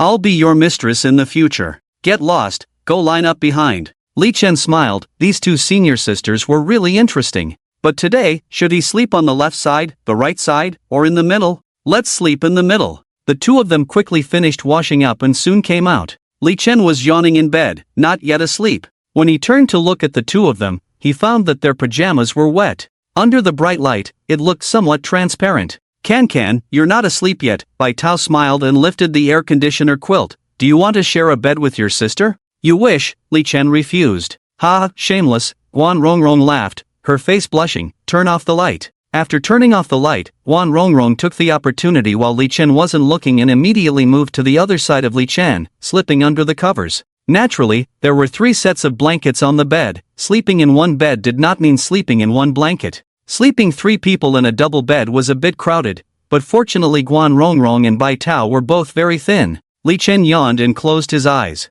Bai Tao also quickly closed her eyes and began to prepare for sleep. Among the 3, only Guan Rongrong found it a bit difficult. After all, she was the only one who had eaten and was in a state of long-term hunger. Someone like Bai Tao, who had not eaten, was actually calmer. But Guan Rongrong didn't dare to do anything. After all, she was not familiar with Li Chen. The sound of the man's breathing beside her made her uncomfortable, and she felt like she needed to go to the bathroom. It was all because of that damn Bai Tao, who insisted on washing with her. If they had just taken care of it earlier, maybe she wouldn't feel so uncomfortable now. And so, Guan Rongrong drifted off into the night without falling asleep, while Bai Tao and Li Chen were already asleep. Guan Rongrong glanced at her phone and saw that it was already 1 a.m. After hesitating for a moment, she reached into Li Chen's blanket. Just this small action made her heart race as if it was about to jump out. It was too shameful, too scary. What if Li Chen suddenly woke up? What if he suddenly made a sound? Would she be expelled from the sect by her master?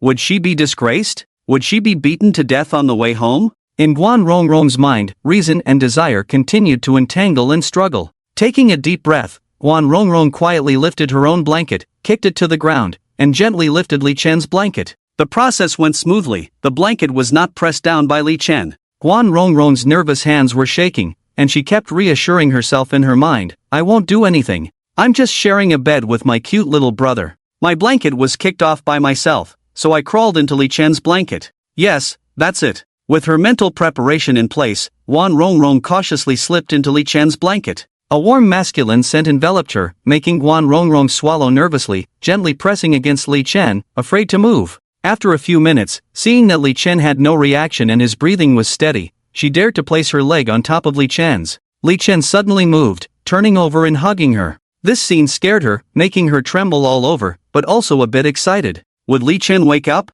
Would he suddenly grab my neck and punish me harshly? That would be thrilling. No, that would be embarrassing. However, after Li Chen hugged Guan Rongrong, he didn't move again. It took Guan Rongrong 10 minutes to calm down and realize that it was just a habitual action for him to hug his girlfriend in bed. But in this position, it wasn't entirely inappropriate. Using the strength of her waist and abdomen, Guan Rongrong slowly turned her body, lifted her nightgown, and placed Li Chen's hand on a soft spot. There would surely be a surprise waiting in the morning. And so, Guan Rongrong tossed and turned until 2 o'clock before falling asleep in a daze. She had a very chaotic dream at night, dreaming that her secret was discovered. Her master was very angry, and wanted to expel her from the sect. The news media had heard that she was intentionally seducing her junior martial brother. But the junior martial brother actually liked her a lot, locking her up in his underground chamber and rewarding her day and night. In the early morning, Li Chen opened his eyes and felt something strange in his hand. He gently pinched it, and the woman in his arms made a seductive sound in her sleep. He originally thought it was Bai Tao's senior sister, but to his surprise, it turned out to be Guan Rongrong. Damn! Did I sleep with 5th senior sister all night? Li Chen was scared awake immediately. What if she woke up and things weren't settled between them? In fact, Li Chen vaguely felt someone slipping into his embrace last night. But Li Chen was already asleep, unable to distinguish between illusion and reality. Li Chen gently took his hand out and breathed a sigh of relief. Only then did he realize that he was in the same bed as Guan Rongrong, and Guan Rongrong's nightgown had been pulled up, revealing a large expanse of fair skin. Did I do this? Li Chen was full of question marks. Silently slipping out of his blanket, he turned to look at Bai Tao. Seeing that Bai Tao was sleeping soundly, Li Chen finally slipped into Bai Tao's bed. Bai Tao's senior sister was fine. Even if she found out, she wouldn't be angry. Li Chen hugged Bai Tao's senior sister, but she had no reaction and continued to sleep soundly. When Guan Rongrong woke up, it was already 9 o'clock, and Li Chen and Bai Tao were nowhere to be found. Guan Rongrong felt a bit regretful. The scenario she had hoped for did not happen. She had prepared herself, but Li Chen still showed no interest. But it was normal. A male god like Li Chen was not lacking in women, especially for a divorced woman like herself. She would have to wait for another opportunity at next year's training camp. After washing up and leaving the room, Li Chen was in the living room playing werewolf with a group of girls. Guan Rongrong greeted Li Chen with a smile, and Li Chen pretended not to know anything. Around 10 o'clock in the morning, Ao Mei walked into the living room with a woman in her 60s. The disciples immediately left, and Li Chen also stood up to give up his seat. After Ao Mei and the woman sat down, Ao Mei introduced, Lao Chi, this is the chairwoman of our dance association, and also the person in charge of the dance segment of this year's ritual ceremony, Yan Jing. Yan Jing waved her hand with a smile, Vice Chairwoman, I'm just the Vice Chairwoman, the main person in charge is Minister Yi from the publicity department. Minister Yi is a cultured person, but he doesn't know much about dance. Ao Mei smiled and said, in the end, isn't it up to you to decide what the opening dance will be? Master Ao, you overestimate me. Yan Jing smiled bitterly and shook her head. You don't need to be nervous. Ao Mei leaned back slightly, with a hint of pride in his expression. I, Ao Mei, have always spoken with strength and never resorted to underhanded tactics. So rest assured, when I invited you this time, it wasn't to let you take a shortcut. Ha, of course not. Yan Jing visibly relaxed. Although Master Ao Mei was an expert in ritual dances, he was also a master in classical dance. Despite Yan Jing being the chairwoman of the dance association, even Minister Yi had to be polite to Master Ao Mei. I invited you this time to let you know that we have found someone who can turn the tide in our ritual dance once again. After hearing this, Yan Jing looked at Li Chen and nodded politely. I also know about Li Chen, he is indeed very outstanding. But do you think he can turn the tide? Come, let's go to the dance studio. Lao Chi, change your clothes. Oh, Li Chen blinked, thinking that his master was showing off by bringing someone over. Dance studio. After watching Li Chen dance, Yan Jing was amazed and couldn't close her mouth. She turned to Ao Mei and said, Master Ao Mei, Li Chen's dancing is no less impressive than your youth's grace. Ao Mei was also very happy to hear this. Of course, it doesn't matter who the disciple is. The 5 senior sisters lowered their heads upon hearing this.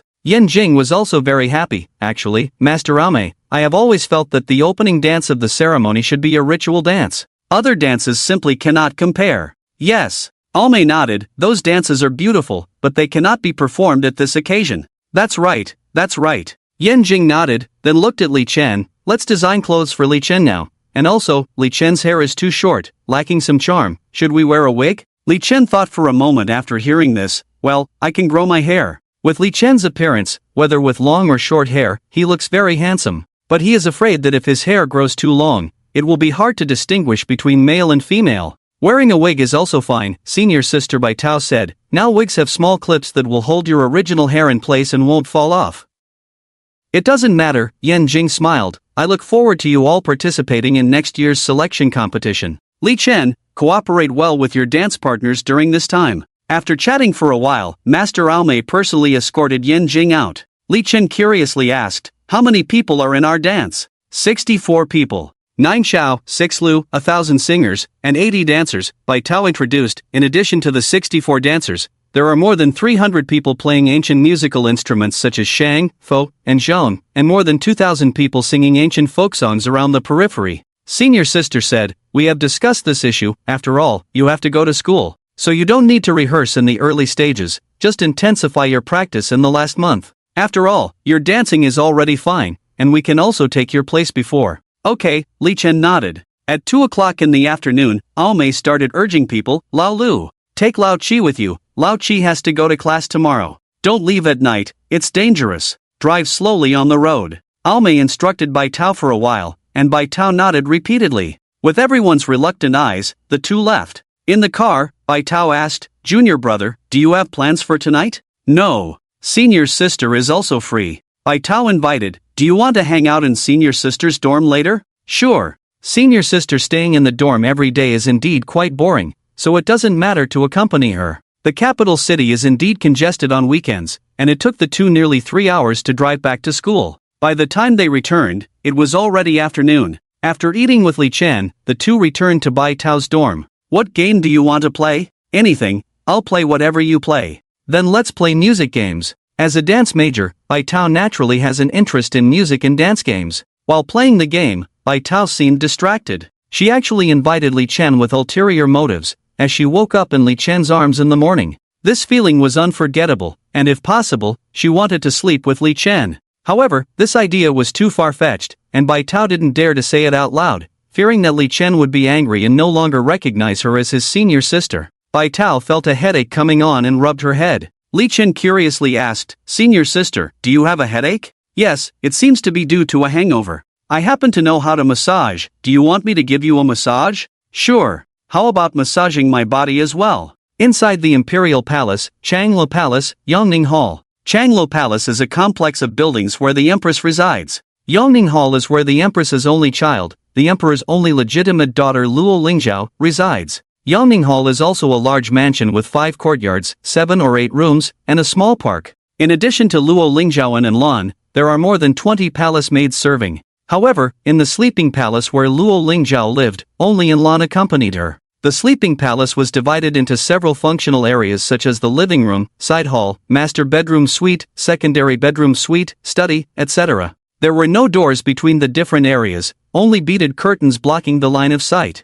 At night, Luo Lingzhao lay alone on the bed, tossing and turning, unable to sleep. Habit is a terrifying thing, even if it was just a few days of sharing a bed with Li Chen. Luo Lingzhao found herself missing his broad, warm embrace. She softly called out, "Lan, are you asleep?" Before long, Lan hurried over to Luo Lingzhao's bedside. "Your Highness, come up here." Luo Lingzhao half lay looking at Lan, who obediently sat at the edge of the bed. Luo Lingzhao asked, "What does it feel like to do that kind of thing?" "Ha?" Lan was surprised by Luo Lingzhao's question and didn't know how to answer for a moment. "Your Highness, what exactly do you want to know? Are there specific types of it?" Luo Lingzhao was somewhat surprised. "What is the overall feeling like?" "It feels very hot, like having a high fever, tingling all over, dizzy in the head, and feeling like flying in the air, not thinking about anything." Hearing Lan's description, Luo Lingzhao felt somewhat relieved, similar to the feeling when Li Chen massaged her. "Then tell me in detail, don't leave out any details." "Your Highness, please wait." Lan got up and walked to the door of the sleeping palace, pushed it open, and told the guards standing at the door, "Stay away, the princess and I have confidential matters to discuss."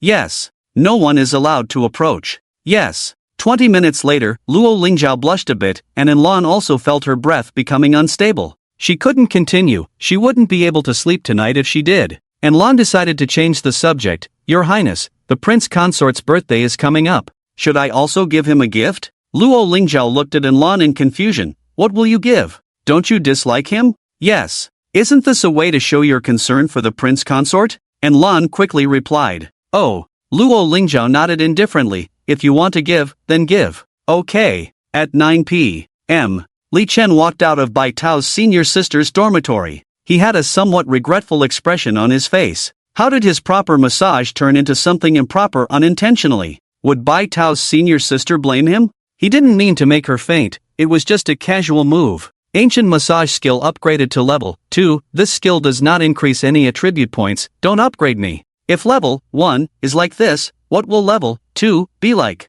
How will I massage people in the future? Monday, Baisky finally sat next to Li Chen as she wished. In mid-October, after a fall rain, the weather in the north had turned cold. But these girls still wore short skirts, just with slightly thicker stockings. The morning classes went smoothly, and during lunch when everyone was eating together, Li Xinyan asked, "Monitor, is your birthday on the 19th? "Yes." Li Chen nodded. Li Xinyan smiled. "How are you planning to celebrate? Can you give me a chance to show off and let me arrange something? What do you want to show off for my birthday?" Li Chen laughed. "The 18th is a Thursday, so after the club activities in the afternoon, let's go out for a meal together." "Great." Everyone's eyes lit up. Li Xinyan thought for a moment and said, "Can we not invite those two guys?" Li Chen was puzzled. "What's wrong with Azu and Ahao?" "Nothing's wrong, they just annoy me." Li Xinyan bluntly said, "So, can we not invite them?" "Okay." Li Chen nodded. "Anyway, those two probably don't even know it's their birthday, so let's just forget about it. Then let's book a private room at the snack street in the school, and we can all have a meal together."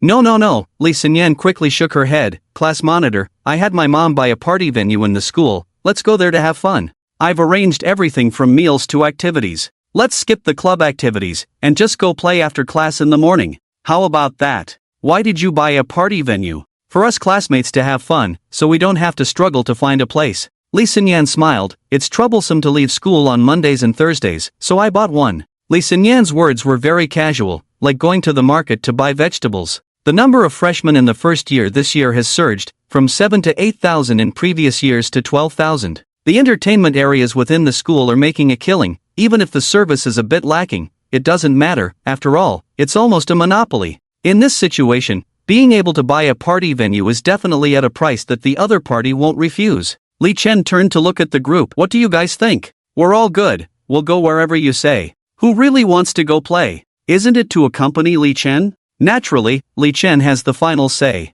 So it was decided, and the participants were basically confirmed: Li Xinyan, Quan Jin, Zhao Tong, Sun Yan, and Beth Chi. In total, there were 6 people, and they were all very happy, as having fewer people means more opportunities. I'll ask teacher Tian or my senior sister if they want to come, Li Chen said, and the smiles on everyone's faces instantly disappeared. Wow, 2 teachers present and they're really trying to take advantage of the situation? After some thought, Li Chen added, I'll also ask Jiang Xingrua if she wants to come. Li Xinyan could still endure teacher Tian and Bai Tao, but when she heard Jiang Xingrua, she couldn't hold back. No, class monitor. Let's forget about this big shot, don't invite her. The rest of the group also nodded slightly. Li Chen smiled, yeah, Jiang Xingrua wouldn't want to eat with us anyway. At 7:50 in the evening, Li Chen finished class and returned to the dormitory. Jiang Xingrua had been waiting downstairs for a while, and Li Chen was curious, waiting for me? Yes, Jiang Xingrua nodded, you're a bit late today. Yeah, I chatted with the teacher after class. The 2 took the elevator upstairs, and Li Chen asked, my birthday is on the 19th. Jiang Xingrua nodded, I know, but doesn't your vinegar jar at home have the exclusive rights to you? Yes, Li Chen nodded, turned and entered her room with Jiang Xingrua. The security guard at the door was focused on the wall. They couldn't afford to provoke the princesses, let alone the princess's cousin and the daughter of the duke. It's better to turn a blind eye. Li Chen skillfully made her way to the living room, took off her shoes, and lay down on the sofa. So I'm asking if you've prepared a gift for me. If you have, I can consider inviting you to dinner alone. After returning to the room, Jiang Xingrua hung her bag on the door, removed the hairpins and headbands from her hair, and shook her hair. Her silky long hair flowed naturally like in a shampoo commercial. If you want to invite me to dinner alone, then I can consider preparing a gift for you. The room fell into a strange calmness. Should they exchange gifts first, or have dinner first? Which came first, the chicken or the egg? The 2 looked at each other for about 2 minutes, and both couldn't help but smile. Jiang Xingrua smiled and walked into the study, taking out a delicately framed traditional Chinese painting. The size of the painting was about 50 by 70 centimeters. It depicted Li Chen in a flowing robe, dancing gracefully at the top of a mountain. Majestic as if riding the wind, yet not knowing where it would stop. Drifting as if standing alone in the world, transcending into immortality. In the lower left corner was Jiang Xingrua's signature. Year of Earth Dog, Month of Water Dog, Jiang Xingrua presents to Li Chen. The painting style should be meticulous, barely capturing her own charm. The calligraphy was good, flowing like floating clouds, and majestic like a startling dragon. Fine brushwork can be said to be one of the most troublesome and difficult painting styles in traditional Chinese painting. It takes several days to complete such a small painting. Could it be that she didn't come to bother me last week because she was hiding in the room painting? Li Chen took the painting frame and carefully observed it, couldn't help but smile and say, you said you don't have a crush on me? Look at how beautiful and detailed this painting is. You must have peeked at me a lot in normal times, right? No need to imply anything to me. Jiang Xingrua stood smiling in place, her words showing no weakness. If you confess to me and break up with Luo Lingzhao, I might consider it. You're daydreaming. Li Chen picked up his book with a smile. Thanks, I'll treat you to dinner on Wednesday night. Back in the room, Li Chen looked around and placed it on his study desk. Tuesday noon, since the last massage incident, Bai Tao felt a bit embarrassed. It was just a massage, how could she be so embarrassed? She must have been seen as a pervert by her junior brother, right? But the feeling was really good. Even now she couldn't help but linger on it. But it was really embarrassing. At that time, Bai Tao fainted, probably feeling too ashamed. Now, she had entered a strange self-torture. As usual, Li Chen came to the cafeteria next to the dance academy to wait for Bai Tao. It took a while before he saw Bai Tao walking over in a daze. Senior sister, what's wrong with you? Bai Tao, seeing Li Chen, took 2 steps back in fright and quickly said, I'm not a pervert. Ha? Pervert? Li Chen was puzzled. Who said you're a pervert? Nothing. Bai Tao smiled awkwardly and shook her head. You heard wrong. The 2 entered the cafeteria, and Bai Tao said, you sit here, I'll go get you some food. What drink do you want? It's okay, I'll buy it myself. You sit here. Bai Tao was proactive and busily bought food for Li Chen. During the meal, Li Chen curiously looked at Bai Tao. Senior sister, why are you so enthusiastic today? It's nothing, thank you for helping me with the massage. Bai Tao regretted as soon as she finished speaking. What's wrong with her mouth, stirring up trouble? Li Chen joked, oh, that's okay. You're so attentive, I thought you were trying to pursue me. He. Bai Tao also laughed in response. What conditions does senior sister need to pursue you? Li Chen leaned back slightly, looking smug. If you want to pursue me, that could be troublesome. I like people who challenge me the most. Bai Tao looked at Li Chen's expression, somewhat like a little devil in a TV drama, couldn't help but shiver. Thinking of seeing girls being played like dogs online in order to pursue boys, she couldn't help but feel apprehensive. I'm just kidding. Li Chen laughed. You look scared. Hurry up and eat. Right, let's eat. Bai Tao nodded repeatedly. Is there anyone here? A figure appeared. Teacher Tian sat down next to Bai Tao with a tray, smiling at the two. Teacher. Li Chen greeted with a smile. Bai Tao and teacher Tian both lived on the same floor, both were teachers, and because of Li Chen, they had chatted a few times, so they were somewhat familiar. During the meal, Li Chen suddenly remembered his birthday and asked, Teacher, senior sister, my birthday is on Thursday, should we all go out for a meal? Thursday? Teacher Tian asked curiously, isn't your birthday on Friday? I'll celebrate with Lingzhao on Friday. Right. Teacher Tian nodded, but Bai Tao shook her head. You celebrate with your classmates. I'll feel uncomfortable if I join you. Teacher Tian blinked and ultimately agreed. Yeah, we teachers shouldn't interfere. Okay. Li Chen nodded. In the afternoon, Li Chen came to the dance society for the first time. Accurately speaking, in the past, we used to take small classes with White Peach, and now we are finally taking big classes together. The people in the dance club are very happy. After waiting for so long, they have finally made it to this day. The people in the dance club are currently designing and rehearsing the dance for the New Year's Eve party. Of course, it's still in the design stage, so it's not certain if it will be selected. Li Chen sat among the crowd, listening to everyone's descriptions, discussing, and designing together. After class on Wednesday night, Li Chen returned to the dormitory and at the same time informed Luo Lingzhao's kitchen to cook more dishes today. In the living room of the dormitory, Li Chen set up 4 dishes and a soup, smiling at Jiang Xingrua. Do you want to eat anything else?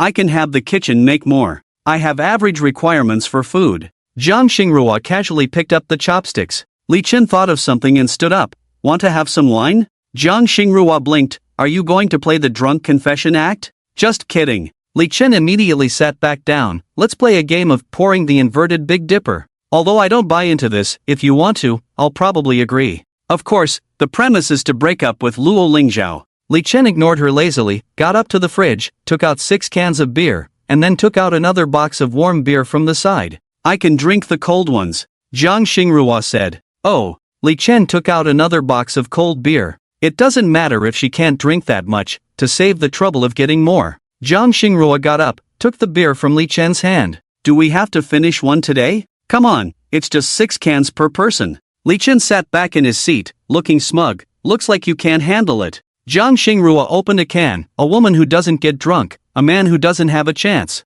You got it wrong, didn't you? Li Chen took a sip of his beer, started eating, then remembered something. By the way, aren't you the type who doesn't talk while eating? Jiang Xingrua nodded. Let's eat first. Jiang Xingrua nodded. About 10 minutes later, Jiang Xingrua was full. Li Chen asked, by the way, you've been at Jichuing for so long, have you made any friends? He felt that Jiang Xingrua and Luo Lingzhao were both quite interesting. Jiang Xingrua didn't interact with others, and Luo Lingzhao was even more aloof, not attending classes for so long since the start of the school year. Nan. Jiang Xingrua took a sip of her beer, then looked at Li Chen. I thought you were my friend. Ha, right. I am, Li Chen laughed. Did you not have any friends in middle school or high school? I see you get along well with those people at the Taoist temple. There were hardly any in school. Jiang Xingrua seemed to be reminiscing, although she was not someone who liked to recall the past or reveal her inner thoughts. Perhaps under the influence of alcohol, she couldn't help but fall into clichés.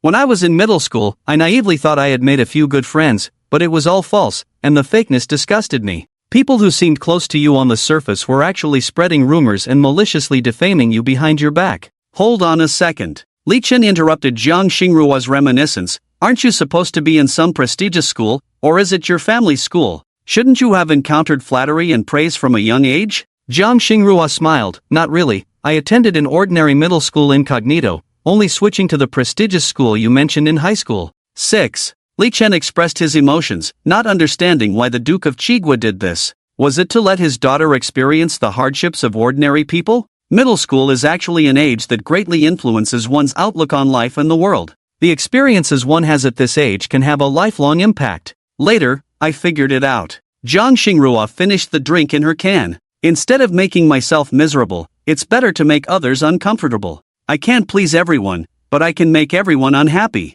Between genius and fool, there is an insurmountable gap. What I can do is to equally discriminate against everyone." Li Chen was greatly shocked after hearing this, and couldn't help but applaud. "Impressive, impressive, your words are quite philosophical." Zhang Xingrua smiled. Confucius was modest and reserved in his hometown, as if unable to speak, but in the ancestral temple and court, he spoke clearly and fluently, just very cautiously. When Confucius was in his hometown, he was very respectful, as if he didn't speak much. In the ancestral temple and court, he spoke clearly and fluently, but very cautiously. Your set of codes of conduct also has theoretical support. It's just that Confucius was respectful, while you are arrogant. Forget about me. Let's talk about something else. Zhang Xingrua and Li Chen then talked about music, history, philosophy, and world affairs. They chatted until 11 o'clock, and Li Chen felt that Zhang Xingrua was about to drink too much, so he escorted her back to her dorm.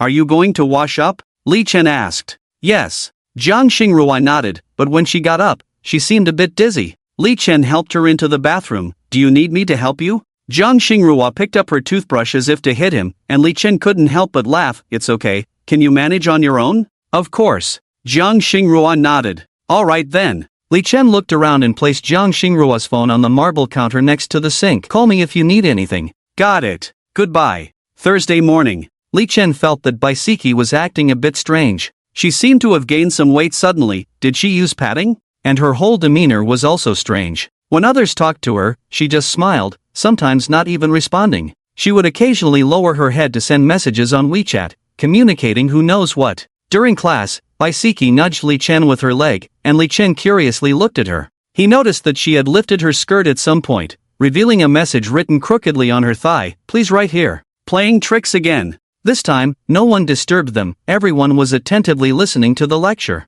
Li Chen picked up a black water pen and wrote the character, "correct," on her leg. Baisiki trembled slightly, seemingly feeling a bit excited. Really, she appeared carefree on the surface, but in reality, she was just a naive girl who hadn't experienced much. After 10 minutes, Li Chen realized that no one was paying attention to him, so he wrote again on her leg. It seemed like Li Chen could fill her leg with characters during this class. However, because Li Chen was sitting in the front row, those in the back could see. So, Li Chen eventually stopped. At the end of class, Li Xinyan mysteriously added a few people to a WeChat group. "Li Xinyan, should we go at noon? Or go back to the dorm at noon and then go at 1 o'clock? Li Chen, either is fine. Baisiki, let's go directly. Quan Jin, I have a student council meeting at noon. Li Chen, I'll help you get excused. Quan Jin, Dog Kaodao, Chairman Dad is awesome. Li Xinyan, then let's go directly. We can just leave the books in the classroom." Since it was a fixed classroom, leaving the books on the desk was fine. At noon, the 6 of them gathered together and headed towards the entertainment area.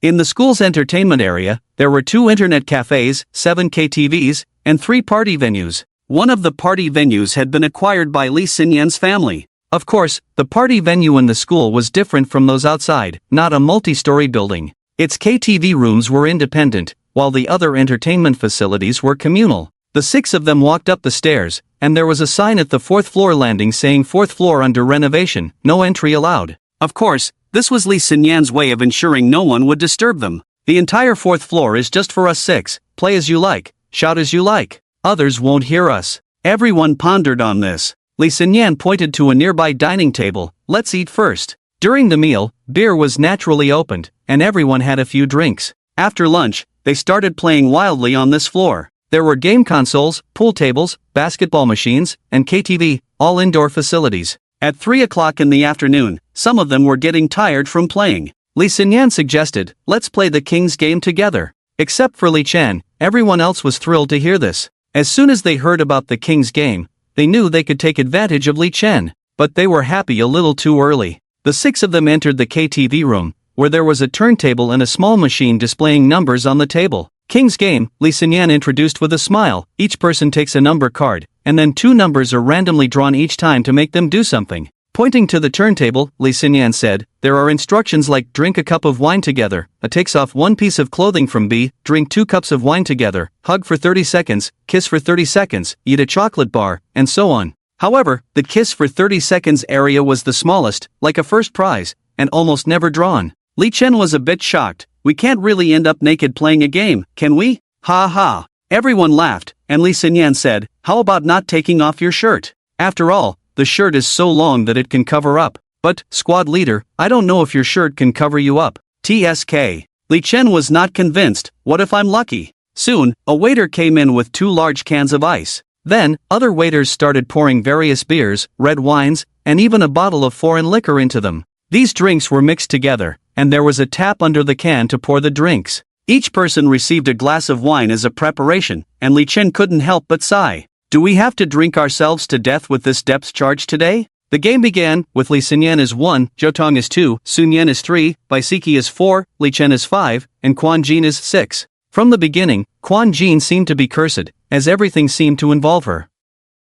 Before long, she had drunk 3 cups of wine and taken off 2 pieces of clothing. One of them was taken off by that Li Xinyan, who directly took off her skirt without any mercy. "I give up." Quan Jin complained, "Why is my luck so bad today?" Li Chen handed her the card with a smile, "Let's swap." After playing for so long, Li Chen had not been drawn at all, so she had no gaming experience. Quan Jin's eyes lit up. "Thank you, squad leader." Still writing now. Should I post the next update in the middle of the night? Others thought that Li Xinyan just came up with this game innocently. After all, it was a common game in KTV. But in fact, she was plotting for her own benefit. On the day she found out Li Chen's birthday, Li Xinyan started planning this scheme. She specifically bought several remote-controlled machines at a high price online, so she could choose numbers and games at will. After several rounds of games, a few people had drunk a few cups of wine, and some had taken off their clothes. So, the atmosphere should be about right now. A 30-second kiss with Li Chen. I've been waiting for this moment for too long.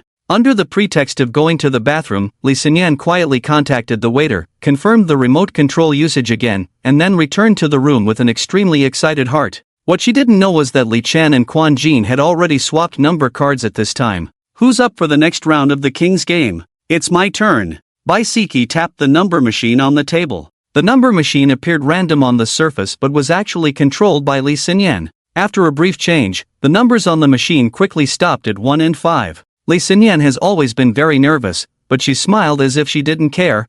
Class monitor. "Shall we play a drinking game? Or should I take off one of your clothes?" Li Chen smiled without saying a word. Quan Jin looked helpless.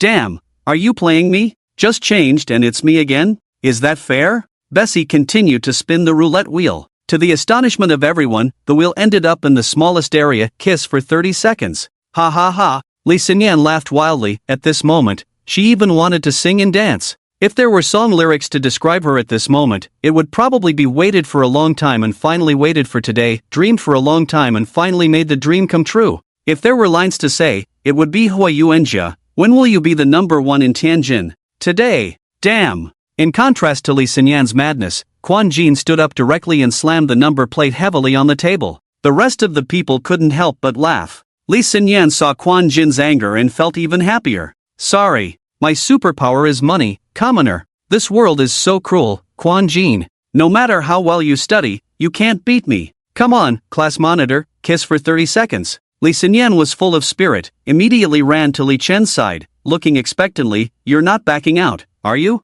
I can handle it." Li Chen took out his number plate and showed it to Li Xinyan. "But I'm number 6. Everyone looked at Li Chen's number plate, the 6 shining brightly. Everyone burst into laughter, the laughter almost flipping the entire private room. Sun Yan laughed so hard that she pounded the table. I can't take it, laughing so hard my stomach hurts." "Ha!" Li Xinyan was dumbfounded, her blood pressure rose instantly, a sharp ringing in her ears. Unable to hear anything, she sat heavily on the sofa, leaning against the back of the sofa, staring blankly at the ceiling lights. "Tired, let it be destroyed." "Hey, wait a minute." Li Xinyan suddenly bounced up, turned to Li Chen. "Class monitor, aren't you number 5? I swapped with Quan Jin." Li Chen suppressed a smile. "Before this game of yours?" "Indeed." The other 3 nodded, they all saw it. Quan Jin was even more annoyed. "Oh, why did I have to swap with the class monitor?" Bessie chuckled. "You should think this way, if it weren't for you, this time it would have been the class monitor kissing Li Xinyan." Quan Jin felt a lot better after hearing this. He walked towards Li Xinyan. "Come on, kiss for 30 seconds. F*******. Li Xinyan was speechless and wanted to die. Why did she have to go out just now? Is it just a coincidence? If she had a gun in her hand right now, she would definitely shoot Quan Jin, and then commit suicide. "Hurry up." Li Chen urged, "Don't back out." "Ha ha ha." The others laughed. although they didn't take advantage of Li Chen. But it was still very interesting to see Li Xinyan lose. Li Xinyan and Quan Jin reluctantly hugged each other, their lips still far apart, as if the other's breath was bad. "What are you doing?" Li Chen enjoyed the show and continued to urge them. The two had no choice but to finally bring their lips together, glaring at each other angrily. Everyone laughed. Although the two didn't look like they were kissing, they didn't continue to blame them. To be honest, two beautiful women kissing each other is quite a sight Li Chen loves to watch. Perhaps not even 20 seconds passed, the two separated, picked up the mineral water on the table and began frantically wiping their lips. After that, it became more and more interesting. Li Xinyan and Quan Jin targeted each other. Zhao Tong and Sun Yan were also not getting along. For example, when Zhao Tong drew a piece of clothing from Sun Yan, Zhao Tong directly took off Sun Yan's underwear. However, Zhao Tong was not happy for more than 10 minutes, as she ended up with only a top left. On the other hand, Li Chen's luck has always been good, except for drinking, a few slightly excessive times of hugging others or taking off others' clothes. There is no way, the luck from the previous life has all paved the way for this life. Not only is he the class president in this life but also the lucky one. The King's game has been going on for almost 2 hours, and many people have not been able to take off their clothes. Moreover, the aftermath of this deep-water bomb is huge. One by one they all couldn't hold on and ended up lying on the sofa. Although Li Chen drank a lot, he has a good tolerance for alcohol. It seems like his self-healing ability has taken effect, as his stomach was uncomfortable at first, but after a few breaths, it returned to normal. Among the 5 women, the only one with good alcohol tolerance is Beth. She kept holding onto her clothes, covering her thighs. Not because she was afraid of others seeing, but because she had words on her thighs. Seeing everyone asleep,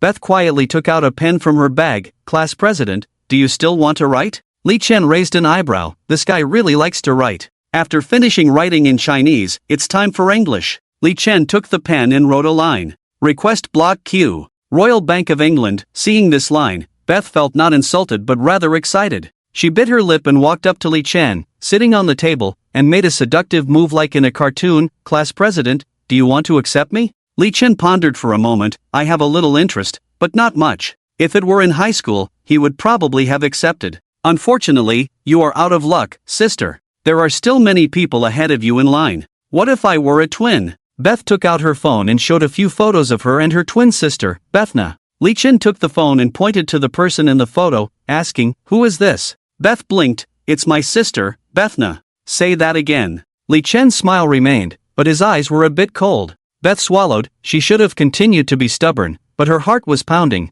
She knew Li Chen had already found out. Or maybe Li Chen had already sensed something was wrong, and upon knowing that Beth was a twin, he directly exposed her. "I'm sorry, class president. That was me, I am Bethna." Li Chen chuckled. "You've got guts, huh? Playing a substitution game with me, huh? Harassing me on the first day we met, huh? Do you want me to tell Ling Zhao about this and have a runaway truck send you to another world tomorrow?" I.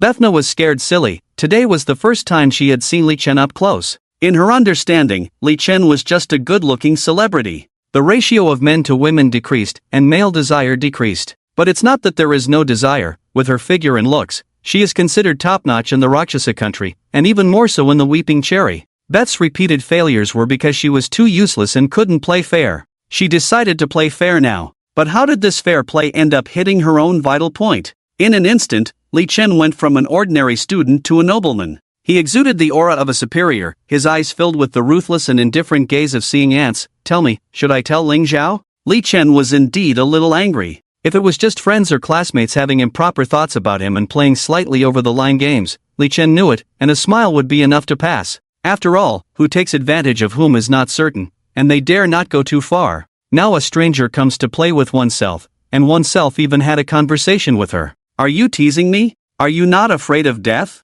Born an orphan, are you not afraid of being exterminated? No, please don't." Bethna was frightened. She knelt directly on the ground, holding Lycan's leg, looking pitifully at Lycan. "Don't touch me with your dirty hands." "Yes, I'm sorry." Bethna quickly let go of her hand. Under Lycan's reprimand and life-threatening situation, Bethna felt not only fear but also a strange sense of excitement. "I really want to be stepped on by Lycan." Bethna thought, it would be great to be Lycan's dog. With this in mind, Bethna raised her head and looked pitifully at Lycan. "As long as you forgive me, we can do anything with my sister. From now on, you will be our master." "I don't trust you two." Lycan sneered. "I think you two are scammers." Scammers should be sent to the hell of tongue pulling in the underworld. Luckily, I know someone who can give you 2 free packages. Vesna didn't understand at all. She thought Lycan was just teasing her, and she couldn't imagine that Lycan really knew someone. I'm serious. Vesna took out her phone. How about this? Can you accept this? I will send you our videos, photos, home address, bank card password. In short, I will tell you everything useful. So you won't be afraid of us going back on our word, right? With that, Vesna nervously packed everything and sent it to Lycan remotely. Lycan glanced at the cover of the video and found that the 2 sisters were quite playful, so he silently clicked accept, and his expression improved a lot. So I will be your master from now on? Yes. Vesna breathed a sigh of relief, feeling somewhat excited in her heart. Although the process was not great, the result was good. After becoming the master, wouldn't she be? He. Then I will give you the first command. Master, please say. Vesna was extremely excited. Countless images flashed through her mind. Finally, was she going to experience it herself? You too. Yes. This semester, rank first in the grade. Ha! Time went back to 10 o'clock this morning. After exchanging identities with Vesna, Besky felt a bit flustered. Apart from their identities, they exchanged socks, shoes, school uniforms, phones, and so on. It looked perfect on the surface, almost imperceptible to others, but Besky's heart was very uneasy. In the morning, Besky didn't attend classes, constantly sending WeChat messages to Vesna, asking her to speak less and not expose the situation. However, Vesna replied with a picture. Several clearly visible characters on the thigh of the stockings. Besky immediately recognized that it was Lycan's handwriting. Besky was somewhat excited. Could their plan really succeed? But more than that, she was still in a panic. Would the class monitor, who was so clever, not notice today, or in the future? So, Besky sent a WeChat message. Let's take advantage of the situation. Come back at noon. Let's switch back. However, after waiting for about a quarter of an hour, Vesna replied with a picture. There were discussions among several people, with Lee Sinyan's statement, let's just go. We can leave the book directly in the classroom. Circled in red. Yes, Vesna deleted the proposal she made, leaving only Lee Sinyan's decision. Vesna, go directly at noon, you can't back out now. In the afternoon, Besky tossed and turned in the newly exchanged double dormitory. Initially, the school assigned them a 4-person dormitory, but there was no way. Bethke and Bethna were just an ordinary family. They were able to come all the way to the aristocratic private school in Jili province because their previous comic book made a fortune. So, even now, they had to draw books to earn tuition and living expenses. It was impossible to complete the 4-person dormitory. Even if their roommates didn't mind them drawing books, the sisters couldn't make any moves. The sisters had a trick for drawing books. They posed for many actions, took photos, and then drew based on the photos, which is why they had so many photos and videos. Because of so many restrictions, the sisters managed to switch to a double room in Building 97 by paying extra. Of course, the accommodation fee increased to 20,000 yuan per year. Bethke was supposed to roughly draw out the script for the new comic in the afternoon, but she sat still for 2 hours, completely clueless, her mind in chaos, very afraid that Bethna would mess things up. After much hesitation, Bethke finally picked up Bethna's phone and sent a text message to Lycan. Class monitor, I am Bethke. First of all, I want to apologize to you. The person next to you is actually my twin sister, Bethna. She is much bolder than me, and when she heard that she was going out with you today, she volunteered. I hesitated, but couldn't resist. If she has offended you in any way, please meet her. I will definitely apologize to you in person tomorrow. After sending this text message, Bethke breathed a sigh of relief, feeling a little calmer. Soon, Lycan's phone rang, and when she heard the phone ring, Bethke's heart skipped a beat. Anxiously, she answered the phone. Hello, class monitor. Lycan's indifferent voice came from the other end of the phone. Bethke, do you know where we are? Bethke, puzzled, replied, Fun Party House? 4th floor, come over now. With that, Lycan hung up the phone. Phew. Bethke took a deep breath, looking at her flustered self in the mirror. She couldn't help but smile bitterly. What a mess. In the private room, Lycan hung up the phone and looked at Bethna kneeling in front of him. Thinking with the mindset of his past life, this should be a very happy thing. The classmate's twin sister disguised as her, coming to seduce him. What kind of light novel opening was this? As the protagonist, he shouldn't pretend not to know and just go along with it, right? However, Lycan, who had been in this world for 18 years, no longer had his initial thoughts. There were plenty of women around Lycan, and as long as he wanted, out of over 30,000 people in the school, there were probably only a few who could resist him, including teachers. For example, in his past life, Lycan was like someone who had been hungry all day walking into a supermarket's tasting area, wanting to taste this and that. He was even willing to queue up to taste a small piece of steak. But now, Lycan was like someone who had been eating a feast for a month, full and even stuffed, entering the tasting area. Not to mention queuing up to taste, he felt a bit nauseous just smelling the inferior ingredients. If there was nothing that interested Lycan, or that caught his eye, then Lycan definitely wouldn't indulge. Not to mention this impersonation plot, it was simply playing with Lycan. Lycan glanced at Bethna, get dressed. Then dressed the four of them. Yes, master. Bethna quickly got up, hurriedly put on her underwear and dress, and then went to dress the other four. Dressing up people who had drunk too much was quite a laborious task, especially considering that Bethna was a homebody. After dressing up the four,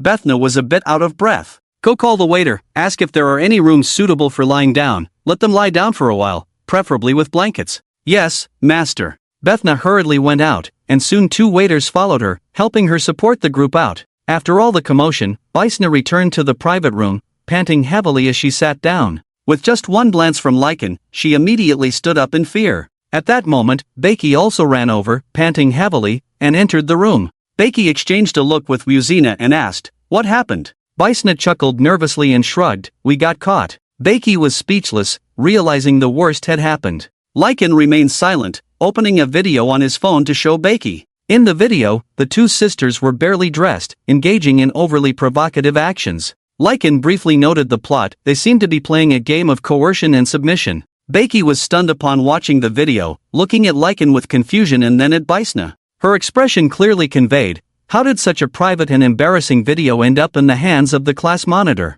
Bysna avoided eye contact, unable to meet her gaze. Lycan calmly stated, "You have 5 minutes to discuss." After that, Lycan took back his phone and started looking at photos. Becky turned to Bysna, suppressing her anger, and asked in a low voice, "What exactly happened?" Bysna, knowing she was at fault, recounted the whole incident. Upon hearing that Lycan intended to inform Luoling Zhao about the matter, Becky's face showed a hint of fear. Bysna was unaware, but she had experienced the other party's aura. Luoling Zhao seemed to look down on everyone from a high position, like a god in the sky, coldly observing the world. The woman behind her appeared to be a ruthless killer ready to strike at any moment. What would happen if Luoling Zhao found out about this incident? Becky's legs trembled slightly, and Bysna quickly said, "But I handed over all our videos and photos as leverage. From today onwards, Master Lycan will be our master." Oh? Becky's eyes lit up, seeing a glimmer of hope in a desperate situation. Becky asked softly, "Did he agree?" "Yes," Bysna nodded, then smiled bitterly. "The first command is for us to rank first in our grade."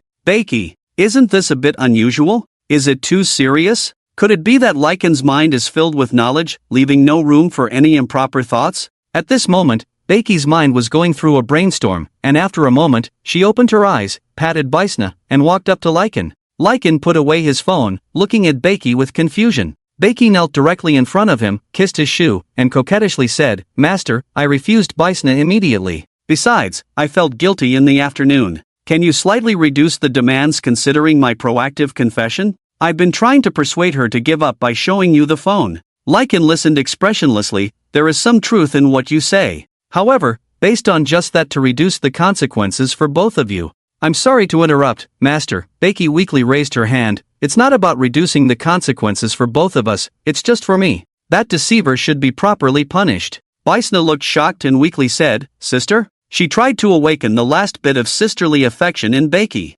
Things seemed to be getting interesting. Lycan smiled and patted the space beside him, signaling Becky to sit there. Becky sat next to Lycan, her big eyes fixed on him. Lycan nodded. "You have a point. Are you in the cartoon specialty class?" "Which class?" "Cartoon class 1. "Good. Your goal is to be the top student in cartoon class 1. "Thank you, Master." Becky was overjoyed, then gave a provocative look towards Bysna. Bethna was confused. What had just happened? Was the change so sudden?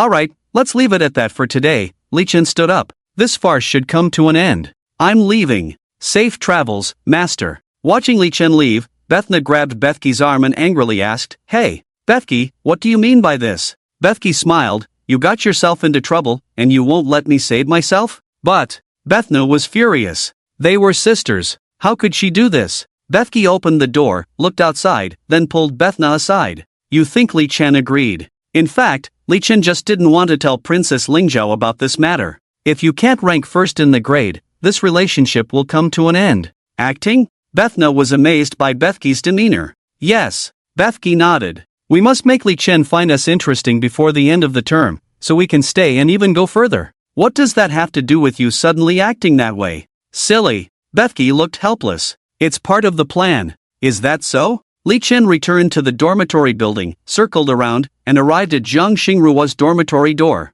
Jiang Xingruo, who opened the door, looked surprised at Li Chen. Aren't you supposed to be fooling around with those girls in the class today? Why did you come to find me? Do I look like someone who fools around? Li Chen walked into Jiang Xingruo's room, sat down on the sofa, and said, Do you have any sobering drinks? Get me some. Only milk. Jiang Xingruo took out a bottle of milk from the fridge, poured it into a cup, and handed it to Li Chen. You seem to be having a good time with them in class every day, huh? Jiang Xingruo sat on a chair next to Li Chen. She might have thought he wouldn't go out again today, so she was wearing a knee-length pure white nightgown, with fair legs that were almost flawless. Jiang Xingruo, seeing that Li Chen was ignoring her and staring at her legs and feet, couldn't help but pull her legs back into the nightgown. Stingy. Li Chen gave Jiang Xingruo a look. Many people have shown me, but I didn't look. You can look if you want. Jiang Xingruo smiled and stretched out a leg, a slightly provocative move. She curled up in the chair, with her feet on it, and deliberately extended her right foot closest to Li Chen from the nightgown.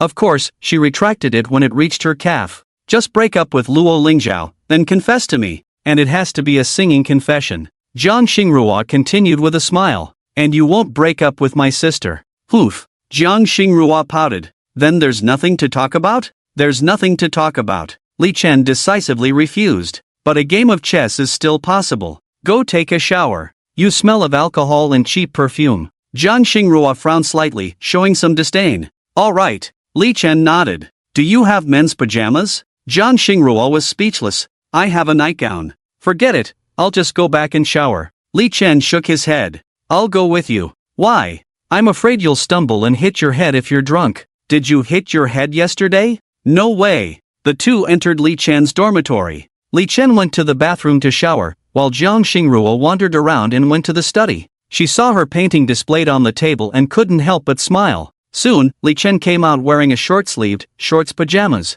Jiang Xingruo approached Li Chen and sniffed carefully. No smell. It's not like you've burnt me, how come it won't wash off? Li Chen laughed. Let's go, play chess. Do you want to play chess? Do you want to play with me? Well, I don't have a choice, you only know how to play chess, right? How about trying playing music together, you play the zither, and I play the flute? No, it's late at night, it might disturb other classmates. The two set up the chessboard in the study, and Jiang Xingruo said with a smile, I'm a Go master, don't blame me for bullying you later. Okay. Li Chen nodded, explain the rules of Go to me from the beginning. Jiang Xingruo? You seem to be joking, you don't know? I don't. Li Chen shook his head, you teach me, then I'll know, right? Jiang Xingruo opened his mouth, but eventually nodded helplessly. Look, I put a black piece here, it has 4 liberties around it. Now I block its 4 sides. Why did Li Chen suddenly think of playing Go? Because he felt that Go might be a skill that could improve the brain domain apart from mathematics and breathing techniques. The other 3 skills have reached level 100, the brain domain cannot fall behind. Jiang Xingruo's explanation was a bit dry, almost making Li Chen want to watch a video by himself. It's just Li Chen, if it were someone else, Jiang Xingruo would have thrown the chessboard at her face long ago. Go skill upgraded to level 1, increased 1 point in brain domain. Indeed. Li Chen smiled, come on, I got it. Did you understand? Jiang Xingruo shook her head, picked up the chess pieces on the board. Since you're a beginner, shall we bet on something? What strange logic, what do you want to bet on? Li Chen asked curiously. Money? Common. Jiang Xingruo shook her head. Drinks? No, let's play truth or dare. Jiang Xingruo smiled at Li Chen. The loser has to answer the winner's question truthfully, no lying. Such a boring game. Li Chen pouted. What if the loser lies? It's a gentleman's game. I believe you're a gentleman. Fine. Li Chen nodded. Let's do it. 10 minutes later. Jiang Xingruo pondered slightly. How did you meet your first girlfriend? The first one? Li Chen blinked. I knew her since I was born. She was adopted by my aunt, also my sister.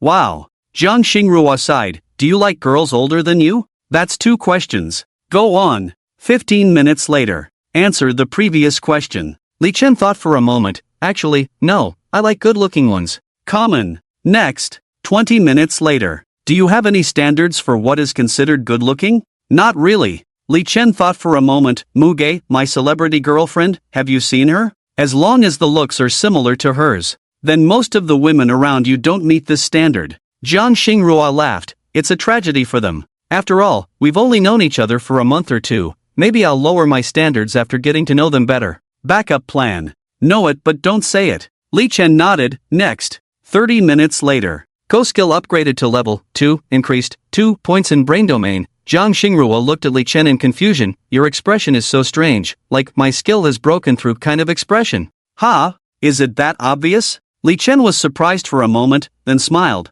But yeah, don't you think my learning ability is fast? It is. Jiang Xingrua nodded, but it doesn't matter, there is a gap between you and me that cannot be crossed. Ask your question quickly. Are you in such a hurry? Jiang Xingrua smiled. Do you think I'm good-looking? Good-looking. Li Chen nodded. There was nothing difficult about answering that. Any man would not think Jiang Xingrua was ugly, and they couldn't even come up with someone better looking than her. Jiang Xingrua's lips curved into a smile. Well, let's stop here for today. Li Chen, did you not have dinner tonight? Jiang Xingrua asked. I heard your stomach growling. Seems like it. Li Chen thought for a moment. After leaving the karaoke bar, he went straight back to his dorm without eating anything. I also haven't eaten. Let's have something sent over. Okay. Li Chen nodded. But does that mean we can't play chess? Not playing anymore. Jiang Xingru shook her head. Overusing your brain can give you a headache. Li Chen looked puzzled. Aren't you afraid of losing? Knowing when to stop is also a sign of wisdom. Jiang Xingrua didn't feel shy at all.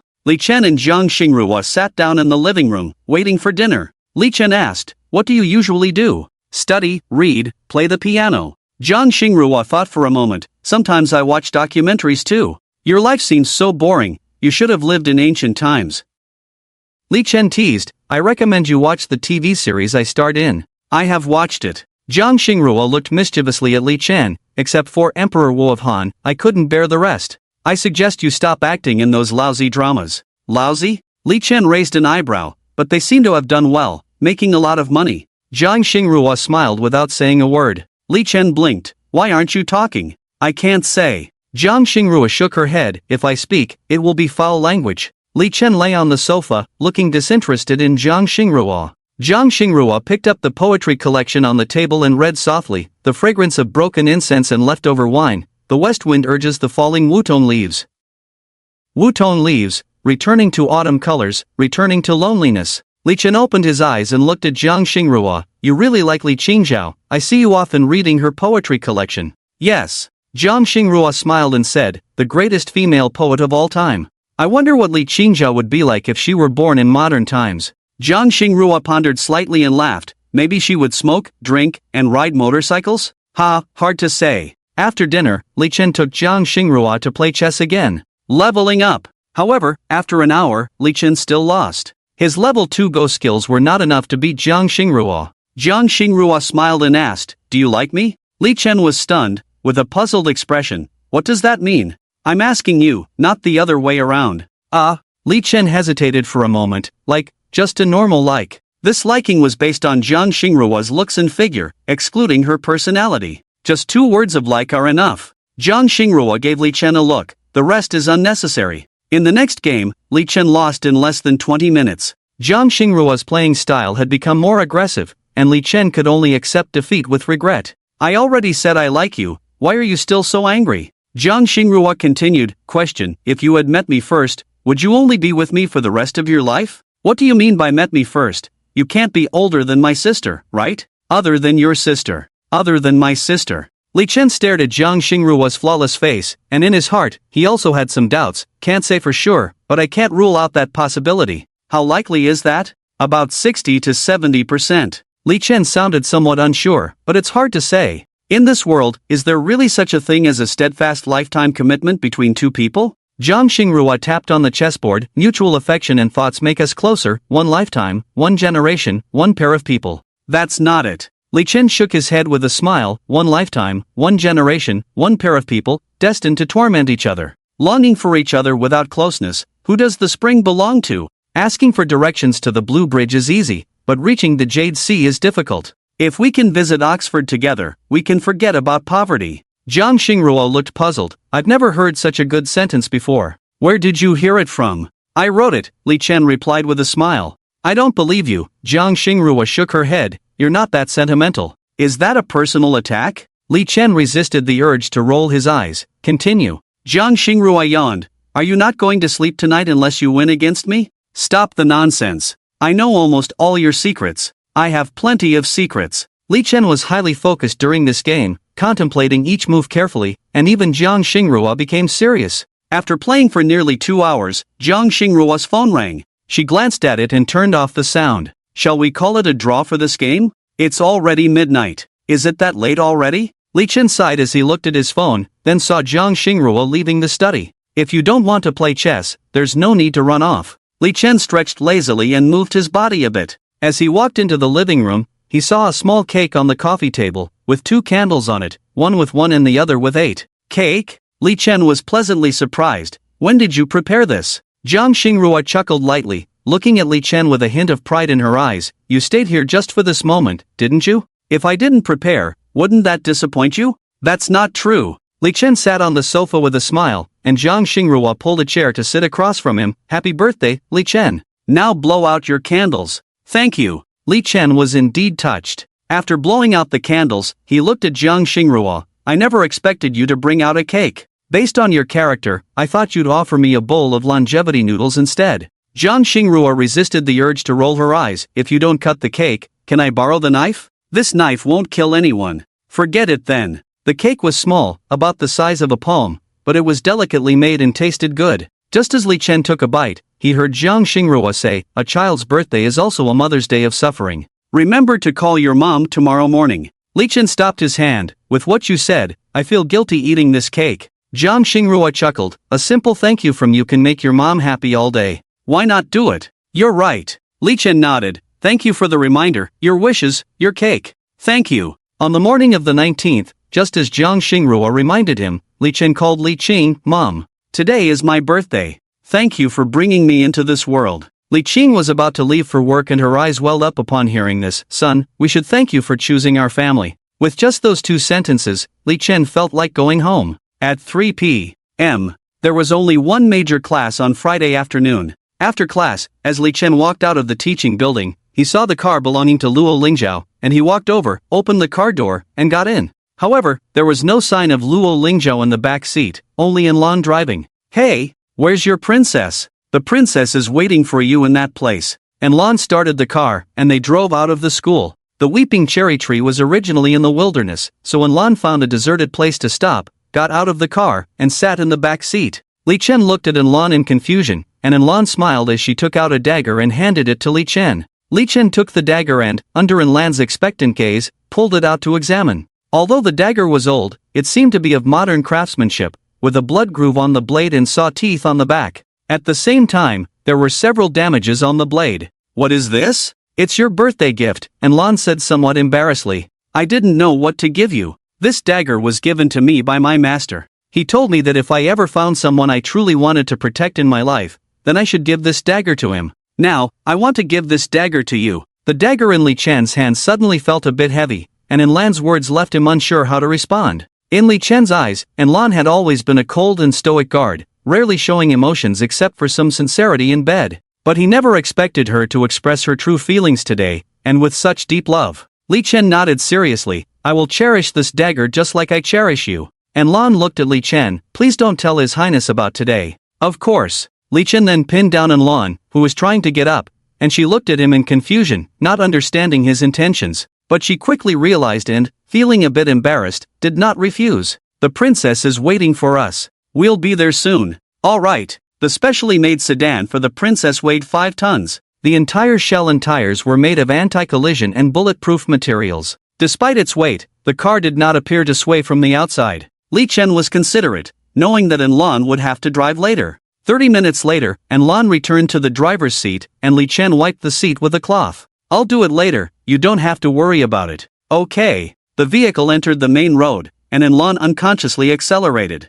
They were already 30 minutes late, and he wondered if the princess would be impatiently waiting. However, he couldn't refuse this situation. After all, it was Li Chen who took the initiative. The vehicle entered the highway, then exited at a remote highway exit, heading towards a distant mountain range. As the sun set, the vehicle finally arrived at a secluded estate. At the only entrance of the estate, there were barriers and several female soldiers armed with real guns and ammunition standing guard. Even upon seeing the princess's car, they moved to intercept, and Lan lowered the car window to confirm with them before they saluted and allowed them to pass. Li Chen gazed at the distant ancient buildings and couldn't help but think of Ode to the Pavilion of Prince Tang, with its 5 steps per floor, 10 steps per pavilion, winding corridors, and high eaves. Is this the royal palace? And Lan nodded, yes. The vehicle stopped, and Li Chen and Lan walked towards the wide Chinese-style garden, gazing at the nearby buildings. Blue bricks and black tiles, carved beams and painted rafters, eaves soaring into the clouds, winding corridors.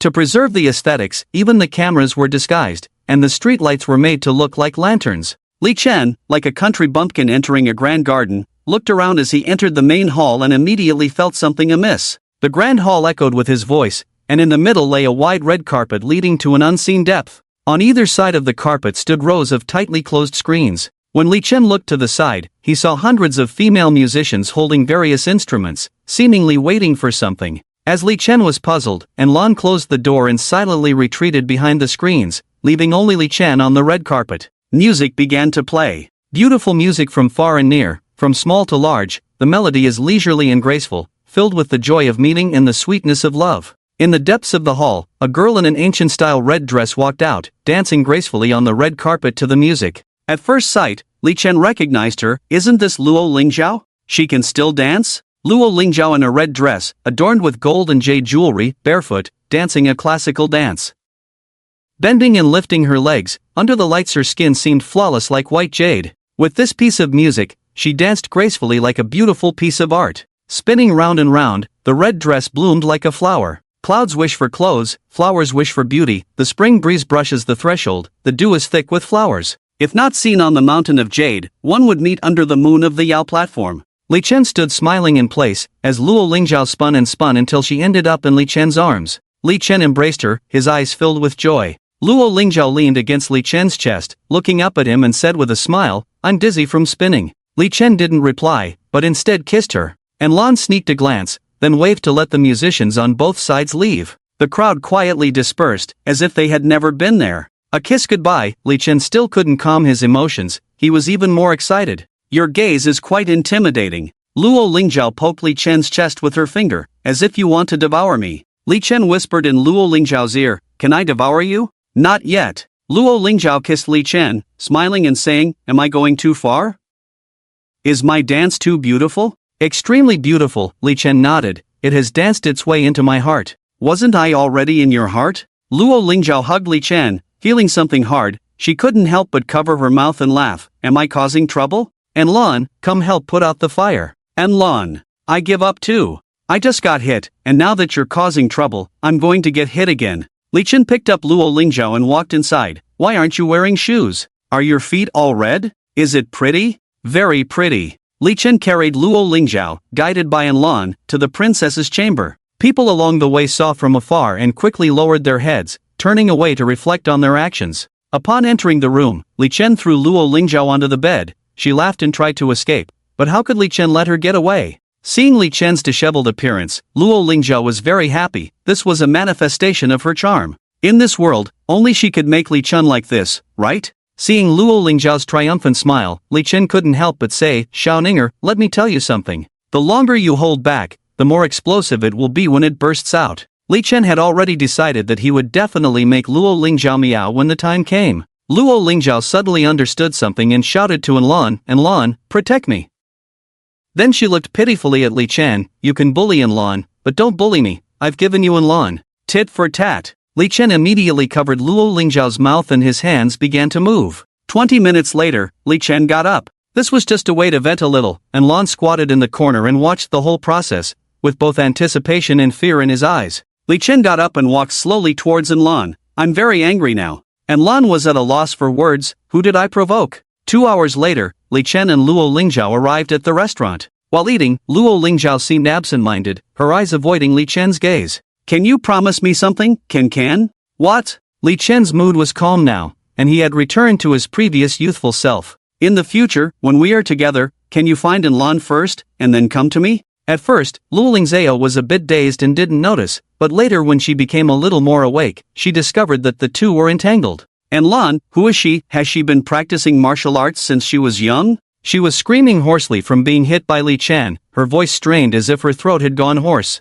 Luling Zhao was extremely afraid, regretting her provocation. She suddenly remembered what Gu Manor had said. Will she really start meowing at that time? After dinner, when they were resting on the soft couch, and Lan swayed unsteadily into the room from outside. She had almost thought she was going to die just now, and even now her legs were trembling. This thing is quite comfortable, but too much is still too much. Li Chen looked up at Lan, who was also dressed in a nightgown, holding a brocade box in her hand. Luling Zhao took the box and then pulled Lan to sit beside her. If you're like this, just let someone else deliver it. And Lan didn't speak, keeping her head down and not daring to meet Li Chen's eyes. It was too scary. She wouldn't come again, right? Li Chen curiously looked at the brocade box. What's inside? Guess. Luling Zhao held the brocade box as if she were presenting a treasure. My birthday gift. You guessed right. Luling Zhao opened the brocade box and saw a jade pendant necklace lying quietly inside. The jade pendant was very green and transparent in texture. The word peace was engraved in the middle of the jade pendant, with some Taoist symbols on the sides. This is the jade offered to my father by the vassal state this year. I thought it looked good, so I kept one and had someone make a peace charm for you. Li Chen picked up the jade necklace, examining it left and right. Such a big piece of emperor green, I'm afraid it will break at any time. It doesn't matter. Luling Zhao waved her hand. If it breaks, I'll get another one from my father. He never wears these things. After hearing this, Li Chen couldn't help but laugh, wondering what expression his father-in-law, whom he had never met, would have after knowing this. The two lay on the soft couch for a while, and Luling Zhao led Li Chen to the natural hot spring pool in the palace, where they enjoyed a romantic hot spring. Poor Lan. The next day, Lan sent Li Chen back to his home downstairs. Li Chen smiled and invited, would you like to come up and sit for a while? No. Lan shook her head, refusing. What's the point of her going up? Do I need to come pick you up on Sunday? That works. Okay. Li Chen returned home, where Li Qing and Xia Shuiwei were already waiting. In addition to the two of them, Xia Yunjin and Li Jingyao had also returned from the imperial capital. After all, it was Li Chen's birthday, and everyone in the family valued it. At dinner, everyone was happy, talking about the changes and interesting things that had happened recently. Suddenly, Li Qing thought of something and said, Can, the 5th floor of our building is listed by the agency for sale. I plan to buy it. Li Chen was puzzled. Why? Li Cheng and Xia Shuiwei were a bit embarrassed. They couldn't say that they were affecting Li Chen's performance, right? You're grown up now, you should have your own place. Oh. Li Chen saw the expressions of Li Cheng and Xia Shuiwei and roughly understood. Then he said, I've earned quite a bit of money from advertising fees in the past 2 years, so why not just buy a villa directly? Although the gender ratio in this world is imbalanced, the population is still large. In a big city like Beijing, it is still overcrowded. So, it's basically impossible for everyone to have a villa, and apartment buildings are still the main places where people live. After all, the proportion of unmarried and same-sex families is still quite large. But, many families have 10 or 20 members, so they can't buy several sets of apartments, right? Therefore, villas and duplexes are still popular. Li Chen is a celebrity after all, so it's only right for him to buy a detached villa. Won't it be very expensive? Li Chen smiled. You and Auntie can go check it out later. Okay. Li Cheng nodded after hearing this, planning to buy a villa in the future, where she and Xia Shuiwei would live on the 1st floor. Li Chen and Xia Yunjin live on the 2nd and 3rd floors. How to play is the children's business. In the evening, when they returned to the room, Xia Yunjin and Li Jingyao looked at Li Chen with anticipation. However, Li Chen took out 2 waterproof mats from the wardrobe and laid them on the bed. Xia Yunjin looked at Li Chen curiously. What new trick do you want to play this time? Li Chen moved his fingers. I recently studied massage a bit. Both of you lie down here, and I will give you both a massage at the same time. Xia Yunjin and Li Jingyao glanced at each other, both blushing.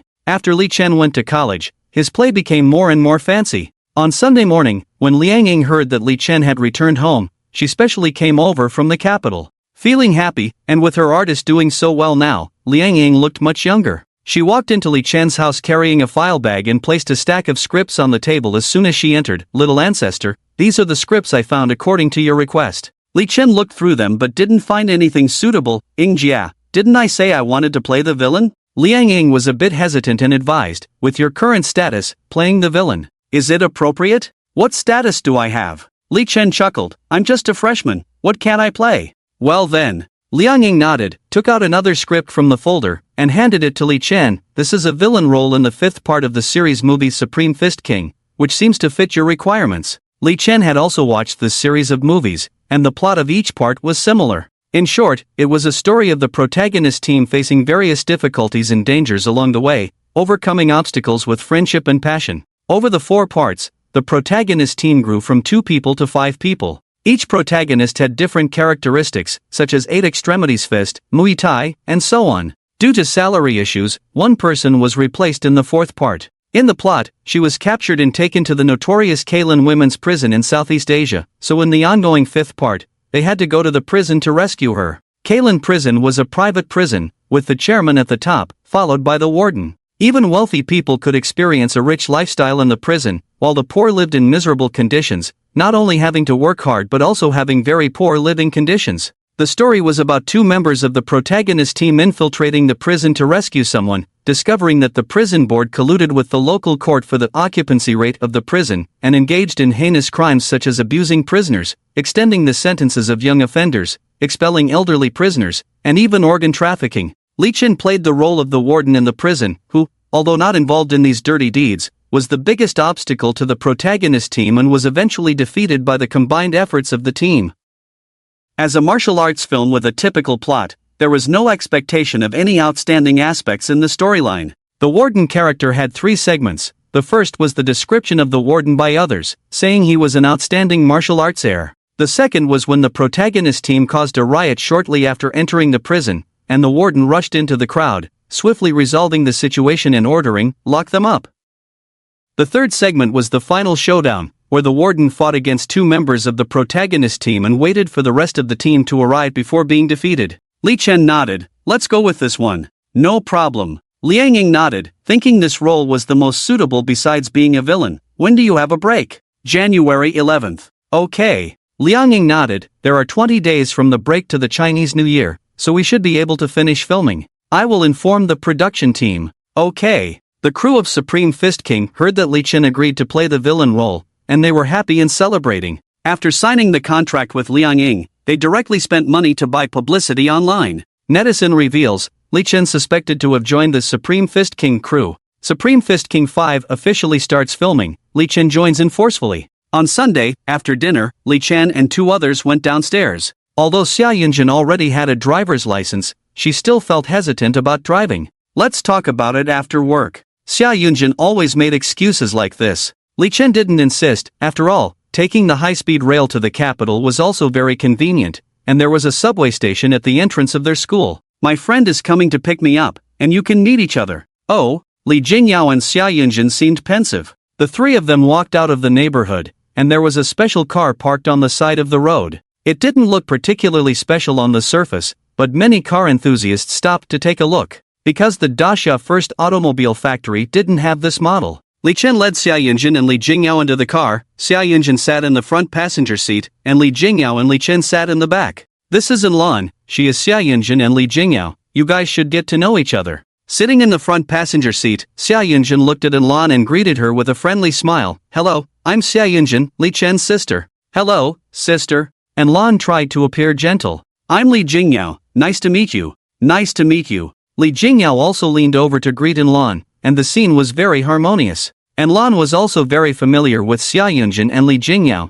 It was just their first meeting. Li Chen breathed a sigh of relief, hoping that the scene when Luo Lingjiao met them would be as calm. After dropping the 2 off at the high-speed rail station, Li Chen and Lan returned to school. The weather was getting colder, and Li Chen had already changed into autumn school uniform. And Lan also changed into autumn school uniform, but she still wore a short skirt with black stockings. Most of the girls at school dressed like this, some even stored away their long skirts as soon as they received the school uniform. The autumn outfit for the female students of Jichuaying not only included a suit jacket, but also a sweater vest. It not only kept them warm but also looked very nice. The 2 went upstairs, back to dorm 905, and resumed their calm college life. In the following month, besides attending classes every day, Li Chen also participated in various activities at school. Although she occasionally practiced ritual dances, she mostly rehearsed other dances with the members of the dance club. Li Chen's dance level had reached level 5, and her royal temperament had reached level 2. She also went to the soccer club twice.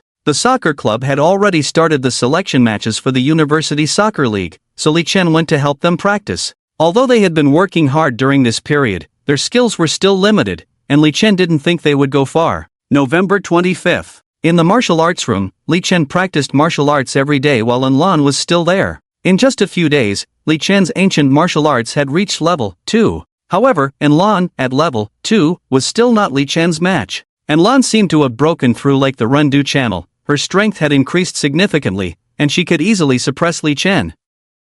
After attacking each other for more than 10 minutes, Lan's stamina started to lag, so she requested a break.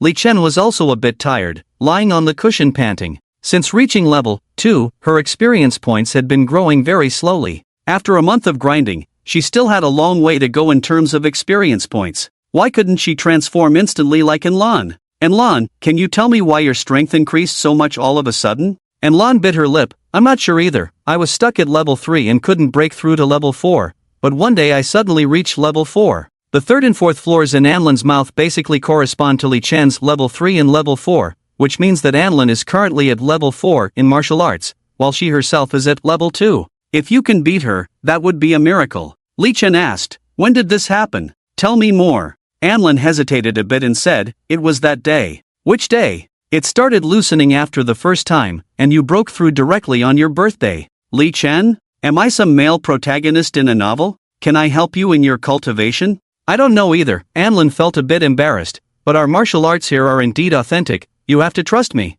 Li Chen stared at Anlan and pulled her in front of him, wanting to try it out himself.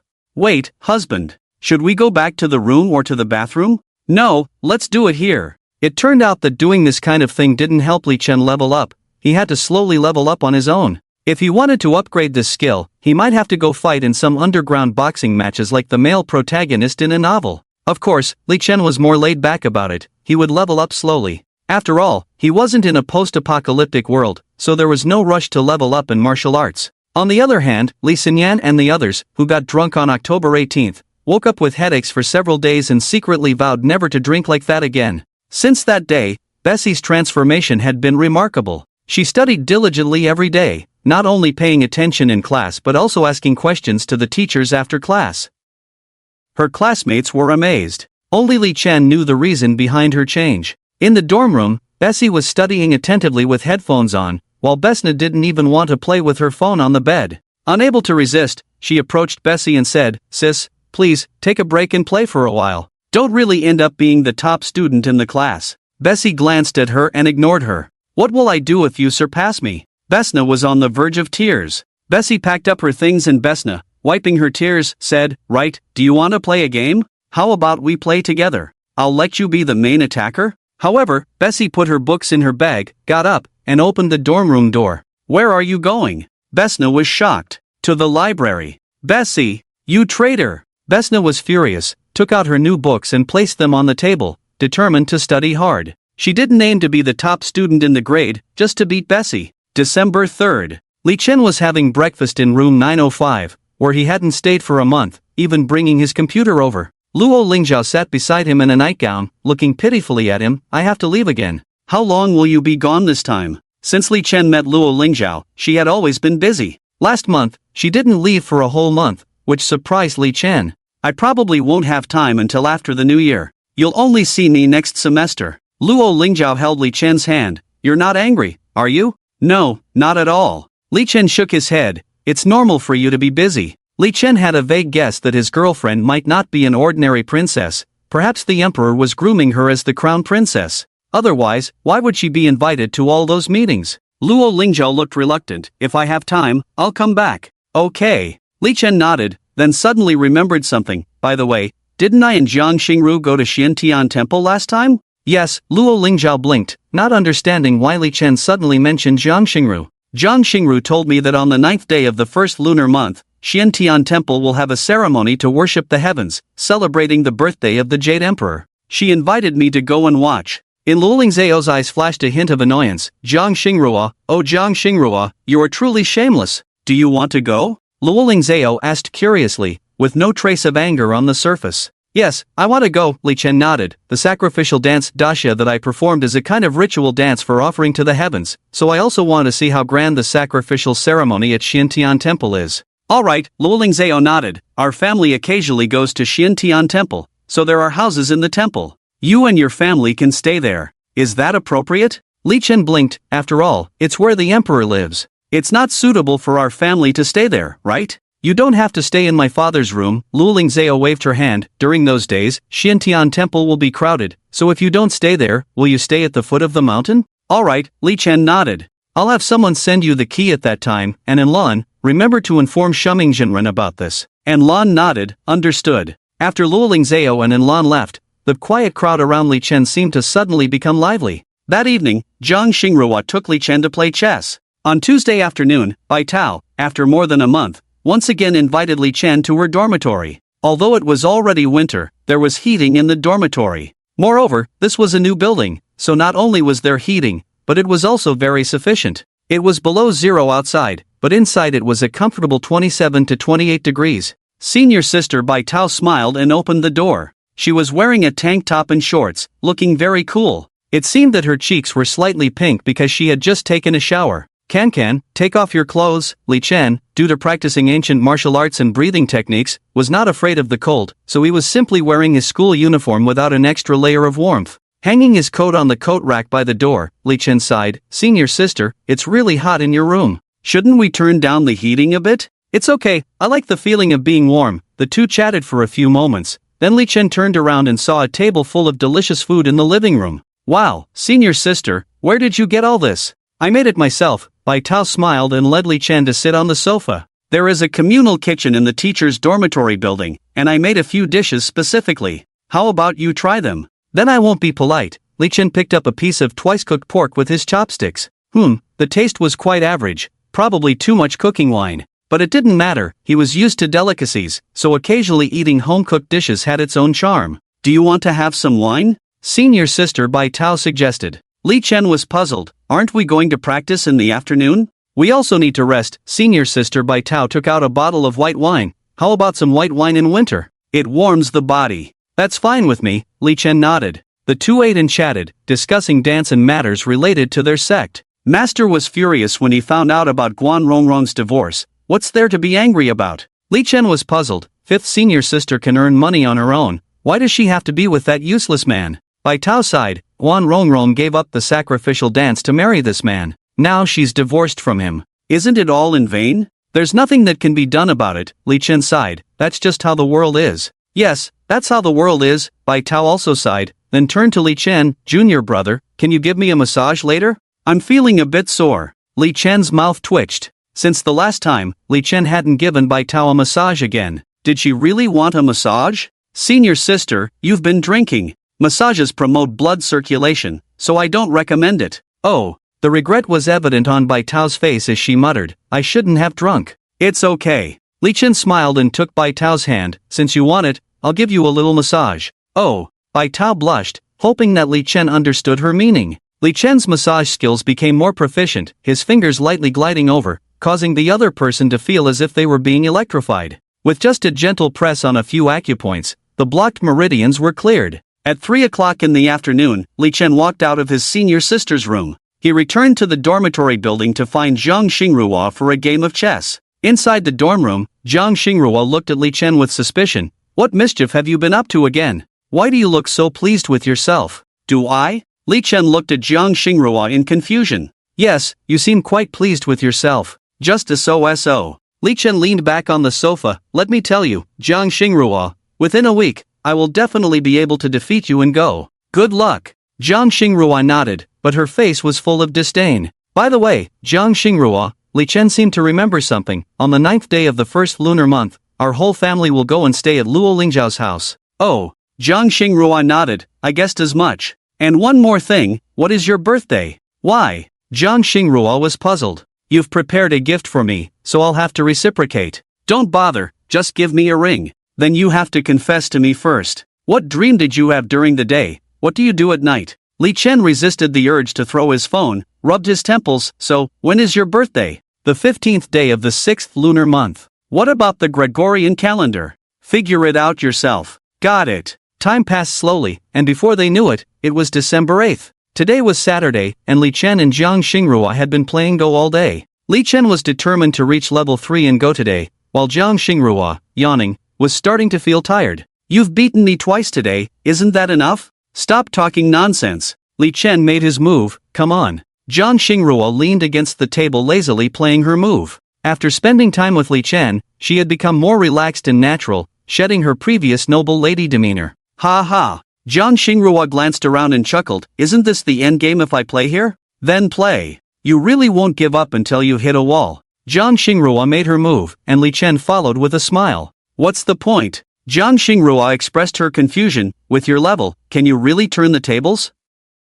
Li Chen laughed, haven't you noticed, I'm a bit different now? Just as he successfully broke through to level 3 and Go, in Li Chen's eyes, the game pieces had become soldiers, and he was the general in command of countless soldiers' lives. Now he was making a desperate last stand. Curious, Jiang Xingrua glanced at Li Chen and seeing his familiar expression, she couldn't help but take the game seriously. With such a huge advantage, losing to herself would be truly embarrassing. Half an hour later, Jiang Xingrua was somewhat shocked to find that she had indeed lost. She looked at Li Chen in astonishment. Cheating? Can't handle it and accuse others of cheating? Li Chen retorted with a smile, then got up to stretch. Alright, I won't play chess with you anymore. It's hard for you to improve with your level. Jiang Xingrua? Listen to what you're saying. Li Chen was smug. Let's leave it at that for Go. You can teach me another instrument. Okay. Jiang Xingrua nodded. Call me teacher. Li Chen looked at Jiang Xingrua suspiciously. Do you like role-playing? Jiang Xingrua fell silent instantly, looking around. Where's my knife? Joking, just joking. Li Chen laughed. Didn't Li Xinyan and the others say they were going out to play on New Year's Day? What do you think? Li Xinyan had always wanted to invite everyone to go out and play, but the focus of going out to play was Li Chen. When Luo Lingzhao was around, she didn't dare to invite, but during the time when Luo Lingzhao was away, she was all excited and finally chose New Year's Day. Because New Year's Day was followed by Saturday, it was a 4-day holiday, so it needed to be confirmed in advance to secure a spot. I'm not going. Jiang Xing firmly refused. I'm going home. Okay then. Li Chen nodded, then I'll go home too. Li Chen was very busy with work on New Year's Day, and Liang Ying had accumulated various advertisements for half a year, all waiting for Li Chen to shoot. Especially the advertisements for New Year goods. It could be said that they were lining up to find Liang Ying, even pulling strings all the way to Tongwei. The reason was simple. Last year Li Chen's endorsement effect was too good, his fans' consumption power was unbelievably strong, it was simply a profitable deal. There were even some outrageous female bedding products that were priced at 200 million a year. As long as Li Chen authorized it, he didn't even need to show up in person. However, Liang Ying still overcame the desire for money. These advertisements would ruin his image, and that person in the palace would definitely be angry. During this time, Liang Ying also contacted some royal and state-owned enterprises, as well as enterprises specializing in royal products, and these enterprises were also interested in Li Chen. In the end, during this New Year period, Li Chen had to shoot 5 advertisements. On December 28th, Li Chen got in the car and started complaining, I only have a 4-day break for New Year's Day, sis. Even the donkey from the production team needs a break, right? Oh my ancestors. Liang Ying sat beside Li Chen, massaging his legs. Each of these 5 advertisements is worth no less than 20 million. 4 of them are either state-owned enterprises or royal enterprises, and the last one even offered 50 million. 50 million? Li Chen was amazed. Will I make that back? That's not something you need to worry about. I've already coordinated with them. Royal Changfeng Pavilion Jewelry Company downstairs. This was the largest jewelry company in the country, specializing in daily jewelry for royal princesses and noble concubines. Although it was supposed to be a day off for New Year's Day, there were many employees gathered at the company's entrance, holding flowers in their hands, seemingly waiting for someone. Inside the car, the group's chairman looked puzzled at the crowd at the entrance and asked, "Who's coming today? Why such a big reception?" "The person I mentioned to you before." The assistant smiled. "Our contracted spokesperson Li Chen is here today to shoot the advertisement." The chairman scoffed. "Just a small star, is this necessary? People are going crazy over celebrities." The assistant blinked, reminding, "Don't you know? Li Chen is Princess Lingzhao's boyfriend." "Stop the car!" the chairman shouted, startling the driver who immediately stopped in place. She quickly got out of the car, and the assistant, after being stunned for a few seconds, hurriedly got out and followed. "Chairman, where are you going?" "You have a meeting soon. Cancel it." The chairman rushed to the entrance and shouted to the property security, "Clean the entrance quickly, lay out the red carpet." "Security!" Clear the illegally parked cars at the entrance. You guys, take the floor scrubbing machines and clean the lobby tiles thoroughly for me. Get everyone in the middle and upper management down here to welcome them. 10 minutes later, the car stopped in front of the company. Li Chen saw a large group of people holding flowers waiting for him, feeling pleasantly surprised. As soon as the car stopped, a middle-aged woman opened the door and helped Li Chen out of the car. Someone nearby reminded, "Teacher Li Chen, this is our group's chairman, Chairman Wang." Li Chen thought the company was very polite, even the chairman had come. "Chairman Wang, hello." The chairman smiled flatteringly, "Teacher Li Chen, your image and temperament really suit our products. When the person in charge mentioned the spokesperson to me, I immediately thought of you. For high-end products like our Chungfeng Pavilion, we need someone with your image and temperament. You're too kind." The advertising shoot that followed went very smoothly, with the chairman accompanying the whole time and all departments cooperating well. "Teacher Li Chen, we need you to visit our store for the next step and take some more photos." "Okay." Li Chen nodded, then looked at the chairman, "Mr. Wang, you can go about your business. No need to accompany me." "Ha ha." The chairman laughed and said, "If you're free for lunch, I'll treat you to a meal." "I won't eat, we have other work in the afternoon." "You are truly dedicated." The chairman praised again, then instructed the staff, "You must cooperate well with Teacher Li, don't let him get tired." "Understood." After Li Chen left, the chairman breathed a sigh of relief, sat down in a chair, and fanned himself. The general manager looked at the chairman with confusion. "Mr. Wang, even if Li Chen is the boyfriend of Princess Lingzhao, you don't have to be like this, right?" "Princess?" The chairman smiled, "She won't be a princess for long." "Not a princess, then what?" The general manager was a bit puzzled, but seemed to have figured something out. "Heir? Crown princess?" The crown princess is a position relative to the crown prince, the heir to the throne, but the crown prince is male, and the crown princess is female. During the Tang dynasty, Princess Anil wanted Emperor Zhongzong to declare her as crown princess, but Zhongzong did not agree. "Shoo!" The chairman quickly shook his head, "This matter is not settled yet, don't talk nonsense." "Understood, understood." The general manager felt her legs go weak. Princess and heir are two different levels of existence. At the same time, a hint of surprise flashed in the general manager's eyes. Princess Lingzhao is the emperor's only legitimate daughter indeed. But the emperor has sons, even if they are born of concubines, they are still his sons. Would he really prefer to promote a female emperor rather than appoint his eldest son as the crown prince? The emperor seems to be overly fond of Princess Lingzhao. Of course, Li Chen was completely unaware of all this, busy shooting the advertisement. It wasn't until the evening of December 31st that Li Chen returned home with a tired body. The family had been waiting for Li Chen. Not only Li Qing and Xia Yinjin, but also Mu Chan and Mu Go had come to the house. Since Mu Go became popular, Mu Chan had been following her daughter around to film, and now she didn't even come home for New Year's. Can is back. Seeing everyone waiting for him, Li Chen also smiled. Xia Yinjin quickly went up to help Li Chen take off his down jacket. Li Qing also greeted everyone, "Let's eat quickly." Everyone took their seats and started eating and drinking. During the meal, Li Chen curiously looked at Mu Go. "Haven't you finished filming yet?" "I have." Mu Go looked relieved. "I can finally go back to school." "Well, after New Year's, there's only a week before exams. You won't fail, will you?" Mu Go looked sad. "What should I do?" "Brother, can you tutor me? You haven't attended classes for a day, so it's useless for anyone to tutor you." Li Chen frowned slightly, "But since you're in the performing arts major and went to film, they shouldn't be too strict, right?" "I think so." Mu Go nodded. After Li Chen and the others finished eating, they went inside to play games, while Li Qing and Xia Shuiwei accompanied Mu Chan outside to drink and chat. "I'm ready to get a divorce." Mu Chan spoke up when the children were not around. "Those people at home are unbearable." Li Qing asked curiously, "What happened?" Mu Chan took a sip of wine. "This year, Mu Go had many dramas broadcast, right? Seeing Mu Go become popular, they all came asking for money." Mu Chan sneered. "When Mu Go went out to film, I begged and pleaded to give her the opportunity. With the help of your family member Li Chen, Mu Go is where she is today." They used to talk behind her back, saying Li Chen was of no help. But now that Mu Go is successful, they all come asking for money. Why should she give it to them? And then we had a big argument.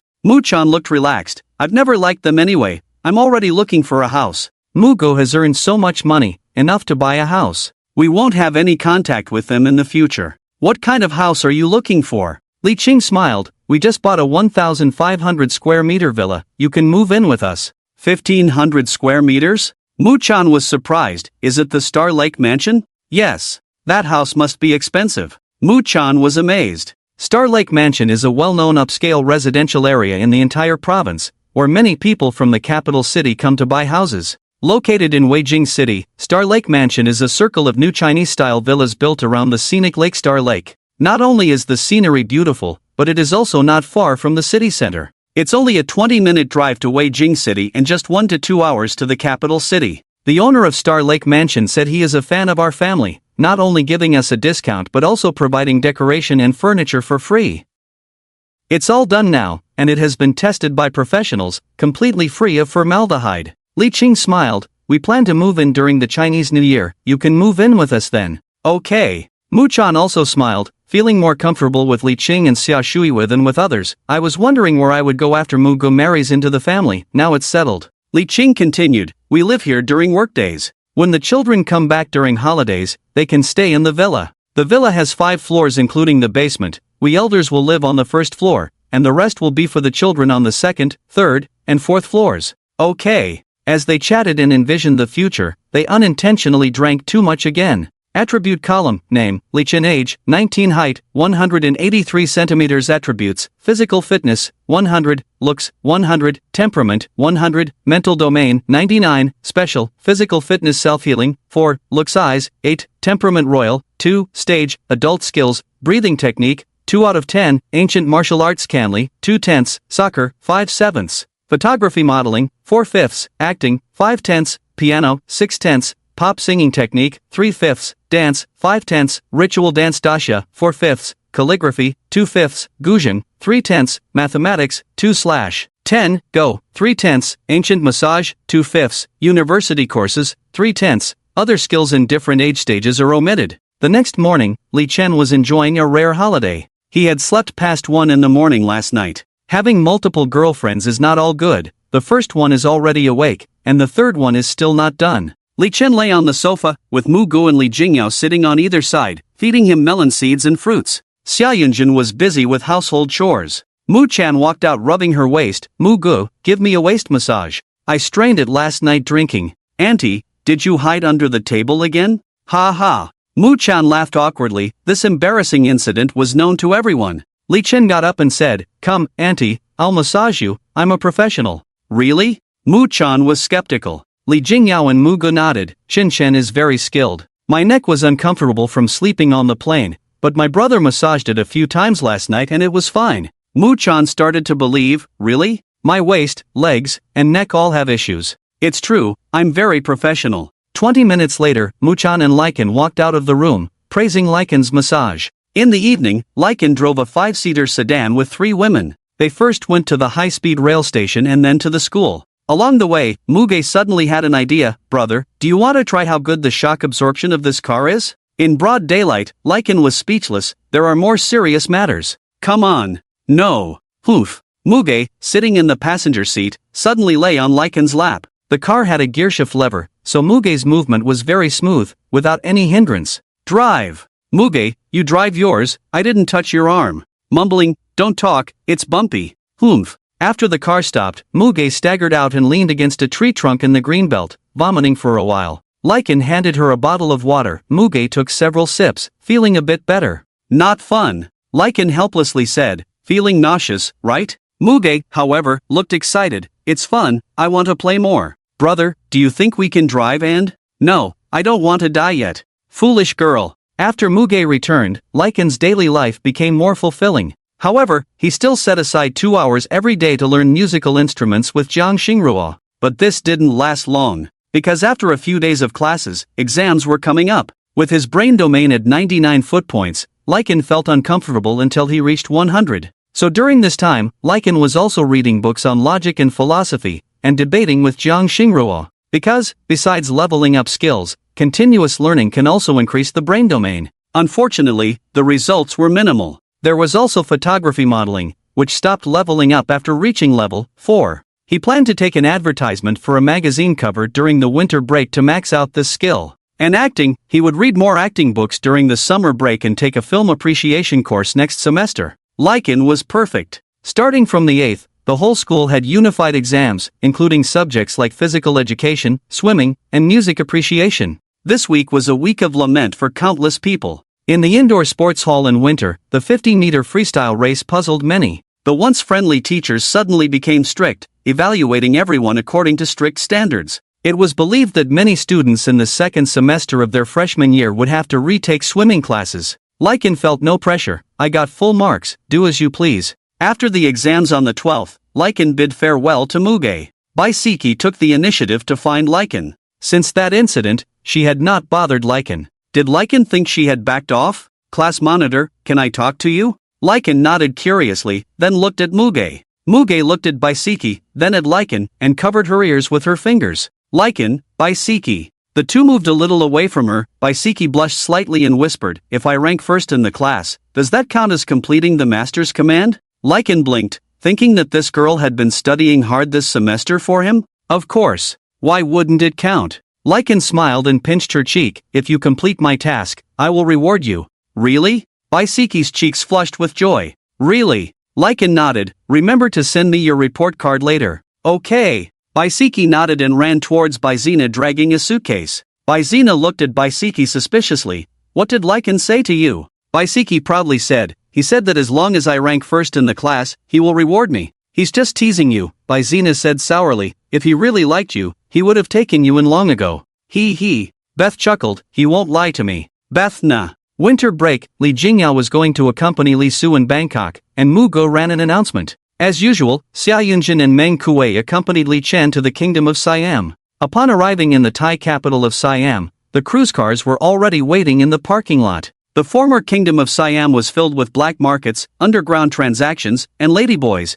but now the kingdom of Siam looked clean and clear. After all, with a significant decrease in the male population, many industries had disappeared. The profession of prostitutes, which had existed since ancient times, had also undergone a reversal. From originally serving men, it had become men serving women. This industry operated on the edge of the law in many countries, neither illegal nor legal. The reason was simple, there were too few workers, and they did not have much negative impact on society. Of course, if someone were to force men into this industry through certain means, the government would definitely crack down. Li Chen and the others got into the car, and the vehicle headed towards the filming location. Of course, the filming location of this drama was the film city in Bangkok, where there were many prison sets. Additionally, they could also shoot some outdoor scenes in Bangkok. Upon arriving at the film crew, Li Chen smiled when he saw the director, Wu Ningning. Wu Ningning also smiled and came over to Li Chen in a flattering manner, moving a chair for him. Oh, Li Chen, you're here. Please sit down quickly.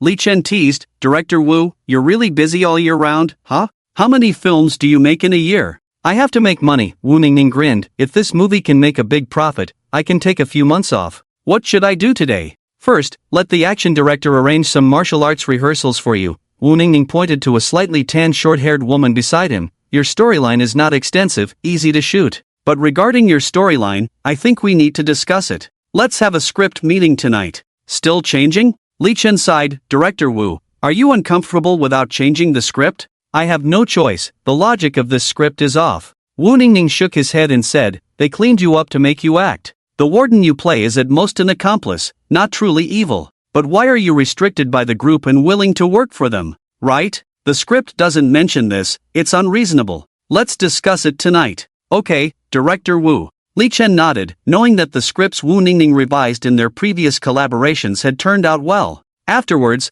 Li Chen also met some of the main and supporting actors in the crew. Fight scenes were too tiring, and being the lead was too difficult. That's why the protagonist team was all female. It was said that Li Chen was willing to play the villain, which made them extremely happy. The actress playing the female lead was in her early 30s this year, and her iconic image was topless with a cloth wrapped around her chest. This image would naturally be remembered quickly. But Li Chen always felt a bit unsure, wouldn't she break when fighting? Of course, this had nothing to do with Li Chen. Li Chen changed into a specially tailored suit and practiced action scenes with the action director. The action director asked, have you practiced martial arts before? I have. Li Chen struck a pose, ancient martial arts, Canli. The action director was stunned for a moment, then smiled. Is this not the martial arts of Wei Yin, the legendary top master of the imperial court? Of course it is. Saying that, Li Chen threw a few punches. The action director shook his head. It doesn't look good, lacks momentum. Lacks momentum? Li Chen raised an eyebrow, gathered his energy, and let out a fierce breath. Roar, a beast-like sound echoed, and Li Chen's eyes were filled with killing intent in an instant. Wu Shi did not take a step back. The Li Chen in front of her was not a gentle and handsome young man, but a fierce tiger descending from the mountain. This? Muscles resonating, tiger and leopard roaring? Wu Shi was almost shocked. Teacher Li Chen, is this a skill or real? Want to try? Li Chen moved his muscles, smiling. Forget it. Wu Shi quickly shook her head. Although she had a foundation in martial arts, her intuition told her that Li Chen could knock her out with one punch. However, in a moment, Wu Shi seemed pensive. Your voice and demeanor would be very cool in a movie. You could do this during a big showdown, then take out 5 opponents. Sure, but can you also teach me those fancy moves? No problem, no problem. Wu Shi nodded repeatedly. I can't fight for real, but I'm good at flashy moves. Wu Shi's moves were indeed impressive. Not to mention the techniques, just the word cool. During the fight, she would occasionally adjust her tie, check her hairstyle in the mirror, very stylish. Li Chen learned all afternoon, still wanting more, but Wu Shi felt she had nothing more to teach. The reason was simple. Li Chen not only had a foundation in ancient martial arts but also in dance. Many moves that seemed exaggerated to others were effortless for Li Chen. In fact, his skill even limited Wu Shi's imagination. For example, she wanted Li Chen to kick 2 people in midair, but Li Chen said he could kick a circle as long as there were people, and each move would be unique. Li Chen even demonstrated a cloud gate big roll followed by a 360-degree spin. Wu Shi was amazed. Yes. When you danced that sword dance, it was like you had lightness skills. Li Chen smiled. So, please continue to study the moves. No problem, no problem. Wu Shi nodded repeatedly. After leaving the training room, Li Chen looked around but didn't see Xia Yunjin. Just as he was about to call her, he saw Xia Yunjin and Tong Wei walking towards him hand in hand. When they saw Li Chen, they both waved and smiled. Tong Jie? Li Chen was puzzled. Why are you here? Is this also part of your role?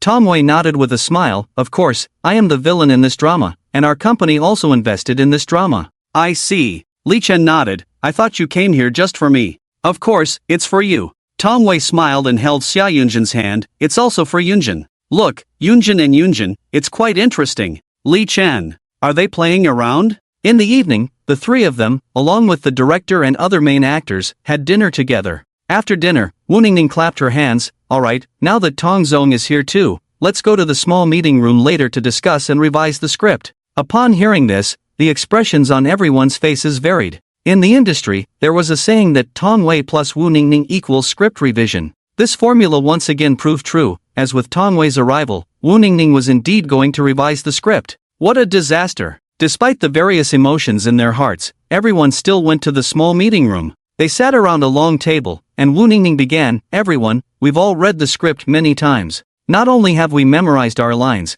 but I believe everyone also understands the main plot. What I want to address now is a logical flaw in this script. If the character we play, the ancient martial arts heir known as Ming Emperor Lei Ming, is so powerful and doesn't want to do bad things, why does he keep helping the villains? Even if the opponents have guns, can't he find a way to escape? The others nodded slightly, but internally, they were complaining. Isn't it because you all insisted on not letting Li Chen play a villain? Playing a villain but still being secretive about it. Wu Ningning smiled and said, I think it's simple to change, just add a plot for Lei Ming. For example, this group kidnapped Lei Ming's 2 wives, and Lei Ming had no choice but to work for the group for the sake of his wives. Tong Wei asked in confusion, why 2 wives? They kidnapped these 2 wives, but the group releases one wife to reunite with Lei Ming every month. It gives him hope and prevents him from feeling too desperate. If you think this setup is not stable enough, you can also add that both of these women need heart transplants or they are poisoned and need the group to detox them. Don't make it so complicated. Tong Wei shook her head. After all, Lei Ming is just the antagonist. It's not good to overshadow the main characters.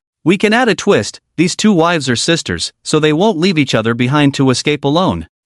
That works. Wu Ningning nodded. With that issue resolved, there's another problem. Why does Lei Ming lose?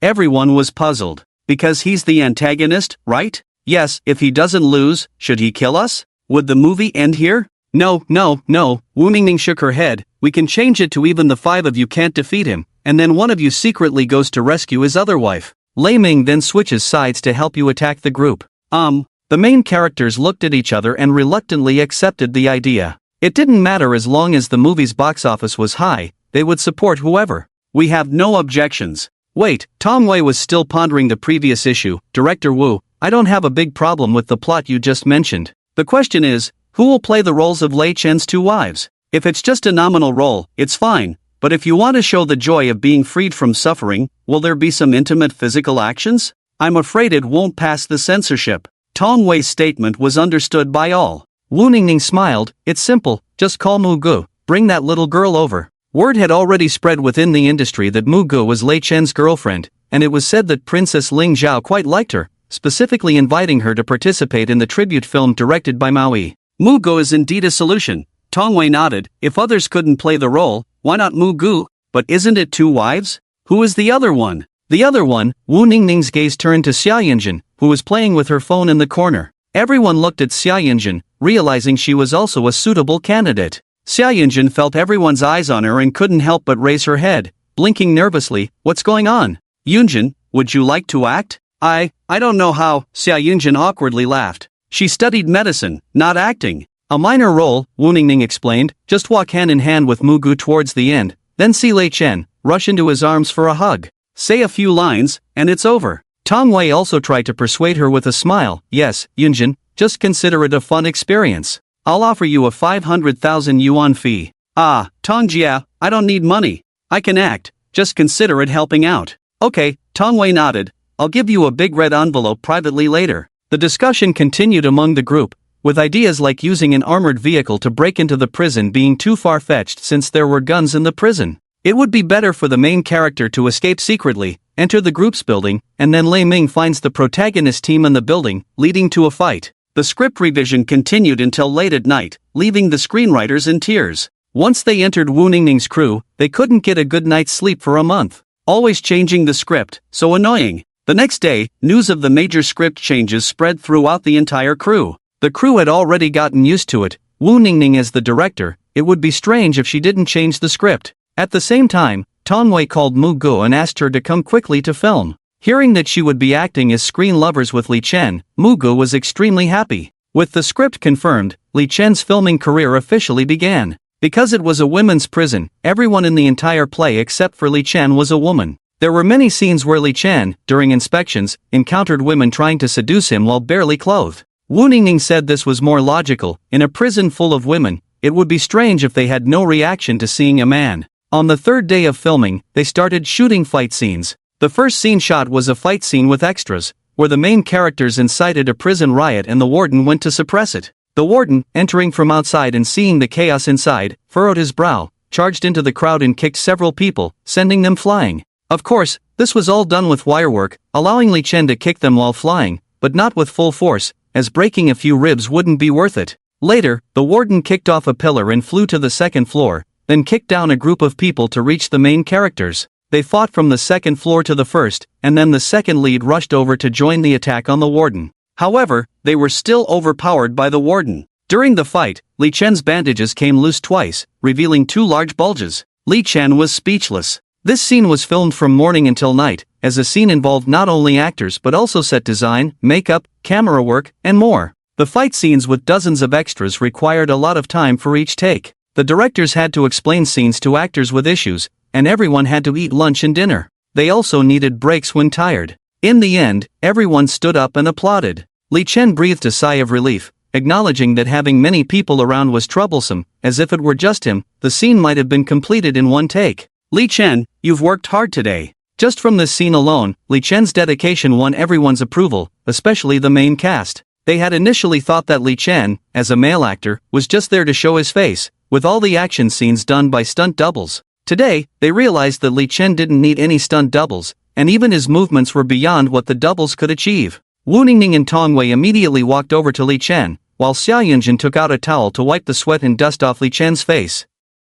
Are you tired? Wu Ningning's face showed a hint of pity. I told you this scene, even if it's filmed over 3 days, it's considered fast. Come on. Li Chen shook his head. Aren't there bloopers everywhere? You're pushing yourself too hard. Tong Wei felt sorry for him. Go back and rest quickly. Find a few masseurs to give you a massage tonight. The massages in Siam are quite famous. Forget it, I don't like strangers touching me. Tong Wei laughed, then sister will give you a massage tonight. Li Chen gave her a look. You're beautiful. Tong Wei was speechless. Little brother isn't cute anymore when he grows up. Back at the hotel in the evening, given Li Chen's current status, the crew had booked the top suite for him. Li Chen walked into the room, and Xia Yunjin quickly helped him take off his clothes. Li Chen went to the shower to remove his makeup and take a bath, while Xia Yunjin filled the bathtub. If it were someone else filming all day, especially fight scenes, they would be exhausted and sore all over, right? Li Chen was indeed tired, considering he had filmed the jumping scenes multiple times, jumping up and down the stairs, and those flying kicks. Although it looked cool, it was truly exhausting. At the same time, Wu Ningning demanded realism in the fight scenes, so when Li Chen fought with them, or they fought with Li Chen, even though they held back, the hits were real. Sometimes it's unbearable, and it really hurts. But, because of the self-healing ability, not long after, the slight bruise on Li Chen's body has completely disappeared. Not only does it no longer hurt, but it has also visually disappeared. After rinsing off, Li Chen walked out of the shower room and saw Xia Yunjin squatting next to the bathtub trying the water temperature. Hearing footsteps, Xia Yunjin turned around and smiled. The water is ready. This bathtub can fill water in 3 places at the same time. It's quite fast, and it's temperature controlled. Li Chen glanced at the logo on the side of the bathtub and couldn't help but smile. I've heard of this brand. Their bathtubs won't break even if thrown from the 3rd floor. Why make a bathtub so sturdy? Guess. Li Chen smiled and stepped into the bathtub. Lying down, sister, come in. Xia Yunjin understood the hint, blushed, took off her skirt, put it aside, and walked into the bathtub. This bathtub is larger than a regular one, but it's still quite difficult for 2 people to lie down at the same time, so Xia Yunjin had to sit on Li Chen. To be honest, the quality of this bathtub is indeed good. Li Chen is planning to move to a new house and install one in his bathroom, preferably one that can accommodate 3 or 4 people at the same time. In this polygamous country, such things are not uncommon. The beds in this world are much larger than in the previous life, some even big enough for 7 or 8 people to sleep at the same time. Of course, there are also beds with boosters or multifunctional beds. After filming the group battle scenes, the rest of the filming was much easier. Li Chen wanted to strike while the iron was hot and filmed the final battle directly. But Wu Ningning refused him. Don't be in a hurry, Sang, today we still need to film the group battle scenes with the main actresses. I thought about it yesterday, we should add a segment before the group battle where the 2 main actresses and the extras are invincible in battle to show off your martial arts skills. Wu Ningning looked at Li Chen somewhat pleasingly, and, the set inside the building isn't finished yet, so why don't you take a day off? Can we finish in 20 days for sure? Definitely. Wu Ningning nodded. I divided the group battle, final battle, and drama into 3 parts, each taking 5 days. That's 15 days, with an additional 5 days reserved. 20 days should be enough. Alright then. Li Chen nodded. Can we film my scenes with Tong Wei first? Yes, you can have scenes with her. If everything is okay, we can film yours tomorrow, and I'll have the assistant director supervise. Li Chen nodded. It seemed that today would have to end like this. At 3 o'clock in the afternoon, a car stopped outside the set, and Mugo walked out in bright attire. She was wearing a yellow t-shirt with a cartoon pattern, shorts, white sneakers, and large sunglasses. Mugo has made it big now. She even has 4 assistants following her when she goes out. If it weren't for Mu-chan causing trouble at home with her divorce, she would probably be following her too. 5 people serving her alone. As soon as Mugo entered the set, her eyes kept scanning, but she couldn't find Li Chen. She frowned and casually grabbed a crew member. Where is Li Chen? The crew member hesitated for a moment, then quickly replied after seeing Mugu, Teacher Li Chen is in the room next to the directors. Be more specific. I'll take you there. Mugu arrived at the door. Just as she opened it, she heard Li Chen reprimanding someone. Tong Jia, your performance is too formal. Anger is just frowning and glaring. Happiness is just laughing. Pain is shouting. It's too cliché. Can't you be more sophisticated, with a bit of progressive relationship? Tong Wei has been a child star since she was young, and the biggest problem with child stars is that they've been acting since they were young, so they think acting is too simple. They've even gotten used to it and are unwilling to study or ponder further. Of course, this is not just a problem for Tong Wei alone. Many child stars end up like this when they grow up, which often leads to them not achieving much success as adults.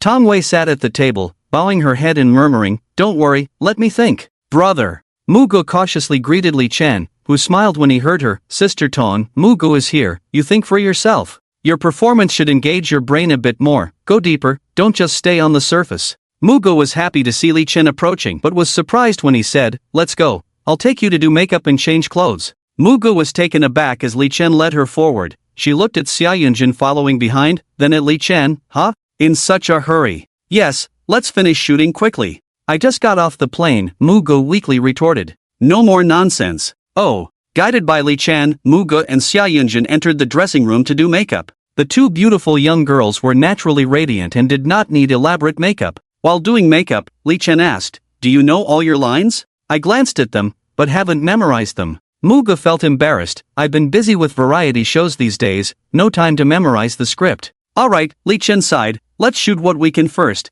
and I'll teach you later tonight." Muga felt like crying. Why was it more tiring here with Li Chen than when shooting normally? Knowing that Muga had arrived, Wu Ningning was also very happy. Muga didn't have many lines, most of the time she was like a vase in Guiyao. When Li Chen patrolled in a suit, Mugu also wore a suit with high heels, following behind him. When Li Chen talked to others, she helped pour tea. Mu Ji's main scenes with lines were in the memories part, where Xia Yunjin also had some scenes, but not many.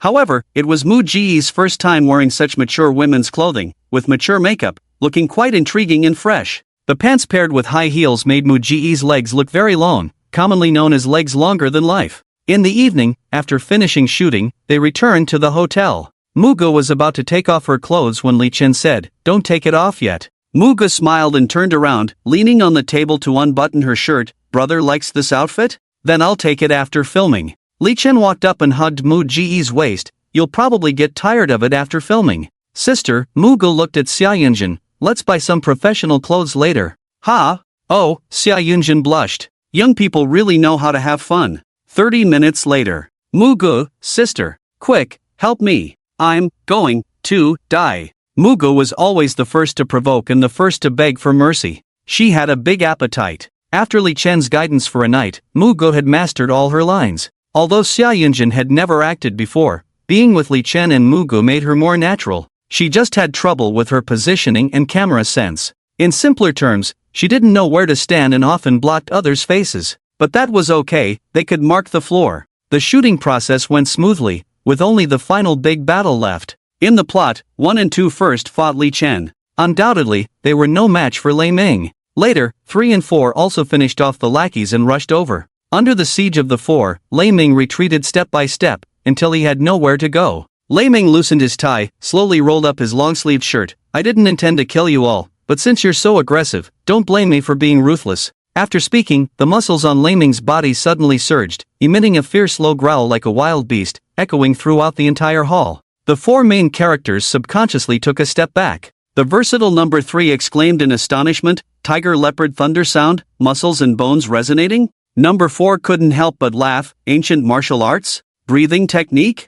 Interesting. Let me try." With that, number 4 charged towards Lei Ming, but with just one exchange, he was punched in the abdomen by Lei Ming and sent flying out. "Alright, cut." Wu Ningning shouted into the intercom, "That was very good, especially your voice, Li Chen, the sound on set is great, no need for post-production dubbing." "It's too scary." Number 1 adjusted the bandage on his chest, feeling like it was about to burst open from the hits just now. "Li Chen, when you made that move earlier, my legs went weak." Li Chen chuckled, "Ancient martial arts emphasize momentum. In life and death battles, victory or defeat can often be decided in an instant." The others nodded slightly, and number 2 raised his thumb and said, "Li Chen, you're amazing. I originally thought you were just a pretty face, but I didn't expect you to be a bronze cauldron." What a strange comparison. After the final epic battle was filmed, Li Chen's role was completely finished. However, Li Chen did not leave, as he was waiting for Tong Wei to attend a film festival together. Hint, acting skills upgraded to level 6, increased 7 points in appearance, 7 points in temperament, temperament royal upgraded to level 3, remaining points 0,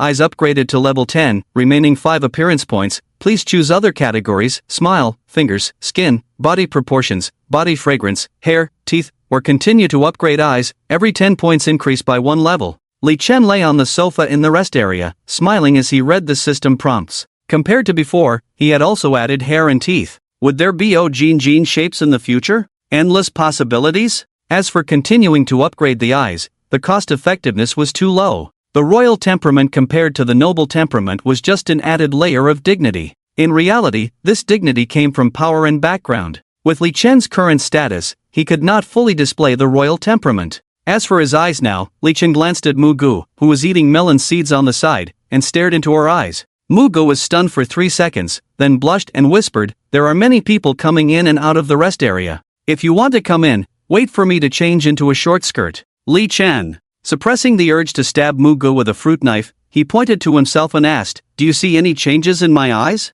"Oh." Mugu awkwardly smiled, carefully observing Li Chen, then shook her head. I'm used to staring at you every day, so I can't tell if you gain or lose weight. Li Chen gave Mugu a look, then called out to Xia Yunjin on the side, sis, take a look. Xia Yunjin put down her book at the sound and sat next to Li Chen, holding his face. It seems a bit brighter, like wearing colored contact lenses. Really? Mugu tilted her head and peered. Aren't your eyes always this bright, brother? Go away. Li Chen pushed Mugu aside and continued to look at Xia Yunjin. Is the change obvious? Xia Yunjin pondered for a moment. Apart from the eyeballs, the corners and eyelids seem to have changed a little. It does seem like it. Mugu leaned in again. It's like having makeup on all the time. All right. Li Chen nodded, deciding that there was no immediate need to upgrade his eyes. So what should he upgrade next? What is body fragrance? Is it similar to the scent of a concubine like Xianfei? Or is it the rumored scent of male hormones, a humanoid aphrodisiac? Anyway, there's still a lot left. Try a little bit. Body fragrance upgraded to level 1, remaining beauty points 4. Li Chen himself stretched out his arm to smell, but didn't detect any scent. He then extended his arm to Mugu, who looked at Li Chen in confusion and licked it. Li Chen, I let you smell it. Is there a scent? Oh. Mugu wrinkled her nose and sniffed, then thought for a moment. It seems there's a little scent. Sister, smell it. Xia Yunjin lifted her hair by her ear, bent down to smell Li Chen. It's the scent of shower gel. Strange. Li Chen puzzled, unable to smell it himself, and the women couldn't either. So what is this body fragrance? Just as Li Chen was pondering, the door was opened, and Tong Wei walked in, clutching her lower back. Oh, the last scene almost took my life. Xia Yunjin quickly got up to help Tong Wei sit on the sofa, and Tong Wei continued, I almost sprained my waist shooting an escape scene. Li Chen mocked, if it wasn't for a sister, would you have sprained your waist going down the stairs? Yes. I twisted my foot, almost fell, grabbed it, and ended up spraining my waist. Tong Wei looked distressed. This scene will have to be postponed. Did you find a masseuse? Just had one, but it didn't help much, so I put on a patch. Li Chen got up and pointed to the small bed in the lounge. Come on, Tong Wei, I'll give you a massage.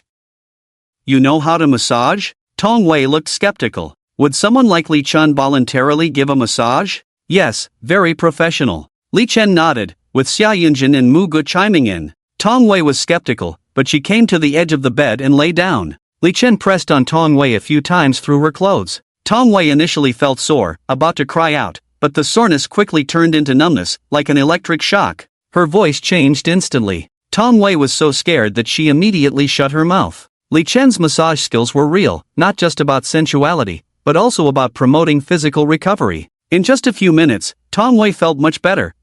Why are you using your fingers? Is it uncomfortable through the clothes? Then take them off. Sister, help Tong Wei take off her top. Oh. Xia Yunjin came over, took off Tong Wei's white shirt, folded it and put it aside. With a light pinch from Li Chen's 2 fingers, Tong Wei's bra unhooked. At first, Tong Wei was a bit shy, feeling her hook unfasten instantly. She couldn't help but tease, your unhooking technique is more skilled than mine. Practice makes perfect. Li Chen turned to Xia Yunjin, sister, go find a bottle of essential oil for soothing and promoting blood circulation. Oh. As a female celebrity, even back care is very comprehensive, especially for a star like Tong Wei. After Li Chen massaged Tong Wei for a few minutes, her waist no longer felt painful. Li Chen smiled at Tong Wei. How is it? I didn't lie to you, did I? Tong Wei's cheeks turned slightly red. She found it difficult to endure. Every time Li Chen's big hand passed over her body, she felt an electric sensation. And for some reason, there was a faint fragrance emanating from Li Chen's body. She couldn't identify the scent,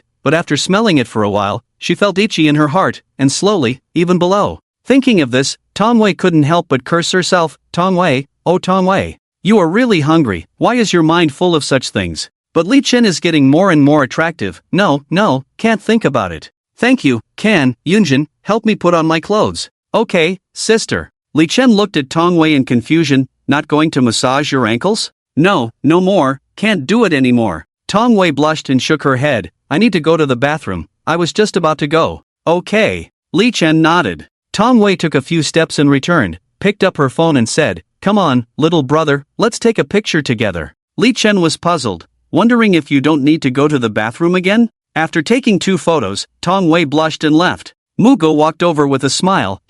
Tong Wei's expression looks like she's in heat. Don't talk nonsense. Li Chen patted Mugu on the back of his head. Tong Wei went to the bathroom for 20 minutes. When she came back, She had returned to her previous strong woman appearance, as if nothing had happened. After 2 days, Li Chen finally figured out what this body fragrance was all about. Body fragrance usually doesn't have much effect, it just masks body odor or other unpleasant smells. However, during intimate moments, as Li Chen's excitement level rises, a faint scent will emanate from his body. This scent increases the desire and sensitivity of the partner. Mu Go and Xia Yunjin both approved of it. After figuring it out, Li Chen directly upgraded the body fragrance to level 5. January 30th, the 25th day of the lunar month. Li Chen and Mu Go arrived at a professional studio in the city to shoot the cover of a fashion magazine, of course, featuring only Li Chen. Including makeup, it only took half an hour. The remaining time, Li Chen and Mu Go took some more photos. Li Chen's fans had long been complaining that Yunjin Company never released posters or photos of Li Chen.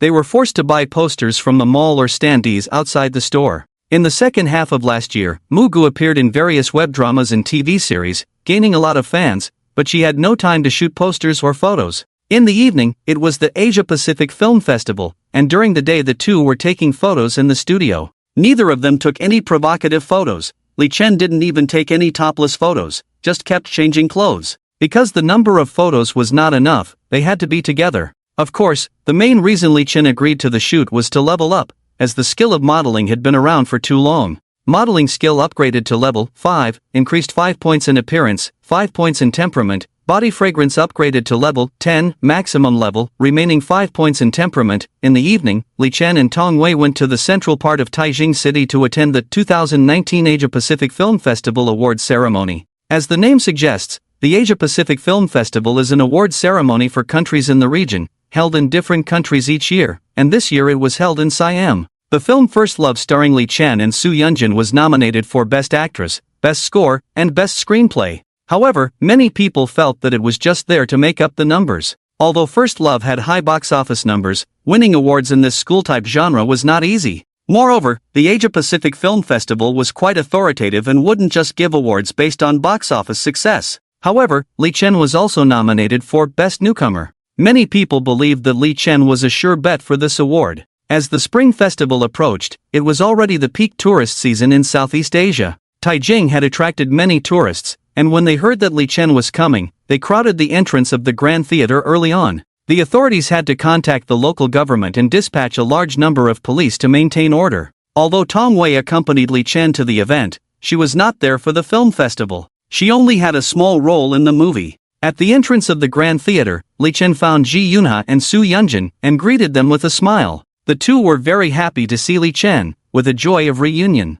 However, amidst the joy, there was a hint of complexity in their eyes. A year ago, Li Chen was just a newcomer in the industry. Both of them had some thoughts about Li Chen to varying degrees. But now, Li Chen has become the boyfriend of Princess Lingzhao, and who knows how many years of drama they can shoot in the future. Su Yunjin looked at Li Chen and sighed, Can, it's been a long time. Li Chen smiled and said, it's been a year, and sister looks younger again. I'm getting old. Su Yunjin touched her face, I'm already 29, and I don't know how many years of youth I have left. Sister is the eternal goddess, how could she be old? After chatting for a while, they heard the host calling out the name of the First Love crew. Wu Ningning did not come this time as she was still busy with the progress of Supreme Fist. If a film festival does not nominate for Best Director or Best Film, Wu Ningning basically won't participate. She doesn't need to ride on the popularity, she needs something substantial. With this time, she might as well shoot a few more scenes. Walking on the red carpet, Li Chen looked at the crowded people on both sides, many of them holding neon signs with the words Li Chen, which made Li Chen smile. He waved to his fans.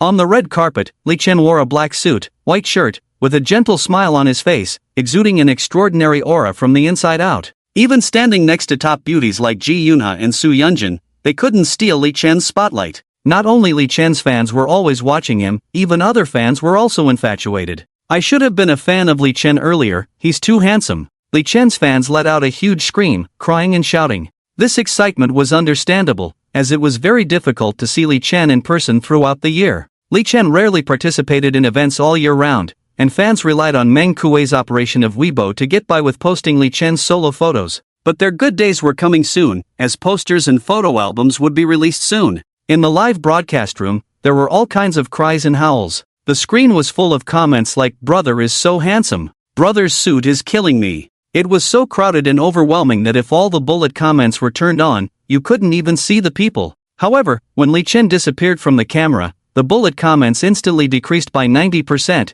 with only a few fans with poor internet still commenting brother is so handsome. After the three of them took their seats, Su Yunjin looked at Li Chen. You should be able to win the Best Actor and Best Supporting Actor at this year's TV festival, right? I can understand the Best Supporting Actor, but what about the Best Actor? Li Chen was puzzled, as he played supporting roles in Gue Yao and Hua Xiubing. Ji Yunha looked curious. Didn't Wei Jia tell you? She submitted you for Best Actor in Gue Yao. Ah. Li Chen was speechless after hearing this, the male lead without any romantic scenes with the female lead? Both of them laughed. It was purely Wei Tong's own idea. However, no one objected. Gue Yao could be successful, and Li Chen accounted for at least 50% of the reason. After chatting for a while, the awards ceremony officially began. The first award of the ceremony was for Best Newcomer. In fact, if you had to say, Li Chen's first film should have been One Ball to Fame, but that film didn't even submit for awards. After all, it was just a popcorn movie made to cash in on the World Cup craze.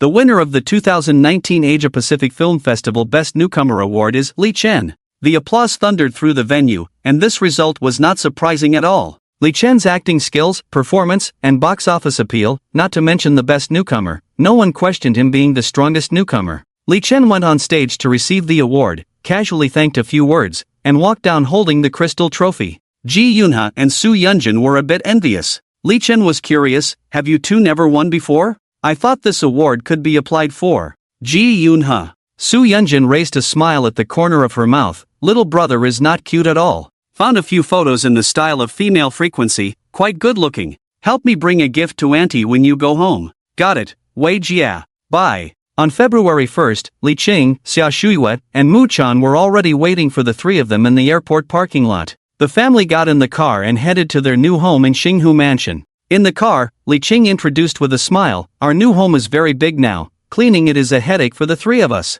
This time, when we moved into the new house, I specifically hired 5 cleaners. Even then, it took 3 days. Is that so? Li Chen laughed. Then you can hire some maids or servants in the future, otherwise, you two will have nothing to do all day except cleaning. The property has hourly workers, Xia Shuiwei explained. Your mom and I have discussed this issue, we don't want more strangers in the house. Yeah, people nowadays have no integrity. Some maids seem very nice on the surface, but steal things and money in private. Didn't a family die in a fire a while ago? Yes, many people have a grudge against the wealthy. The few of them chatted back and forth. Li Chen, sitting in the second row, smiled and didn't say much. This is the feeling of family. Mu Chan smiled at Li Chen. Can. Auntie will come to live with you in the future. Mu Gu immediately perked up at these words, excitedly saying, Mom, have you finally divorced that idiot dad? Li Chen's mouth twitched, although he didn't know the whole story. Mu Ji's attitude seemed a bit too bold. Auntie, you're being too polite, we are already family.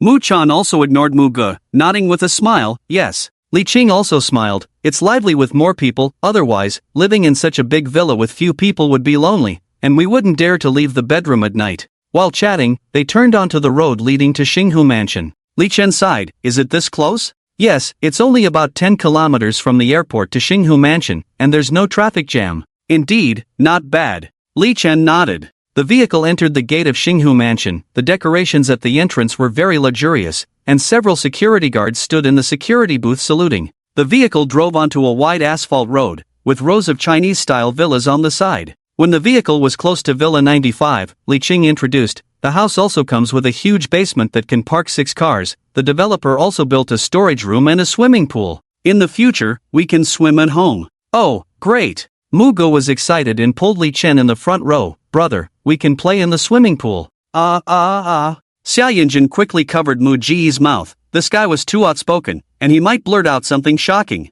However, no one in the car paid attention to Mu Ji's words because in front of Li Chen's family's Villa 95, there was a refrigerated truck and a military off-road vehicle parked. The group of people looked at each other, not understanding why there was a military vehicle parked at the door. Li Qing looked back at Li Chen in confusion. She didn't know when the youngest Li Chen had become the backbone of the family. Li Chen got out of the car, and the others quickly followed. Seeing Li Chen get out of the car, the door of the co-driver's seat of the military vehicle opened, and a spirited female military officer walked out. With short hair and a youthful face but full of spirit, she exuded a strong aura. On her new-style military uniform, the rank of colonel was prominently displayed, a top military rank that ordinary people could hardly achieve. What's even scarier is that this girl is only 19 years old. And Lan? Li Chen looked at Lan in confusion. How did you come here? Xia Yunjin and the crowd looked at Li Qing and others. This is Li Chen's girlfriend. When did Li Chen find a military girlfriend? She's a colonel.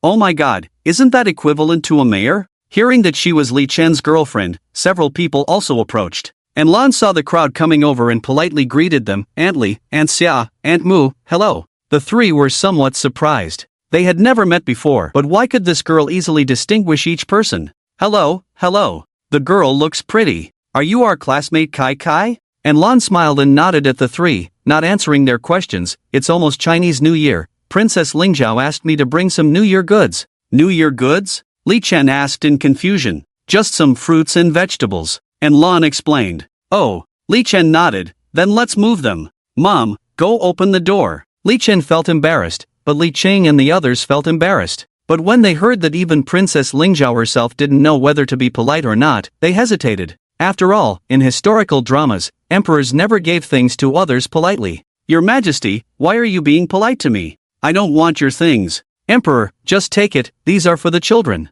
Does that sound right? Li Qing hesitated for a moment, then thank you, Princess. And Lan nodded slightly, waved to the military vehicle and refrigerated truck, and 5 soldiers in training uniforms got off the 2 vehicles, opened the doors, and started unloading boxes one by one. On the boxes were written Royal Supply, and the seals on the boxes made Li Qing and the others feel uneasy, as if something was not right. And Lan entered the car, carrying a box to Li Qing. Aunt Li, this box contains some skincare and makeup products. They are used before bed and in the morning. They can remove wrinkles and make the skin look younger. After using them up, you can ask Li Chen for more. Hearing about the effects of these cosmetics, the 3 of them were excited, but they felt awkward to open them in front of Lan. Seeing their interest, Lan directly used her fingernail to cut the tape, opened the box. Each of these is enough for you 3 to use for a month. Because the shelf life of these cosmetics is only 1 month, so you can only take this much at once. The 3 picked up the bottles and examined them. Besides names like body lotion, facial massage cream, body massage cream, the only words on the bottles were Royal Supply. However, these words were convincing enough. Mu Chan also found the logo of the brand at the bottom of the cosmetics bottle. She immediately widened her eyes and exaggeratedly said to the people next to her, "Wow, this brand is super expensive. Their body lotion costs several thousand for a small bottle. This big bottle must cost tens of thousands?" The group was amazed. Truly a Royal Supply, this top luxury brand outside would even make the salesperson act all high and mighty, but now they were so humble that they only dared to put the logo at the bottom of the bottle. And Lan smiled and put the cosmetics inside the house, then asked, "Aunt, where is the cold storage in the house? I'll have them arrange the items."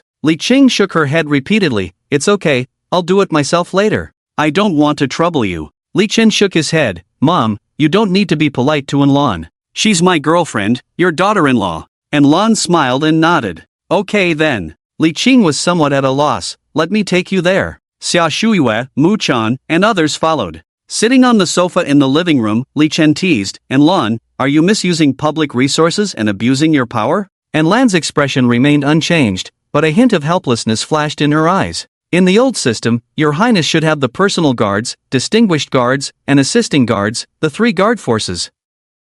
However, after the military reform, the 3 guards were merged into 1. These are all Your Highness's private soldiers, who have the responsibility to handle miscellaneous matters for Your Highness, so it does not count as abusing power. Li Chen was completely confused and looked puzzled. "Wait, what you're talking about is the Crown Prince's 3 guards. Ling Zhao is just a princess. How can a princess have private soldiers? Having a few bodyguards would be good enough." And Lan smiled without saying a word. Seeing in Lan's mysterious smile, Li Chen suddenly understood and was greatly shocked. "It seems like my wife has been promoted." Xia Yunjin walked over with a teapot and cups, placing a cup in front of the 2. "Have some water, I'll go help." Li Chen's attention was now fully focused on Ling Zhao's promotion, so he continued to ask, "How do you address the female crown prince officially?" And Lan replied, "Imperial Princess." The crown prince's wife is called the crown princess, so what is the husband of the imperial princess called? Li Chen furrowed his brows. "Imperial consort? Consort imperial?"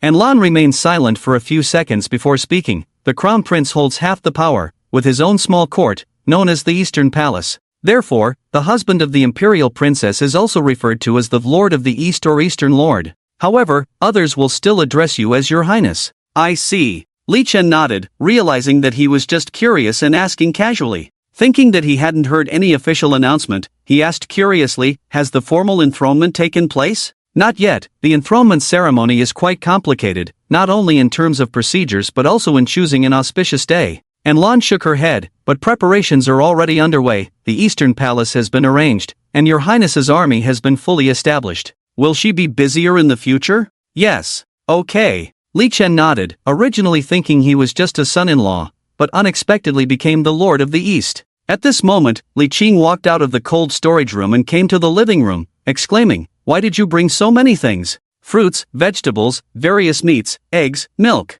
Won't our family not need to buy groceries for a year?" And Lan stood up when she saw Li Qing approaching and politely responded, "If things run out at home, I will have them delivered. Some items have a short shelf life, so you need to replace them promptly." No need, you're too kind. These items are all produced by the royal farm, and the quality is guaranteed. Oh, I see. Li Qing smiled embarrassedly at Lan. I never thought I would be able to eat royal food in my lifetime. And Lan chuckled, in the future, you and the emperor will be in-laws. Oh my, I can't even imagine that. Li Qing's mouth was crooked from smiling, unable to close it. She and Xia Shuiyue understood the principle of being low-key and not flaunting wealth, otherwise, someone with less self-control would have already posted on social media to show off. Showing off luxury cars and mansions would pale in comparison to the boxes of royal supply in front of them. After adjusting her mood slightly, Li Qing said, "And Lan, let's have dinner here tonight?" And Lan declined, shaking her head, "No, we need to get back." Li Qing looked at Li Chen, signaling him to speak.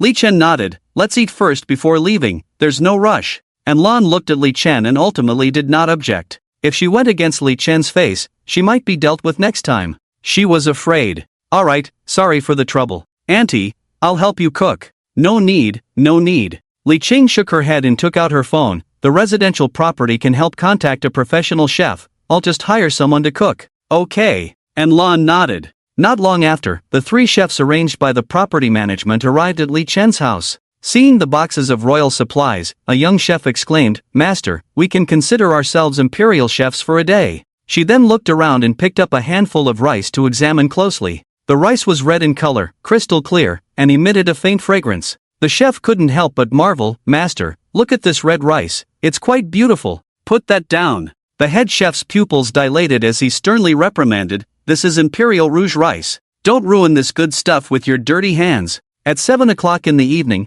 after Lan finished her meal and declined the invitation to stay overnight, she drove away. Only after Lan and the others had left did Li Qing and the rest feel comfortable discussing the food. "The meal just now was so delicious. I feel like I could eat 2 bowls of just the rice. The dishes were really fresh too. I think they were all delicious even when eaten raw." The group discussed and shared their evening meal. Mu-chan felt clever for boldly staying over. Mugu hugged Li Chen's thigh tightly, paving the way for the future. Fortunately, she not only didn't stop these 2 kids from falling in love, but also quietly supported them from behind. The seeds she casually planted back then unexpectedly bore such great fruit. Good deeds bring good rewards, and fools have their own luck. In the evening, as Li Chen and the others prepared to take the elevator, Mu-chan pulled Mugu aside to educate her. "Daughter, you must listen to Li Chen in the future. Remember the 3 obediences and 4 virtues of women, don't disobey Li Chen, understand?" Mugu looked puzzled. "Why are you suddenly saying this? We're getting along fine. Just remember not to anger Li Chen. Of course, you can't anger the princess either." "Why would I?" Mugu was even more puzzled. "The princess sister seems to like me. Have you forgotten she even introduced me to acting?" Mu-chan fell silent for a few seconds. "As long as you know in your heart." Unable to do anything when Mugu gets angry, Mu-chan also doesn't go to work. The only source of income in the family is Mugu, which also makes Mu-chan feel uneasy. Mugu walked up the stairs. The new villa was very spacious. Upon entering the hall, there was an entrance hall with a screen embroidered with auspicious clouds and purple pavilions. To the west of the screen was a living room, with a large landscape painting hanging on the west wall, which Li Qing said was also a gift from the boss. Passing through the latticed grill led to 2 bedrooms. This was where Li Qing, Xia Shuiyue, and Mu Chan's rooms were located. The dining room and kitchen were semi-hidden, located on the east side of the house, with a large dining table that could seat 12 people. Pushing open the semi-hidden sliding door of the dining room led to the kitchen. As a top-tier villa, an elevator was naturally included. Taking the elevator to the second floor led to a living room connected to a balcony. On the side of this living room were a movie room, study, music room, and 2 bedrooms. The third floor was where Li Chan and her group lived. Stepping out of the elevator led to a small side hall with a movie room and game room. The entire third floor had only 1 bedroom, with a large bed that could comfortably fit 5 or 6 people without feeling crowded. The walls were adorned with picture frames of Li Chen, Mu Ge, Xia Yinjin, and Li Jingyao, either individual or group photos, creating a warm atmosphere. The bedroom also had 2 bathrooms and 2 shower rooms, one of which had a hexagonal massive massage bathtub, fulfilling Li Chen's wish. What was most surprising was a hidden darkroom in the master bedroom's location, originally designed to store valuable items. Mu Ge suggested filling this darkroom with interesting toys. The fourth floor was smaller, resembling an attic, mainly consisting of a terrace and storage room. After touring around, Li Chen felt very satisfied, especially with the large bed, finding it extremely comfortable to sleep on. February 4th, New Year's Eve. Li Jingyao called early in the morning, saying she and Li Su had decided to spend the spring festival at Li Chen's house. Li Chen naturally welcomed them. At 3 o'clock in the afternoon, Li Jingyao and Li Su arrived at Qinghu Mansion, each carrying a large pile of things. Entering the private courtyard gate, looking at this quiet little courtyard, they couldn't help but exclaim, "This house is nice." Li Qing, Xia Shuiwe, and Mu Chan heard the two coming and hurried out to greet them. "We are all family. Why did you bring so many things?" After half a year, Li Su had regained her previous strong woman image, and her whole demeanor was different. Indeed, power is the best aphrodisiac. As the deputy mayor for a year, Li Su looked almost 10 years older. After less than half a year as mayor, the wrinkles on Li Su's face had disappeared. She looked like she was in her 30s. "Oh, just some local specialties. I thought they were good, so I brought them for you." Li Su and Li Jingyao entered the villa and looked around. This house must not be cheap, right? In this location, such a big house. It must cost at least $1 billion, right? No, Li Qing shook her head. That owner is a fan of Li Chen's. Including the furnishings, the house was sold to us for 20 million. Li Qing looked at Li Jingyao. "Jingyao, are Kai Kai and the others on the second or third floor? You should go find them." "Okay." Li Jingyao nodded and quickly ran upstairs. Li Su, Li Qing, and the other 4 chatted in the living room on the first floor. "This is Mu Chan, Mu Ji's mother." "Oh, I've met her." Li Su smiled and shook hands with Mu Chan. "Why didn't you go back to the capital for the new year?" Li Qing and Li Su had a good relationship, so they spoke frankly. Li Su smiled and said, "Jingyao is restless every day, so I brought her here quickly. And I'm tired of being with that group of people. I'll spend the new year with you, and then go back for a couple of days on the 4th day of the new year." "Okay, welcome. It just so happens that the 4 of us can play mahjong." They laughed and chatted. In the evening, everyone sat together in the dining room drinking. When Li Qing brought out a box of Maotai special supply, Li Su was amazed. She picked up the bottle and looked at it for a while. "Where did this come from?" Li Qing smiled. "Oh, Princess Lingzhao had it sent over." Li Su was speechless. She opened the bottle and smelled it, nodding.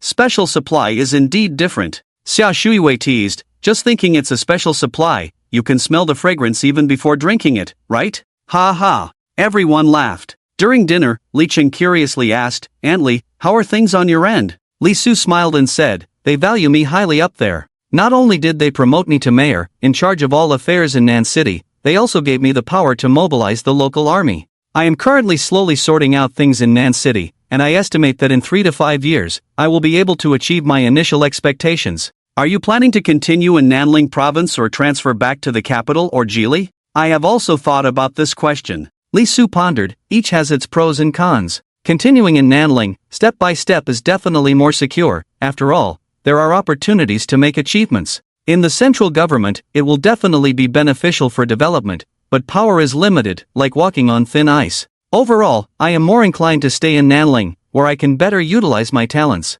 It's easy to get things done when you have connections in the court. Since becoming a member of the Princess Party, Li Su clearly felt that things were going much smoother. Moreover, her relationship with this Princess Party was very stable, so she didn't have to worry about being forgotten. Xia Shuiwei couldn't help but joke, "Now you don't mind that it's a poor and remote area? Ha, good mountains, good waters, good scenery." Li Su laughed. "In another 2 years, after I have managed Nan City well, I will invite you all to come and visit."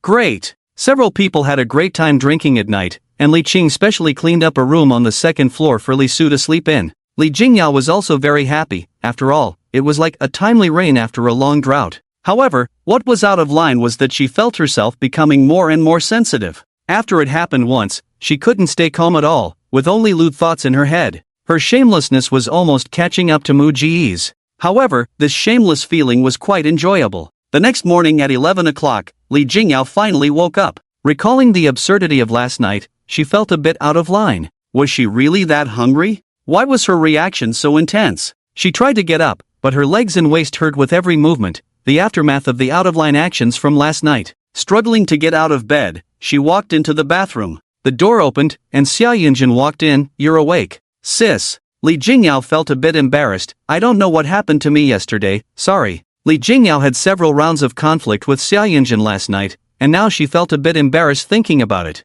The previous Li Jingyao was obedient and sensible, waiting for Li Chan to take the initiative to find her, but this time she took the initiative to compete. Besides Mu Gu, who else would compete? Xia Yunjin also felt a bit embarrassed after hearing this. "We are like sisters, what's there to compete about?" Li Jingyao was also a bit awkward and didn't know how to respond. Xia Yunjin quickly said, "Get dressed, wash up, and let's have breakfast." At noon, during lunch, Li Chen spoke up. "On the 9th day of the first lunar month, let's all go to Xintian Temple as a family. I want to see the ceremony of offering sacrifices to the heavens." Li Qing curiously asked, "Will we go and return on the same day?" "We'll go on the 7th and return on the 10th. There should be many pilgrims on the 8th day, making it inconvenient to go up the mountain." Of course, the main reason was that Li Chen and Mu Gu were celebrities, easily causing a sensation. So they decided to go 2 days early to avoid some trouble. Li Su said, "Take Yaya with you, I'll go to the capital on the 4th day." Li Qing asked again, "Where will we stay then?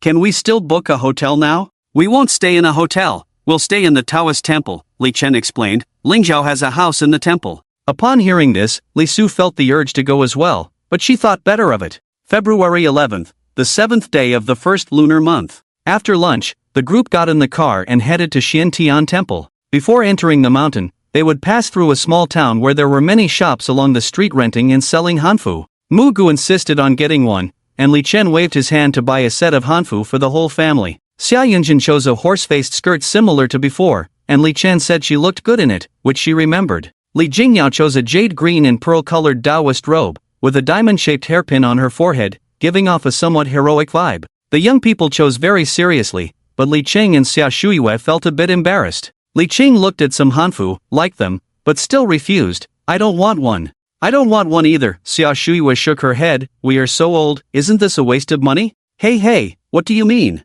Mu Chan was having fun picking out clothes, and upon hearing this, she widened her eyes. "What's wrong with being old? Are we supposed to die when we get old? Pick. Let me tell you, we are at the perfect age. This is called a mature woman." Ha ha. Mu Gu couldn't help but laugh, but she still held Mu Chan's hand and said, "The three moms are very young, just like our sisters." Li Cheng and Xia Shuiwei had never experienced anything when they were young. Their marriage was like a play, and there were no decent photos of them together at home. So they had some expectations for this dress up. In fact, as they grew older, they were not disinterested in some things, but rather more restrained. "Change, both of you change." Li Chen smiled and looked at the three of them. Go on, go on." Li Chen's words were still very effective. Li Cheng and Xia Shuiwei glanced at each other and happily picked out their outfits. Mu Chan and her daughter Mu Go wore red hanfu, standing together like sisters. Especially Mu Chan, she walked the runway like a model, striking poses with a proud look on her face. "What's this? The hero's sword is not old, this old lady still has charm."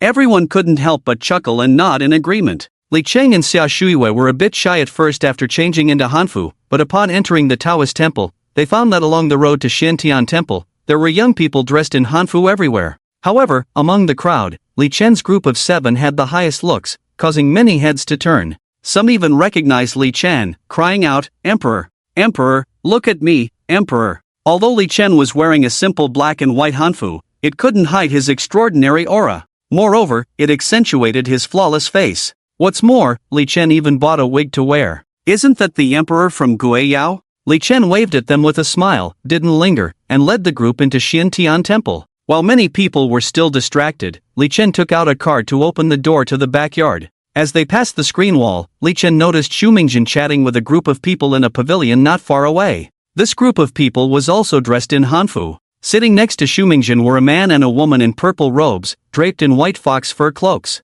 The man had a round figure, short beard, a kind face, and was over 40 years old. Although he was older, his facial features suggested he was a handsome man in his youth. He wore minimal accessories, with only a green jade pendant hanging from his waist. The clothes were embroidered with light patterns, simple and elegant. Although they were meeting for the first time, he exuded an indescribable nobility. The woman beside him was dressed similarly, with a few more jade hairpins on her head. She was slender, holding a yellow hand warmer, giving off a delicate and fragile vibe. Her exquisite and charming face exuded gentleness. She should be the man's wife, but she appeared to be in her 30s, gently playing with her hair, revealing a top-quality sheepfat white jade bracelet on her wrist, complementing her beauty. Li Chen found this woman somewhat familiar, bearing at least 70% resemblance to Jiang Xingrua, but with an added mature charm. Standing beside them were three top-tier women, dressed in crimson robes with various colored coats. In the pavilion, there were also many young girls and a familiar figure to Li Chen, Jiang Xingrua. Jiang Xingrua, Li Chen called out softly. At first, Jiang Xingrua didn't hear him, but a girl next to her pulled her, and she saw Li Chen and Hanfu not far away. A hint of surprise flashed in Jiang Xingrua's eyes, and she couldn't help but smile, walking towards Li Chen. Today, Jiang Xingrua was wearing a pure white Taoist robe, draped in a white fox fur cloak, accentuating her perfect face, truly embodying the saying to be beautiful, one must be filial. As Jiang Xingrua approached, she was accompanied by a few followers. The young girls following Jiang Xingrua were also very beautiful and cute, blinking their big eyes, staring at Li Chen intently. "Hello, aunties." Jiang Xingrua politely greeted Li Qing and the others. Li Qing and the others were also surprised. "Oh, is this your classmate, Kai Kai? She's really good-looking, like a person in a painting." Li Chen nodded. "Yes, my classmate, Jiang Xingrua." Jiang Xingrua smiled, nodded at the group, and gestured for Li Chen to chat with her on the side. Xia Yunjin and Li Jingyao nudged Mu Gu. "Is this Li Chen's girlfriend?" Mu Gu scratched his head. "I don't know, probably not. If so, wouldn't my brother have introduced her? Who do you think is prettier, Lingzhao Princess or Lingzhao Princess?" Mu Gu thought for a moment. "Lingzhao Princess, after all, she introduced me to the play." Li Dingyao, Xia Yunjin. "Mu Gu, you are really easy to please." Several people walked to the side. Jiang Xingrua had not spoken yet, and the girls behind her surrounded her chattering. "Brother Li Chen, can we take a photo together? Can you give me an autograph? Are you here to watch the ceremony too?" Jiang Xingrua frowned, coughed disapprovingly twice. "Ahem." However, including Li Chen, no one paid attention to her. Li Chen smiled and chatted with them, and under their strong insistence, he half-hugged them to take a photo together, and also took individual photos with each of them. Finally, when Jiang Xingrua's cough was almost hoarse, her sisters reluctantly left Li Chen's side. "Stingy. Stingy sister. Brother Li Chen. I'll confess to you when I turn 18. Jiang Xingrua's eyes almost popped out, and she almost bit her teeth. These girls left almost as soon as they came.